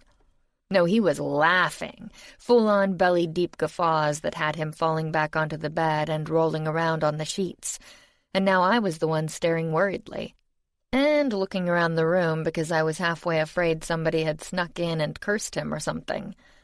Britkin didn't laugh, hardly ever, about anything, and certainly not until his face was red and tears had started to leak out of the corners of his eyes. But he was now. I knew that because I'd climbed onto the bed, seriously concerned, and planted my hands on either side of him so I could look into his face. He could barely breathe. "I'm not joking," I told him. He tried to gasp out something, failed, and started beating the bed with a fist. "What is wrong with you?" I pushed his shoulder. It didn't help, and then he dragged me down beside him, one arm around me, my head cradled on his still laughing chest. I gave up and just let him get it all out. It took some time. I guess he'd kind of had that pent up for a while. Every time I think I have the world figured out, it proves me wrong," he finally gasped. "Perhaps I should stop trying." "Works for me," I told him. "So, Jonas has a daughter," he mused, staring up at the ceiling, "and kept it hidden all this time." "He didn't know," I corrected. "Not until recently." "He didn't know?" Britkin looked like he didn't understand how that worked. "Agnes didn't tell him," I explained. "Why not? Why would she—" He stopped, probably at the expression on my face, because I wasn't laughing. I rolled over onto his chest. "We should be enjoying this while we can," I told him soberly. "The moments in between, as Tammy calls them. Once we get back." Green eyes met mine frankly. "What happens when we get back?" "I don't know. It's one of about 1,000 things I don't know right now." Britkin's face grew thoughtful, but I didn't add anything. He didn't need me to connect the dots. He never had. "You're saying people will think you're controlled by the circle if we're together. That is why Lady Femino hid her relationship. And her child?" I shook my head. There was more to it than that. She feared that Jonas would jump at the chance to have his daughter as Pythia. He did everything he could to influence the office through their affair. I remembered the passionate, fiery girl I'd seen today, and the closed-off, overly careful woman I'd met in later years. She'd learned not to trust people, to the point that she'd never even considered believing me when I showed up for training. Maybe because she couldn't even trust her own lover. I thought uncomfortably of Mircea. That had been our problem, among others. I still loved him. Probably always would. But I couldn't trust him. And how could you have a relationship like that? Of course, love covered a multitude of sins. At least I guessed Agnes had thought so. Because she and Jonas had been together right up until her death, yet she'd never told him about Rhea. Never breathed a word. She wanted to protect her, I said. From him and from what I saw today, I always wondered why she never let Rhea be trained. Now I know. "And you?" Britkin asked. "What do you want?" It caught me off guard. I don't know why. He was never anything but direct, but I didn't hesitate, because on this I'd had plenty of time to think. I want what she never had. No skulking in corners, no lying, no hiding everything about who I am and who I love. Green eyes blazed into mine, but he didn't move a muscle, because it wasn't that simple. I know, okay? I told him. I understand the dangers, especially with the never-ending war. We need everyone on our side. I can't be seen to be playing favorites, and I won't be. I think Jonas understands that now. And the others, the vampires? I sighed. There were so many people to be considered about my damned love life. I don't know. But I can't live a lie, not forever. I had to tell Gertie one today, just to stay here, because I didn't know what she'd do if I told her the truth. The truth? About what happened in training. She didn't understand why I was able to do that. I had to tell her I took a potion. But you didn't. He leaned forward, suddenly intense. No, I ran out. But you gave me some power last night, so I had extra juice I wasn't expecting, that's all. That's all, he repeated, looking a little weird. A succession of expressions crossed his face, too fast for me to follow, but he didn't look like a guy who'd just been told, I love you, for the second time. What is it? I asked. Cassie. He paused and looked like a guy who was choosing his words carefully. Before you decide anything, you need to know... He stopped again when he took my hand and then looked up at me in surprise. You're freezing. I told you so. I didn't think you were serious. It's the damned weather. And that, I said, nodding at the water heater. They need to get it working. It is working. It must be 90 degrees in here. Just because you're from the frozen north, I'm from Britain. Like I said. And I haven't eaten. At all? I scowled. That had sounded more like the annoyed trainer than the concerned boyfriend. And in my head, this whole moment had been a lot more romantic. I got up too late for breakfast, and lunch doesn't count if you lose most of it. You have to eat. I'd been in the process of pulling a blanket back up to my chin, but at that I stopped. You have food? I checked him out. He was in one of those buttoned-up three-piece suits they liked here, plain brown, but it fit like a glove, hugging broad shoulders and muscular thighs, which I'd have appreciated more right now if he'd been holding a sandwich. I don't have it on me. I pulled the blanket up again. He pulled it down. But I know a place. If you don't want to eat here, that is.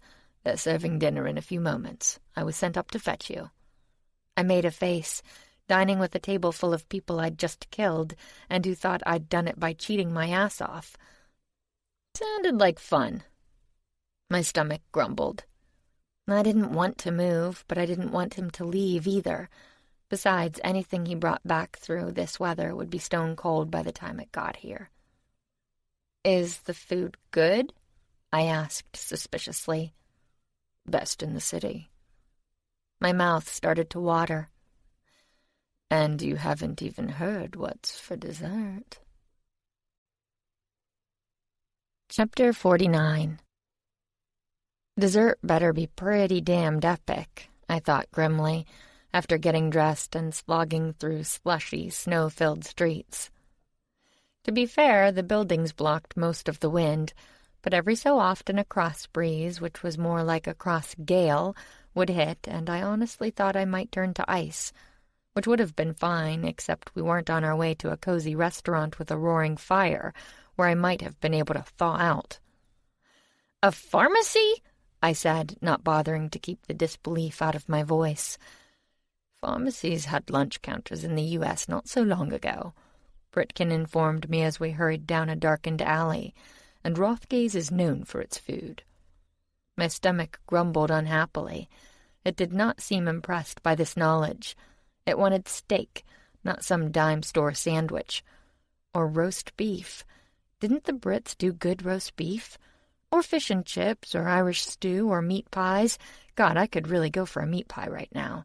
or anything served in an old-world pub with leather booths and pints filled with frothy beer that was almost like a meal itself. My stomach grumbled again, louder this time. It was a holdover from the Middle Ages, Britkin continued, when apothecaries sold candy and cakes. Wish modern docs prescribed those, I thought enviously.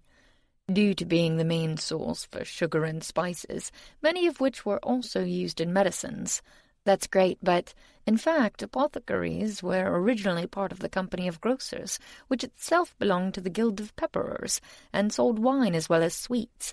But in the early 17th century, they broke away and established the Worshipful Society of Apothecaries, which still exists today. I narrowed my eyes. I was starting to suspect that I was being teased. Britkin, however, in the magical community, the association between food and medicine, or potions, has remained strong. I was about to put my foot down. Damn it. I was starving, when he threw open a door at the end of the alley and... Oh! I just stood there for a moment, staring. You know that scene in The Wizard of Oz when Dorothy goes from a black-and-white farmhouse to Technicolor Munchkinland? It was like that, only with food. I stepped through the door into a world of bright marble and gleaming countertops and bustling, happy shoppers, and a rotating centerpiece sculpture 3 stories high that seemed to be made out of candy, not to mention case after glass-fronted case full of... "Would mademoiselle like a canapé?" A tall brunette in a green apron paused to offer me a shiny silver tray. It was full of some kind of mushroom tarts that were, oh my God, wonderful. I was about to grab another 6 when Britkin dragged me away, past a long case stuffed with stuffed things, figs and eggs and peppers and tomatoes, all bursting with goodness and ready to eat, and then another with seafood, clams and calamari and salmon served about 80 different ways, including intriguing little roll-ups that looked like they had cream cheese in them. And then past another case with all sorts of meats and sausages, and one with a couple hundred cheeses, and then half a dozen with pastries, an explosion of colorful glazed and sugared and honeyed. "Dinner first," Britkin said sternly and pulled me away again. "We're not already there?" I asked, staring around, and realized that we'd barely covered a tiny bit of the huge room, with its gleaming marble floor and walls plastered with blackboards behind the counters, listing the day's specials, and shelving crammed full of all kinds of things in baskets and jars, and an absolute mass of curved windows above it all that gave the room a giant greenhouse effect. It kind of reminded me of some of the church roofs in Russia, only transparent and rising up several more stories to show the darkly clouded skies outside. They looked familiar, at least, grumbly and laced with lightning, and dark enough that I was pretty sure I would have noticed a massive cathedral of food rising above the streets on the way here. How did they hide all this? "This is magical London. We just came in through a side door," Britkin said, helping not at all. "Look, they'll make you a sandwich with whatever you like," he added, as we finally stopped in front of a polished wood and glass counter. And okay, yeah, sandwiches were starting to sound better all the time, I thought, my eyes going huge at the selection. I finally settled on thick-cut ham with a honey glaze, sliced chicken piled high, 3 kinds of cheese, some spicy Italian sausage, even spicier brown mustard, mayo, boiled eggs, sliced tomatoes, and pickled asparagus, because when I asked for pickles, they asked what kind, and had only about 100 different ones to choose from. Seriously, they pickled everything. Plain old cucumbers were apparently passé. But they gave me a sample, and these were garlicky and good, and, oh, can I have some of the bacon, the thick kind with the pepper? The guy making the sandwich cocked a bushy white eyebrow at me, probably because the thick, torpedo-shaped roll with the generous dusting of black poppy seeds he was holding was already straining at the seams. I looked back at him hopefully. He made it work. And then, of course, it was just a matter of picking out the right potato salad, which took a while because, again, they had maybe 20 kinds. I finally settled for one with tiny whole potatoes and a vinaigrette, and Britkin got the same, and nothing else. "You aren't hungry?" I asked him. "I'm going to eat half of yours." I actually pulled the tray away. "You are not!" If you eat all that, you won't want dessert."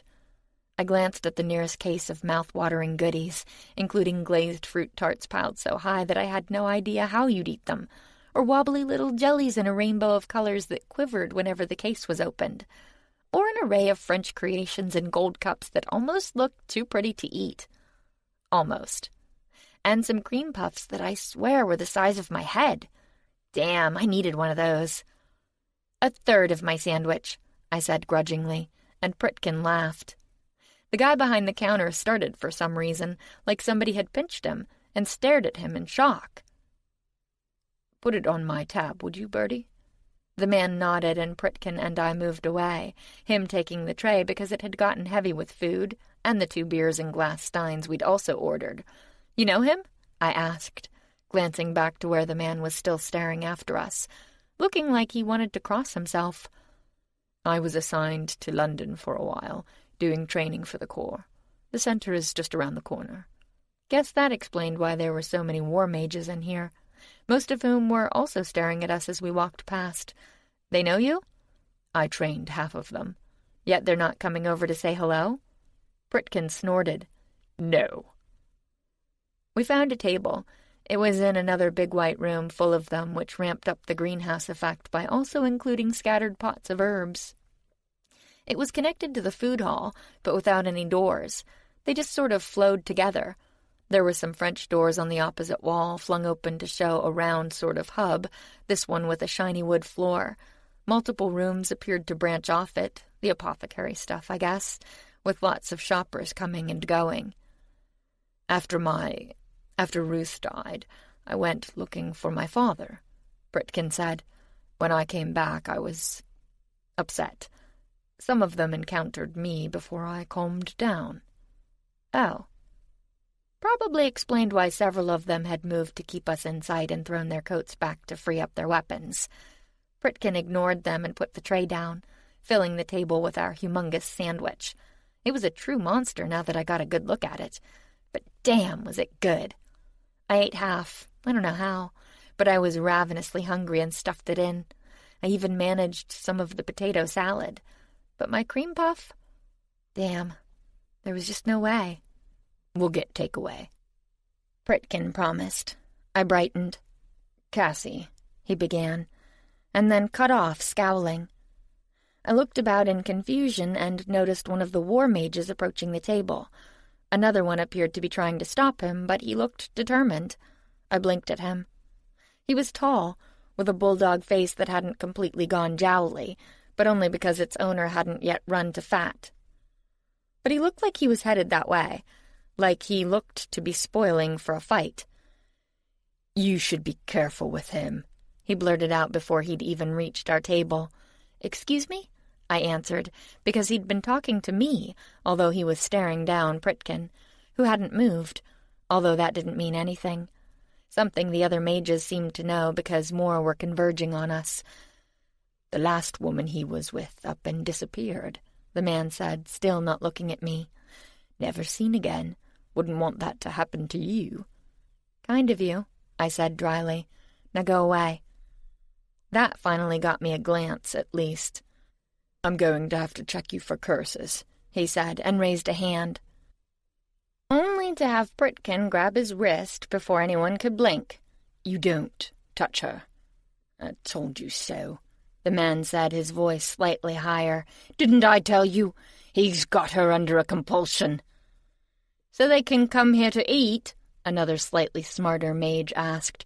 "You're making a scene, Harry." "Not as much as I'm about to if you don't get your filthy hand off me," he told Pritkin. "Let him go," I told Pritkin, who glanced at me, then released him abruptly enough that the man staggered and almost fell, because he'd been pulling away. "Demonic scum," he said, and whirled on the other side of the city, because I wasn't in the mood. Pritkin blinked, because I guess he hadn't expected that. One of the other mages swore, and several other came running over, because it didn't look like they had either. "Pythian acolyte," Pritkin said quickly. She shifted him, nothing more. "And why are you eating with one of them?" a dark-haired mage demanded, like it was any of his business. "I haven't seen you before," a guy with slicked-back blonde hair said, glaring at me. "And that's my problem, how?" He scowled. "I'm going to need you to come with me." "Thomas," the slightly smarter mage said, sounding exasperated, "you're as bad as Harry. Let them eat in peace." "I'll let them eat as soon as we've verified the situation with Lady Hierophile." "Cassie," Britkin said, seeing my face, which had probably been getting redder considering my mood. I'd had a day, and these assholes weren't making it better. "Let me help you with that," I said, and shifted the blonde straight to Gertie. And then Pritkin was on his feet, at the same moment that weapons were drawn by the 6 assholes who were left. I kept my seat. "Spatial shifts are easy," I told them. "I can do this all day, and you can explain yourselves to Gertie in person. She's already in a mood, so have fun with that." "You can't go around shifting war mages," the brunette snapped. "I can when they start it by assaulting my dining companion for being my dining companion," I said, and ate a potato at him. The man started to answer, but the smart one grabbed his arm. "She's right. You want to verify, you call the lady and ask her. This is over." The brunette glared some more. I guess the hot-headed blonde was his friend, and shrugged off the smart guy's hand. But he went back to his table after straightening his lapels at us, like some tough guy out of a movie, as if to say that he was only doing this because he felt like it. I felt like adding him to Jowley's swim around the Thames, but Pritkin put a hand on my arm. "Don't." I didn't, mainly because I didn't want to interrupt my happy food haze any more than I already had.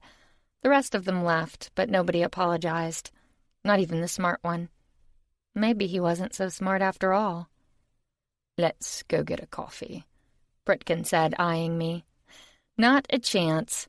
I wouldn't give them the satisfaction of thinking they'd run us off. Let them be the ones to leave. They're merely concerned for you. They shouldn't be, shouldn't they? I'd been glaring at the guys, but at that I turned to look at him. What? A silence shield snapped shut around the table, probably because the asshole contingent was trying to spy, judging by their expressions when the sound cut out. "They have a point," Pritkin told me. I frowned. "What point?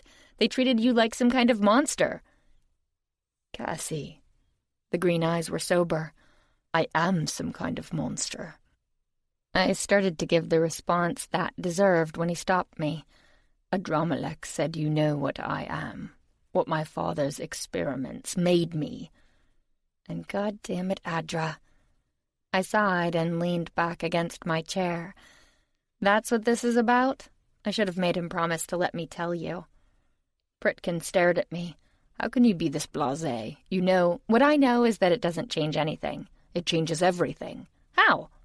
"You're still the same person you've always been, the same as last week and the week before that, and all the other weeks before you knew that I was designed to be a killer, just like the ancient horrors." "Bullshit.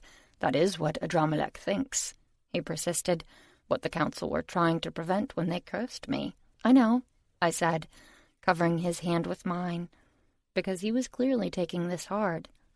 Adra said as much. "You know?" I nodded. Pritkin frowned. "What do you know?" "That the council freaked out. The genetically designed super soldier and the demi-goddess scared the crap out of them. They found out that we were involved, were afraid that you'd increase my power more than they could handle, and killed you to deprive me of my battery. Adra admitted it when you were off getting your weapons, and it doesn't change anything." "How can you say that?" "Because I told him the truth." I leaned over the table and lowered my voice, despite the silence shield, and so that Pritkin's body blocked the damn war mages from reading my lips. "We can generate the power of a god between us, for a moment, maybe enough for a single spell, but we can't hold on to it. It would burn us up if we tried, Cassie, which means they were wrong. We're not a threat." "We're not a threat yet," Pritkin said grimly, and something about the way he emphasized it stopped me. "Meaning what?" He let go of my hand and sat back, crossing his arms over his chest, closing himself off. "You already know the answer to that. You saw what lies within me last night. the monster I live with." I burst out laughing. I couldn't help it. He stared at me some more. "I'm sorry," I told him. And I was, because Pritkin clearly didn't find this remotely funny. "But you can't seriously equate that poor little starved thing with—" He suddenly lunged at me over the table, fast enough to pull several of the watching war mages back to their feet. Pritkin didn't even notice. "That poor little thing is the hybrid of a demon lord and a fae with godly antecedents," he hissed. "It is what the gods were trying to create but failed to manage." "I know that." "No, you don't," he insisted, his face flushed and angry. "No more than they did. Nobody thinks about the incubi. The gods likely never even considered my father's people when doing their experiments, and why should they? They were looking for power, some already uncommonly strong creatures that they could make even more so, not the notoriously weak incubi. But that is the chief power of my father's people. We mix with anything. That is why other demons pay my father whatever he asks for a night with him. His power doesn't just magnify that of some of the demon races. It magnifies all of them. He is the universal solvent, the power stream that will blend with and enhance any other it touches, the very thing the gods needed but never found. But somebody else did." "Rosier," I said, but thinking of the beautiful, mercurial, powerful woman who had been Pritkin's mother. He nodded. "By accident. At least I'm fairly sure, but does it matter? And if that poor little starved thing you feel so sorry for becomes less starved—" "That's why you didn't want to do it last night?" I asked, suddenly understanding. "You said that you were injured, which you were, and still are, and I didn't want to make it worse, and demon sex is nothing if not intense. But I also worried about what continued exposure to that kind of power might do to both of us." "Why?" I challenged. "You never explored that part of yourself, never even tried. How do you know?" "Thankfully. But you wouldn't like the results. You don't know what might lie ahead, and I don't want to know, and neither should you." I looked at him steadily. "You don't scare me, Pritkin, and you never will." "But I should." He saw my expression and swore. "Cassie, the Council isn't as worried about what we are as much as about what we might become. The gods tried a number of different experiments through the centuries, from the dark fae and fairy to the vampires and wares on Earth." "What?" He nodded absently, as if that was somehow old news, which it definitely wasn't. "That's what the demons believed caused mutated humans on Earth, more godly tinkering, but it didn't work, not the way they'd hoped, because those creatures were far less mutable than they needed. But demons, most of them, are spirits like the gods, and spirits are notoriously—" "Wait a minute, go back," I said, feeling the usual need to run to keep up with what Pritkin was saying. But he wasn't going back. "Changeable, like my spirit is, courtesy of my father's abilities. And thanks to your mother, like yours." Chapter 50. "Wait, what now?" I said, but I didn't get an answer that time. Or if I did, I couldn't hear it. Because those strange sirens had just gone off in my head again, like on the train when time had just been seriously messed up. But nothing unusual was happening here. Until I looked up and froze, stock still. What the hell? My brain couldn't seem to get a grip on what I was seeing, to the point that it felt like my eyes were trying to cross. The skies were the same as before, blue-black and angry, with an occasional thread of silver lightning in the distance. No moon or stars, which had been drowned out by the ambient light from the city, or hidden by the heavy cloud cover. Everything was perfectly normal, except for the huge wedge of orange-red boiling away in the middle of it. It looked like someone had decided to patch the heavens but got the color wrong. It looked like someone had cut a piece out of a movie and glued in another movie. It looked more like a hellmouth than an actual hellmouth, because there were flames leaping and black smoke billowing and the whole thing spearing straight down on top of the restaurant. I shifted the table of belligerent mages, along with me and Pritkin, to the area with the wooden floor, because that was about as far as I could take so many, and because I didn't know what would happen when that thing hit down. A second later, with a mage's foot in my face, I found out.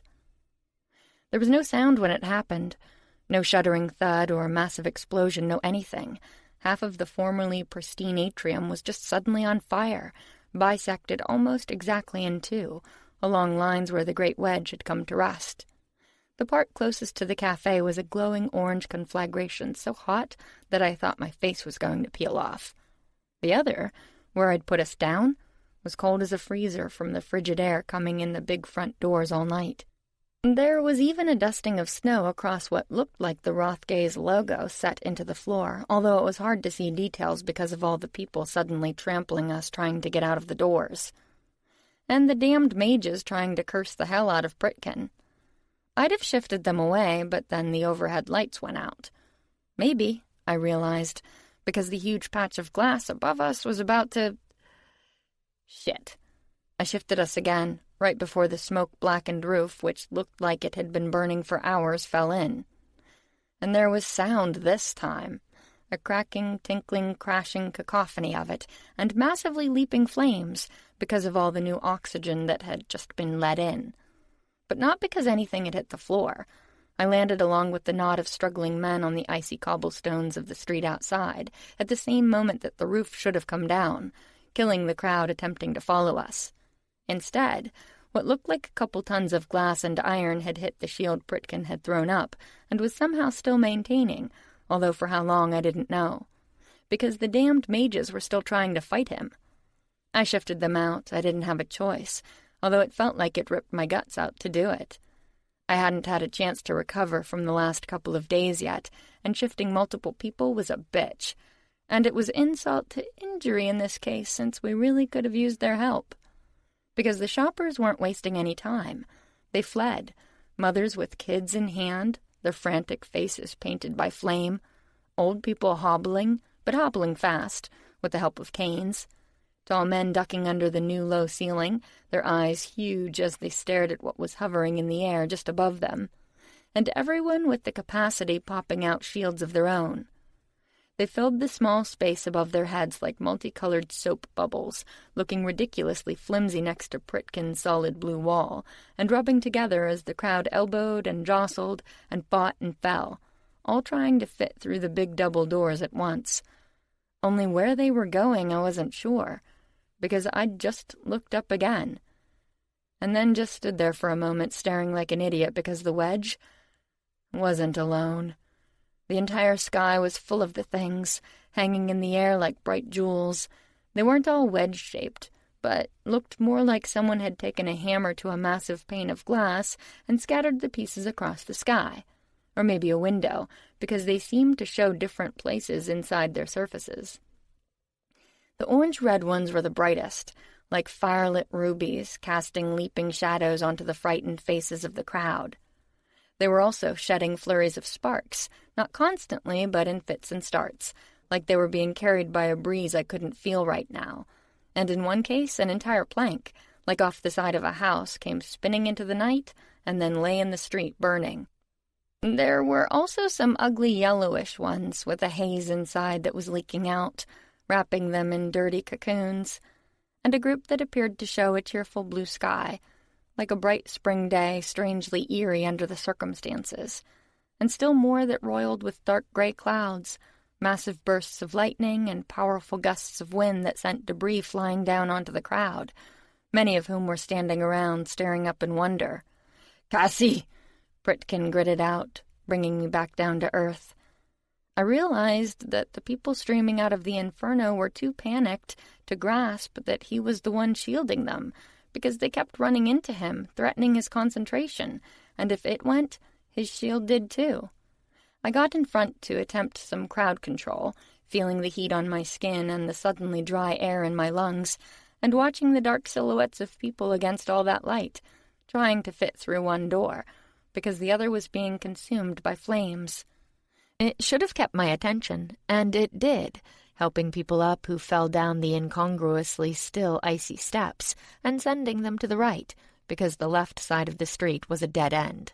But even so, I kept stealing glimpses at the sky, and realized that there was one more version of the strange phenomena that I hadn't noticed at first, because it blended so well with the night. It seemed to show a cityscape, only I couldn't see details, because there were no streetlights or house lights anywhere. It was so dark that all I could see was the brilliant arc of the Milky Way stretching overhead, coldly beautiful against the night, and a few moonbeams limning a mass of tightly packed buildings that were otherwise blanketed in darkness. I didn't know why. And then I found out why. Because something came flying out of the surface, but it wasn't a plank. A bomb hit a building down the street, which detonated in a roar of shattering wood and flying brick. Pritkin cursed. I couldn't hear him. I couldn't hear anything over the sound of the explosion, but I saw his lips move as I jerked my head around. He didn't have that option, having to remain concentrated on the apothecary. But he somehow managed to jerk his shield over us as well, and just in time. I was left staring at a hail of burning bits shooting into the pale blue ward, like 1,000 daggers stabbing for our hearts. And for those of the crowd, I realized a second later, who he was also protecting, he'd somehow managed to throw his shields all the way across the street, putting up a barrier between the explosion and the mass of now screaming and fleeing people. It shocked me, even after what I'd seen him do on the train, because shields don't work like that. Even war-made shields don't. Not surprisingly, the section protecting the street was much thinner than the one in the atrium, looking like a sheet fluttering in a breeze because of how far it had to stretch. Also, not surprisingly, it was getting shredded. But shredded isn't down, and it was somehow holding, and acting like a fisherman's net, something that also has a lot of holes but manages to trap plenty of fish, or bricks and burning roof tiles and larger pieces of wood in this instance. But some of the smaller stuff made it through, although it had been slowed way down, which meant that the flimsy shields of the regular Joes and Janes in the crowd could handle the impact, at least for those who had them.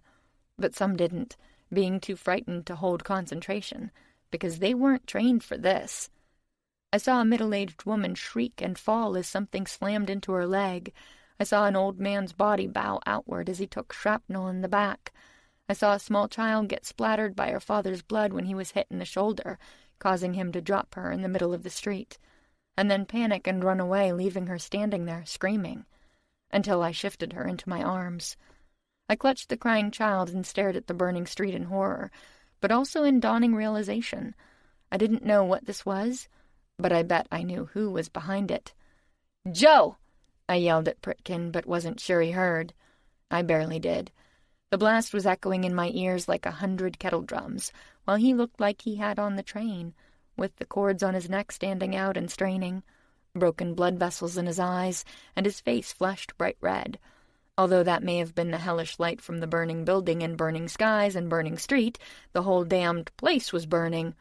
And then, just when I thought things were as bad as they were going to get, one of the pretty blue shapes started to descend, and it was dropping something too. I stared up in disbelief as it began spewing forth a crowd of pale bodies, and since it was still 3 or 4 stories off the ground, they slammed down on the pavement with meaty-sounding splats, in a jumble of broken limbs, cracked skulls, and ruptured torsos, where they lay seemingly unfazed, probably because they already looked like corpses. There were huge black lumps on their skin, blood and pus on their faces, and they were naked and filthy and all tangled up, like they'd been in some kind of communal grave. A young woman caught my eye, tinged a sickly greenish hue, as if mold had already started to grow on her body. She had a baby clutched to her chest, and looked like a Madonna from a funerary monument, beautiful and marble cold.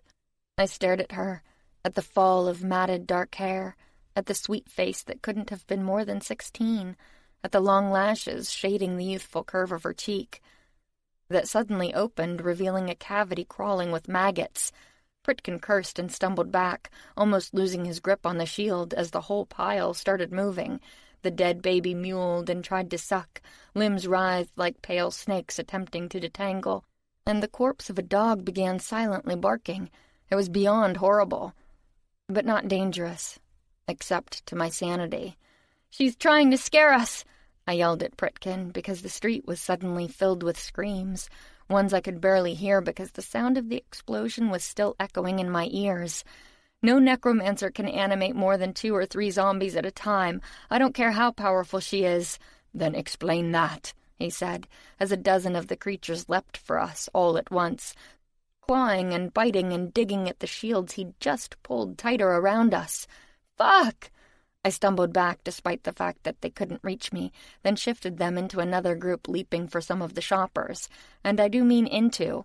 I didn't mean to do it, but I was freaking out and hurrying, and there were a lot of them, and that, I thought, doubled over in pain from multiple shifts in close succession, yet still staring at what looked like a human rat king, with the bodies of one group spearing those of the other, in a huge, meaty mess that had the shoppers retching and slipping on decomposing entrails, even while the bloody, filthy mass of limbs kept on squirming and reaching out, trying to drag them down.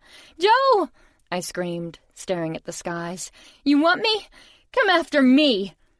But there was no answer, unless you counted the other 2 blue diamonds suddenly starting to descend, and that was while bodies were still spilling from the first and now jumping for people in midair.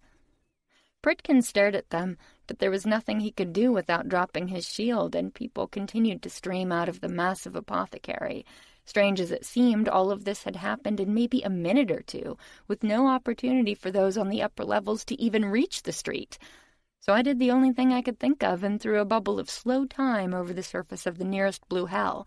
But while it didn't stop the flow of bodies, it did slow them way, way down, leaving something that looked like a modern sculpture hanging in the air as they leisurely descended in a waterfall of flesh, their bodies sickly pale under the dirt, their faces savage against the night. I stared up at it in disbelief, clutching the sobbing child and feeling dizzy.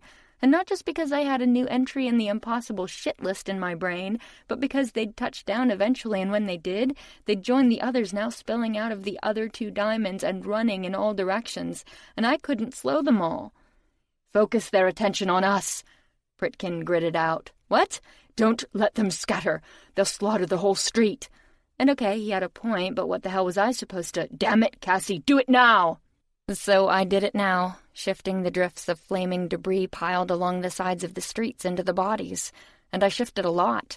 For a second there, it looked like a couple of armies had lined up to shoot volleys of fiery arrows at each other. There wasn't a corpse that wasn't riddled with pieces of flaming wood, and some looked like fiery porcupines, but these corpses weren't the brittle, desiccated kind that might have gone up like kindling. They were damp, even soggy in some instances, and burned slowly, if at all, so all I'd done was to piss them off. Way off. I was nauseous from the power drain and seriously considering losing my dinner, but I nonetheless noticed when the whole street suddenly stopped, like somebody had barked out an order I couldn't hear, and turned as one, their jaws working as if biting the air, and the milky or missing eyes somehow focusing on us. And then they leapt, all at once, which, yeah, that might not have been the best plan after all, because sure, it had saved the crowd, for the moment anyway, but who was going to save us? And I guess Pritkin agreed because his eyes had just blown wide. "Shift out," he ordered right before the whole damned street slammed into his shields, scrabbling and clawing and trying to bite. "Like hell! God damn it, Cassie, do as I say! One of these days you're going to learn that doesn't work," I snapped. "Might as well be today." Pritkin cursed, which got him nowhere. If I shifted out, he was coming with me, but if he went, so did the street, because he was a one-man army and was literally the only thing holding it together right now. But he wasn't going to be doing it for long. His shields, once so solid that they'd resembled blue ice, were buckling like a storm on the high seas under the onslaught. And that was a problem for more than just us. It sent the heavy glass and iron pieces sloshing around over the crowd's heads back in the atrium, to the point that even I could see that they weren't going to last, and no way could I shift that much. But I didn't have to. There'd been a time in this job when I'd run around like a headless chicken, reacting more than thinking, because stuff like streets filled with fiery zombies tended to fuck with your head. But I'd had a 4-month apprenticeship in hell, sometimes literally, and I was harder to rattle now. So I pulled my power around me, trying to scrape together enough for a shift, back in time. I didn't need much, just an hour or so, maybe even less, just enough to give us some goddamn warning, and allow us to get forces in place to handle this, whatever the hell this was. I had the power. I could feel it, shuddering at my fingertips, cascading through my body, shivering down my spine, easily enough for a short jump to warn the court, to get Gertie involved, to do nothing. Because I went nowhere. I tried again and then again, panic rising in my throat, magic swirling around me, but the result was the same. I couldn't shift. I didn't understand it. I'd been shifting things all night. But when I tried this time, something felt off. Something felt weird, although that word really failed to describe the skin-crawling sense of wrongness that sent my body shuddering every time I tried, because I didn't know why. I didn't know what this was. "Shift, goddamn you!" Pritkin yelled, but I barely heard. Because if I couldn't shift, I couldn't save him. I couldn't save any of us. We were going to die. The timeline was going to be permanently fucked. The world was going to spiral into who knew what kind of hell, and for what? Some dead bitch's sense of entitlement? I realized I was screaming and cursing Joe's name over and over, and this time over the cries of the crowd, over the detonation of faraway bombs, over the sound of fire eating up the street. I swear I could hear her laughing, because she knew we couldn't handle this. Not alone. It would take an army. And then an army arrived. Suddenly, all the green shutters on the second floor of the great pharmacy slammed open almost at once, and a group of aproned employees stepped out onto the balconies, fists full of tiny potion bottles. The kind the world paid a premium price for. Because Rothgaze was the best in the business, the Cadillac of potion sellers, the place where even war mages shopped when they couldn't be bothered to brew their own, as evidenced when a hail of death rained down onto the street. Dozens of tiny bottles hit the cobblestones, sending up waves of brittle blue flames that turned anything they touched into powder. Hundreds of bodies puffed away all at once, creating a cloud of pale ash so thick that for a moment it looked like a sandstorm on the other side of the barrier. The cremated remains slammed into Pritkin's shields harmlessly, but there was another group of attackers right behind them, scrabbling and tearing at the thinning blue walls as if nothing had happened. That wave went up in flames too, and part of a third, the rest of which were caught by a sticky black substance that looked like tar but flowed upward from shattered vials on the ground. It climbed the rotting bodies in seconds, surging along their torsos and over their heads, blinding them, and then abruptly jerked them down. They were left stuck to the road in a writhing pool of sticky black, yet still reaching for the heavens, like something trying to emerge from the primordial ooze. It was horrible, mind-bending, macabre, and lucky. Very lucky, because the blind eyes and reaching limbs tripped up the fourth wave of the assault, not knowing what they were grabbing. They dragged them down, and the black ooze covered them too, some completely, while others were only trapped by a foot or a leg. But they were going nowhere. Unlike the throng surging around them or using the backs of the fallen like stepping stones in a river, not caring how much damage they caused as long as they reached their objective. Us. And plenty of them managed it, because the remaining blue diamonds were almost at street level now, and were vomiting up an army of the dead, ones that hadn't been damaged in the fall like the others, but were fresh and fast and deadly, and while Rothgaze people were doing their best, there was no way to contain them all.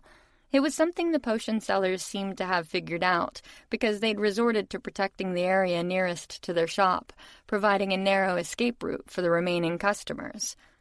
It appeared to be working, but it also left us standing alone. The area inside Pritkin's shields had shrunk as he drew them tighter and tighter to save power. They were barely 3 feet from his body now and didn't look like water anymore. They were more like rubber, stretching inward in the shape of hands and elbows and knees, and the ghostly faces pressed against the surface on all sides, their mouths open, their teeth bared and biting.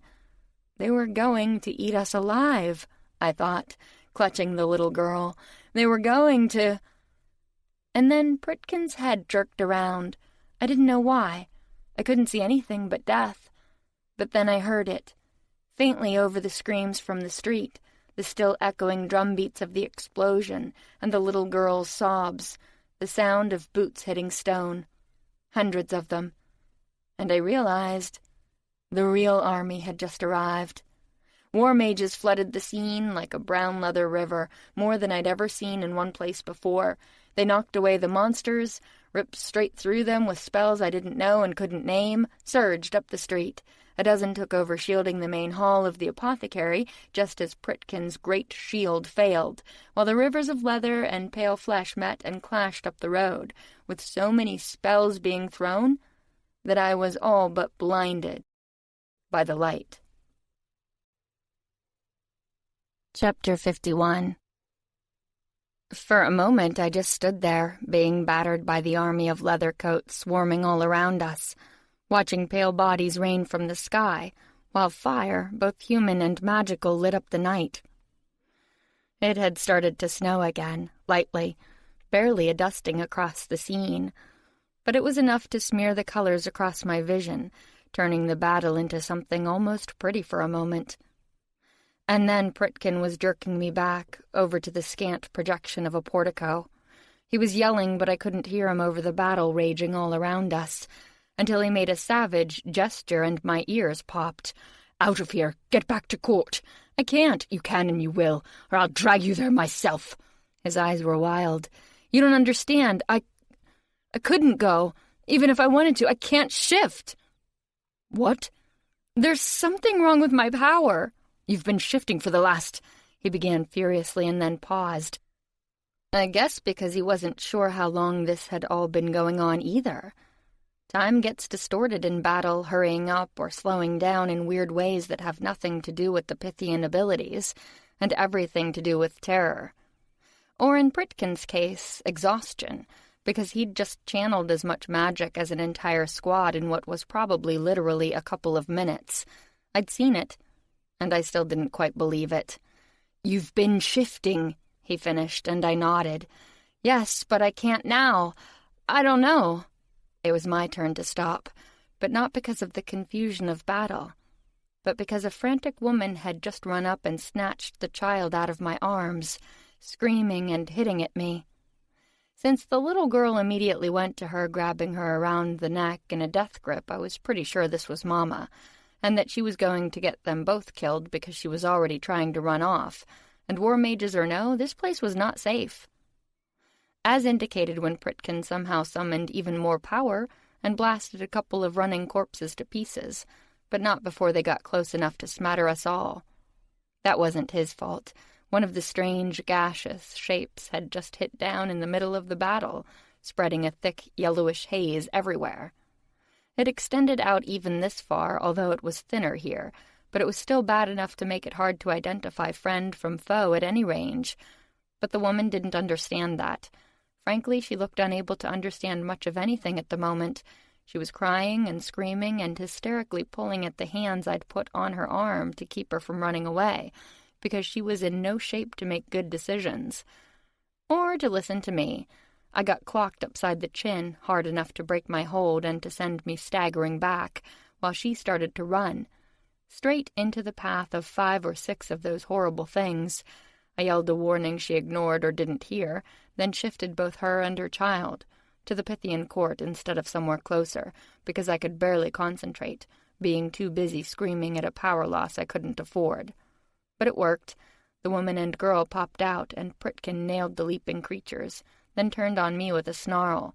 "I thought you couldn't shift." I stared at him, and belatedly realized what I'd done. I couldn't. A minute ago. "Well, you obviously can now." He looked down at his nice brown suit with disgust, I guess because it didn't contain nearly enough weapons for his liking. Although it contained enough. A couple of knives, a bunch of potion vials, and a handgun all jumped out and began establishing a perimeter around us.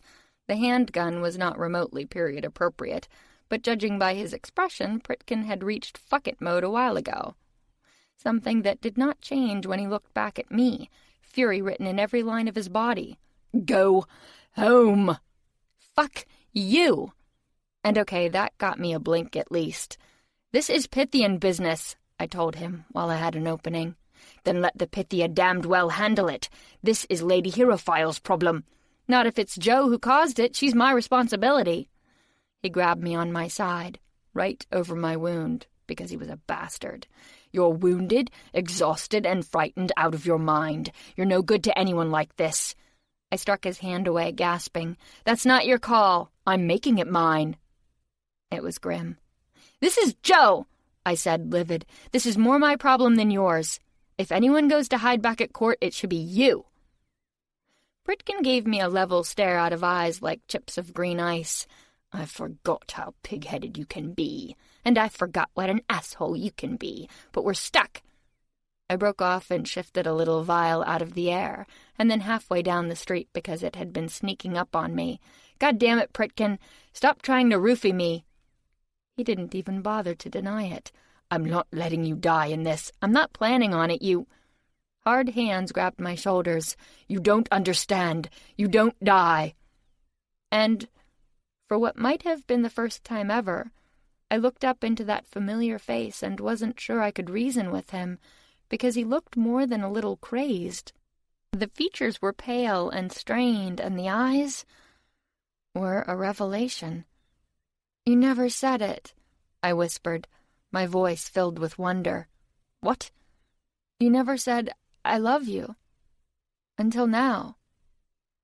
He looked at me as if I'd lost my mind. "Of course I love you, you complete idiot!" And he pulled me against him. I laughed. I couldn't help it. And it was louder and went on longer than it might have elsewhere, because it was tinged with an edge of madness. And then I kissed him, because the world was insane and I didn't care anymore. And for a surreal moment, he kissed me back. And then he thrust me away in order to kill a couple of zombies. And didn't that say everything about our love life, I thought, staring at them. Until Pritkin jerked me back into the doorway. His eyes kept scanning the street looking for threats, but his throat was working. "You don't understand," he said again. "Then explain it to me. Explain that this is not about my competence or your view of it, because you haven't been around. You haven't seen—" "It's not about your damned competence." "Then what is it?" He glanced at me, a quick gleam in the night, and then looked back at the street. "We need to get out of here." God damn it. Why did I keep picking men I needed a crowbar to get anything out of? "This is Joe," I told him again. "I have to—" "You don't know that." I grabbed him, his biceps rock hard under my hands. "Pritkin, look around you. Who else could do this?" For a second, he just stared at me, anger, fear, and frustration so massive that he might have just invented a new emotion, all warring on his face. But that prodigious intellect won out instead. I saw him glance at the strange jewels gleaming in the sky, and then at one of the blue-black variety that was slowly descending across the street. Only it didn't look like a jewel from this angle. It looked like a dark shadow had fallen on a row of houses, snuffing out the lights, deepening the night, and ignoring the slurry of colors from the fight down the road as if they didn't exist. It also changed little details, I noticed, watching flower pots vanish, a mail slot appear in a door, and a banister railing change from stone to cast iron as the darkness fell. Because we were looking at the same street, I realized, just in a different time. And finally something clicked. And I guess it did for Pritkin, too. "The Blitz," he said blankly, as an air raid siren blared out of the shadow, followed by brilliant bursts of light that tore across the darkened sky above the houses, lighting up his face. I nodded. My Victorian nanny had told me stories of the bombing of London, back during World War II. I'd just never thought to see it for myself, much less to potentially die in it. "And if that's the Blitz, that's the Great Fire," he added, glancing at one of the boiling orange shapes, which had just crashed into a building at the end of the street, causing it to go up like a torch. "The what?" "In 1666, it destroyed most of the city." He stared around at the other shapes, stunned disbelief on his face. "The plague," I added, watching the never-ending fall of bodies. "She must be animating the corpses." "How?" Hard hands gripped me. "She's a bloody acolyte." "She's a ghost of an acolyte," I corrected, thinking back to something I'd learned on the search for him. "And ghosts aren't like humans or demons. There's no upper limit on how much power they can absorb. That's why the ghost of Apollo was such a threat to Ares. He could have drunk him down, all of him, because they don't get full. The street whited out. For an instant, I didn't know what had happened, because my hearing had just cut out too. It was only a second or two, but it felt like forever. And then I was staring at a wash of dirt and cobblestones pelting Pritkin's shields, one that just went on and on. I shifted us to the flat roof of a nearby building. It was no safer. Nothing was safe now, but it got us off the street, what was left of it.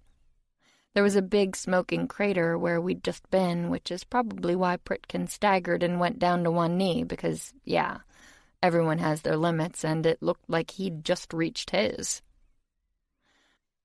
I knelt and held him while he heaved and shuddered and gripped me like he thought we'd both almost died, which we had. We couldn't handle this, I thought again, this playground of horrors that Joe had somehow conjured up. And there's only one way to stop a spell you don't understand. But Pritkin already knew that. He just couldn't face it. "When I was lost," he said hoarsely after a moment, "I didn't know what was happening to me. A Dromalex spell was shocking, disorienting. I fell for what felt like years, not knowing where I was or even who. But every once in a while I would surface, like a drowning man clawing at the air, and every time that happened, every time, it was because of you."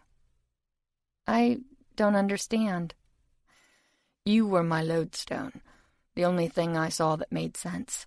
I didn't know who you were for a long time, but you were important. You were the only thing that was. And now you want me to let you?" "I'll be all right," I whispered, because there was something in my throat, but it came out so low that I wasn't sure he'd heard, until the green eyes were blazing into mine, furious and terrified. And I realized that the fear I'd seen across his face before hadn't been for him. It had been for me. "You won't," he told me flatly. "You've seen what she can do, how much power she can channel. You're already tired. What do you think you're going to do against that?" "I don't know, but I have to try, if—" And then I got cut off again by a commotion from below. We'd ended up near the roofline, overlooking the front of the house where a young war mage had just run up to the gate protecting a small garden area. He tried to get in, but either the gate was locked or he was too panicked to figure out how it worked. He finally grabbed onto it and shook it, screaming, until Pritkin barked out an order. The man, or boy, because he looked about 16, started and stared upward.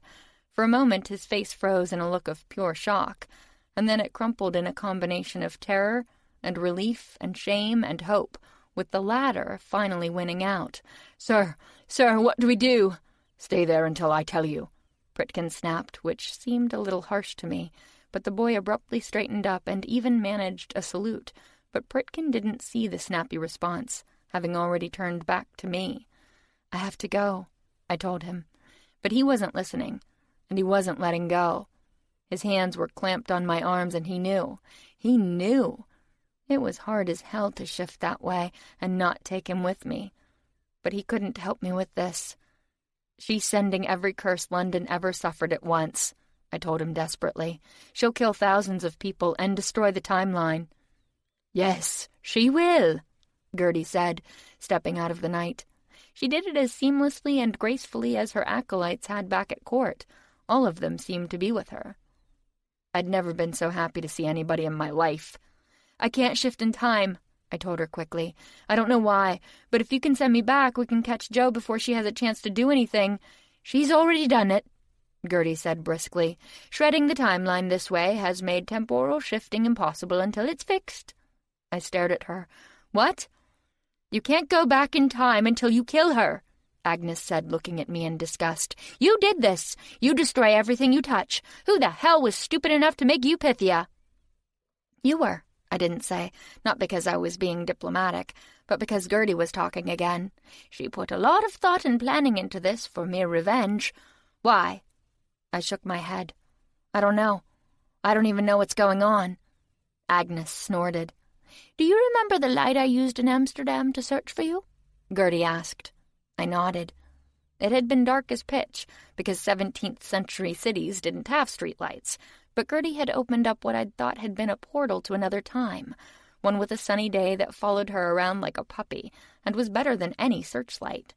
It was one of those times that had shown me just how lacking my training had been. "It is called shards," she told me now. "It is supposed to be used as a window on another time, to check on a problem in one era while you are dealing with one in another. But this Johanna has distorted it into a weapon." "One that's unraveling the time stream as we speak," Agnes said. "I'll go after her." "You'll do no such thing," Gertie said sharply. "Why the hell can't you all go?" Pritkin demanded. He was usually more polite to Pythias, deferential even, but he'd obviously had enough. She looked at me and I explained. If she dies, if any of them do, it'll screw up the timeline even more than Joe is doing. That's why Pythias clean up their own messes. Joe is my problem. I tried to move back to give myself room to shift, but Pritkin wasn't having it. He held on, fighting me. I didn't know why. I gave up and pulled him a little way off. "Joe intended to trap me here," I said, before he could say anything. "But it works both ways. She can't run. She doesn't want to run. She wants to kill you, which is why I have to face her. Pritkin, there's nobody else who can." 100 expressions chased themselves over his face before he finally settled on grim determination. "Listen to me. I didn't get a chance to finish telling you what I had to say in the cafe. It can wait." "It can't." The green eyes burned. "You don't see it, but I do. Everyone does. You're changing, becoming more like your mother. And yes, I know what I said before about her kind, but there are advantages to your heritage as well as the rest, one of which is in how they feed." "Pritkin," he gripped my shoulders, "if you could feed from me last night, you can feed from Johanna. Get close, get her distracted, and take her down the way your mother did 1,000 demon lords." "I'm not my mother," I whispered. "I can't hold that much power, you know that." "Then take what you can and use it against her. Don't let her direct the fight. Keep her on the defensive. Remember what I've taught you." I nodded. "You can do this. You may not have had their training, but you've had mine. You're better in a fight than she is. You're stronger where it counts. He broke off and pulled me into his arms. The kiss was burning, fiery, explosive, almost as much as the street around us, maybe more, because I felt power flooding into me, a torrent of it, because he wasn't holding anything back, and he kept it up until I broke it off, staggering a little and pushing him away, afraid he'd give me too much, afraid he'd give me everything. "Stay alive," he told me hoarsely, and I nodded. "You too." But he'd already turned away, I guess so he wouldn't see me go, and was already issuing commands to the crowd of young men assembling at the gate. And unlike the others, these mages didn't look afraid of him. They looked desperate and grateful and, in a few cases, hero-worshipping, because most of them appeared to be trainees, probably from the nearby center, and there was finally someone to take control, like I had to do now. "Joe?" I thought, reaching for my power, feeling it tingling around me, flooding through me, coursing down to my fingertips. "Take me to her." And the street winked out. Chapter 52. There was nothing but a yellowish haze everywhere I looked, and the air was thick and heavy in my lungs. Even worse, it burned in my nose, my throat. Every mucous membrane I had felt like it was on fire in seconds. It was like breathing acid. And to top it all off, I couldn't see a damned thing. "They call it the Great Smog." Joe's voice came from somewhere nearby. It was full of laughter and sounded clear. She could breathe, at least. And she could fight. A second later, a burst of spellfire came boiling through the air, barely missing me, and only because clawing anxiety is really good for the reflexes. I felt the static electricity of a spell raising the hair on my arms, and flung myself to the side just in time to see a streak of red crash into something that sent brick-like shards everywhere. They peppered my body, but not for long. I'd already shifted before most of them hit me, although shifting when you can't see is not optimal. I fell into open air, then crashed down onto something soft and spongy. Mud with bits of grass in it. A park? Somebody's front lawn? I didn't know. and I didn't have time to find out. Spell bolts slammed down all around me, throwing mud and burning grass into the air and lighting up the smog, but not dispelling it, forcing me to shift blind again, and this time I wasn't so lucky. I hit down hard, stumbling into what felt like an iron fence and smacked my head into a post. The world went swimmy for a second, and I cursed myself.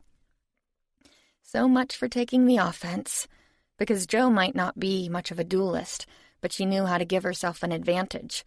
My lungs were burning, I couldn't see, and already I was injured. This is going well, I thought, struggling to breathe and fumbling around the edge of the fence. I was definitely in a park, and a waterlogged one at that, judging by the way my feet sank into the earth. That put paid to moving fast, but I couldn't keep shifting. Britkin was right, I was tired, and I wasn't a ghost with a huge energy store to draw from. I finished this soon, or not at all.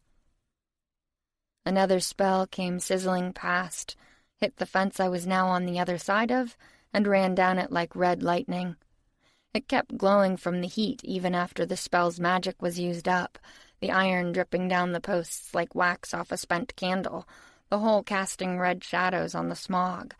Then Jo's voice came again, in a sing-song lilt that would have been creepy under any circumstances, but right now was just macabre. 10,000 people died, 100,000 people were hospitalized, all from burning too much coal and having a stagnant weather pattern. Crazy, huh? Yeah, like you, I thought, and tried to shift her to me. But the voice was echoing, maybe off of surrounding buildings, maybe through whatever shield she was using to be able to breathe. I didn't know. But I couldn't get a lock. Still, she must have felt something because she laughed. No, not so easy. Have some fun with it. And the next thing I knew, reality was tilting, the world was shattering, and I was falling. Into a cyclone, or at least that's what it felt like. The yellow haze had abruptly changed into a storm-tossed night, although the rain-laced wind was so harsh it didn't make much difference. All I could see was a lot of gray, and the chimney I'd just slammed into. I staggered back, almost fell off a roof, and went to my knees, scrabbling at soaked wooden roof tiles, and not finding purchase, because it felt like I'd landed in a hurricane, with the winds trying their best to drag me into the night, until a hand reached out from behind the tower of bricks and jerked me forward into Hildy's gigantic bosom. "Get down!" she yelled, and threw us both flat on the rooftop right before the chimney exploded. But this time I didn't get beaten up any further, because the flying stone just puffed away, aged to dust in an instant, and the remains were scattered by the violent winds almost before I realized what was happening. "Time shield," Hilda said, puffing as she crawled back to the peak of the roof, I guess to try to see over it. "What are you doing here?" I said, because it was surreal. She was creeping around the roof like a ninja, only ninjas didn't wear support hose, or have a bunch of similarly unlikely commandos with her. Because 2 old women and 3 middle-aged ones were arranged around the roof line, why, I had no idea, until I noticed. One of the older gals had stuffed herself into a too small, high-necked white lace dress that looked terribly familiar. Oh, no, I thought. No, please. "I saw you duel," the tiny rotund woman told me, roomy eyes bright. "So many years ago now. Well, so many for me. You were the best I ever saw." "You never saw me," Hilda said, crawling back down to join us. "No, you'd already left the court by then," the tiny old woman agreed, like we were having a pleasant conversation over tea. "No," I told Hilda before she could say anything. "No, get them out of here. You said to bring them round for an interview. This isn't a goddamned interview. They're going to get themselves killed." "They are if you don't give them their power back," she agreed. "I can handle this. I don't need—" "Then I suppose you can tell me what spell Johanna is using." "Shards," I snapped, mentally thanking Gertie. "And how to break it?" I glared at her. "I don't need to know that. I just need to kill her." "Yes, you do. And the longer it takes, the more the timeline suffers. How long until we can't repair it at all? How long before a world falls because you don't work well with others?" Now, that's not fair," Tiny Grandma said, patting my hand. "Don't listen to her. She tends to get excitable when she's nervous." I stared at her. And then I transferred the look to Hilda, who was already puffing up. "I'm not nervous!" She also wasn't wrong, I thought, as a hail of spell bolts streamed toward us, causing me to hit the roof again. They were blown off course by the howling wind, fortunately, because they'd looked like the kind a war mage might throw, thick and sturdy and unlikely to be stopped by any shield I might throw up. Not that I could afford the power drain anyway. Britkin had given me what he could, but both of us had been bottomed out. Would that be enough for Joe? At a guess, no, I thought, as several more chimneys exploded. The winds snatched the bricks and sent them streaming off into the wind, like they were odd-shaped leaves. The women must have been shielding, or we'd have been blown off ourselves by now, so they had some magic at least. But damn it, I didn't need any more people to die for me, or to betray me, not that that was a big concern right now. Jo was perfectly able to kick my butt all on her own. "It's hard, I know," Tiny Grandma said. "I never could have done your job. Not that it would have gone to me. My mother is a mage, but my father was human. I age faster as a result, and could never have borne such power. But I can support you in the burden you must bear. If you will let me?" I looked around at all of them, these women who didn't have to be here, who probably had comfortable lives back home and didn't have to help me, but who inexplicably wanted to anyway. I didn't know what to say. But I guess my face must have been enough, because Hilda nodded briskly. "Good, that's done then." Which is how I ended up with a posse, which was lucky, all things considered, because a lightning strike scattered the women's shield a moment later, and a savage gust blew me off the roof and onto another, where I clung to a weather vane and tried not to look down while attempting to regain my footing. I failed, but not because of my 2 left feet, but because Jo was gleefully sprinting across the rooftops, like she was immune to lightning, while throwing bolts of her own. I stared at her, in the brief glimpses the lightning offered, the crazed face, twisted by hate and fiendish glee, the wet blonde hair almost glowing under the strobe-like lightning, the lithe form ignoring the pelting rain and the sharply pitched roofs, and the wind that lashed and blew like a wild thing, trying to pluck our tiny bodies up and send them spinning off into the darkness, none of which she seemed to notice. When you've already died a couple of times now, I guess it just doesn't have the same effect. And then the roof I was on exploded. It took me a moment to realize that I hadn't gone with it, because somebody had shifted me back at the last second. "Hilda," I thought, grabbing her ample form. "You have to say it!" she yelled, shaking me. "Say what?" "You have to give their power back!" "Is there a ritual?" I screamed, and then screamed again as lightning flashed right above us. But somebody must have had some coven training, because it was all redirected. At Jo. She disappeared off the top of the building where she'd paused 1 second too long, and the laughter abruptly stopped. I wasn't sure if that was because she'd shifted or because she'd been fried, but I really hoped it was the latter. "It doesn't matter!" Hilda shook me. "The power knows what you mean. Just say it!" "You're hired!" I yelled, just before I was jerked onto another rooftop, where soaked wooden tiles cascaded under my scrambling feet. A body landed heavily beside me. A knife blade flashed and came down, burying itself in wood, and I shifted to the next roof, screaming, and then pushed a crumbling chimney down onto the woman who had followed on my heels. Jo cursed and shot a spell, but the bricks hit her arm and it went awry. I fell off the roof anyway because the damned thing was pitched at a freaking 60-degree angle, but somebody's spell grabbed me out of thin air and shifted me. Somewhere. I couldn't tell, with the rain blinding me, and thunder deafening me, and something tugging at my mind. Something I'd seen. Something strange. Only who the hell could think in this? And it didn't get any better. What followed was a surreal game of hide-and-seek played out across the rooftops of London in a storm for the history books. And maybe it was in them, I didn't know. All I knew was running and leaping and thanking God they built houses almost on top of each other, whenever the hell this was, and falling and scrambling and feeling spell bolts hit down all around me, crashing through chimneys and punching through roofs, and that was with my posse deflecting most of them off into the storm. I could see them now, in glimpses, those courageous, insane women, popping up on rooftops here and there, limbed by lightning, throwing spells at Joe that she dodged as easily as she did the bolts stabbing down from above every few seconds, because the very heavens seemed to hate us. At least they hated me. Because a forest of lightning, not blasts this time but threads, surrounded me suddenly like a cage. It caused me to have to stop on a dime to keep from plowing straight into them. Unlike some pursuers that I hadn't even noticed until now. "You have got to be shitting me!" I screamed, as a group of pale bodies sprang at me out of the night, only to be roasted on the bars of my cage. I shifted out, the smell of cooking meat in my nostrils, to a nearby roof, and looked back, only to see what had to be thousands of bodies swarming through the narrow streets, surging up the sides of buildings and crawling over rooftops in ways that human bodies just don't. I guessed they were staying low to avoid the winds and hugging the roofs to keep from being blown off them, but that's not what it looked like.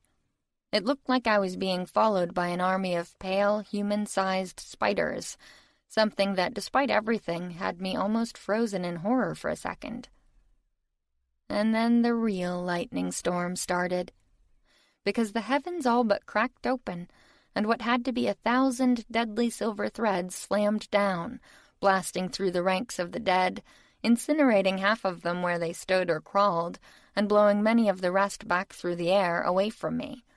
And I guess Joe didn't like that, because a second later she shattered this shard too, like she had the last, when I went from smog to hurricane. And now where was I? All I knew was that I fell into the middle of a darkened street from what had to be 4 stories up. It should have broken every bone in my body, but somebody got a shield underneath me at the last second, one that I bounced on a couple of times before falling off into the road. A very different one. It was bone dry under a cloudless night sky. It was paved, with streetlights on the corners, only they weren't lit. It was also eerily silent, with my labored breaths sounding loud in the night. That and the fact that there were no lights in the windows, or lighted signs over shops, or any form of illumination at all other than the nearly full moon overhead, was enough to tell me where I was. And when. But if the bombers were coming, they weren't here yet, and the streets of wartime London were as deserted as they ever got, for a moment, until the swarm came, boiling over buildings and around corners on every side, hundreds, thousands, and then what might have been tens of thousands of them, I didn't know. Just that they were everywhere, including at both ends of the street, cutting me off. And when I tried to shift for the 50th time today, I went nowhere. She'd been wearing me out, I realized, the ozone smell of lightning and depleted power in my nose. Even with all her power, she'd been worried. And Joe wasn't like the other acolytes I'd faced. She didn't overestimate her abilities or underestimate mine. She got backup, a crap ton of it, and still took the time to tire me out to the brink of exhaustion before she was finally ready to end this. I guess I should be flattered, I thought, as she appeared at the end of the street. And then someone tried to shift me away. I could feel the tug of magic pulling on me, just as I could feel another far stronger stream slap it down. Over the next moment, I experienced the sensation of almost shifting again. And again. And again, as more of my acolytes located me.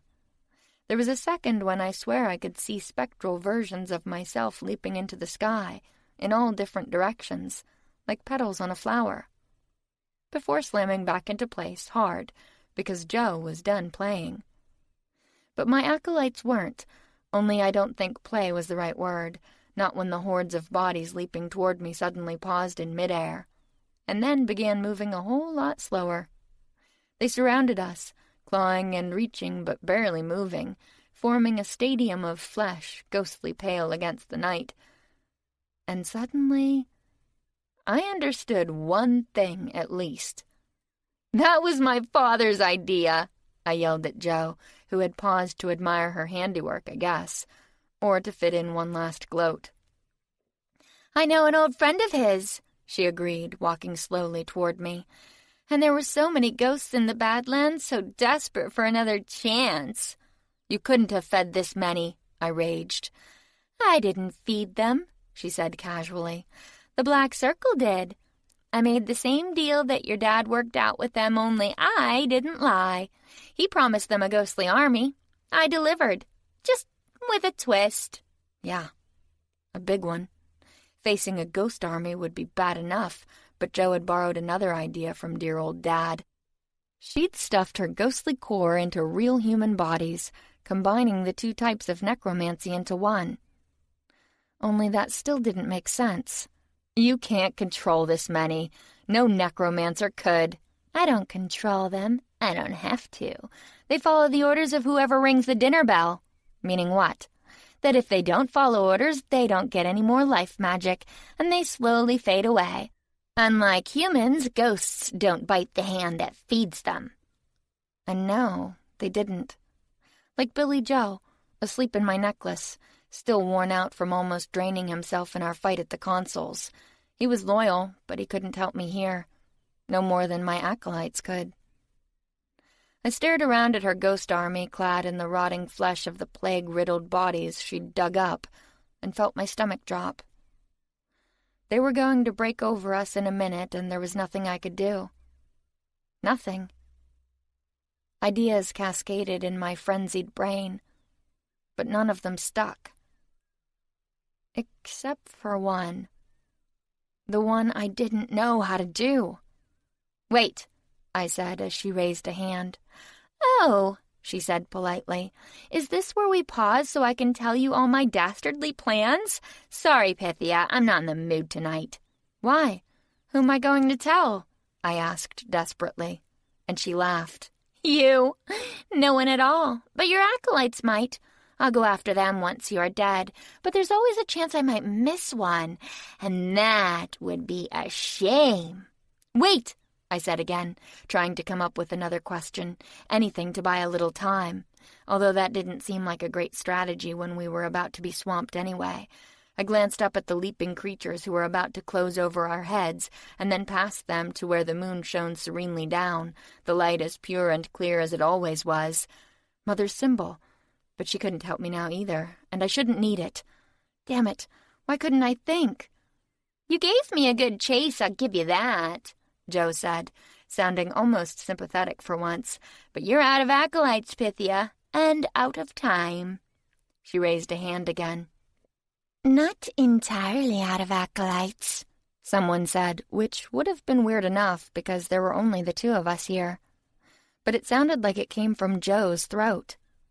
And then she stepped into a moonbeam, and I completely lost the thread, with my brain going from careening out of control to stopping dead, because that wasn't Jo. Chapter 53. Lizzie? For a moment I didn't believe my eyes. I'd killed her. I knew I had. But it was absolutely her. The same blonde hair, still frizzy despite the rain, the same small, slightly myopic blue eyes, the same pretty if slightly pinched face, until she started laughing. But not at me. "Really? Really? Lizzie the loser is going to come riding to the rescue?" It was Jo's voice, but it was coming from Lizzie's lips, and I finally realized what had been bothering me earlier. A flash of that terrible lightning in the last shard had lit up a shining head of hair. Blonde hair. Jo was a brunette. Only maybe not anymore. And then a different voice came out of the same mouth, higher-pitched, breathier, and angry. Lizzie's voice. "Don't call me that." "Why not?" Jo asked. "Everybody else did. Lizzie the loser, Lizzie the layabout, Lizzie the lummox." "Shut up! Do you remember how they laughed at you? All the other acolytes? Far worse than me. I think they were scared of me, but you, cut it out. Or what, you'll make me? You forget who is in charge here."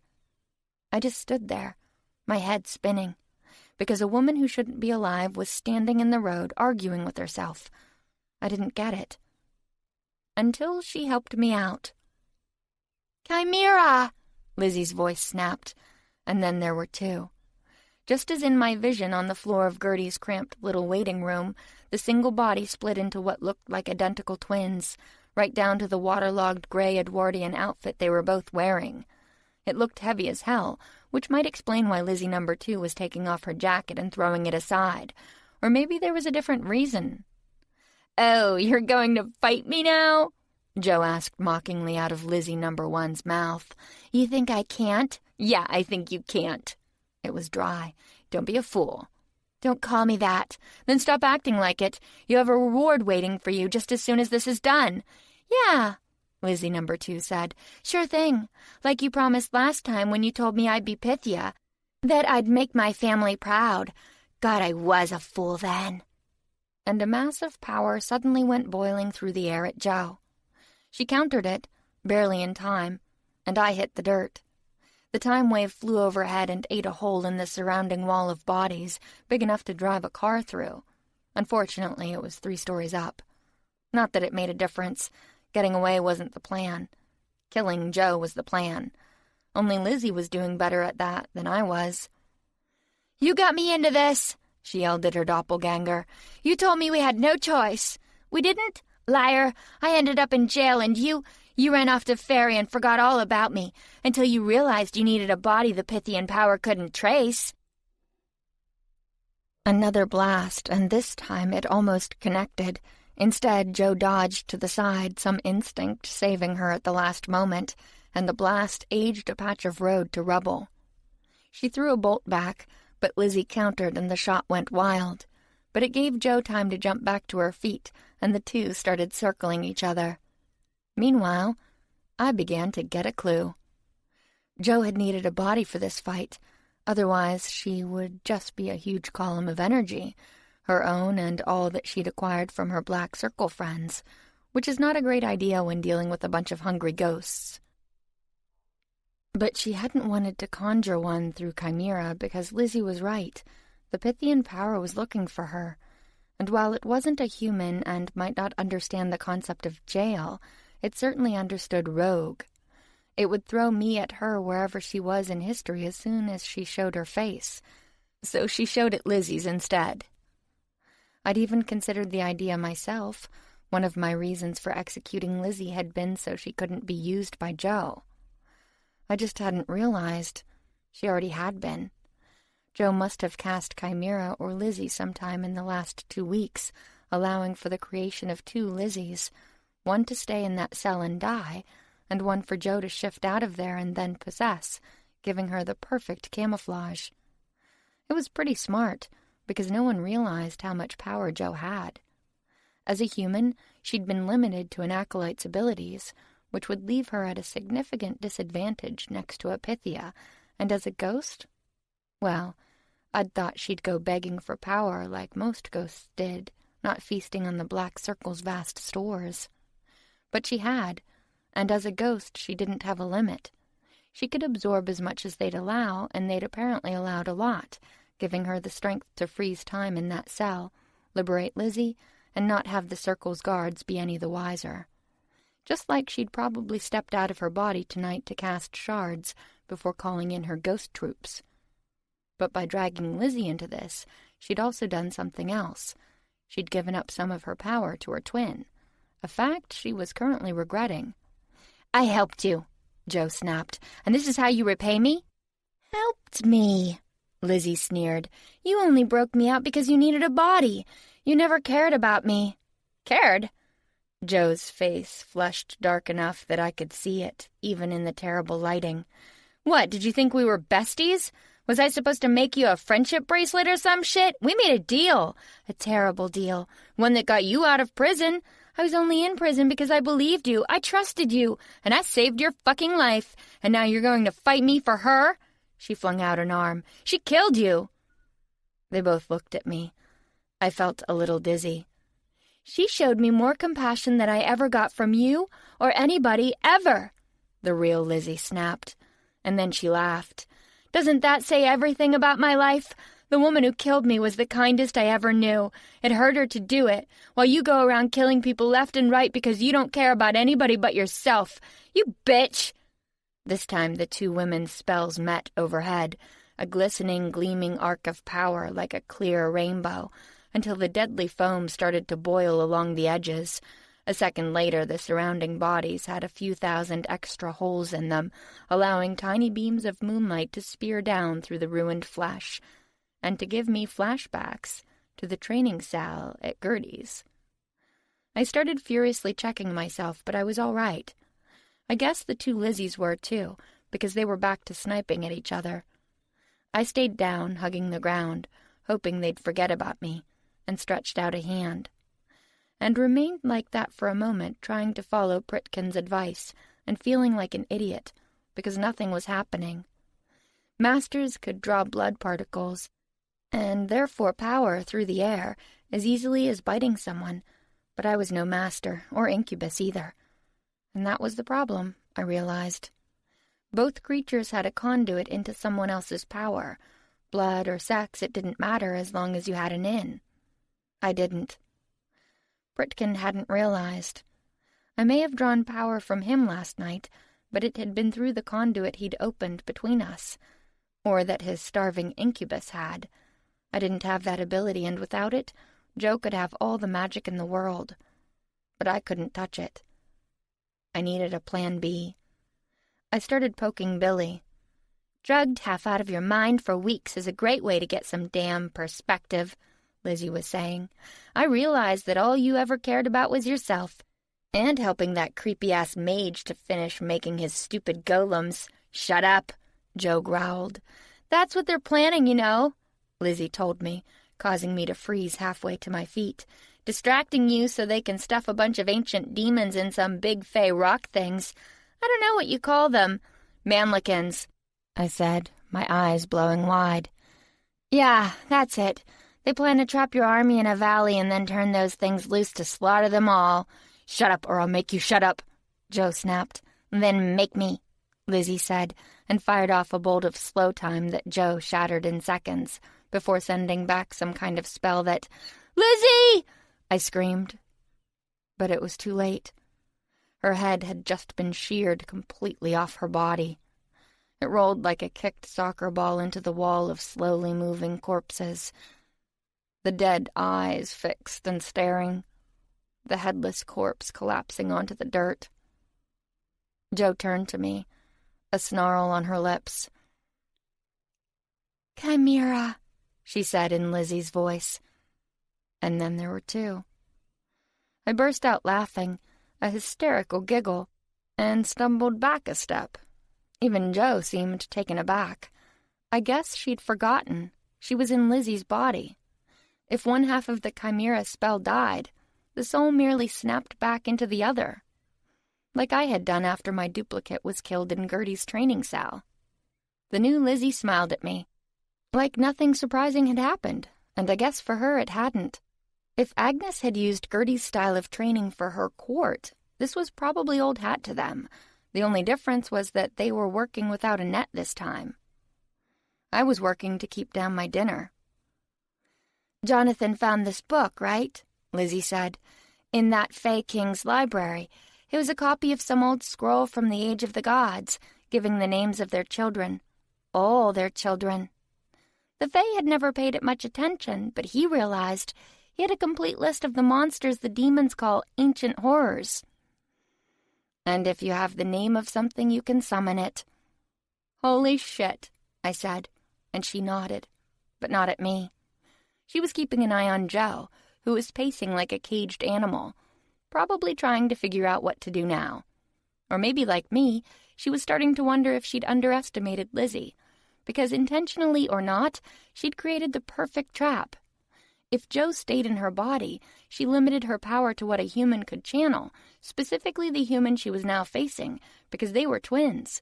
But if she came out of it to use the full scope of her power, her ghost friends would fall on her like the ravening horde they were. Dinner bell or no dinner bell, no ghost could resist a feast like that. I glanced upward at the surreal wave slowly breaking over us, and when I looked back down, Lizzie was watching me. Way underestimated, I thought as she kept talking.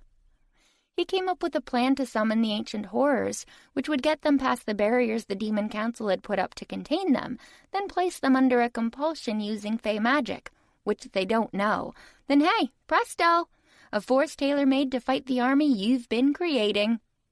In fact, it might have been what gave Creepy Mage his next big idea, 'cause demons can't really fight in fairy. Sure, he could turn them loose to terrorize Earth and keep you guys busy, but you might still invade. One of his early test subjects, from a horror whose name was already known, was sent to disrupt the invasion force, but you lot took it down. "Kululu," I said, as Billy poked a sleepy head out of his necklace, and cursed vividly. But he'd learned a few things since last time, and I didn't have to tell him to slip inside my skin.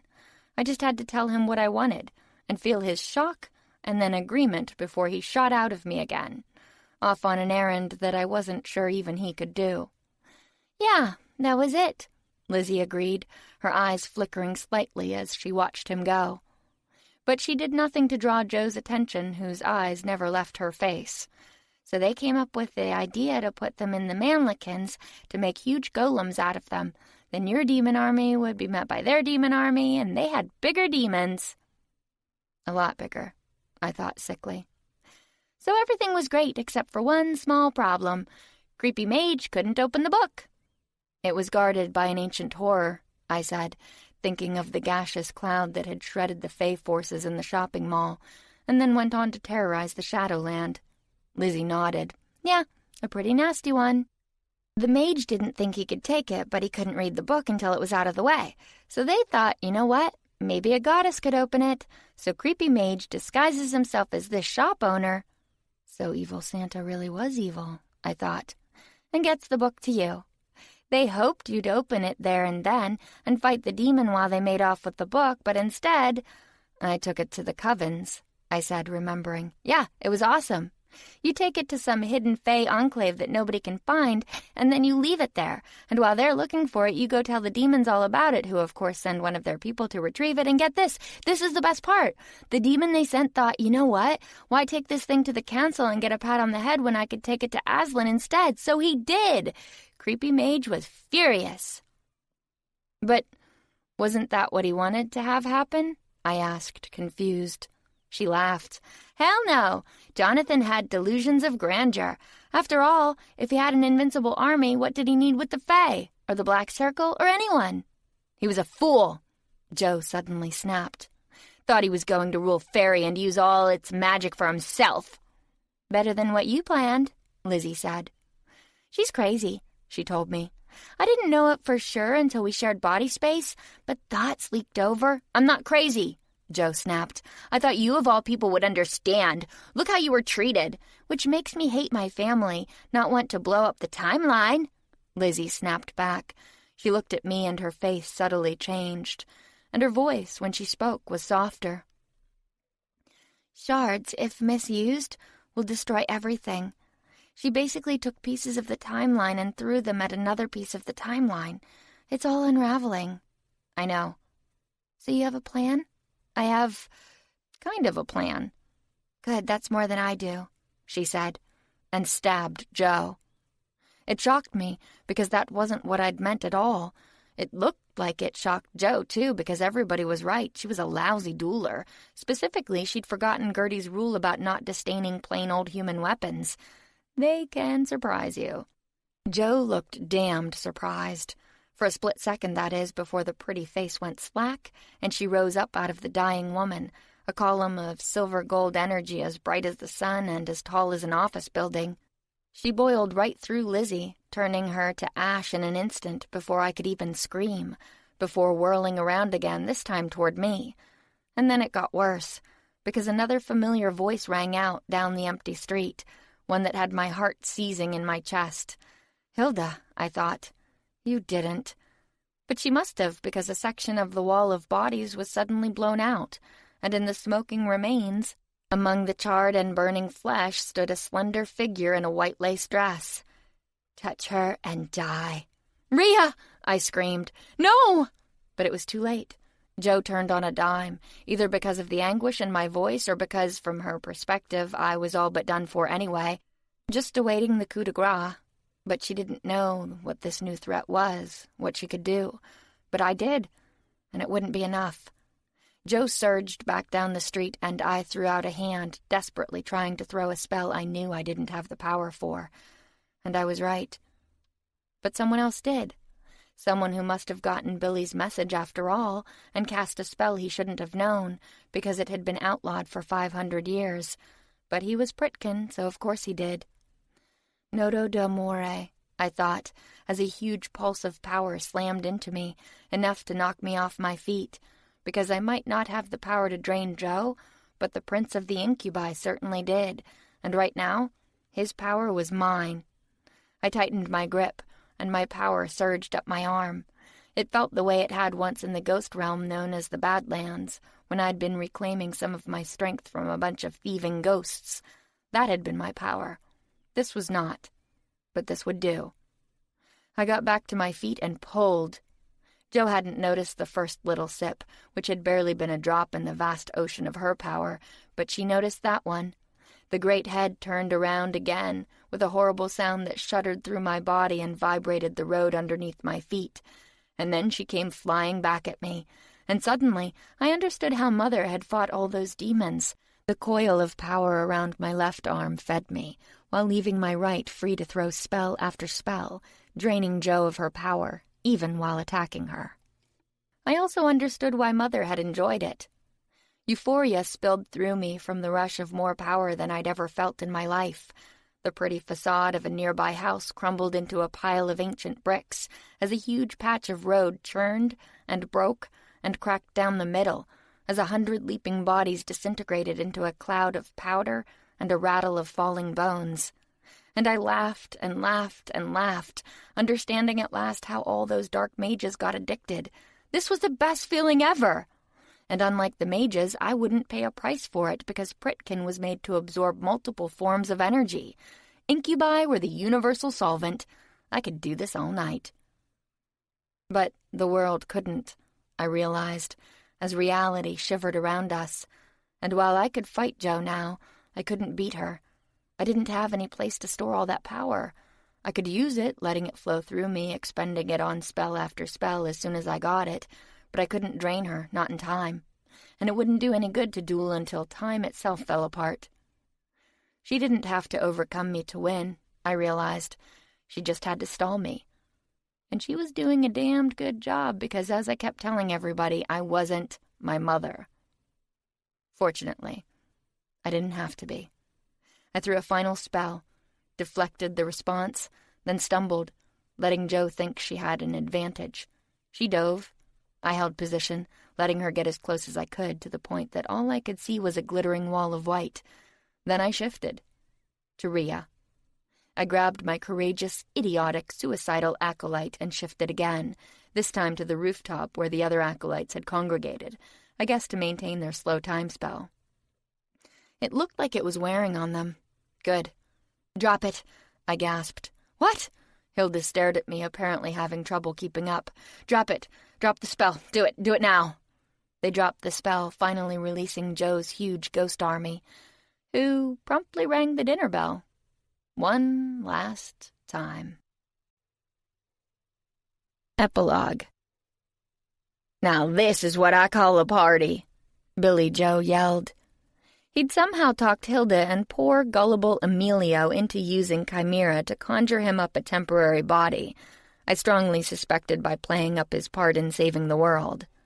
As a result, he was currently a curly-haired vamp clone who'd been belting back margaritas for the past hour. He was, he had informed me gleefully, intending to get very, very drunk. I wondered how long it would take him to figure out that vamps are basically immune to alcohol. But at least he was enjoying himself. I just wished I could say the same. But the kitchen was so crowded that I could barely move, and so loud that I couldn't hear myself think. There were 8 blenders all going full blast, and the sound of crushing ice drowned out pretty much everything else. I tried to ask Tammy a question, but found a tray of glasses shoved into my chest before I could. She looked a little crazed, maybe because this was the first party we'd had in the new digs. It was supposed to be a simple housewarming, glad we're all still alive kind of thing, but the guest list had gotten a little out of hand.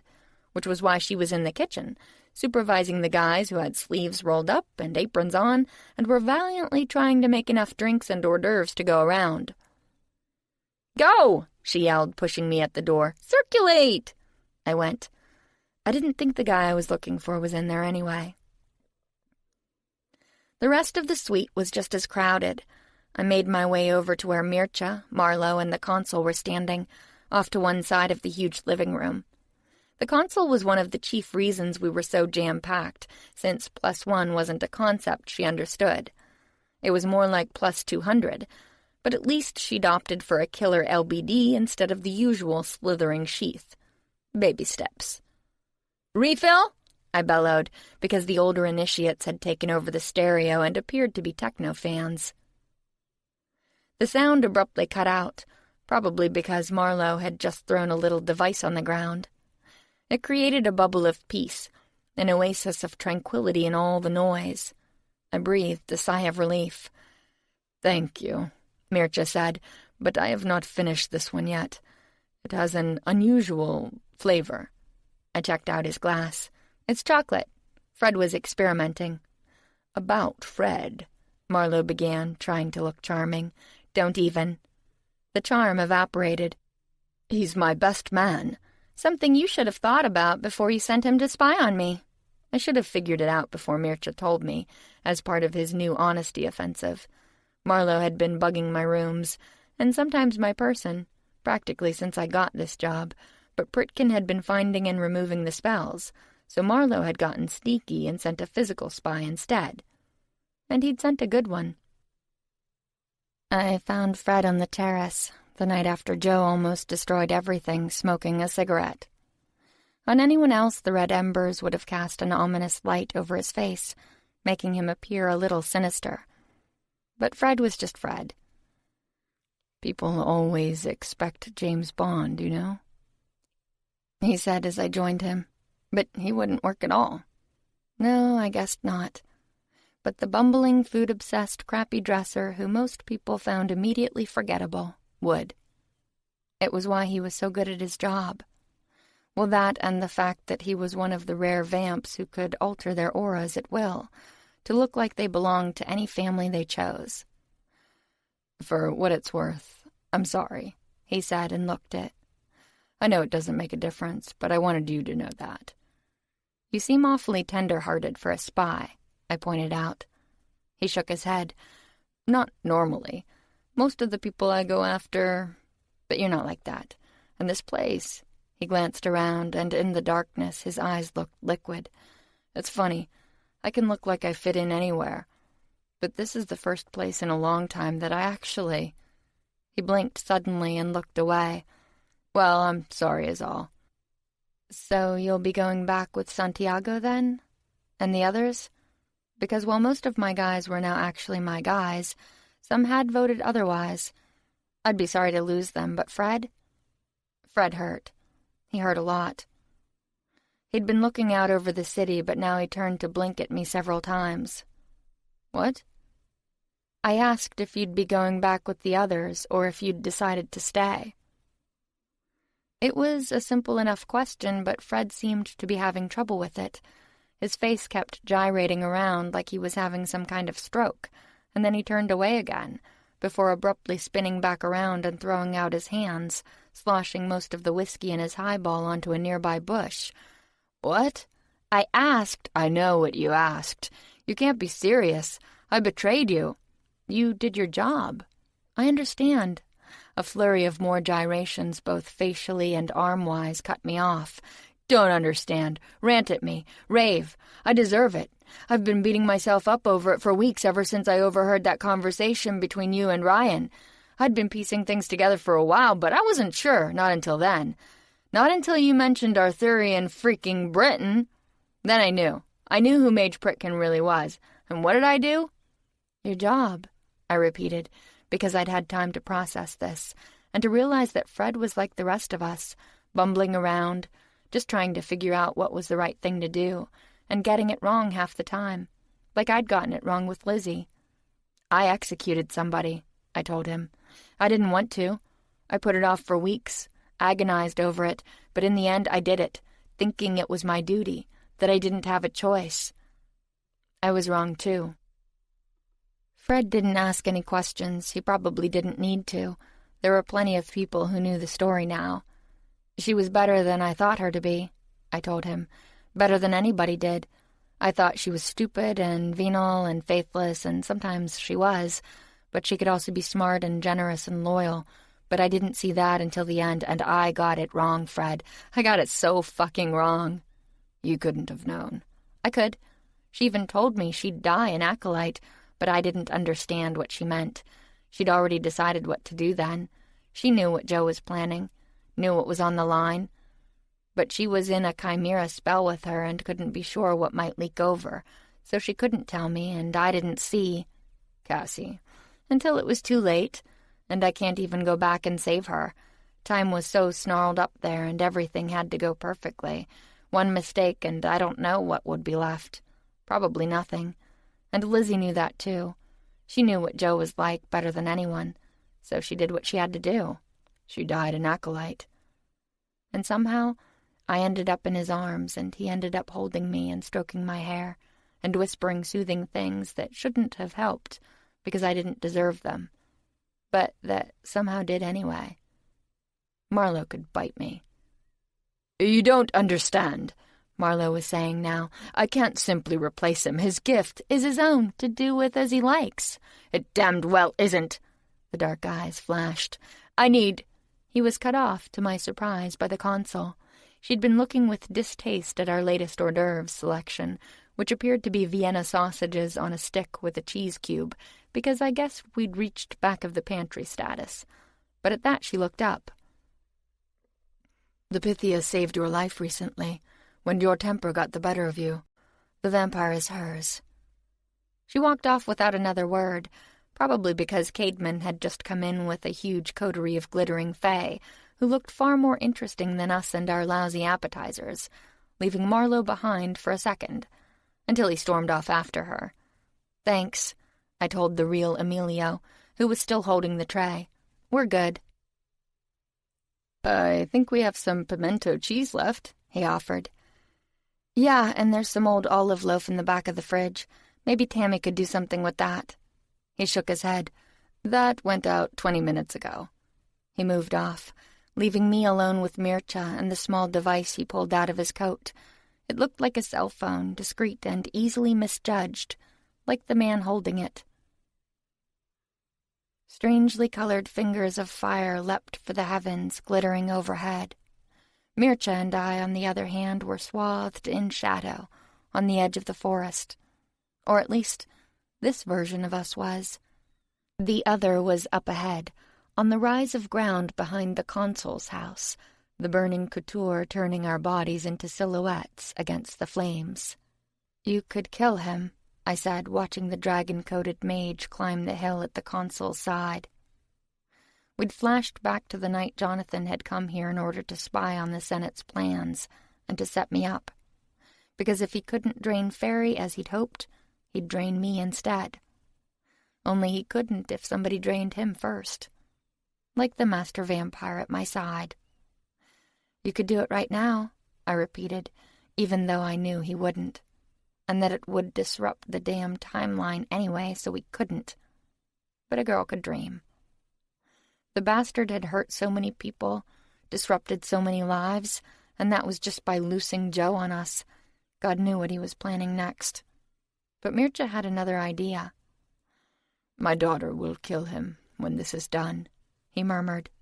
You have my word on that. But in the meantime, he can be useful. And the golems he made? You're just going to leave them there? We know where they are, but our enemies do not know that we know. They will stay on patrol day after day, waiting for an army that will never come. But we could go back, destroy that book at least, and prevent them from ever being made, yes. But the names are still out there, known to some in the demon lands, harder to assemble that way, but still possible. And our enemies now have demon allies. I remembered the little thing in the tank in Adra's office. Kululu. Kululu was all it had been able to say. But that would be enough. We watched the foursome talk, and then the mage walk away, back toward his house. Mircea started after him, but I caught his arm. If he notices, he won't. And I guess he hadn't, because the tiny charm Mircea had managed to plant on him was doing its thing, as indicated in the cell phone-looking device he held. But it was more than just a tracking spell. It was a locus, one that would allow us to open a portal into lands where that was supposed to be impossible, and bring through an army the Fae would never expect. "This could end it," Mircea murmured, his eyes going to the strange creature Augustine had been protecting. His small, lumpy head was almost invincible, being surrounded protectively by a group of coven leaders, the ones not aligned with Jonathan. That included the impressive-looking woman I'd met at the train station and the girl with the antlers in her hair. They'd been reluctant participants in the attack at the consoles, although not out of bigotry or hate, but because they were afraid that I'd guessed their great secret. The little lumpy guy wasn't, as Augustine had thought, an overworked sweatshop employee. He was one of the original Fae, the oldest of all the races, the ones the gods had never had a chance to tinker with, because they'd never known they existed. His kind had fled to Earth at the first sign of trouble, afraid that the arrival of the gods meant the end of Fae culture, which they were determined to preserve. They'd partnered with the covens ever since, teaching them their magic, crafting their armor and weapons, and sharing with them their one very special gift, the ability to bend ley lines. Not to a ridiculous extent, and not by the application of great amounts of magic, but by simply coaxing them from their beds, slowly tugging them a little here or a little there, until they went somewhere they had never been before, allowing the covens to create things like an enclave in the desert, far from where any ley line was supposed to be. And for us to reach the locus that Jonathan was unwittingly providing, straight into the heart of Aslan's kingdom. "It could," I agreed, as Caedmon swept past the consul and everybody else, zeroing in on the tiny creature, at which point we were gifted with the sight of the towering king of the Fae, glowing bright against the dim light of the room, dressed in velvets and jewels and a golden circlet on his brow, stumble and almost fall in shock, because he'd been told, but hadn't believed it. He went down on one knee in front of the wizened little thing in the Augustine t-shirt, and for a moment I thought he was going to cry. I guess the tiny old guy did too, because when Caedmon bowed the glowing blonde head, the wizened old Fae patted him awkwardly on one shoulder. "Cassie," Mircea began, and this time his voice was different. The smooth operator of a second ago was gone, along with the honeyed tones of the man I knew.